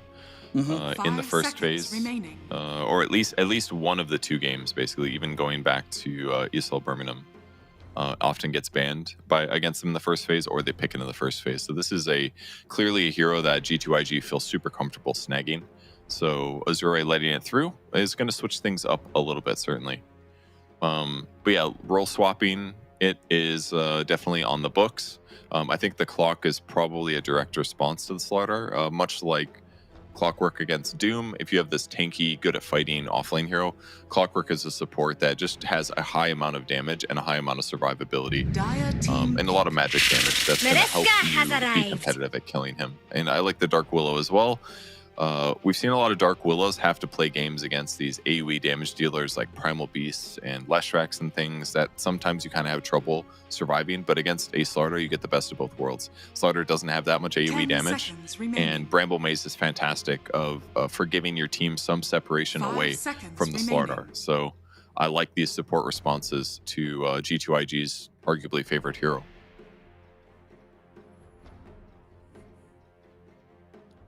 Now going back over to G2IG.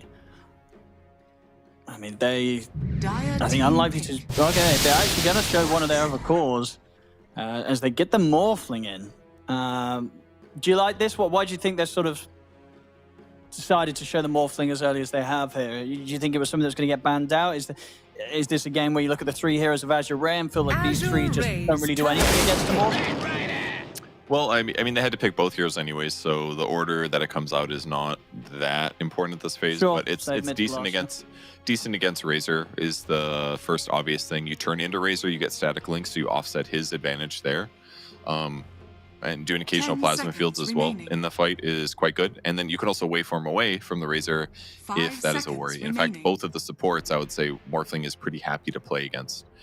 Clockwork, if he hookshots you, you just don't care. You waveform out. If the Mareska or whatever, is that her name or is that a name of her little thingy? Dark Willow. Mareska's the little fairy, I think, in the lantern. So, but if Willow tries to catch you as well and you don't get Bramble Maze right away, or if you have a Manta, you just get out as well. So I think he doesn't have many threats on the board right now, so it just makes it very easy. And even sometimes... Yeah. What were you going to say? No, I was going to say, you're right. No, Mareska is the name of Dark Willow because the name of the thing in the lantern is Jax. Oh, okay. Very important. So she's just saying her name when she spawns and she's like, Mareska!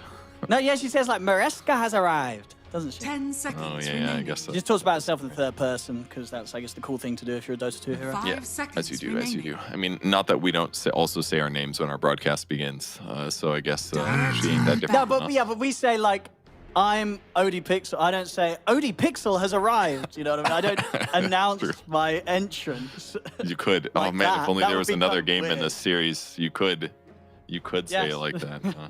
Odie Pixel and Purge here. I mean, that kind of works. It works when I put two names, but if I do one name, it just sounds a bit awkward. It's true. You could be the change if you want to see it. Remaining. But again, the Batrider, a fixture of this series, certainly. That's 3 games in a row that we're seeing it played. Previous 2 games was on Azure Ray, FY playing it this time. We're going to see Boboka messing around with it. It's a good game for Batrider. Again, pushback against Razor seems popular. Teams like it because it gives you a little bit more laning oomph. Pushback against Clockwork, kind of good. If you hook shots one of your allies, you just launch in the Flame Break. And the Clockwork gets pushed out, and that person doesn't have to deal with it as much. So, and then obviously they really needed some initiation. If you have an Enchantress support, if you have a Morphling carry, your jump is going to be weaker. Slardar is not the most classic initiation hero, so it's a great Batrider pick. It solves a lot of what they need and helps equate this initiation that they're currently losing in. See final bans. Taking out those carries, expecting that the Razor will be that mid hero this game and not the safe lane one for Azure Ray. I mean, what sort of other carry matchups are there, do you feel, that could be thrown in? They'll actually ban out a mid hero as well, so just keeping both options open, respecting the fact that Azure Ray could still end their draft with either the mid or either the carry. So Morphling's worst matchups are Nyx Assassin. Broodmother, Axe, Timber, Rubik, AA, and then finally Anti-Mage. Anti-Mage is 2.2%, which is not that bad. So, Dude, Anti-Mage, I guess Anti-Mage doesn't really want to play a lane though against Slardar and Ench. That might be that's probably going to be kind of rough. So that'd be a bad one. That's got to be one of Anti-Mage's worst matchups, I'm sure. It's up there. It's like 3.8%. Not as bad as like Meepo, Lundru, Legion, but Azure Ray's turn. Yeah, I'd be really surprised. They're going to ban out a Timbersaw, expecting a mid Timber from G2IG. That would have been really solid. 2 strength heroes on the enemy squad, AoE damage to deal with Dark Willow. Excellent ban there. I really like that. But they are going to have to pick first here. 10 seconds. Do they commit to a different hard carry? I don't. Yeah, I guess you kind of need to because Razor's not going to be great against the Morphling. It like I think you want another carry. I think you're right. Surely, I don't know. Say Flame Razor. Do you really want to do it this game? Not against Morph. It's okay against Slardar. That part sounds okay because you're relatively fast. You've got slows. You're sucking his damage. So if he does commit to you, you'll be relatively strong. And there it is, carry Kunkka. Well, maybe, but probably, the fact that he's going to be Razor carry, I would imagine, and Kunkka mid. I mean, not that Safe Lane Kunkka hasn't been done, but I think that would be even a bit more rough against a Morphling. So they're settling on this Razor carry. It definitely feels they're going to be playing on a bit of a timer, right? Because if this game gets to a certain point, this is a game that the Morphling's just going to be able to out-carry anything that Azure Ray have, right? If G2IG are able to take this game as late as they were able to take game 2. Yeah, it kind of reminds me of the draft in game 1 where G2IG is like, well, we'll do Razor carry. And then it just like fell off really quickly. You know, they GG'd at 33 minutes after they lost a fight in the middle of the map. They're like, okay, there's no way we win this one. So maybe we'll see something similar that like either Azure Ray is going to kind of roll over them with their high pressure. And they've got great heroes for it. Clockwork, Dark Willow, Centaur, Kunkka. Those heroes are going to be on the map looking for fights pretty much all the time on relatively low cooldowns. So that's one good thing. If they can keep finding the Morphling, X him back after he waveform aways, they have definite kill potential. But if the game goes kind of even and G2IG has really good laning stage for the Slardar, if the Batrider gets a fast Blink Dagger and they keep turning kills out or pressure towers with the Enchantress, they could turn tempo the other way. And then it's just going to look like, well, why don't you pick another carry, you know? They grab a great teamfight hero with the Enigma. Razor does okay against Eidolons, but not the absolute best. And this is going to give them some really easy teamfight solutions. Much like Doom provides the, like, I'm going to make sure this one hero doesn't do anything. If they get a BKB and a blink on JT, he's going to basically guarantee kills against Razor. So they're just going to, like, blink Black Hole Razor. They're going to jump on him and kill him. And then you're going to look at the Azure Ray lineup and you're going to be like, okay, where's the damage now? So I like the last pick Enigma. This feels to me like, I don't know why this keeps happening, but teams keep first picking the Razor and they feel trapped into forcing it into a carry, and then they pick counters and they're like, well, I guess my carry's countered, but I just have to keep going with my draft. It's like they're afraid to pull the secret, you know? They're afraid to be like, fuck it, 3 carries. I don't know, I feel like you're bang on. Like, this just seems pretty good for G2IG. And yeah, if Azure Ray's not winning this game in like 30 minutes or around that timing, Monet should be able to carry, and he's definitely sort of in his element. We saw obviously his carry performance last game, pretty flawless. So if you can play to a similar level in terms of his elusivity on the Morphling as he did with the Weaver, I think he's in a pretty good place to get them the victory here, Purge. Yeah, I mean, Enigma plus Batrider, that's G2IG's off lane. It's going to be nothing to say again playing off lane here on the mid lane with Slardar. He's like, doesn't play any traditional mids anymore, which it's been working. You know, it loses them some games sometimes, but it's giving them draft flexibility. By putting the Enigma there, it just gives them that team fight win that they want. Once he gets a BKB, the only thing that stops him is Clock ulti, pretty much. So the Enigma Batrider against a Clock in the laning stage doesn't sound fun for Clock. The Blood Grenade Flame Break rundown sounds like Clock is going to die there. I don't know. Yeah, I like the draft. G2IG just feels to me like they won the draft here. I think so as well. We'll see what Azure Ray can do with the play. Maybe if indeed they can dominate at the start, take over, that they will be able to just run over G2IG. But definitely feels like a bit of a risky approach to a game that everything rests on. This is going to be the last game here at the tournament for one of these two teams. Let's find out who's going to be being sent home and who's going to have the chance to play on in those next few rounds of the group stage to make it through to the playoffs. As we get ourselves stuck into this game 3. It's been a pretty exciting series so far. And indeed, as JT says, this is indeed the airport game. So we'll see who's going to be flying home after this one. Oh, man. Quick Purge translation. What's that mean? We don't know what response is. Yeah, I'm not even gonna attempt. I got no clue. Right. I'm gonna try and get up the translation here. Watch this. Ju Yi Yang. Okay, it means it's the same. So it's the same. Okay. I don't know what's the same, but something's the same. Says Ori. They're both in the airplane game. I guess so, I don't know. Yeah, I'm pretty sure he's just sort of agreeing with the statement. Well, let's see. Let's have a look. I'm a big potential here, and yeah, Slardar, it's been pretty good overall, and I think you're right as well. I think not only in this series, but in a lot of other series, it is something that teams do ban out against G2IG because of how well they can play it in both positions, and if anything, play it even better in this mid lane position. You know, nothing to say on the mid. Slardar is pretty solid. Against the... Oh, it's Razor mid, actually. Low's going to go mid. It is carry Kunkka. What? Okay. Oh my God. Yeah. I mean, this is a bit of a wild one. You know, not only switching around the heroes, but switching around the players. Normally when this happens, they switch players, right? Low's like, okay, well, I'll play Kunkka. And, or you'd be like, okay, well, I'm going to play the Razor mid then. But they tricked him a little bit. You can't necessarily role swap or lane swap if you don't know which player is going where. I mean, it definitely makes sense. Like, it does feel better having the Kunkka in the safe lane because you're against the Eidolons, so you should be able to clean those out a bit with the Tidebringer. And obviously, the mid matchup, you are this Razor with a static link against the Slardar, so it does give them the edge there. But can they execute at the sort of the highest level when they make this sort of switch up, which... Yeah, I just don't know if it's something that we really see Azure Ray do that much. Maybe they have done this before, where they make this movement with the players, but either way, it's going to be exciting to see, and doing it when everything is on the line here in this, so-called airport game. Yeah, I mean, it's still fine, I think, for Slardar. Getting your damage sucked is not going to be fun, but you can still last hit with Slithering Crush. It's a 7-second cooldown nuke, so he can get last hits, but already being pressured pretty hard. His HP's low, around 40%. No pun intended. Sorry about that, guys. I won't say that again. Right. There'll be more of those this game, I'm sure. Bottom lane.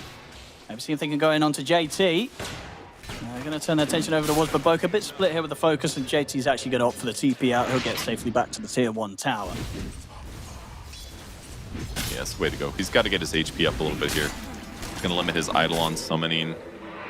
If he doesn't, he's a ways away from, he's going to go Bracer into Helm of the Dominator. Oh my God, I love this build. I've never seen an Enigma go this build. I would love to talk about this for 8 minutes. I legit think it's a decent build on Enigma. Because despite Helm of Iron Will has been nerfed a lot, right? It started off at like 5 or 6 armor with tons of regen. It only gives you 4 now, it sucks. But when you upgrade it to Helm, it becomes good again. The armor on Helm of the Dominator has not been nerfed. So when you pick this item up, your armor goes up a lot.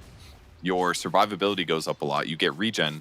You can go Helm of Overlord if you really want to as well, because you're a universal hero, so all the stats are good. It's like a legitimately pretty strong item for Enigma, and it helps you push towers. I mean, the lads got nerfed after all, so it's just like it's a nice little way to like keep the pressure up on the map and increase your farm. This is how I always play Enigma with this item if I'm playing core. So I'm happy to see somebody else do it. Yeah, we'll see how much sort of JT can take over if he sort of gets a good timing on that. And so far, the lane looking pretty nice for him. 16-3 against the 15-2, so definitely no issues being caused by Ori's safe lane Kunkka as of yet. Farm's good for both of them, but yeah, JT not getting slowed down. And they're quiet at the moment, as you're seeing. Just the Tidebringer damage, not enough to one-shot the Eidolons at this moment. Nothing to say he's doing great in the mid lane. 20 last hits. He's got 5 more than Low's Razor, so maybe just one of those carry players going mid things, but so far this lane swap has not really changed that much. But hopefully for Low, he's able to get things done with his rotations. One of the downsides of putting Kunkka in the side lane here is he's going to get less levels than he would if he was a mid player. I guess in some ways it's not a big deal because it's not like Kunkka off lane isn't effective, but really nicely done there by Ori. He gets the Torrent into Tidebringer, gets 3 Eidolons picked up. That's where his extra levels are coming from, actually. Yeah, if you can clean those up, then that's going to give him a nice edge. In terms of the build here from the safe lane Kunkka, do you think you see any sort of change up, or is it still going to be kind of armlets, Aghanims, pretty similar stuff to if you were playing it from the mid? Probably same stuff, I would imagine. Just seems straightforward here. Clockwork and a TP into the mid lane. Give a Tango to Razor. Kind of interesting here. He's going to get a little harassing, but not really that big of a deal. But yeah, probably same build. Phase boots, probably Ags, most likely.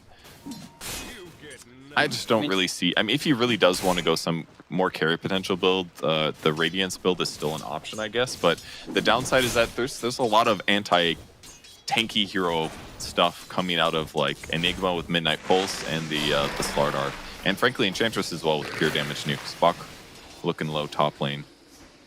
Xnova not able to find him as Buck's able to juke around the trees, and yeah, Mone's gonna have to. Should be able to clean up this wave at least, because so far it's definitely a bit of a slower start for him out of the cores this game. Not the easiest time it appears to be for him on these first few waves. Just 13 CS so far in the safe lane war. Yeah, it's a tough one.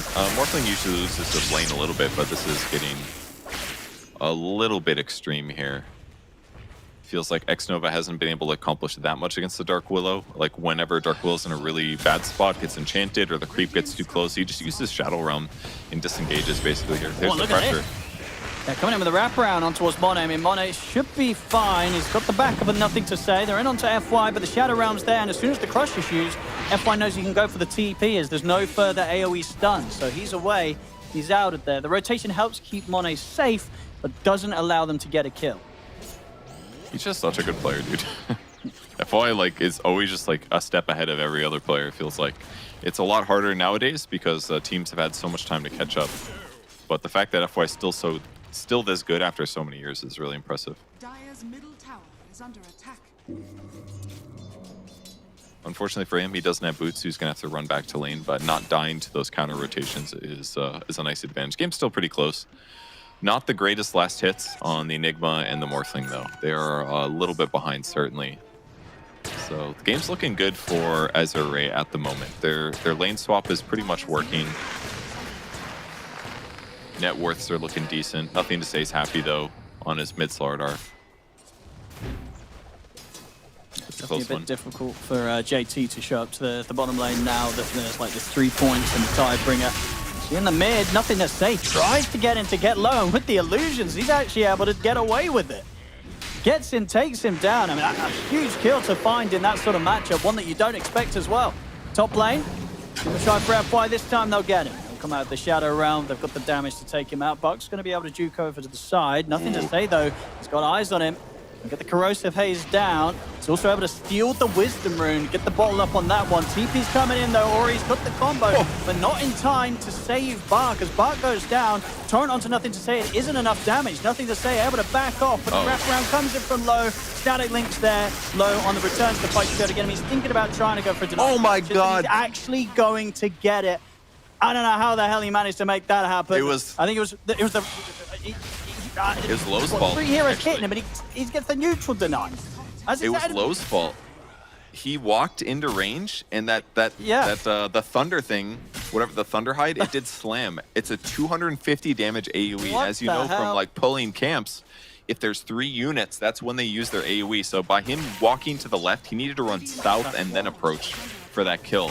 Because a 250 damage nuke 7 minutes in the game is a lot. That's why he died. Great play there by Nothing to Say to trade out his life, because he was extremely dead.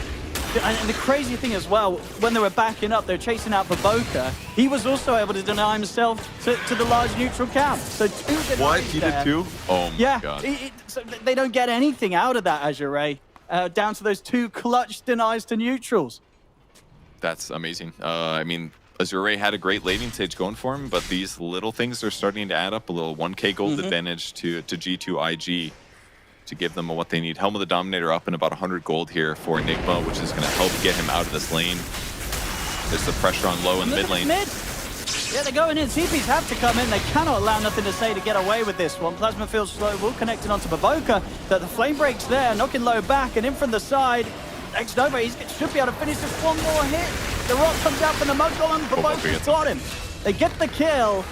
This time, sure, they'll lose Baboka in return, but the damage absolutely being done with this pressure that G2IG are putting on the mid, diving in, killing off this Razor. I mean, if they start to slow down the gameplay here for low on this mid Razor, it's going to get rough for him in terms of recovery.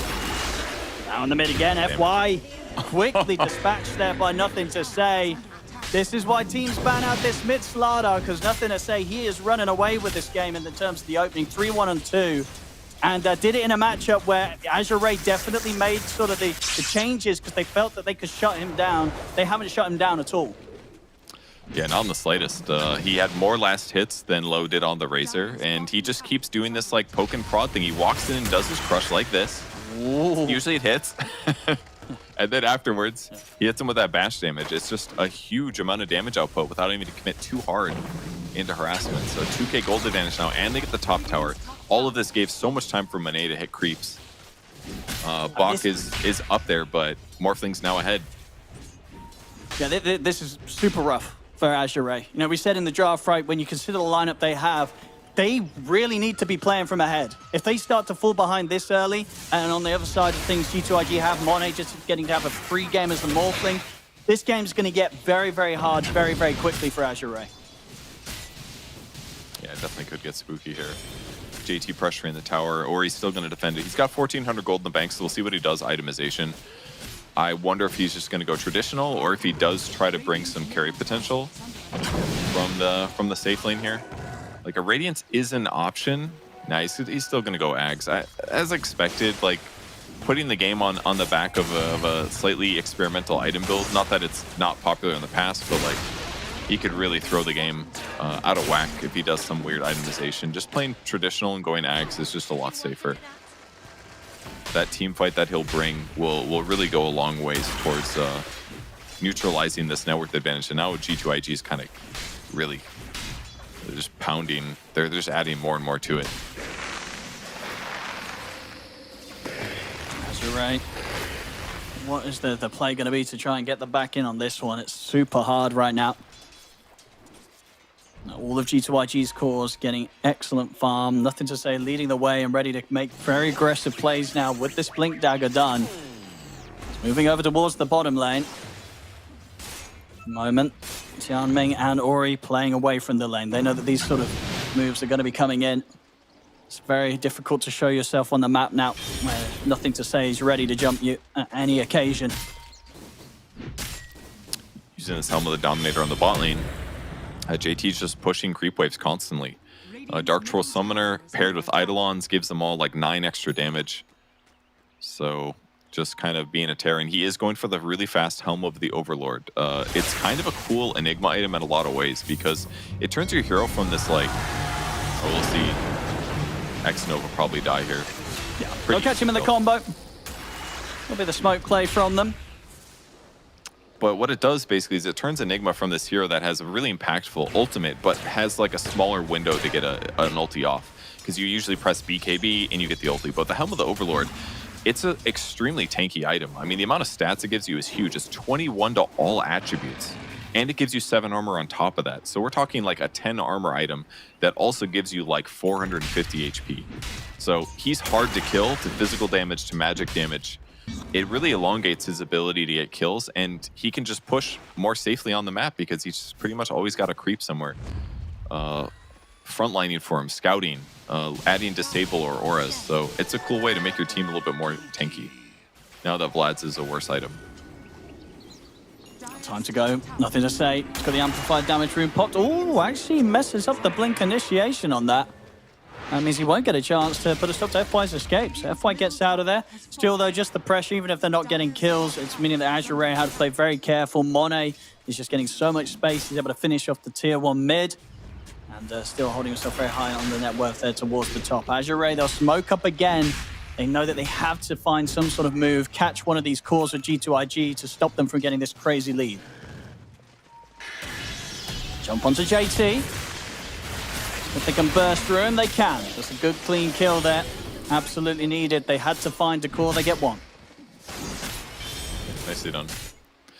That's what you need when you get your Blink Dagger. Make those kills happen. And that's the easy thing. They've got Dark Willow plus Centaur is almost always going to be a damage threat.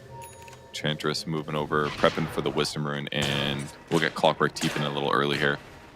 Doesn't want them to know where they are. He does also get the Observer Ward. Really nicely done. Wildkin, Wisdom Rune, Observer Ward. He's in their head. Mid lane. We're trying for the grab there. Quite able to close in. So Monet is just getting so much space. Manta, about half the gold of the recipe away from. Once he has that one, it's going to be very difficult to lock him down. Heavily going to rely on these jump stuns from Bach.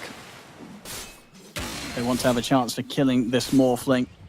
Not easy ready for the team to itemize for it. We're, of course, not seeing any sort of chance for any sort of vessel building or anything. So this Morph, he's going to feel untouchable. You know, we saw him last game around the Weaver, he died, just the once or something? This could be another one of those games where he basically just doesn't die at all. I could definitely see it. I mean, they don't have very good disable on their heroes, so killing him on the map is just going to be tough. And they're instead putting their focus on other heroes if they can. They're going to have FY kind of put his neck on the line just a little bit. They're playing near observer wards. They want to spot their opponents, go for these kills. Slaughter instead goes top, not noticing it. If anybody had showed bottom, like seriously, he probably gets gone on. Ooh, they scanned it. They're actually scanning for Roche though. I mean, they could do a pretty early Roche, right, with the Corrosive Haze and the right clicks of Monet. I guess it's a little bit risky, but it can be done if they see a chance to go for the pit. Sort of almost ran into X-Nova. They spotted his courier, but Ming got scouted by the creep wave. Kind of lost that opportunity. With Rocket Flare, they know that they can go high ground. Roche is still there for 4 minutes, and yeah, finally they're going to start it. X-Nova is waiting though. As soon as they touch that portal, he's going to see it coming. But they got to go soon if they're going to go. It's so risky. Yeah, are they going to make the call to try and interrupt this Roche? All right, they're going. They see it. They're coming through. And they're going to have the two of them jump forward. Who's got off first? The Fear's not going to come out quite in time to fight, but the torrent is there. They get the two of them. JT, though, is a three-man black hole. Do they have follow-up damage, though? It doesn't look like it. They've got to back off for now. The buybacks have come in for G2IG. They want to put everything into winning this fight. They take out FY, jump forward from both. They put the lasso onto low, waveform forward. They'll take the Razor out. You do have to use the two buybacks for this G2IG, but it will mean that they secured themselves this Roshan after all. Okay, a little different than I expected after the start of things. I mean, the fact that Slaughter blinks into stun and he gets caught by the Centaur Stomp really messed things up, because then they just got cogged together by their own team, basically, which made the combo so easily. And the Black Hole bought time for Morphling to show up. But yeah, the lasso really solidifies things as good with Razor going down. The Aegis is picked up. The game's still about in the same state. They got equal net worth in that fight, so it was not terrible for them. Such a good Black Hole, catching 3 heroes. Manet's like, I want to help, but couldn't quite see the heroes from the low ground, I think. Yeah, just absolutely heads up that they commit with those buybacks. If they don't buy back like that, maybe they lose more heroes there, and maybe even Azure Ray get the chance to... Well, I think it's Azure Ray's lineup's just not very good at taking Roche. So Azure Ray probably were unlikely to take Roche there. They just wanted to try and stop G2IG from doing so. And of course, the result ends up, they weren't able to stop them. Aegis now on Monet. And yeah, continuing to hold this 4K lead. And the items just continuing to fly out. And on the side of Azure Ray, Ori, he's got the Ags done. So we'll have pretty big presence in these team fights. But bursting, killing this Morphling, it's only going to get harder and harder. Yeah, definitely the case. The Helm of the Overlord is finished for Enigma right now. Here he is in all of his tanky glory, 1800 HP with that one item. So he's hard to kill, and in the meantime, he's just moving his Ancient Black Dragon in places on the map that are kind of dangerous to fight. On a freebie here for Monet. Baboka's in with the jump. Torrent Storm will come out, Baboka. Is he able to dodge the Torrent Storms on the way out? He is. So, was close. Unfortunately for Ori not able to take out anyone in return. Just sort of a situation where Monet just continues to farm these aggressive spots and get involved in action thanks to his supports. Definitely a close one. Nothing to say here, farming in an aggressive place. Low is sitting nearby. Don't know if he knows. Yeah, he's pinging it. He knows he's there, but trying to use his illusion to force some overreaction or something. Phylactery's ready on the Morphling. He's getting to his critical mass where he's really scary. He's the top net worth. Had a slightly rough first 5 minutes, but since then his team has created so much space. He gets to do what he wants, and again, there's very few counters on the enemy squad. So once his Conda's done, I'm worried here for the AR players, except they're going to find him. I mean, they're kind of terrified of him. They just know that they can't really set up onto this ball thing, especially once he's got 2.5 minutes left on the Aegis. As soon as they see Monet, they have to back away. And Monet and JT are going to get the chance to put some pressure onto this tier 2 tower. I mean, it just goes to show how strong they are right now. You know, a smoke gank approaches them, and Monet knows that that smoke gank has got to be turned around and run away from him. That he can just push in, pretty much do whatever he wants right now. Azure Ray having to keep their distance. Yeah, I mean, Conka didn't even have his ulti or his Torrent Storm, so like, there's almost no way they kill Monet. And frankly, even if they had those abilities, he's getting waveform and adaptive or attribute shift off. So I don't even think they can kill him otherwise. A little pressure down bottom just from Eidolons. I mean, you've got Azure Ray just hiding in their base. This Enigma last pick, layered with the Slaughter in the mid lane, it's just going so good for him. Yeah, and he's super close to having the Blink Dagger, and absolutely big potential for Black Holes this game, considering the fact they're playing against 3 melee heroes, and also Razor as a core is, whilst he's ranged, he's also a hero that kind of wants to be on the front lines, of course, committing him with the static link. So lots of possibilities for JT to really mess them up with some Black Holes. Tormentor is the best they can do right now. See who picks it up. Clockwork, it's not the worst. It'll be a little easier to find targets using Jetpack. Oh, they're going to get the jump on low. The way they're in, the fear will catch on, so nothing to say. They turn towards him. They might be able to punish me. Gets the BKB off. Going to get caught here and taken down. Good start to the fight here for Azure Ray. Can they get anything more from this? JT holding on to the Black Hole now, has to wait out at least the battery assault, as, you know what I mean, causing some issues. The impetus will put an end to the clockwork. Monet wayfaring forward aggressively, turns into the Razor, now looks towards Bark. Bark tries to TP out, he's not going to make it away. JT holds his ground with the Black Hole, locking down FY. Oh, the blink towards it, but the blink out in time from JT keeps him alive.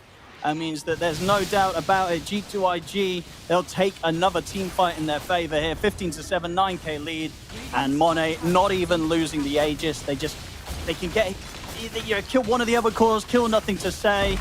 But outside of that, they just don't have what it takes right now to deal with the rest of the lineup. Yeah, I mean, the fact that they managed to get nothing to say that low before he pressed BKB was a wonderful opportunity. If he was a little bit less greedy and pops it at before he goes in, different fight certainly. But they still won it so easily, and their win condition is barely touched. In fact, the second most farmed hero in the game is Enigma right now at 12,000. JT managing to Black Hole to secure the Razor kill and to blink out to dodge the Dark Willow hit has just put him in that glory stage where he's just getting items and items and items. Now the other side of the map, same thing. Tormentor for the Dire Squad. See who gets it. Ah, the most useless one. Oh, no. It's all right. They got it out of the way.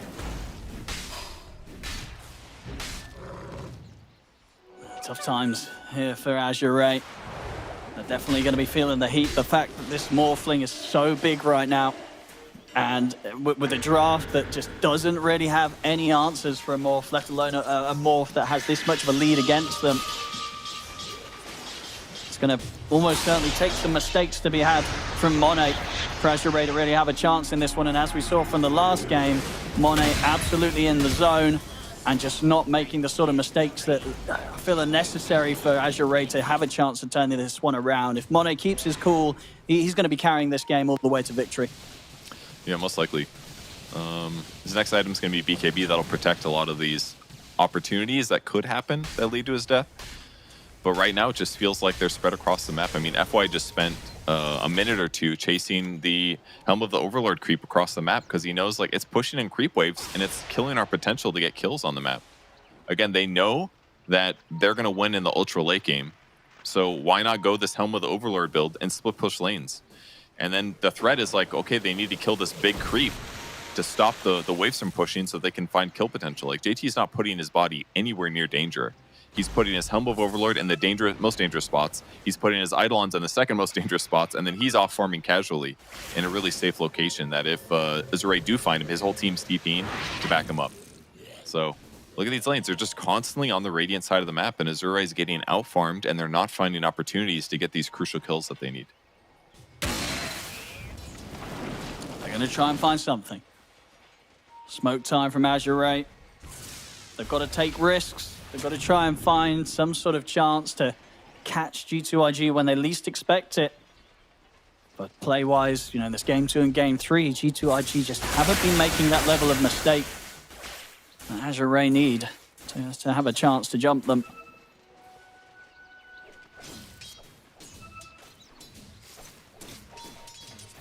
Radiant are scanning. I said G2IG. They're more than happy to take the fight head on with the lead they have. Smoke's going to dispel. They get the jump over towards Monet. The X mark upon him, but the combo's getting put to a stop. There's nothing to say. Was able to make the jump over towards Ori. Now in the trees, the lasso's there. They'll get the quick drag back onto Tianming to start things off. On towards Monet as well. They've got him. They've killed him off, but the black hole comes in from JT, catching onto Ori. So whilst they may have killed Monet, it's still not a good situation for them as they've lost 3. They actually kill him, but it still doesn't really matter, Purge. Yes. Slight mistake for him. He commits there to get the clockwork, but the stuns before he casted more solidifies the kill against him. Good identification by Azure Ray that he was vulnerable in that moment. It was definitely worth committing. I mean, they only lost about 800 gold in that fight, and they got about half the experience back. So I think when you're this far behind, if you can kill the Morphling, totally worth it. Because in these moments after the fight ends, Morphling is not hitting creeps finally. And that's going to give you a little bit of time to catch up. Very, very needed here. Let's go. I guess so. JT. Yeah. Oh, go ahead. No, you go ahead. I was going to say, JT's still spread across the map, hitting creeps everywhere, 3 different places at all times. I mean, his farm. He's so farmed. Yeah. 17k net worth coming up there 25 minutes in on this whole plane Enigma. It's crazy. You just get so much farm. And we see this fight again, as you say. They get them off. They have to commit a lot for it, pretty much everything. It does show that Monet can be brought down. They've got to try and do it in a situation where they don't take as many casualties, and that's definitely going to be the tough ask, considering the fact that overall 16k net worth deficit right now. Top lane. See if they can get the burst through onto X Nova. He's healing up a little bit. I mean, they don't quite have it in them. I mean, they've got the X mark. They should get him with this one. They have to drop the torrent and the boat. Okay. The 4 of them having to pretty much throw down everything to get the kill. All for the tier 1. It's worth it though. They needed something. Definitely needed something. Kill the wave. That gives them some space to farm a little bit more top.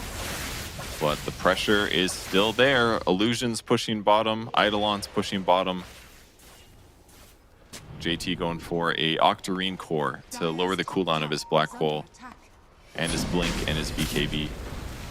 I mean, they're looking at Roche. They just don't do it that quickly.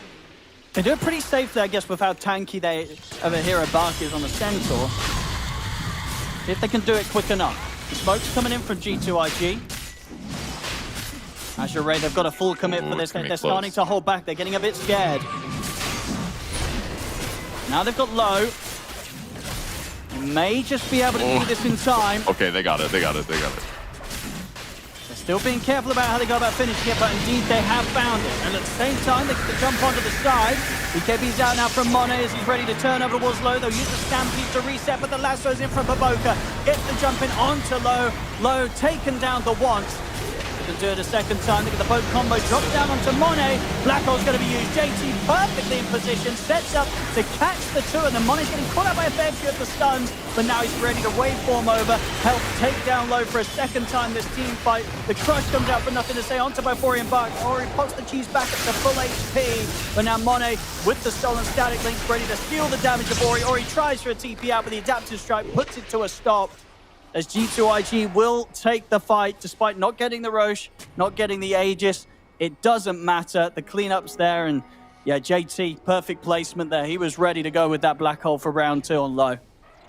Yeah, he knew what the win condition was. The Razor is just too vulnerable at this point. It hasn't opted for the BKB because he knows it's not that good. He could still get black holed. He could still get lassoed. He could still get amplified damage from the corrosive haze from the Slardar. So like the BKB feels kind of mediocre, but he kind of paid for it in that fight because once he was black holed, he started running away. He's like, hey, I could maybe live, but then there was a Conda adaptive strike that just shredded him. He doesn't have any magic resistance right now. Yeah, it's a tough Like, they made the fight go deep from Dan and 8, but it just wasn't enough.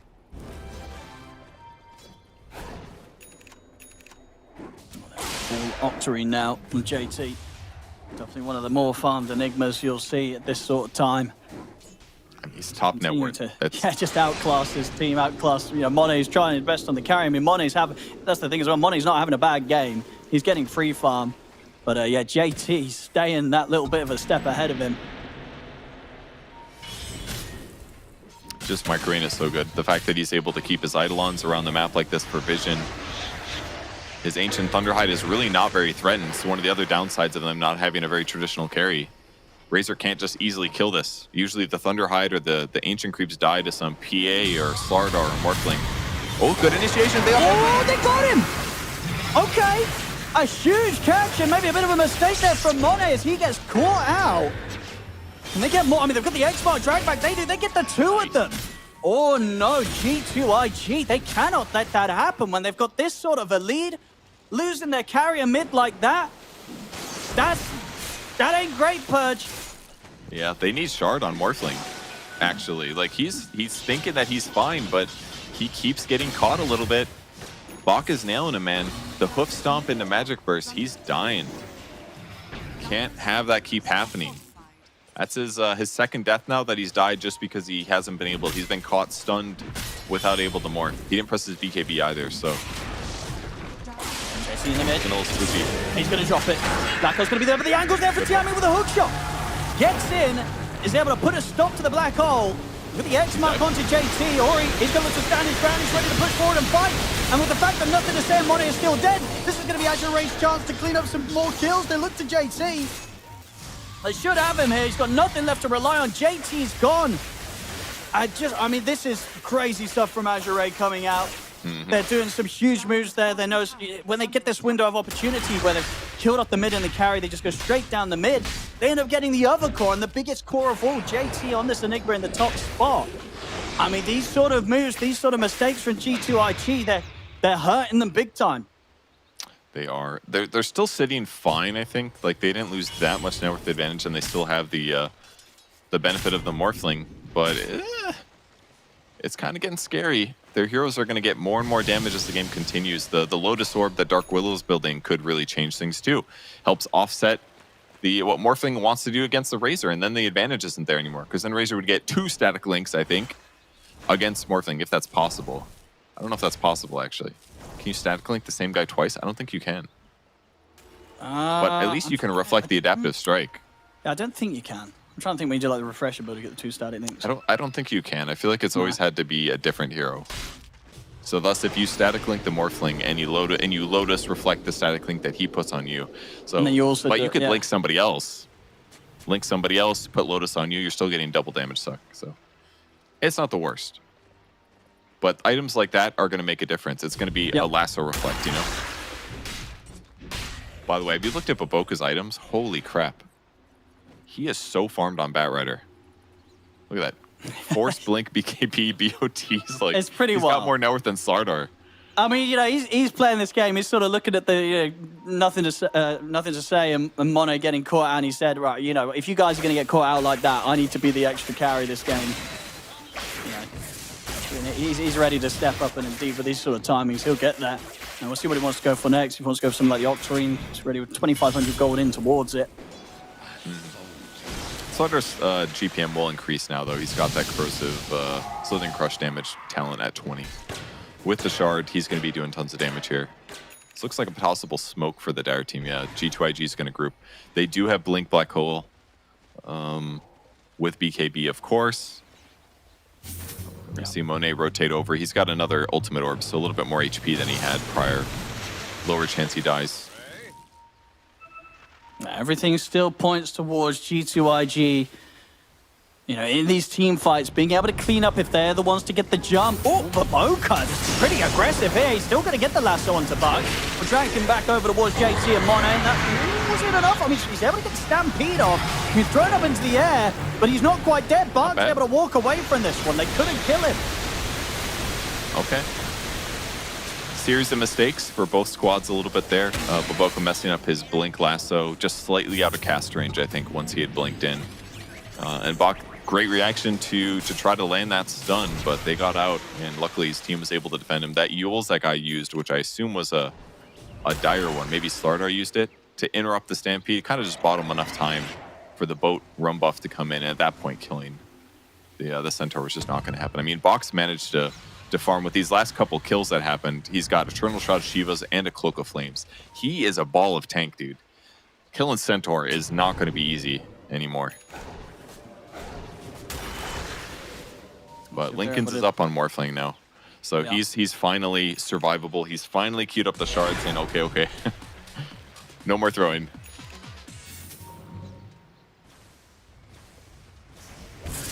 Bit of a window where Stampede was on cooldown and Torrent Storm as well. It doesn't look like they're going to be able to abuse that G2IG. So Azure Ray should have everything back up for the next defensive.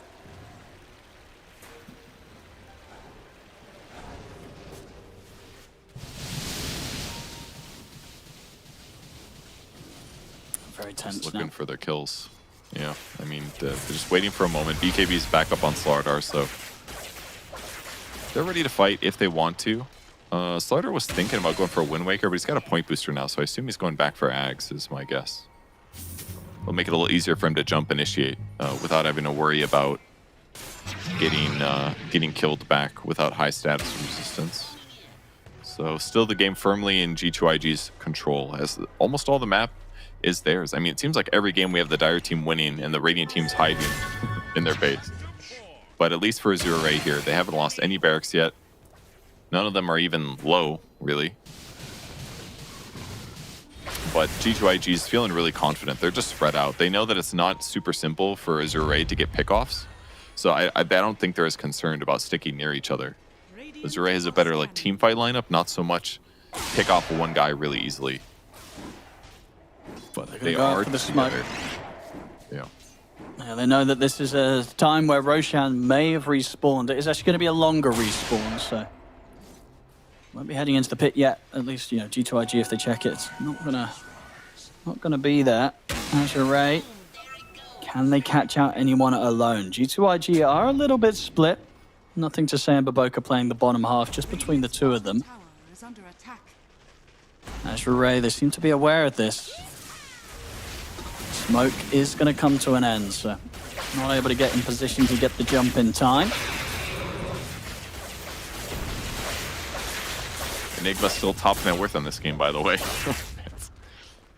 If this doesn't make a case for Helm of the Overlord Enigma, I don't know what else will.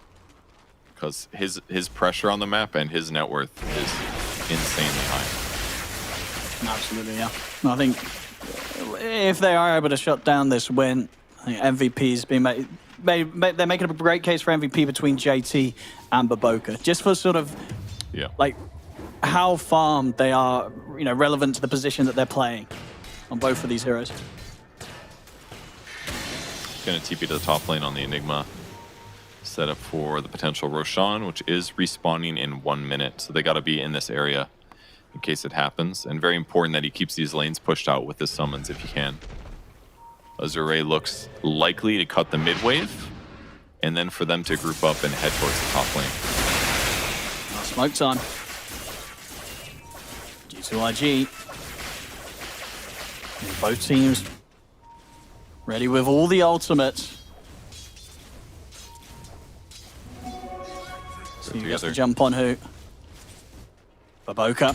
He's in first. He's going to use the BKB. He's going to jump straight over here. So Ward's already there. In with the crush as well. Already pops the BKB. Will manage to be able to get the combo off. Monet not able to find the target. He's going to look over towards Low. Low pretty speedy. Bugs able to get him with a two-man Who Stomp. BKB comes to an end on Monet. Neither team really able to get stuck into the fight in the way that they wish for there. Baboka really wanted the Kunkka. That's the hero they're worried about, clearly. But unfortunately for him, by the time he got him back to his team, his BKB was ready to be pressed, pretty much. Bug tries for the blind Who Stomp there, but doesn't quite get fortunate with it. Baboka out with the TP. And that's Roche, so it kind of gives them what they want. I mean, they don't get any kills in the fight, but at least they take Aegis. Free Ags on the ground, too. Who's getting that? Plus, there was a... Wait, who got it? Looks like Batrider. It was The bad. double Yeah, lasso. 100%. Yeah, Baboka took it. It's a cool choice. Okay. I like it. Yeah. He had to execute up anyways, so this is that's what he wanted. Not worth it on Enchantress, probably. Yeah. I mean, it's pretty well, because with that pickup, obviously, as well, look at his net worth. He's up there with the big boys. Oh, yeah. Wow, that's big. Like, this is it. You've got support bat, third highest on the net worth here. 39 minutes in. He's going to buy an Octarine Core, but man, I wish he had a refresher. That'd be really sick. If he could get 2 lassos in a row, it'd be some damage. 2 lassos into your team kills those 2 heroes no matter what. But yeah, double lasso, excellent stuff in game circumstances like we just saw. If you could have disabled 2 heroes, slightly better chance that that fight is over. Nothing to say, actually didn't end up finishing the Axe. He did commit to the Wind Waker after all. And he's just going to have a casual point booster, I think, for the rest of the game. As he wants an AC next, which makes sense. Survivability for himself and his team. He'll be tanky against the Razor, basically, and it'll help his Morphling and his Enigma do more damage. Not something I thought I'd say today, the Enigma doing damage, but he's got the Ags finished. Don't see that often either. But he's so far ahead in net worth, it's so justified. It's like, you don't usually get past like 3 items on this hero. He's like, you know, rather than Refresher, squeeze in that Ags and then buy Refresher. I mean, it's like, in the past, maybe you'd see Enigmas of a comparable amount of farm like this if they were... Ooh. What the hell's happening here? Okay, well, that's a very dead clockwork. That was a funny 15 seconds, I gotta say. JT was TPing from the Ancients. Clockwork saw him, got scared, started TPing. JT cancels his TP, blinks black holes. It's like, wait, that was overkill. Cancels it. Lasso comes through. It's kind of a funny moment. One a top. I mean, can he do the solo? There's going to be the Stampede and the pushback from the Hurricane Pike. So Low will keep his distance. I mean, Mone's considering chasing this down, but he is pretty isolated. Of course, he feels strong because he's got the Aegis still. And indeed, just running at the Azure Ray, have to back off. Radiant's bottom barracks are under attack. He is the monster on the map. Very close to his Satanic if he wants it. One more. Then he wants to get a Butterfly. Oh, JK, he's going to go Butterfly instead. The Claymore goes into both items, so he pivoted. Way more damage this way. I mean, he must have gotten like 200 attack speed just now with this Butterfly pickup, because his agility is so high. And Razor already kind of struggling in this 1v1. Like, this hero never buys an MKB. Doesn't really have space for an MKB in most cases. So, once again, I say, can Morphling die? The answer is probably, but it's so hard for it to happen. It really is. But as you say, we thought that was the case already, and they did somehow find ways to kill him. But surely now it's like, how do you kill him? Like, Monet's got to make some crazy level of mistake to die now. As they should be in a solid point to push for more. They have to jump on him. And the Torrent, the knockback, but there's the Lasso. It's going to be able to catch on to the 2 of them. They take out Ori. Monet turns towards Bark. Bark's going to be forced up to the high ground. He's trying to get away, and he will. Bark will live for now. He can reset. And Monet's back to the tier 3 tower. Static link going, but he's able to quickly break it with the waveform. He can take their time with his G2IG. Ooh. Oh no, he died? Wait, how did that kill him? What killed him? All right, he was morphing the whole time. He was morphing down the... What was the dot on him? I didn't see. Oh, it must have been Tormentor. I wonder. No, he wasn't hitting the Tormentor. He doesn't have to be. It does 30 damage a second for units within 12. Oh, you're absolutely right. I think he was. I think, yeah, he stepped in range with that. I think that's what got him. Okay, well, that's right goodbye Aegis. It was right at the base of the stairs. So it was right on the edge of the damage. Yeah, I think you're absolutely right. It has to be.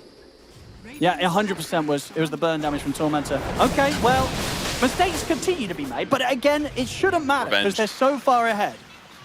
They killed the shit out of that Tormentor.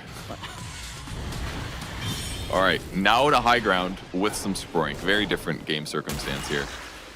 They've still got Blink Black Hole on Enigma. He's got BKB. He's going to pull him into this. Morphling Illusions hitting the buildings for free. Eidolon's hitting the buildings for free. He's playing it very safe without the Aegis. In fact, he's sitting pretty heavy on strength right now. Does not want to die. 35k gold advantage. Like, it is their game to throw right now. Oh, absolutely. But they've got if such they good tools. don't somehow win this game, you know, they're going to be out of the tournament, and deservedly so. You know, this is a game that everything points to G2IG getting the win. Like to the point where it's like something ridiculous has to happen for them to not get the win. Big items keep flying out. They've got the nullify now, nothing to say. They've got the refresher on JT. But let's see, crazy things have happened. They have.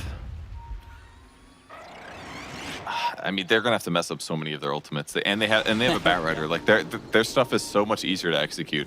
There's a guy. Oh, blink lasso him, pull him into your team, kill him. With Slardar following up, and then you save Black Hole for whatever happens afterwards. Like as soon as the hook shot comes out, Black Hole is safe. You know, so Clock has to play this whole game just like waiting to spot Enigma and get the hook shot off. But even if he does that, there's still gonna be a second one. Like the game is a lot more straightforward here for IG. The only thing that's there we go. He's in. He's going to get a grab onto low, out of the game. 80 seconds dead and 300 gold short of buyback. Oh, man. Still no BKB on him. He's got refresher, but not the BKB. Understandable. Like he still dies if he has BKB there. That's the problem. Second set here on the mid. The full minute. No Razor.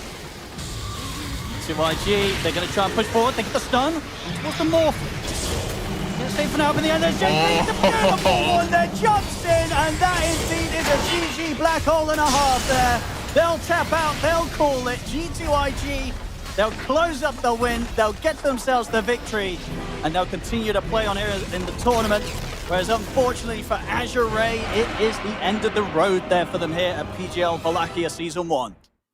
Yeah, sad for them, but glad they did get a chance to play in the tournament. Just wish they would have been a little cleaner. Unfortunately, I mean, as soon as that black hole hits, he typed GG. It's like, okay, it's over. Yeah. Here's 2 in a row. There's no way we're going to be able to get out of this one.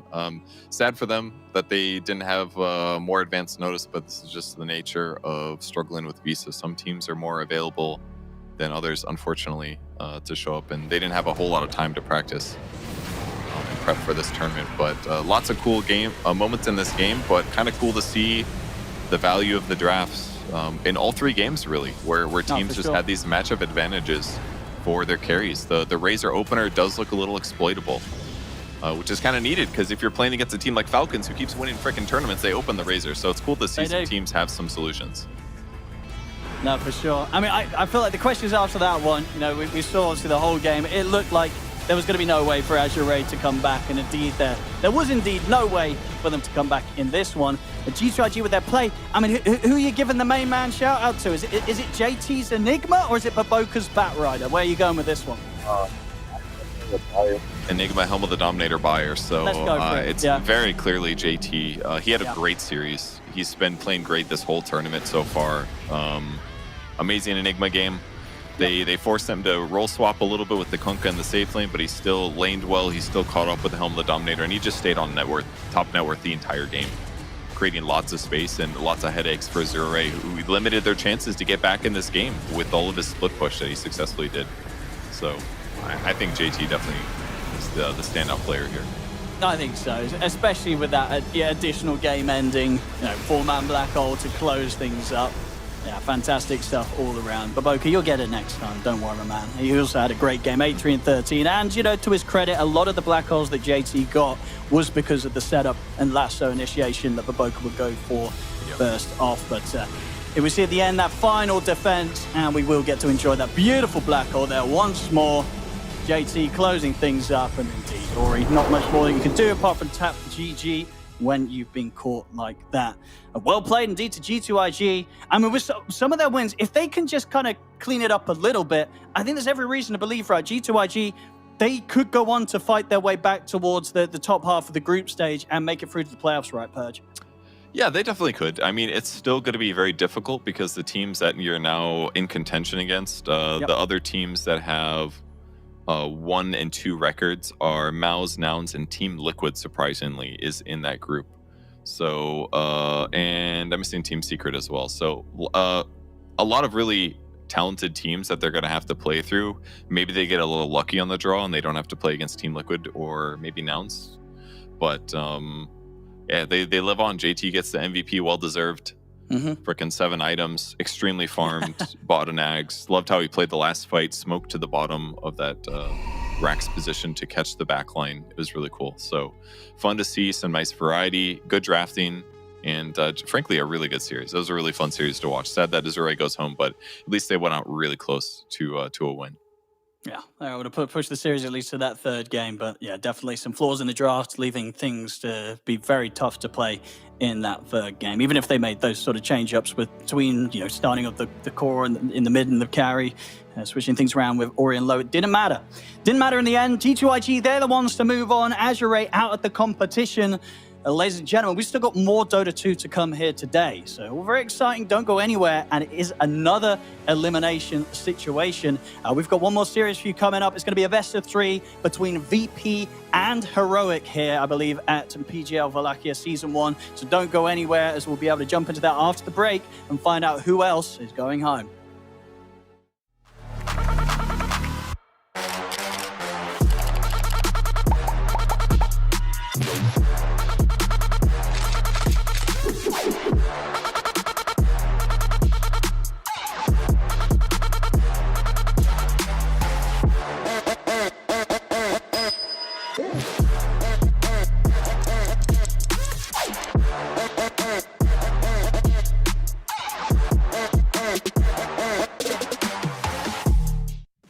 I'm never chasing a sound. I'm trying to chase an emotion. And it happens to be with sound. When a chef cooks for you, he's trying to do it with obviously presentation and taste and all that. For me, it's really capturing an emotion with sound. And when you do it with the right equipment, then something special happens. We here at Verse, we want to be the best at everything. We have the best monitors, we have the best drum kits, the best amps, and naturally we had to have the best mics. And I remember walking around and thinking, man, I like this song. I wonder what it is, because I curate the playlist and I didn't remember putting the song on, right? And I look over and it's a band playing. I'm like, oh my God, it sounds like a record. And I go up to Steve and I'm like, man, that sounds so good. And I noticed that he was using Earthworks and I was like, oh, okay. Hearing those drums was incredible. I had never heard it in here. There's a spiritual thing that happens when you get a whole bunch of human beings together in one room. And the artist is using that energy, and that energy helps to inspire them to keep going. One of the first things I notice about these microphones is they're solid, they're rock solid. You can tell they're just high quality when you pick them up. And so then you plug them in and you throw up the channel and it's like, oh my God. Because the articulation is so consistent across the entire frequency range, it doesn't have to be loud to be in the mix. I have so much confidence in what I'm getting is accurate and what's happening is accurate. I don't have to use any of the RAM in my head up on, oh, do I have to compensate for this or compensate for that? No, I can put that energy to creativity. When Earthworks talk about a fast microphone, they're alluding to the capsule in the microphone moving really fast. How fast it reacts is going to determine just how accurate it is, how fast that capsule can move in response to the signal that it's presented with. So the faster the better. The quality these microphones are putting out is something that, needs to be heard. It's really great. Once you use these, you just simply can't go back to anything else. My name is Manny Mariquin. My name is Steve McGuire. My name is Kevin Madigan. And I'm here to talk about Earthworks.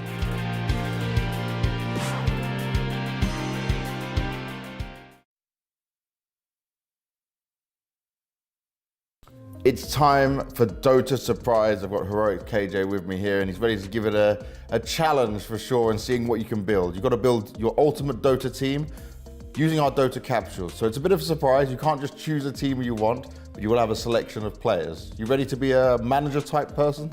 Yeah, ready to play Dota Manager 2024. That's a new one we can see come in. Let's get your first capsule opened up. Let's see which team you're gonna have here. This is the building block of your... Team Spirit. Oh, okay, Spirit's a good one to start with. Who do you want from Spirit? I want Collapse. Collapse. Okay, so you're going for position-free Collapse. Now, as the manager, you can also change their position if you want to mix things up. You want to force him to learn something new, but you are the one in control. So let's get your next capsule. Let's see how it goes. Let's see what you grab. I can make Collapse play Magnus carry. Nouns. Nouns. Okay, from Nouns, I pick Gunner. Gunner, okay. And he's going back to mid. Stop with this. Stop with this offlane. Shopify.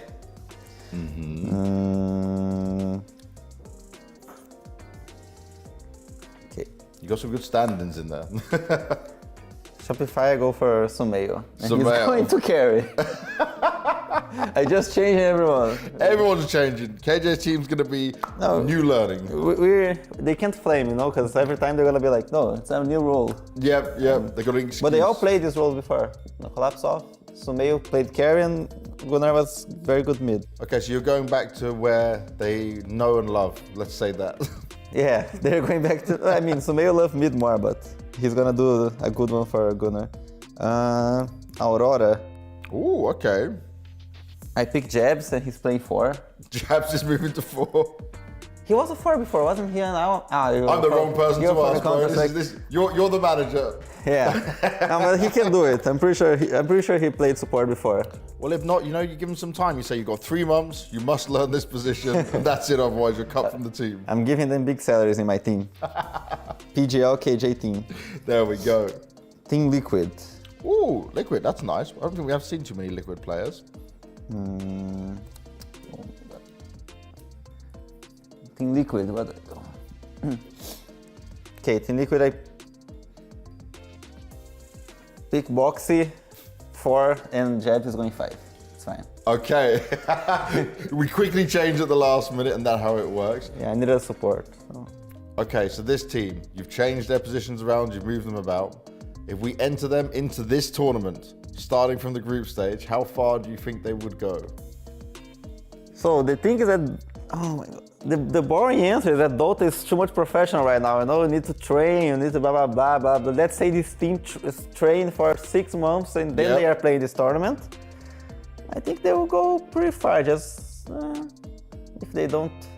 I mean, they're gonna face the teams that they don't have themselves. They can't do some clones, you know? So the other teams will be worse right now. Imagine this is a multiverse and they've had a year's practice. This is a full team, you know? There's other players for the years practicing, yeah. If they had years, they're gonna win. They're gonna win this tournament. They're gonna win? Everyone here is good. There we go. You built the ultimate team. I like what we're seeing there, KJ. Thank you very much.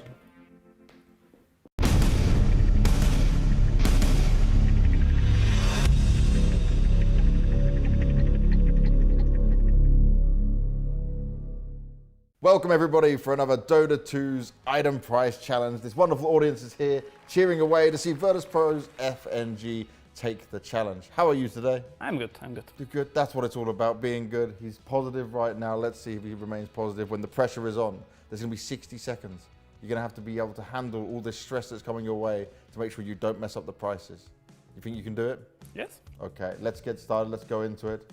The timer will begin. The slideshow will get itself ready. And the first item you will see in 4, 3, 2, 1, go. 1400. Correct. 675. Correct. 90. Yes. 4025. No, 4050. Oh, that's my 600, 825, I don't know. 6625. Okay. Oh, 5,700. 5,600. 6,000. 6,100. Pressure. 2,850. Correct. What was it? 3,000. 2,950. 360. Yes. That's 80. Yes. 900. Yes. 18. Yes, and that is it. You're out of time, but you did put it down well. How many is there? So you had 8 correct on that one, and there was 20 possible for you to get. Oh, okay. A few you got wrong. There was some that was basically changed in the recent patch, so I took the old price and the new price to throw you off. But it's tough, right? I mean, I just never bought any of these items, you know, like Bloodthorn, Rapier, Shroud. Like I never seen never see them. So you don't have a clue? Yeah. Like I know, like kind of the number. Like Roughly where maybe it it's should be. high, maybe it's lower, but I don't know the exact. That was a good effort. You did pretty well so far. We'll have to see how you do on the leaderboard, but we'll come back to that. Okay.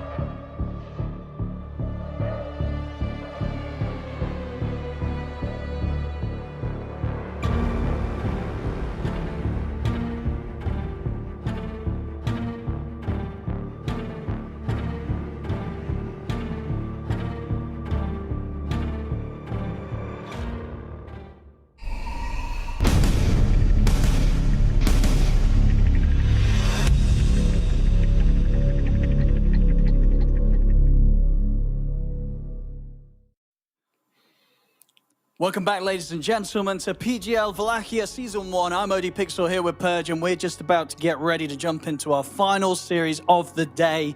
It's Heroic up against VP. I believe we'll be able to get some of the teams on the screen right now. I think we're going to go through Heroic first. Purge, talk to me about these teams. They're both ended up here at the bottom. Both teams, whoever loses this one, they're out of the tournament.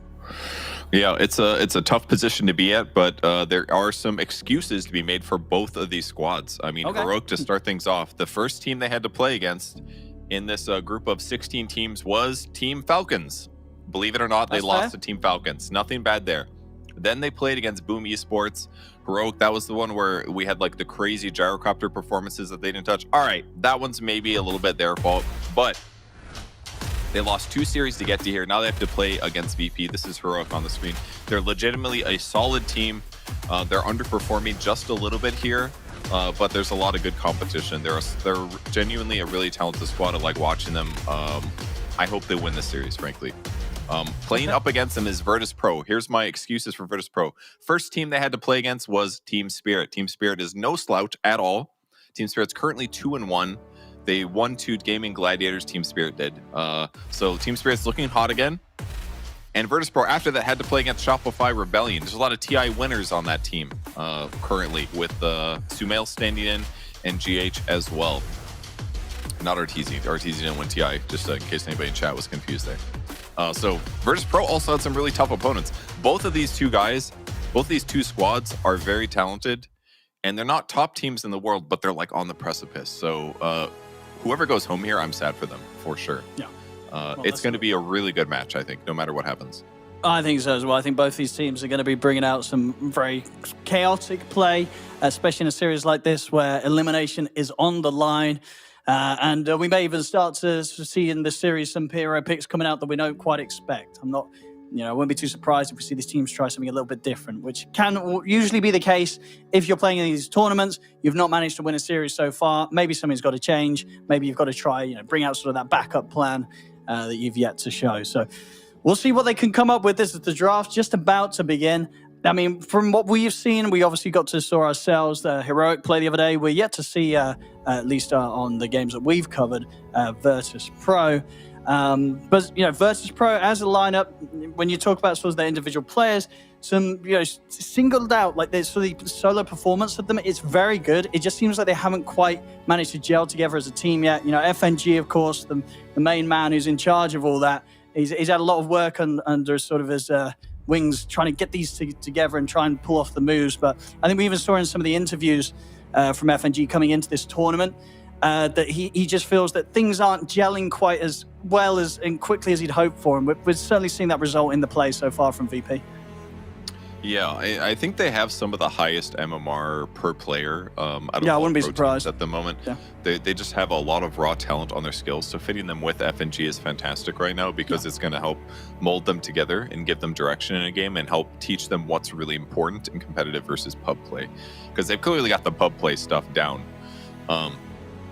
But yeah, they're doing pretty solid. They definitely have some W's. They beat Shopify in one of the games here, and they've had some tournaments where they moderately overperform and they look at striking territory and getting towards the finals. But since then, they've been failing to qualify for tournaments. It's been difficult for them to be at some of these bigger events. So they're close. They're definitely close. And they're just like, they're still so good that I just feel like they're one of those squads who it's like, I don't know if you actually kick anybody. You just like keep working at it, and eventually you're going to have some breakthroughs, I think. So they're in a good spot, definitely. But not right now, obviously. 2 losses is bad. This is, the tough spot to be in, and in a scary matchup as well. As you mentioned yourself, Heroic as a team, we saw them previous tournament come out with a pretty impressive performance, and they just haven't been able to find that so far this tournament with the two series that they've yet to win a single game in. Let's see if they can kind of find that magic that was working for them previously in Birmingham, which is where they absolutely need to make it happen. This otherwise will be the end of the road for them at PGL Wallachia Season 1. I believe we do have a bit of a tech issue at the moment, so apologies, ladies and gentlemen. We're just waiting to sort that out before we can get the draft rolling. But in terms of Aurora, as you said, we saw them the other day. What do you think has worked well for them, and what do you think Virtus.pro is going to be coming into this series saying, we need to take away? And which sort of heroes or players really stand out on Heroic's lineup? Do you think that Virtus.pro are going to be thinking about the most in the draft? I'm definitely keeping an eye on Joy Lama still. He's been kind of put in a lot of, I would say, bad situations intentionally the last couple of days, and he hasn't fed too much.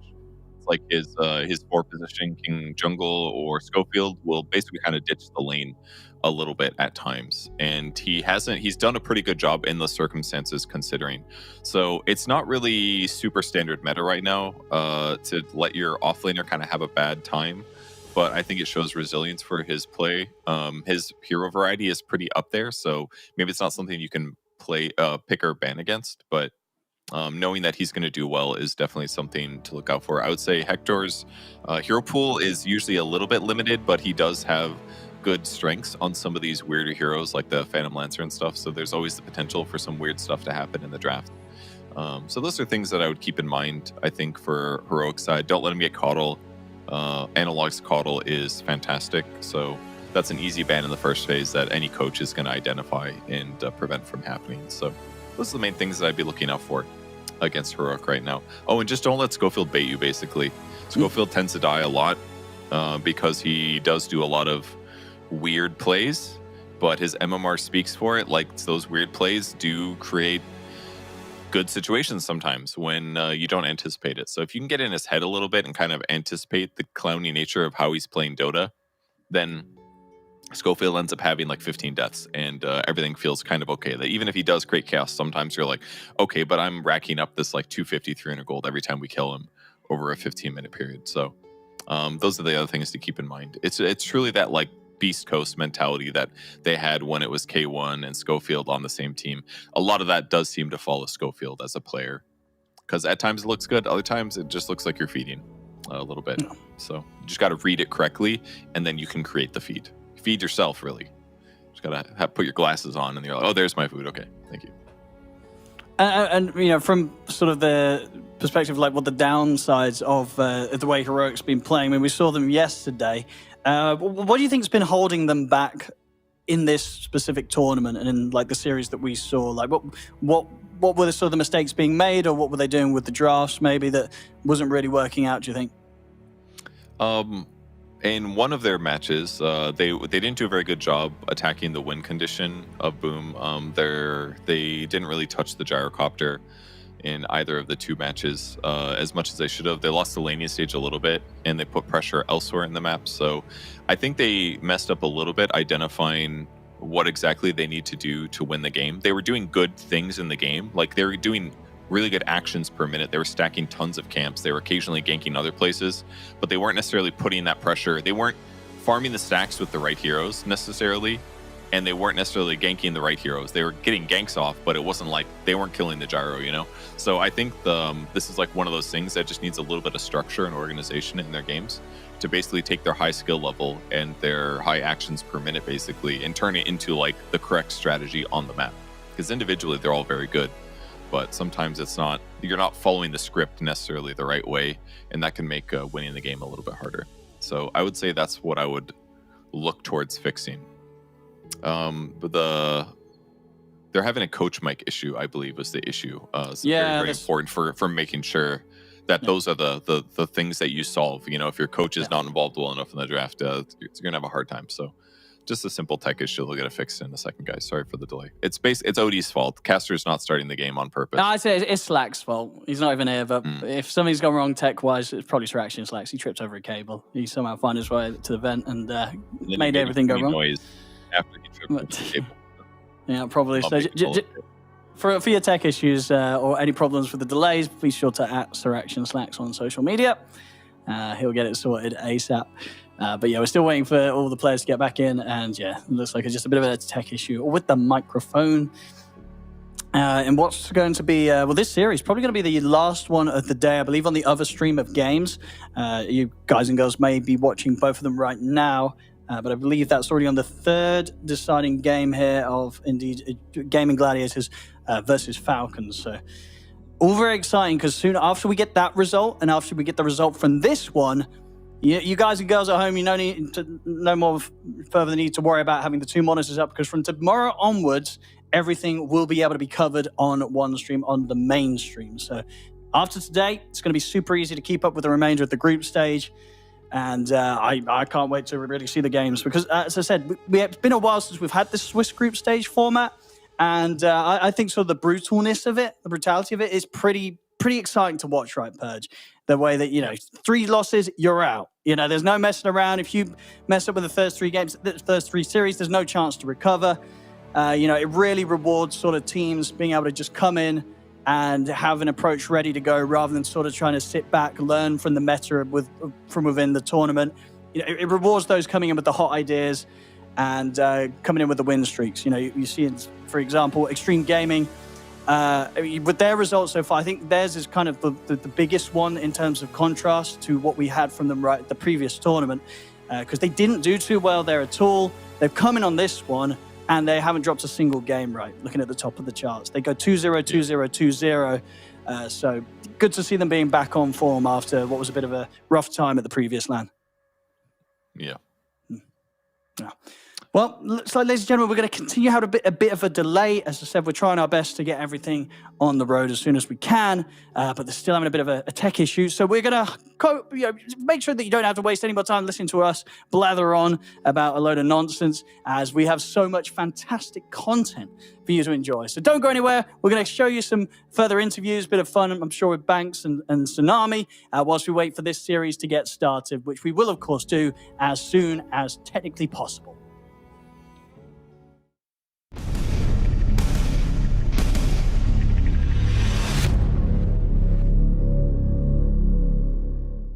It's time to play Dota Surprise, and this time I've got Virtus.pro's FNG with me.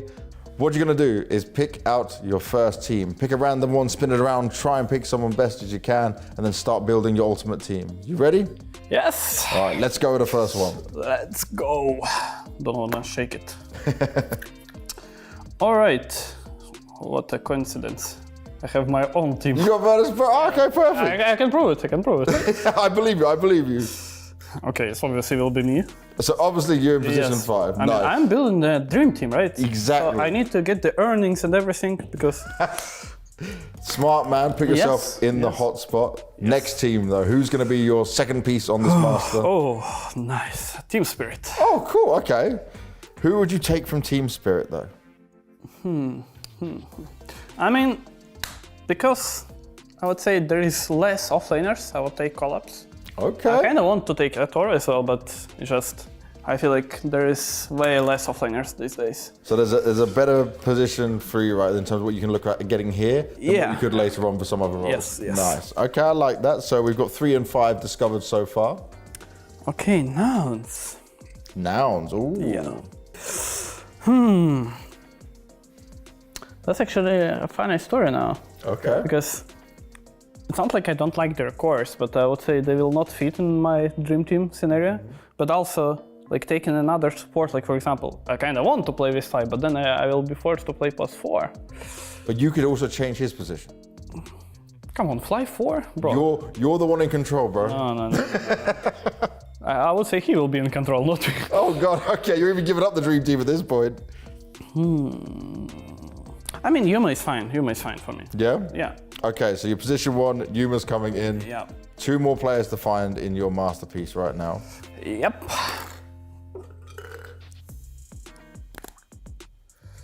Xtreme Gaming. Ooh, okay. We're ignoring language, that doesn't matter. Yeah, of course, of course. My option is Ame. Ame, so you've got 2 position 1s, so where's Ame gonna play?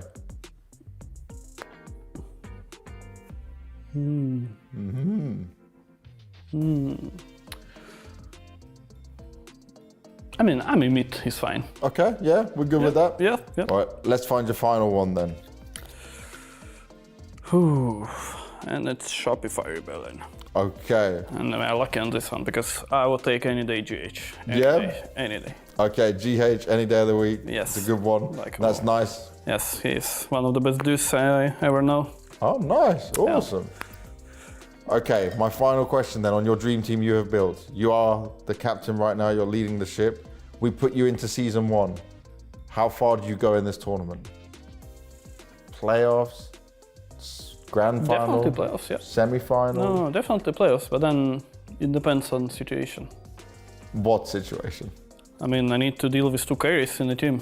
That's already questionable.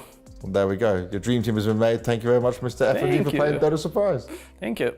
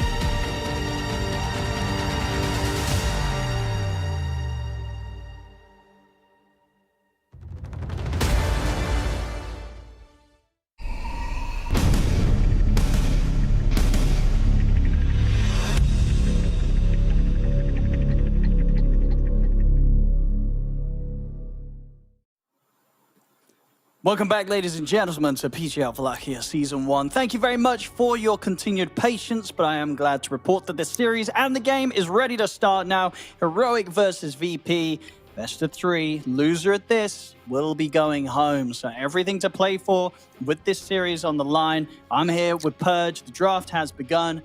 And what are we seeing? Well, straight away, we might just have had the 2 mids, I guess. Just throw down their heroes by the looks of it. Pango first pick here for Heroic, and VP, they'll open up with the Lesh. Yeah, not too weird for the opening. They had the opportunity there to pick Bloodseeker in response to the Pangolier, but it would kind of force their draft to be a little bit goofy, and we've seen some Bloodseekers kind of forced into drafts lose at times. So whatever, if they want to go for it, left back to basically form their draft around what they want to play, I think it makes sense. And VP is going to respond finally with some bans and then a Tiny to follow things up to give them some nice chain disable. They could use it to jump the Pangolier and get follow-up stun from Leshrac if they want to. So still some threat potential for the Pango. Good amount of burst, good amount of damage. See now over to Heroic with their pick. They want to also grab themselves a support or some sort of way to counterplay with this. I mean, with the bans in place. Okay, there you go. They see its value. They got smashed against Boom with it. And they're like, you know what? That's the best hero on the patch. We got to pick it. I mean, that series, it kind of felt like it with the way that the... 10 seconds remaining. Yeah, it felt very, very good. I mean, it gives you lane advantage a little bit because it's kind of good against... It's one of those carries that's good against a lot of offlaners because of Rocket Barrage.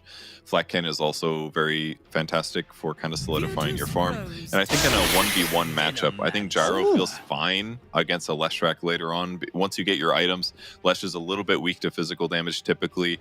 And Gyro can also lifesteal a lot. So it's like a rare carry that can kind of stand man-to-man and fight Leshrac to the death and be content about it.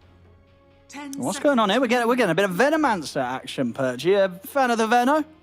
5 seconds. It's okay. Remaining. I think it's generally played as a vision controller, basically. It's kind of like a...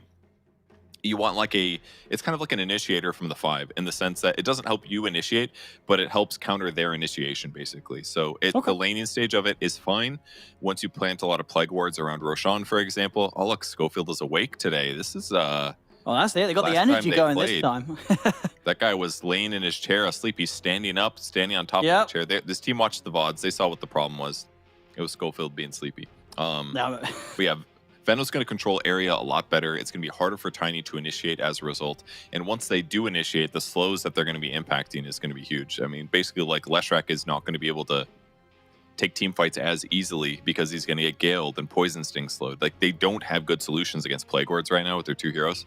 So it should be able to create areas of control that work a little bit better for Heroic's advantage.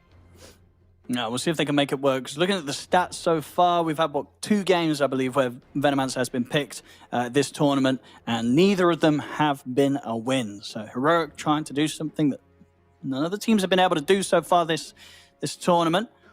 Let's see what Virtus.pro's response is going to be. Definitely going to be appealing maybe to get some sort of elusive core. Still, looking at the lockdown, the majority of it's going to be the Pango getting his Blink Dagger, but before that, and here's the picks, and there's a solid one. They get themselves a Chen into the draft, Purge. They do. So now their push is incredibly good. They've got Chen creeps, and they've got Leshrac, Diabolic Edict. Now, again, the Venomancer is okay at counter pushing. It's going to be able to... You can kind of defend a creep wave a little bit with this, but Wind Ranger is going to give them some solutions against the Plague Wards. 5 seconds It's not the main reason they're picking it. They basically wanted some single target damage that they did not have between Lesh, Tiny, and Chen. But this gives them kill potential against either Pango or against Gyrocopter, who are both... The way to kill both of these heroes is like overwhelming single target damage. So Wind Ranger is a pretty cool pick here. Getting Galed is going to be a little bit unfun, but just dodge it, Just Wind Run dodge it. No big deal. Yeah, I like it. They wanted a slippery hero. They get it. 10 seconds. Doom's going to be dropped out here for Heroic, so likely to show at this point, at least you'd imagine, all their 3 cores, unless they do want to do something crazy with the Gyro and put it into a support position. I mean, at this stage of the draft, with what VP's picked up, is there any temptation to sort of change that Gyro or take him away from the carry position and get something else as the carry? Or do you still feel okay with having this be your position 1 this game? I think it's fine. He's not supremely countered in any way. Like, the worst thing that could happen to him is he gets tossed back into the enemy squad, shackled to a tree, focus fired. Like, yeah, he might die in that case, but so would a lot of other carries. So I don't think it's so much about the counter. If anything, I feel like Heroic's in a better position now because now they've got Leshrac, who's going to want to heal with Bloodstone. You've got a Chen who's going to want to heal your allies with his heals, and you've got a Doom on the other side. Like, Heroic got to pick Doom into a hero that it counters because it didn't get picked by the opponents, and it didn't get banned. So the Doom looks great to me. Maybe it's pretty good against Wind Ranger too. Dooming Wind Ranger is always going to feel good. Stopping Windrun kind of shuts down her main vehicle for survivability. So probably we'll see a Lincoln Spear come out of the Wind Ranger this game. I think the game's in a good position for both teams. They kind of are doing what they want to do. This also leaves VP more flexible if they are playing. I guess it's probably carry Wind Ranger mid Lash, I suppose. So they're still picking their offense laner, so. Maybe. Yeah, for VP, that tends to be the way they want to roll things. It could be flexible. It could be Wind Ranger carry. It could be mid Leshrac and some offlane. It could be Wind Ranger offlane, maybe. I don't know if that's good. I'm not sure about that, but yeah, they ban out the Razor, which would further give them more flex potential. It's traditionally a pretty good counter against Gyrocopter, sucking his damage away. And then, because he's literally all about having as much damage as possible. We saw Devi Lama play Underlord yesterday as a way to try to mitigate some of Gyro's damage. It did not work so good. The game was competitive, but it's a weaker version of what Razor wants to accomplish against Gyro. Yeah, I mean, trying to think for sort of other ways they could look to put pressure on the Gyro in the off lane. I mean, it's a good job that Heroic went for, obviously, the DK ban earlier. I think DK would have been something that would have fit really nicely into VP's draft. They can't have that chance of a pickup. Other than that, I mean, we're going to get the bans coming out towards the carry. So they themselves are expecting there's a chance that Heroic want to take the Gyro over towards the support role. And yeah, just keeping themselves safe by banning other alternate carries here from at least the second to last ban. We'll see if they do the same here with the final ban. They do. They'll ban out 2 further carries, the Sven and CK gone. So yeah, it's really going to be a question of whether Heroic, do they want to do the carry Gyro or are they going to pick something else? I mean, I think as you say, you know, carry Gyro can be fine here. So Heroic, they may stick to their guns on that. Yeah, it's a little bit weaker against Wind Ranger both ways. Like, Wind Ranger's okay against you, and it's hard for you to kill the Wind Ranger in a lot of stages of the game. But it's nice that you have the flexibility at this point. It feels like they have enough solutions against the enemy lineup. I can't help but think that carry Gyro wouldn't be just better, especially against the Chen. Like, you're going to flat cannon down all of those neutrals so easily. It's maybe less important because Chen's going to still accomplish what Chen wants to do, which is get creeps in front of towers. So Leshrac can kill them, and that's going to happen before Gyro is ready to flat cannon them down easily. But they also ban a traditional offlaner with the MOUZ. A comment. This just indicates to me it's obvious they're going to play Gyro carry now. If they ban MOUZ, they seem. I mean, they could still pick a flex hero. And is there some other like carry that could also play support that they could pick? That could get flex potential. Otherwise, it just indicates it's Gyro carry for sure. Sure. I mean, I think one of the carries that I feel like a lot of teams have been slotting in that we've seen is obviously something like the Clinks, but they won't do that. They'll indeed keep the Gyro as the carry. They'll get themselves a second supporter to finish things off with the Hoodwink. So sticking to their original plan, I feel Heroic, and I think that's something, yeah, you can appreciate. You know, they've shown the carry second, and they feel that whatever VP's done with regards to the draft hasn't scared them enough to change their initial plan. Yeah, I think it's fine. Some nice disable, basically. They were a little bit weak on disable prior to this. It gives them another initiation, another disable follow-up to follow up either Pango or follow up the Doom initiating. Gives them some nice burst damage too to help kill your Leshrac type heroes. And I was wondering about the Viper actually as a last pick on Virtus.pro, just because it's a nice ranged hero. It's a great way to pressure a medium attack range carry. He's going to outrange the Gyrocopter. He's going to have a tiny supporting him. So if they throw him back into a creep wave, like that Gyro is very killable here. So that's going to make the game a little bit hard, I think, if that goes well for Virtus.pro. And he doesn't really care if he gets doomed that much. It's not the worst. He doesn't really care that much if Pango rolls on him. It just feels like a pretty good Viper game since the enemy carry is not super mobile and can't just easily get away from him. So I'm pretty into this pick. The Viper makes a lot of sense on the VP side. Yeah, for sure. I mean, just sort of, yeah, as you say, between sort of the Viper ultimate, Kiritich being able to commit in with the focus fire, if Kiritich kind of gets this, damage item and then plus a BKB, if the two of them just go on K1, there's not going to be a whole lot that Heroic as a team can do to sort of peel these heroes off their carry. So K1 could become pretty vulnerable if VP get a good start on these cores. Yeah, that's a good point. And on the other side, like, they still have Doom, which is great against Leshrac or against Windranger. But now that there's a third semi-carry, basically, with the Viper, it's like, okay, I can't Doom everybody. So it kind of makes the Doom feel a little bit worse by them finding this off-lane hero that also pressures the enemy carry well. So laning stage is going to be a big deal, for sure. A1 can sometimes have chaotic up and down moments as a core. He's kind of always been like that. He's improved a lot. The last 2 years, I think, since he joined Nouns, his consistency really jumped a lot. But him and Schofield, I would like to see them guarantee that K1 has a good game. I'd like to see them use Twin Gates to help cover his game a bit. Because if he can get ahead a little and get into the jungle with a decent amount of net worth, I feel a lot better about Heroic's chances.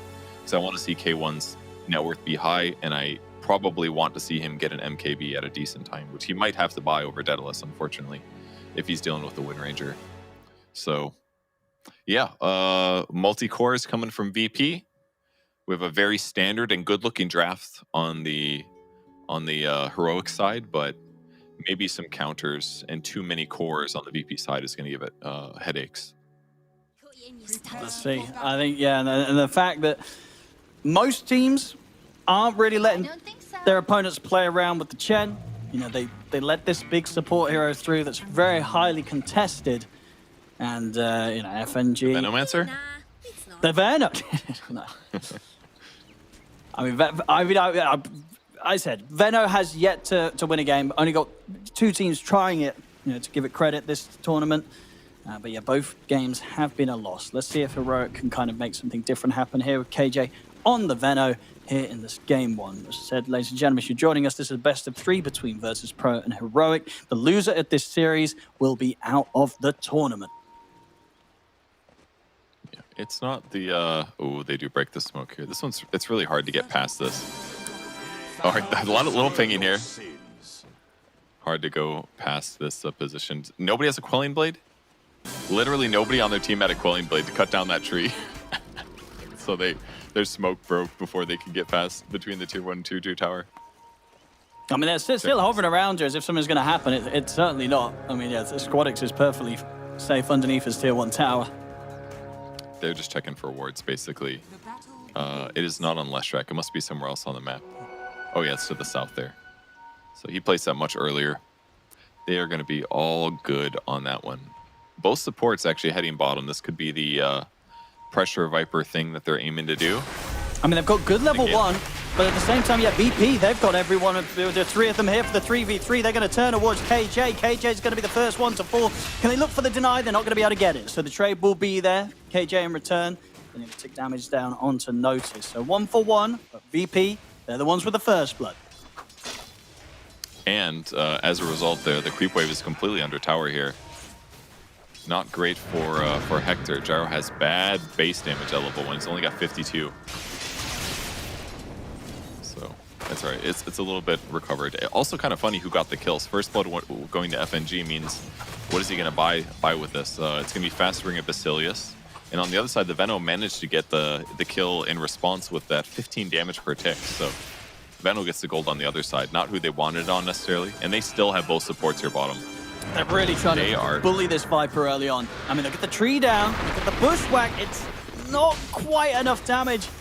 Notice it's going to be fine, and they take a lot of damage themselves for that effort. Both KJ and Schofield falling low in that attempt to try and bring down Notice. They're still sort of going for it. Schofield tried for another bushwhack. I tell you, he's very close to getting it. The flak cannon hits come in. They'll succeed. They persevere and push forward. And Heroic, with the presence of their 2 supports, will get the kill. KJ goes down in return as Antares finds him. But they're really doing everything to punish this Viper. They really are. Nicely done so far. And like I said in the start of the game, this is one thing that Devilon was okay at, is not feeding in these bad lane circumstances. So his lane's going to start off worse. He's got 3 last hits versus the 8 and 4 that Windranger's working with. But if this gives the space to Hector to have a good laning start, that's really, really important to have. He's got a Band of Elven Skin coming. His Wraith Band is finished, so his base damage is going to be more competitive. His armor is going to be higher. And Notice decided to walk back to the lane. Notice has not hit level 2 yet on the Viper. This is genuinely the start that they needed, as long as Divine Llama can manage playing from behind a little bit. Yeah, playing Viper from behind, not easy whatsoever. Yeah, K1 should be feeling pretty safe now for the first few waves of this laning stage, now that he's managed to get that significant advantage over the Viper. Looking elsewhere on the map, I mean, the mid lane matchup so far, Squadix 15-3 against the 11-0. Expected sort of early advantage here for the Lesh against the Pango, being that melee hero in the matchup, the Pangolier.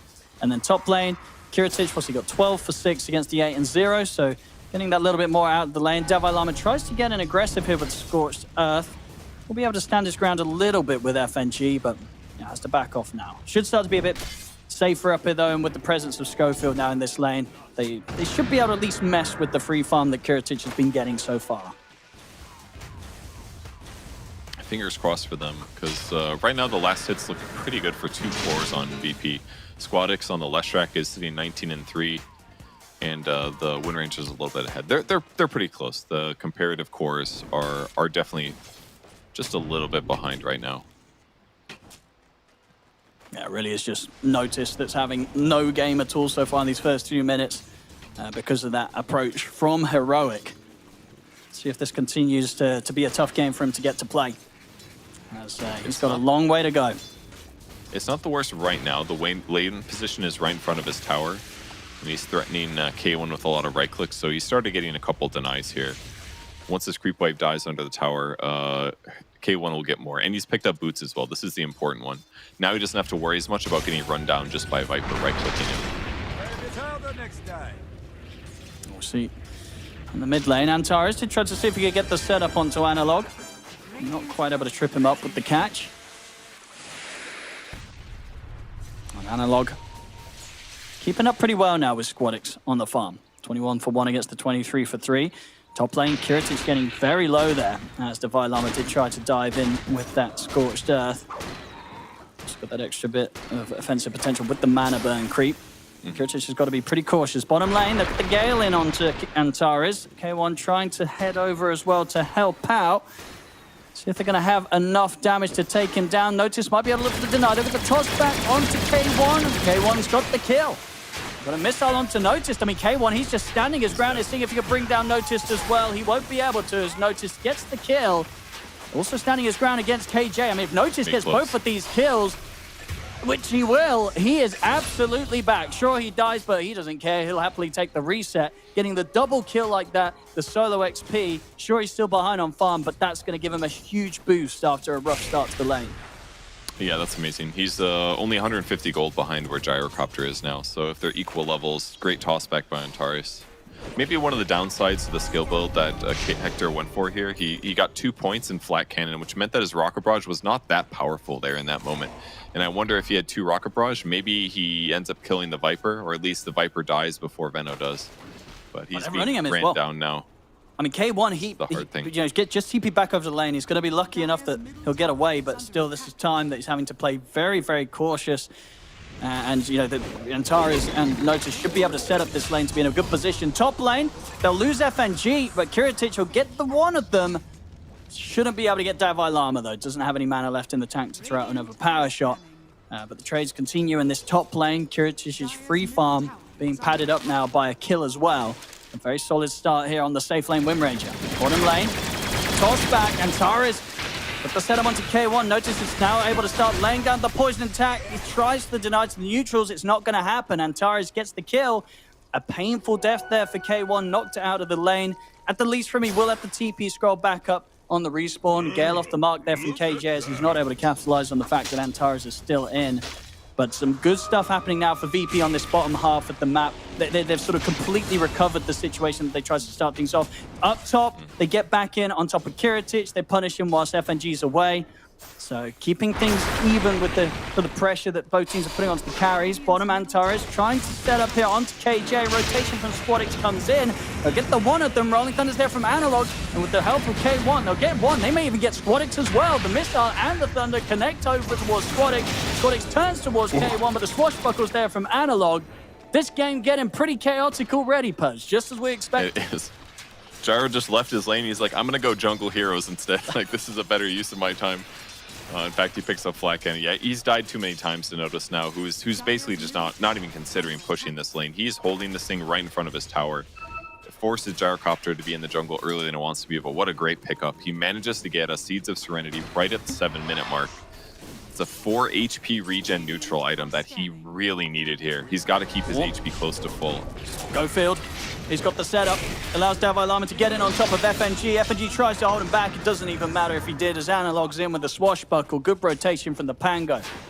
Having a clean entrance into this fight, into this game so far. 2-0-1. Bottom lane Notice. Getting in under the tower. Looks to play aggressively to take down K1. Will get the kill. Costs him his life, but as a Viper, he's happy to throw it away just to bring down the carry.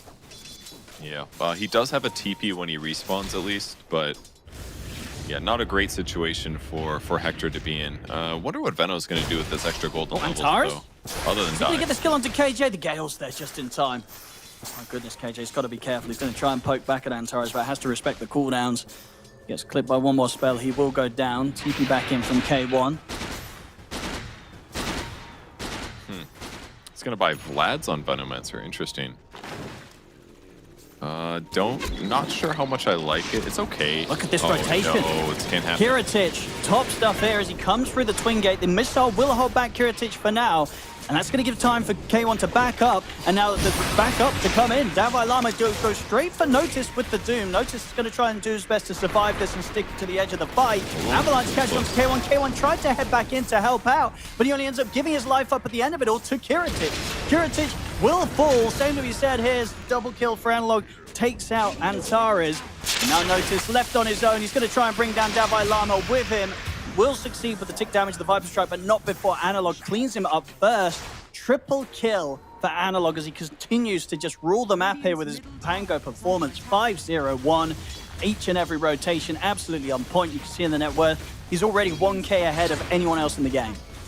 Man, it feels like K1's having such a rough game, but he's been a part of 9 kills now. 2 kills, 7 assists. In fact, his net worth is a mere 200 gold behind where Vipers is. So despite it looking like Vipers just ruling the game the last few minutes, K1's doing fine. And the fact that Analog has been profiting from every single rotation makes his game so solid. Like, his Diffusal Blade is finished. He's got a Diffusal and a neutral item coming up.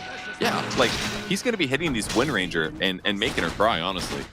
Once she runs out of mana, she doesn't have Wind Run, and her hero damage is not going to be very good. I'll tell you what, top lane Squadix, he's coming with the Invis Rune. He's going to be able to catch Davai Lama by surprise. As they take out the tower, they chase down the Doom. It's a good rotation. That one's big. Some power rune. It's going to be the Illusion. Analog. Able to grab that in the bottle. Yeah, with this Diffusal coming out to him now in the Courier, he can play very aggressive. A difficult time maybe for VP across the map, but still on the numbers, it's so close. 13-11. Less than a 1K gold lead for Virtus.pro.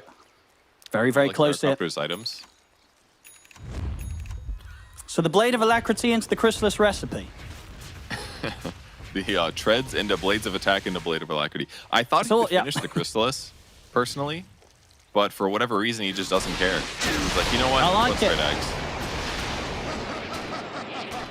Yeah, I guess so. What do you think at this point? Even though he's got the Blades of Attack, I think he'll still finish off the crit first before he goes for the Ags, right? Like, I think he's Why just would got he the buy Blade of Alacrity then? Because why not? You know, maybe he had sort of like 1,000 gold when he was dying previously, and he just spent up to buy something. Oh, you're rather right. than using gold, losing gold. I imagine that was going to be the case. That sounds more likely, yeah. Top. Oh, Kiritich. They got him with the ult. He is very, very dead. These quick moves from Heroic. I mean, at this game, you can't really expect or be prepared for anything. There's heroes in places where you just don't expect them from both sides, up and down the map. Everybody's everywhere. 14-11. Chaos continues. I mean, it's definitely worth talking about. K1's game is a little bit underperforming, but that's the case for Wind Ranger as well. Yep. And I don't really think it's going to get that much better for Wind Ranger as the game continues, because he's going to deal with Doom. Later on, Gyrocopter is going to be broken by Viper ulti, and I think that will stop his side gunner, if I'm not mistaken, when there's some crucial moments. But past that, I think Gyro's still going to have a pretty good game, assuming he gets onto his Ags at a reasonable point. In fact, the crit is coming now. He finished the Claymore next. It must have been a buyout, like you verbalized. Good call on that.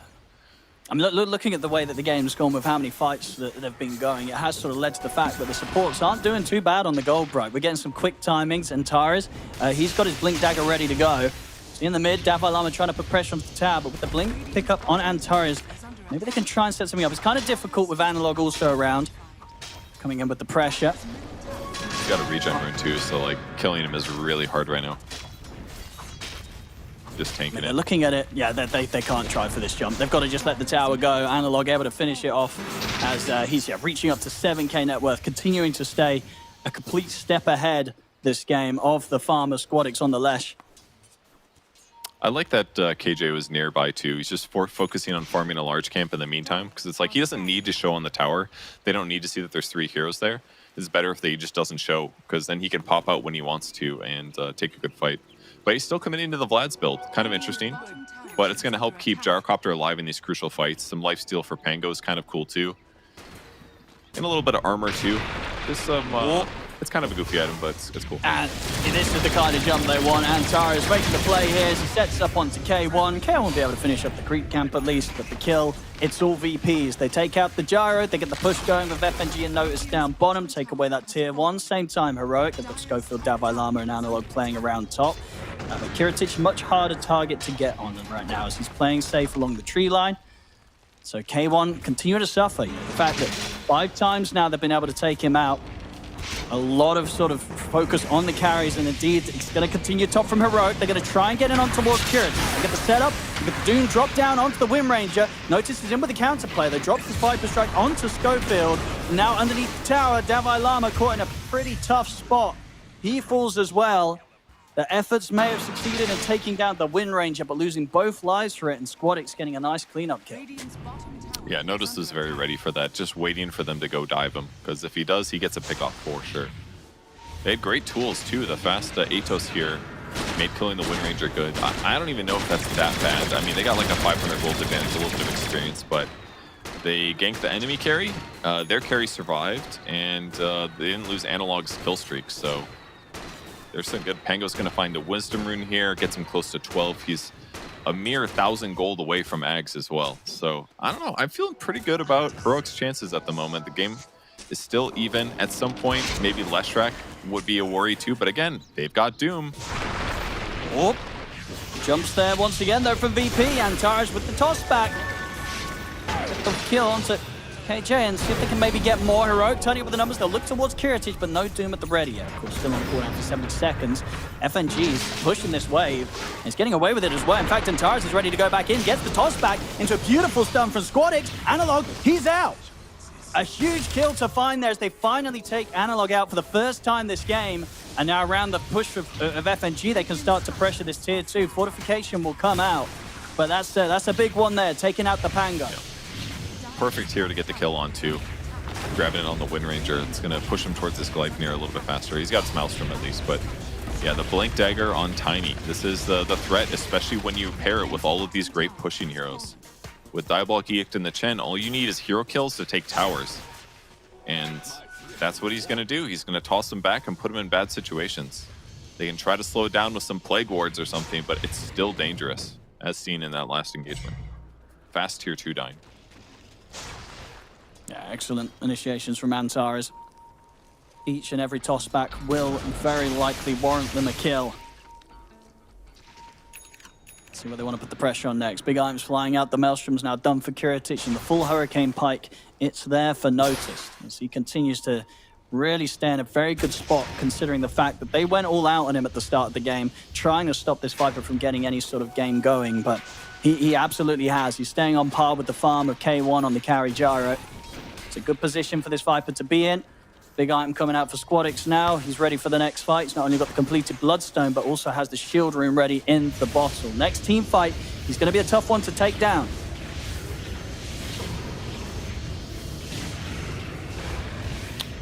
Yeah, dooming him is still going to be the big priority, certainly. But they've got really good items to try to deal with this. Chen, rather than buying a mech, realizes that's not going to do anything. He buys the Vlads first into a drone. That'll give them better chance of disengaging. And a little armor on top of the Lesh might make a small difference, but they are smoking towards the top lane. Schofield doing his normal stuff, messing with heroes. So ready to get a kill here. If they get the toss back from Antares, it's going to be a guaranteed pick. See Schofield staying hidden, though.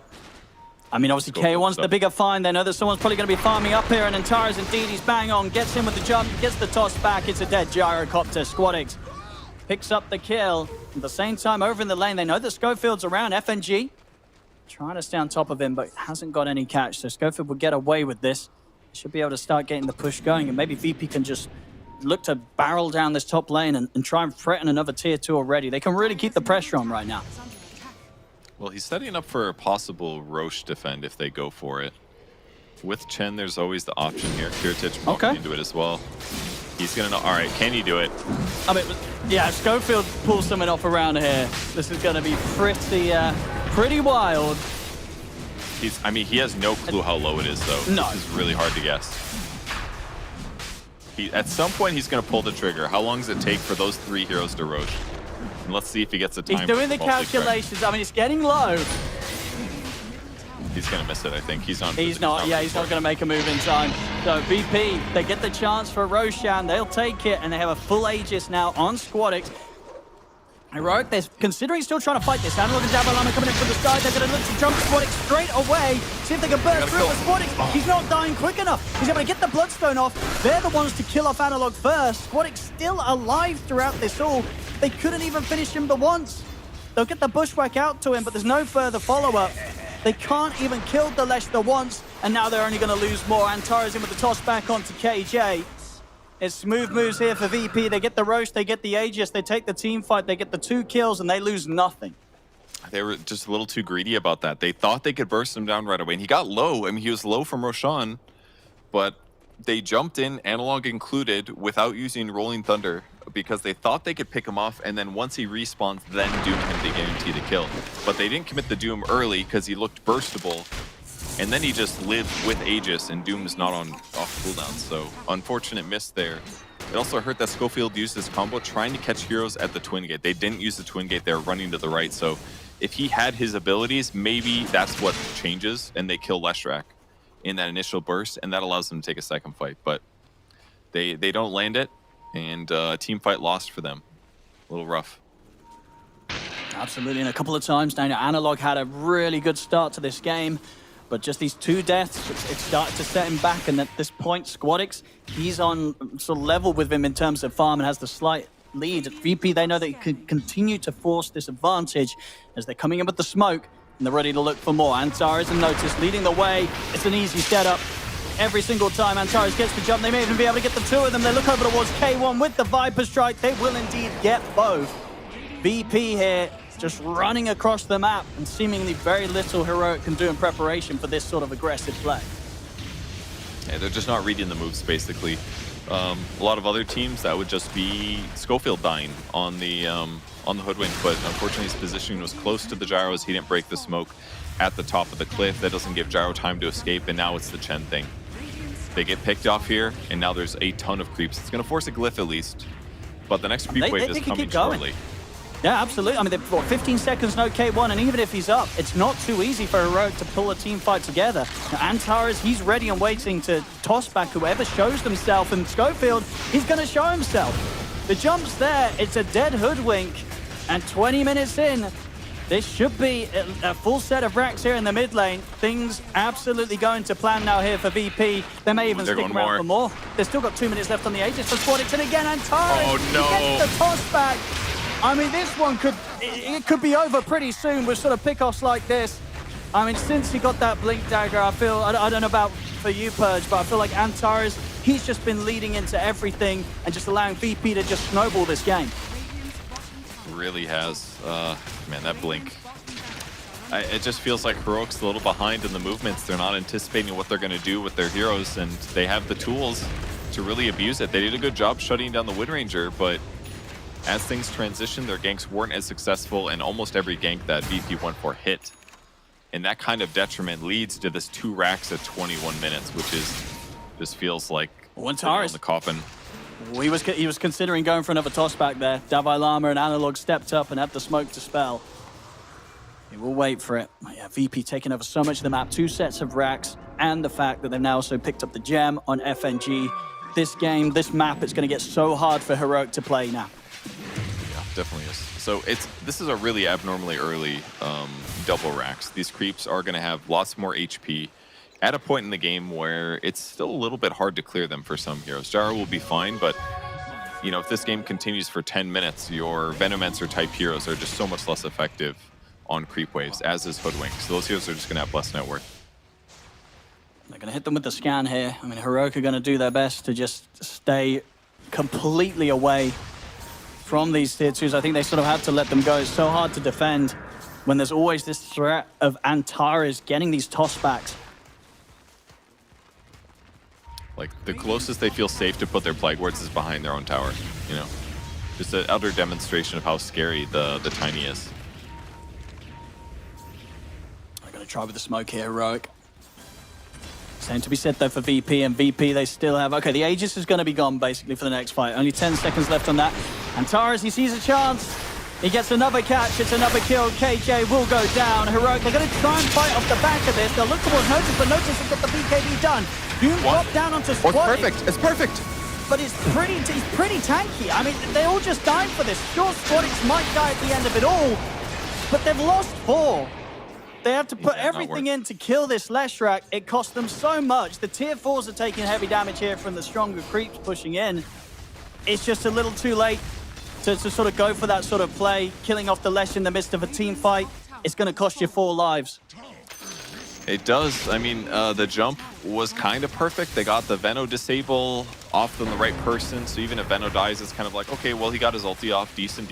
But yeah, just too tanky. They call it GG. Understandable. The game got out of hand. The laning stage against the Viper was fine. Not great, but fine.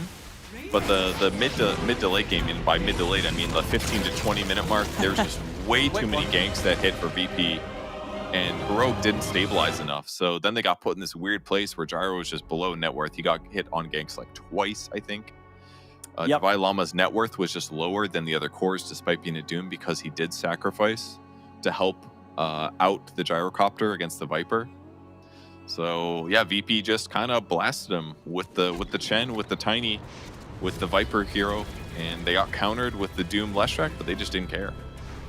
No, they really didn't. They really didn't. We'll see on the highlights here. At the start, it looked like Heroic may have had a bit of a chance, but as soon as they started to fall behind, the snowball potential of Virtus.pro's lineup was far too much for them to deal with. And consistently, I sort of lost count of how many times it happened, but Antares, it must have been into sort of at least 10 kind of setups back to back.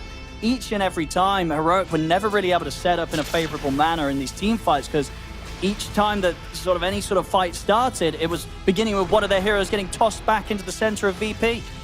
Yeah, that was very consistent. Yeah, Antares probably played the best, without a doubt. Yep. Had a good laning stage, kept getting kills despite sometimes his Viper dying. Set up so many opportunities for his team, and with his Blink Dagger, just really, this one especially, this was a huge catch on Analog. Yeah, this was his first death of the game. Just gave a really nice killing spree, which led to the tier 2 tower dying, which just wouldn't have happened most likely if he doesn't catch him. Here he is once again catching a hero. Veno in this case, KJ dispels off, but who cares?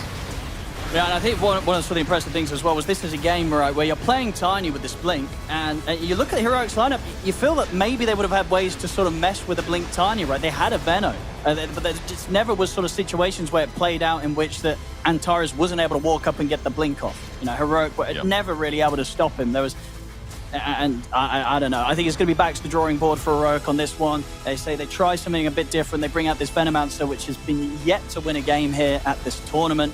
Don't think they'll be doing that again going into game 2. And also with regards to draft, I don't know if they're going to be letting something through like this Chen for FNG. You know, sure, you know, FNG didn't necessarily have he wasn't doing anything crazy this game, but he was on a Chen and he was ready to push. And it's because of heroes like the Chen that they're able to win in this quick time purge.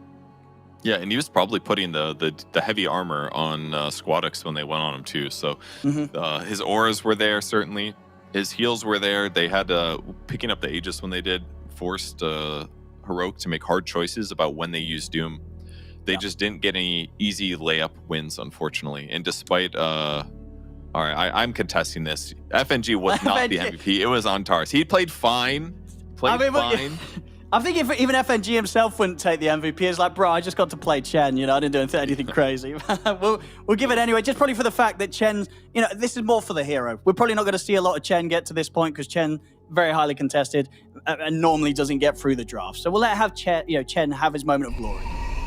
He deserves it because it will not be very often otherwise. But yeah, pro players, the reason they value Chen is because they say he lets you do what almost no other hero does, which is just force towers.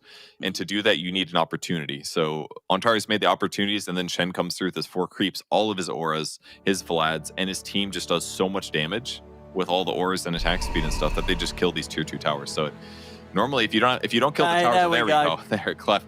The true MVP. Antares on the Tiny really did so good. 5-3 and 15. So many good setups. Blink tossbacks. Had tons of net worth.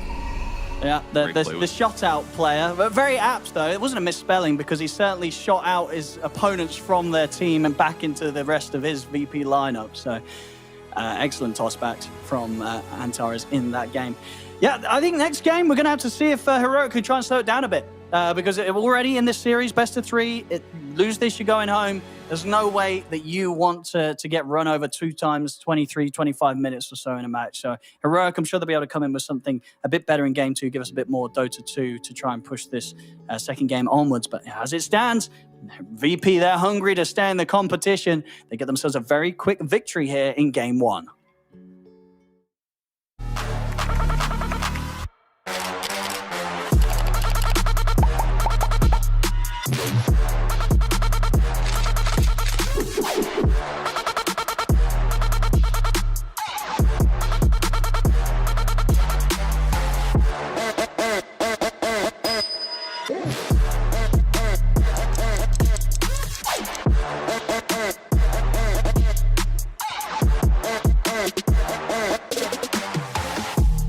It's never easy in these moments, especially coming off the back of a loss. But I want to first ask about just when you're playing against G2 IG, this is a team you play against a lot. So how tough are these games and what does it come down to in winning and losing? We played against G2 so many times in regional qualifier. Yeah. It's very familiar for each other, and I think we just play bad today. They play better, so they win. Yeah. And I know we spoke on the first day. You were coming in as a replacement, right? So you were maybe not as prepared as what you wanted to be. How much of that do you feel was the reason we see you lose out here 0-3? That could be a reason, but I think we have time to change and adjust. Because every day we just play 1 game of group stage, so there is no too much excuse on this. So we just behave bad in the game. Yeah. It didn't go to plan, but you still have a smile on your face and you're still giving me some great content. So I just want to ask your 3 games you played here. What would you say was been the biggest frustration or the biggest reason why you were not able to show the best Azure Ray here? It's hard to say because I think most of games we lost, we have a chance to win, but we did some mistakes, and some of them is like different mistakes. Hard to say. It's just unlucky. Sometimes it can be unlucky, but let's focus on the future and what could be positive as well. What's next for you guys? What are you doing? How are you going to get ready for future tournaments? What's the plan? So we will play next Dream League, so we will keep training, watching tournaments and scream, and prepare for next tournament. Well, I wish you the best of luck on that. Thank you very much for your time, man. Thank you.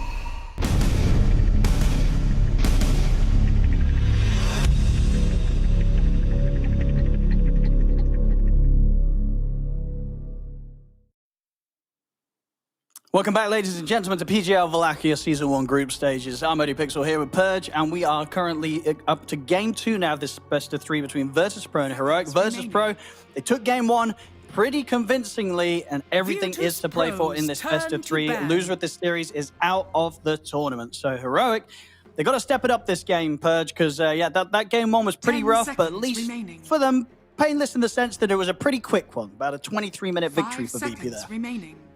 Yeah, I guess you could be like, yo, we made some crucial mistakes in the mid game that just ended the game, and thus, at least we get to move on. Yeah. I'm sure they would have preferred that those crucial mistakes got delayed by 10 minutes so they had a better shot, but it was not the case.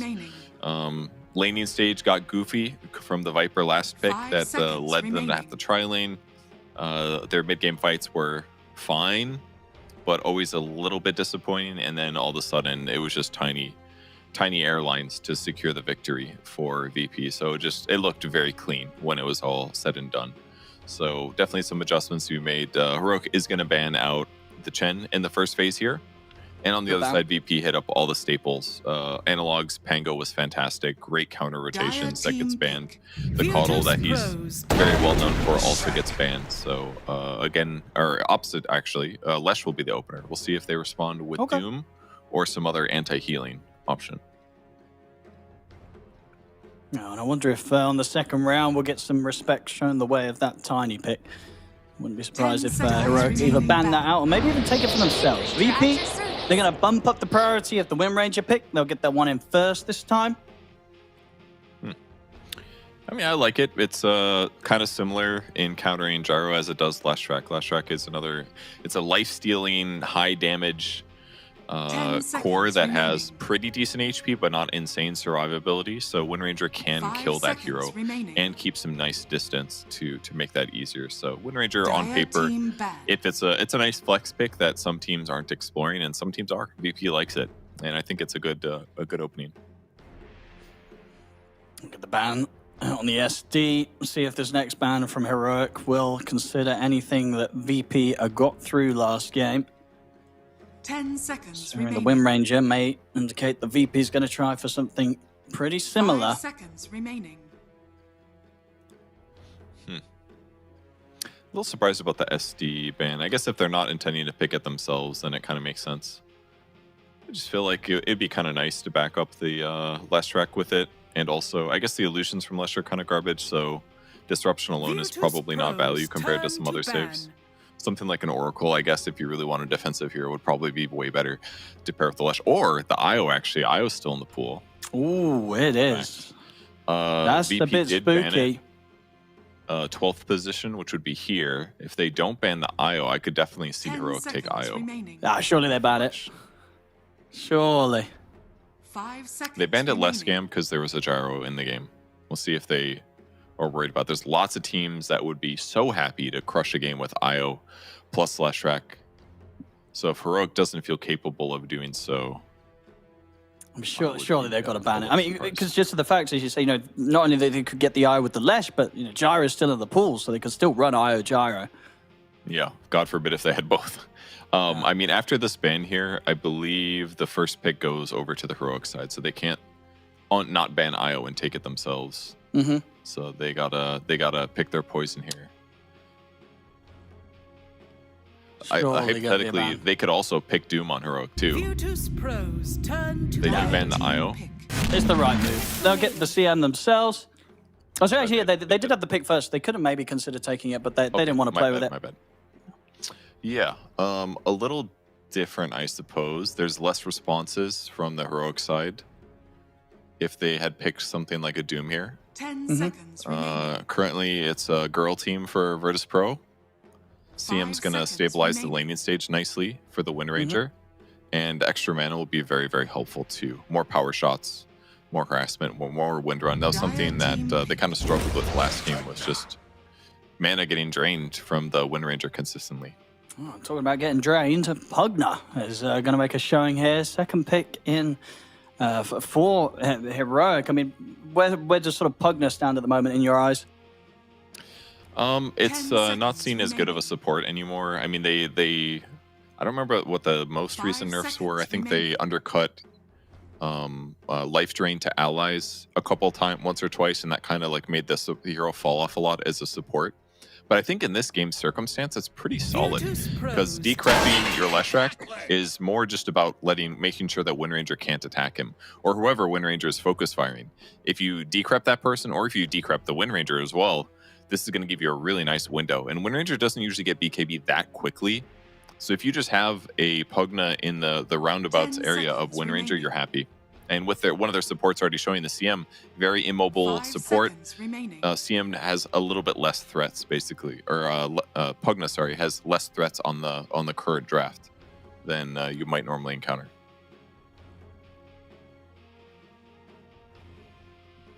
I like the clock as well. Excellent against those two heroes. They're a little bit immobile. The cogs is going to be a problem to them. Hookshotting in, having Pugna to back you up. They have spells to cast, another word are going to eat into. I love this opening for Heroic. I think it was a good identification. Definitely looking better than the sort of stage of draft one for sure. VP, they're going to get themselves the bat. This one I like for sure. Great lasso into shackle options. So if they lasso anybody, almost always that person is dead once Wind Ranger gets some items. So that part looks pretty solid to me. And obviously he doesn't have to worry about clock too much either. So clock solutions. Pugna is not very happy about this either. It's a nice dive that's going to run at him and force him out of position. What's up with the Elk pick though? Do you got any ideas for this one? No, I mean, checking on the stats so far, one other team picked Elk this tournament, and they did lose with it. It may have even been VP. I just see that there's been one game that it was picked, so it could have been them. But either way, when it was picked, it lost. So not really a carry that people are considering. And I guess the question is it going to be a carry this game? Does this mean that the Wind Ranger's going to go mid and they're going to do the Elk safe lane, or could this maybe be an Elk somewhere else, some sort of off lane or mid Elk? I mean, I can't imagine it's going to be that. It's got to be out carry, surely. I assume so, yeah. I think they needed another dive hero, and forcing it to be their offlane right at this point is probably not the best. So they just wanted him to be like up in the front line, run to the back line, stun your Pugna, help deal more damage to the Leshrac, I guess, and while still farming well. And I guess Elk does up their tempo a lot in that way. Sven should be able to outcarry against Alchemist without a doubt. You're just going to have more damage than Elk at any time past 15 minutes, I feel like, unless Elk is having a god tier game where he hasn't died yet. So decent response. Warcry as well gives armor to your team, so the acid spray does less damage. Because right now, VP's damage is very physical based. It is not super diversified. There's some magic, obviously, but really the burst damage is going to come from the Wind Ranger and the Elk. So I like this Sven. Doesn't know what his matchup's going to be yet, but they can swap the supports depending on what he ends up against. And we haven't seen a Doom ban yet either. So maybe we'll see that come because both teams are still looking for their offlaners. Yeah, that's very true. I think that's might be a case of seeing who's going to try and let it get through so they can pick it themselves. Ban out on the Viper. Respecting obviously what Notice was able to bring last game on his offlane Viper. Yeah, I think it was very annoying for them to deal with. And Pugna's actually quite good against Viper. It's seen as a counter in the lane as a support, because once Viper starts attacking, you either decrep the hero or you decrep Viper himself. His stacks cease. But they don't want to have to mess around, I guess. Virtus.pro's turn to there it is, yeah, Doom ban. Not going to get ignored this time. Yeah, it would have been good against VP as well. Once you have an Alchemist preventing healing, is pretty good. They're definitely lacking a little bit on damage on the heroic side. They could use a little more here. 10 seconds Sven is obviously very good. Lesh can do a lot, but the support duo is slightly weak in terms of damage. So is there anything they can use teamfight maybe to interrupt the Bat Rider? They need some more jump, without a doubt. Looks very important. Some Centaur type hero, but not sure which one. We'll see. No, Centaur could be a good shout. Can always be really nice against these cores like the Sven. You know, he pops the God Strength, and then you just kite him, get out of there. Wonder if a Timber Saw could be good too. Oh, it's banned. Sorry, that would have been really solid. Primal Beast is an option. Run at your opponents. Buy a Blade Mail so you don't have to worry about the Wind Ranger. So I could see Primal on Heroic. I think it would be probably okay on both sides. So I assume Primal Beast, maybe Slardar if it's not banned. It's not banned. I would like Slardar for VP as well. Not so good on the Heroic side. Feels like there's too much annoying stuff to deal with. Darkseer would have been cool too. Auras to pump up the team. Iron Shell and Leshrac and Clock and Sven would have been good, plus Surge. Wall of Replica against the Alk would have been a good time. So that one makes sense. 10 seconds. And then Kunkka, I guess. One of those heroes is probably Centaur, Kunkka, Primal Beast is my guess for the remaining offlaners. Yeah, I think you're bang on. I think we're definitely going to see one or at least both of those in these last bans and picks. Heroic. Dire team pick. There's going to be the Centaur ban. Virtus.pro's turn. Yes, Winter Wyvern, the other hero that I forgot about. All right. I mean, and imagine this is going to be the off-lane Wyvern, right? I guess so. It must be. Yeah. Because it's not going to be off-lane Leshrac. No. Unless it's going to be like off-lane Pugna or Clock. Or Lesh.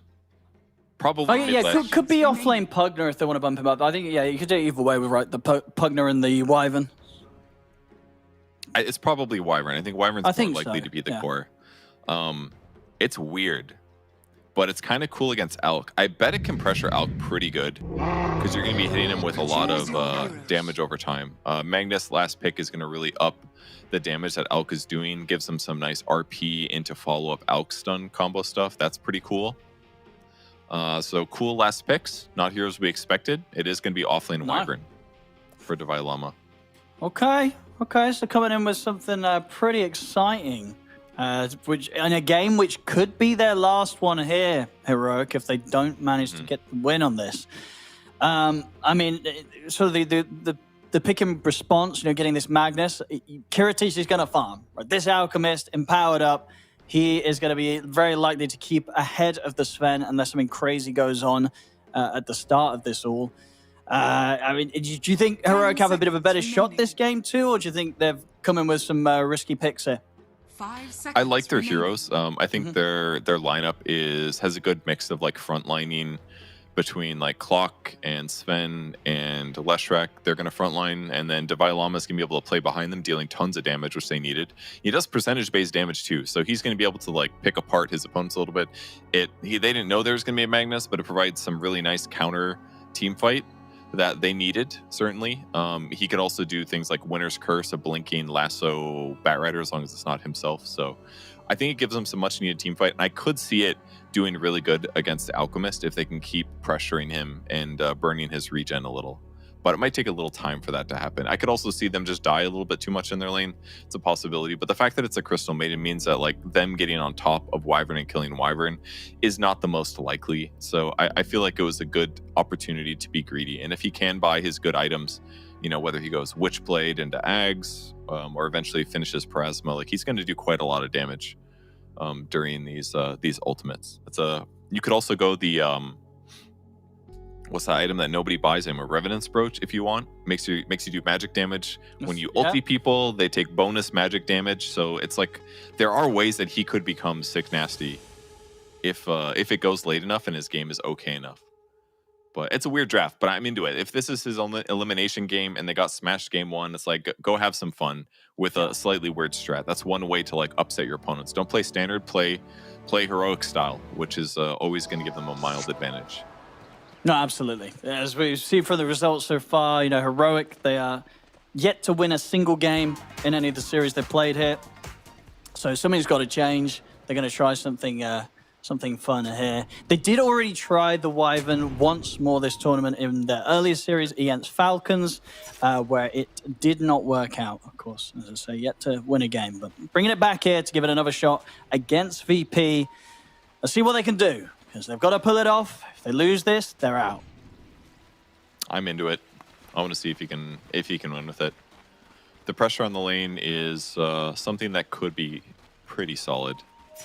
Alchemist is already planning for it. He's got a salve queued up. He knows he's going to need a little bit more regen in this lane than normal.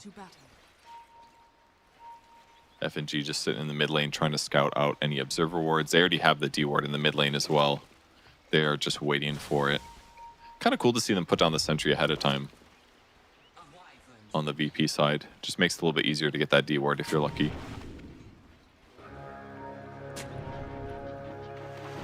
Heroic. We'll see if they can set up for some first blood action down here, but both Kiritich and FNG stay safe. Let's see how some of these lanes go on and see what Squadix can do, of course. This time, taking the Wind Ranger to the mid lane. And Kiritich, this safe lane Alchemist. So both teams, without a doubt, coming into this game with very much their own flair, playing with these picks that no other team really are right now. Divine Llama here is blocking the camp a little bit. Kiritich is going to add on to that just to make it more straightforward. Ooh, great cogs. Yeah, that really pulled him back. Kind of cool, a cool idea to try to keep him away from last hitting. I don't know if it actually did anything, but it looked cool. I didn't expect it. I mean, it made sure. I mean, he missed. He didn't get a single CS on that first wave. Yeah. He did. That's a nice way to start things off. Looking at some of these up lanes, well, top lane already noticed taking quite the harassment here from K1 and KJ. I mean, how do you imagine this lane to go down? This Sven Pugner against the Mag Bat. Typically, Pugner's just an amazing lane support. He's got crazy high movement speed and damage. He might even kill Noticed here, for example. He's got a salve. He might have to salve to not die, and he's just going to eat it. Got it, yeah, KJ. There. Perfect demonstration. The Bone Man, he's just so fast. He's got no fat on his bones, so he just runs really quick. That's how you got to get lean to go fast, you know? He can run down anyone in this lane. I mean, they've got to be careful coming back into this. Look at his stash. It's just like salve, 2 mangoes, clarity potion, upgraded wand. He knows what he wants to do. He wants to stabilize this lane as much as possible. He did have to spend a lot of mana to kill Notice there. Bottom lane as well, they're just trying to do their best to really mess with Kiritich early on. We'll see if they can continue to do so. I think once Kiritich has got kind of a few levels, he should be able to shove the wave back out pretty easily with the acid spray. It's just only these first few waves that could be difficult for him. We'll see if he's got now he's got the point in the concoction. Definite chance for them to get aggressive themselves, and they may just do so here. Corner brace to heal up Schofield. Same time, Antara is able to kill off KJ. Schofield trying to run down Kiritich with the battery assault. He's got the cogs back up. Getting very, very low here. I mean, if Kiritich wants to go for it, he can go and go for another play with the concoction, but Schofield's already salving up. Schofield is going to be fine. Kiritich trying to find, yeah, Schofield just throws out a blind blood grenade there. He wanted to break this out. He thought he read it, but he missed it. They might be able to kill him here. Good call. What enough damage, but it's good. Really cool with the cold embrace. Like, they just know the laning advantage of it here. Like, if you cold embrace, he's taking no damage. Doesn't matter how low his armor is. The unstable concoction does physical. The acid spray does physical. So Schofield can play really aggressive, and he knows that he's going to be healed for like 200 HP and take no damage. So kind of cool to continue to pressure here. Great Arctic burn on both heroes. He's out of regen. Oh yeah, these lanes definitely chances of seeing these heroes drop. Both playing very, very low. And Davalama playing aggressive. He's resting on the fact that he's got that level 1 charges, so he's pretty safe even if they do get the jump on him. And on the other lane, Squadix and Analog in the mid matchup. Very, very close so far. 18 and 4 on Analog, 15 and 6 on Squadix, but he's got this wave coming in, so pretty much dead even between the two of them. Top lane, trying to chase down Notice. Looks like he had to already skewer away. Trying to bully back the Magnus. He's still getting farm out of this lane, Notice. 14 and 2 against the 19 and 3, so not a terrible time for him. I mean, KJ, he's got to be a bit careful because Skewer is up. He's got the Decrepify, so won't have to fear tanking the tower hits. That's cool. Nice to know there's a solution to Skewer back. The decrep works great. 3.5 seconds that he just doesn't get right clicks, so playing a little safe while he regens up. He'll come back to the lane here. Just feels like Heroic is punching back pretty well this game. Oh, fighting bottom. Now FNG's looking pretty dead.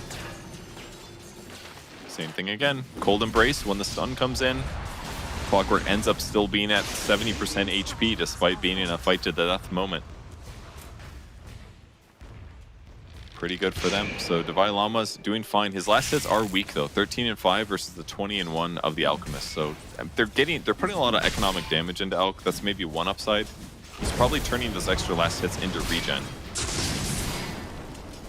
Top lane as well, KJ and K1 playing extremely aggressive. KJ, I mean, he's definitely going to make them work for this if they even get the kill, because he's still got some stick charges. He'll turn with another blast on to Notice. Got the Decrepify, but this time Skewers at the ready, and the damage will be done through that Decrepify to get themselves the kill. Made him work for it big time. It's not at all bad, especially K1 doesn't get the pull off, unfortunate, but still, he's K1 has a good start. 29 last hits for him. That should put him top net worth. He is a little bit ahead. Alchemist still going about even with Divine Llama, and every level that Divine Llama gets just makes it a little bit more competitive for him because he's a universal hero. Gets tons of extra damage here per level. Gets 4.5 per level. So, you know, the more that Alchemist sits in the lane, the more damage he takes here. So maybe forced to jungle a bit earlier than desired. In fact, Divine is almost 5, and Alchemist is only 4.5. So far, this is going pretty good, I think, for Heroic in their offlane. Both runes covered. Squad X is going to grab the Illusion rune, which is nice. Analog slightly behind mid lane, losing 3 last hits and 6 denies worth of difference. And definitely some level difference. Lesh level 5. Wind Ranger 6, especially with the bat playing there mid. The focus fire threat is big right now. Really trying to push it here as well. Vantar is just making sure the KJ can't head over towards the mid lane to help out. He's taking a lot of damage from this Firefly, and the Napalm stacks up, but Analog will come across in time to make sure KJ's fine, and the power shot's off the mark. Won't clip onto KJ, so KJ's going to be okay. Down bottom, Schofield and Divine Llama dive in beyond the tower, and will manage to take out FNG once again. Nicely done. Yeah, the Decrep slowed the Batrider enough for him to get the outside of that Firefly range, but Analog's still playing this mid lane pretty defensively. He's doing some lightning spam to try to keep the tower alive here. He's got to be so careful from the Wind Ranger. Schofield grabs Wisdom runes, both for both teams, so no major detriment there, and Hector continues to slap creeps, staying top net worth with Divine Llama and Alchemist, actually. So small gold advantages to the cores on the Heroic side, but probably made up the difference with the Batrider doing a little bit better, and the Leshrac being a little underperforming in terms of last hits.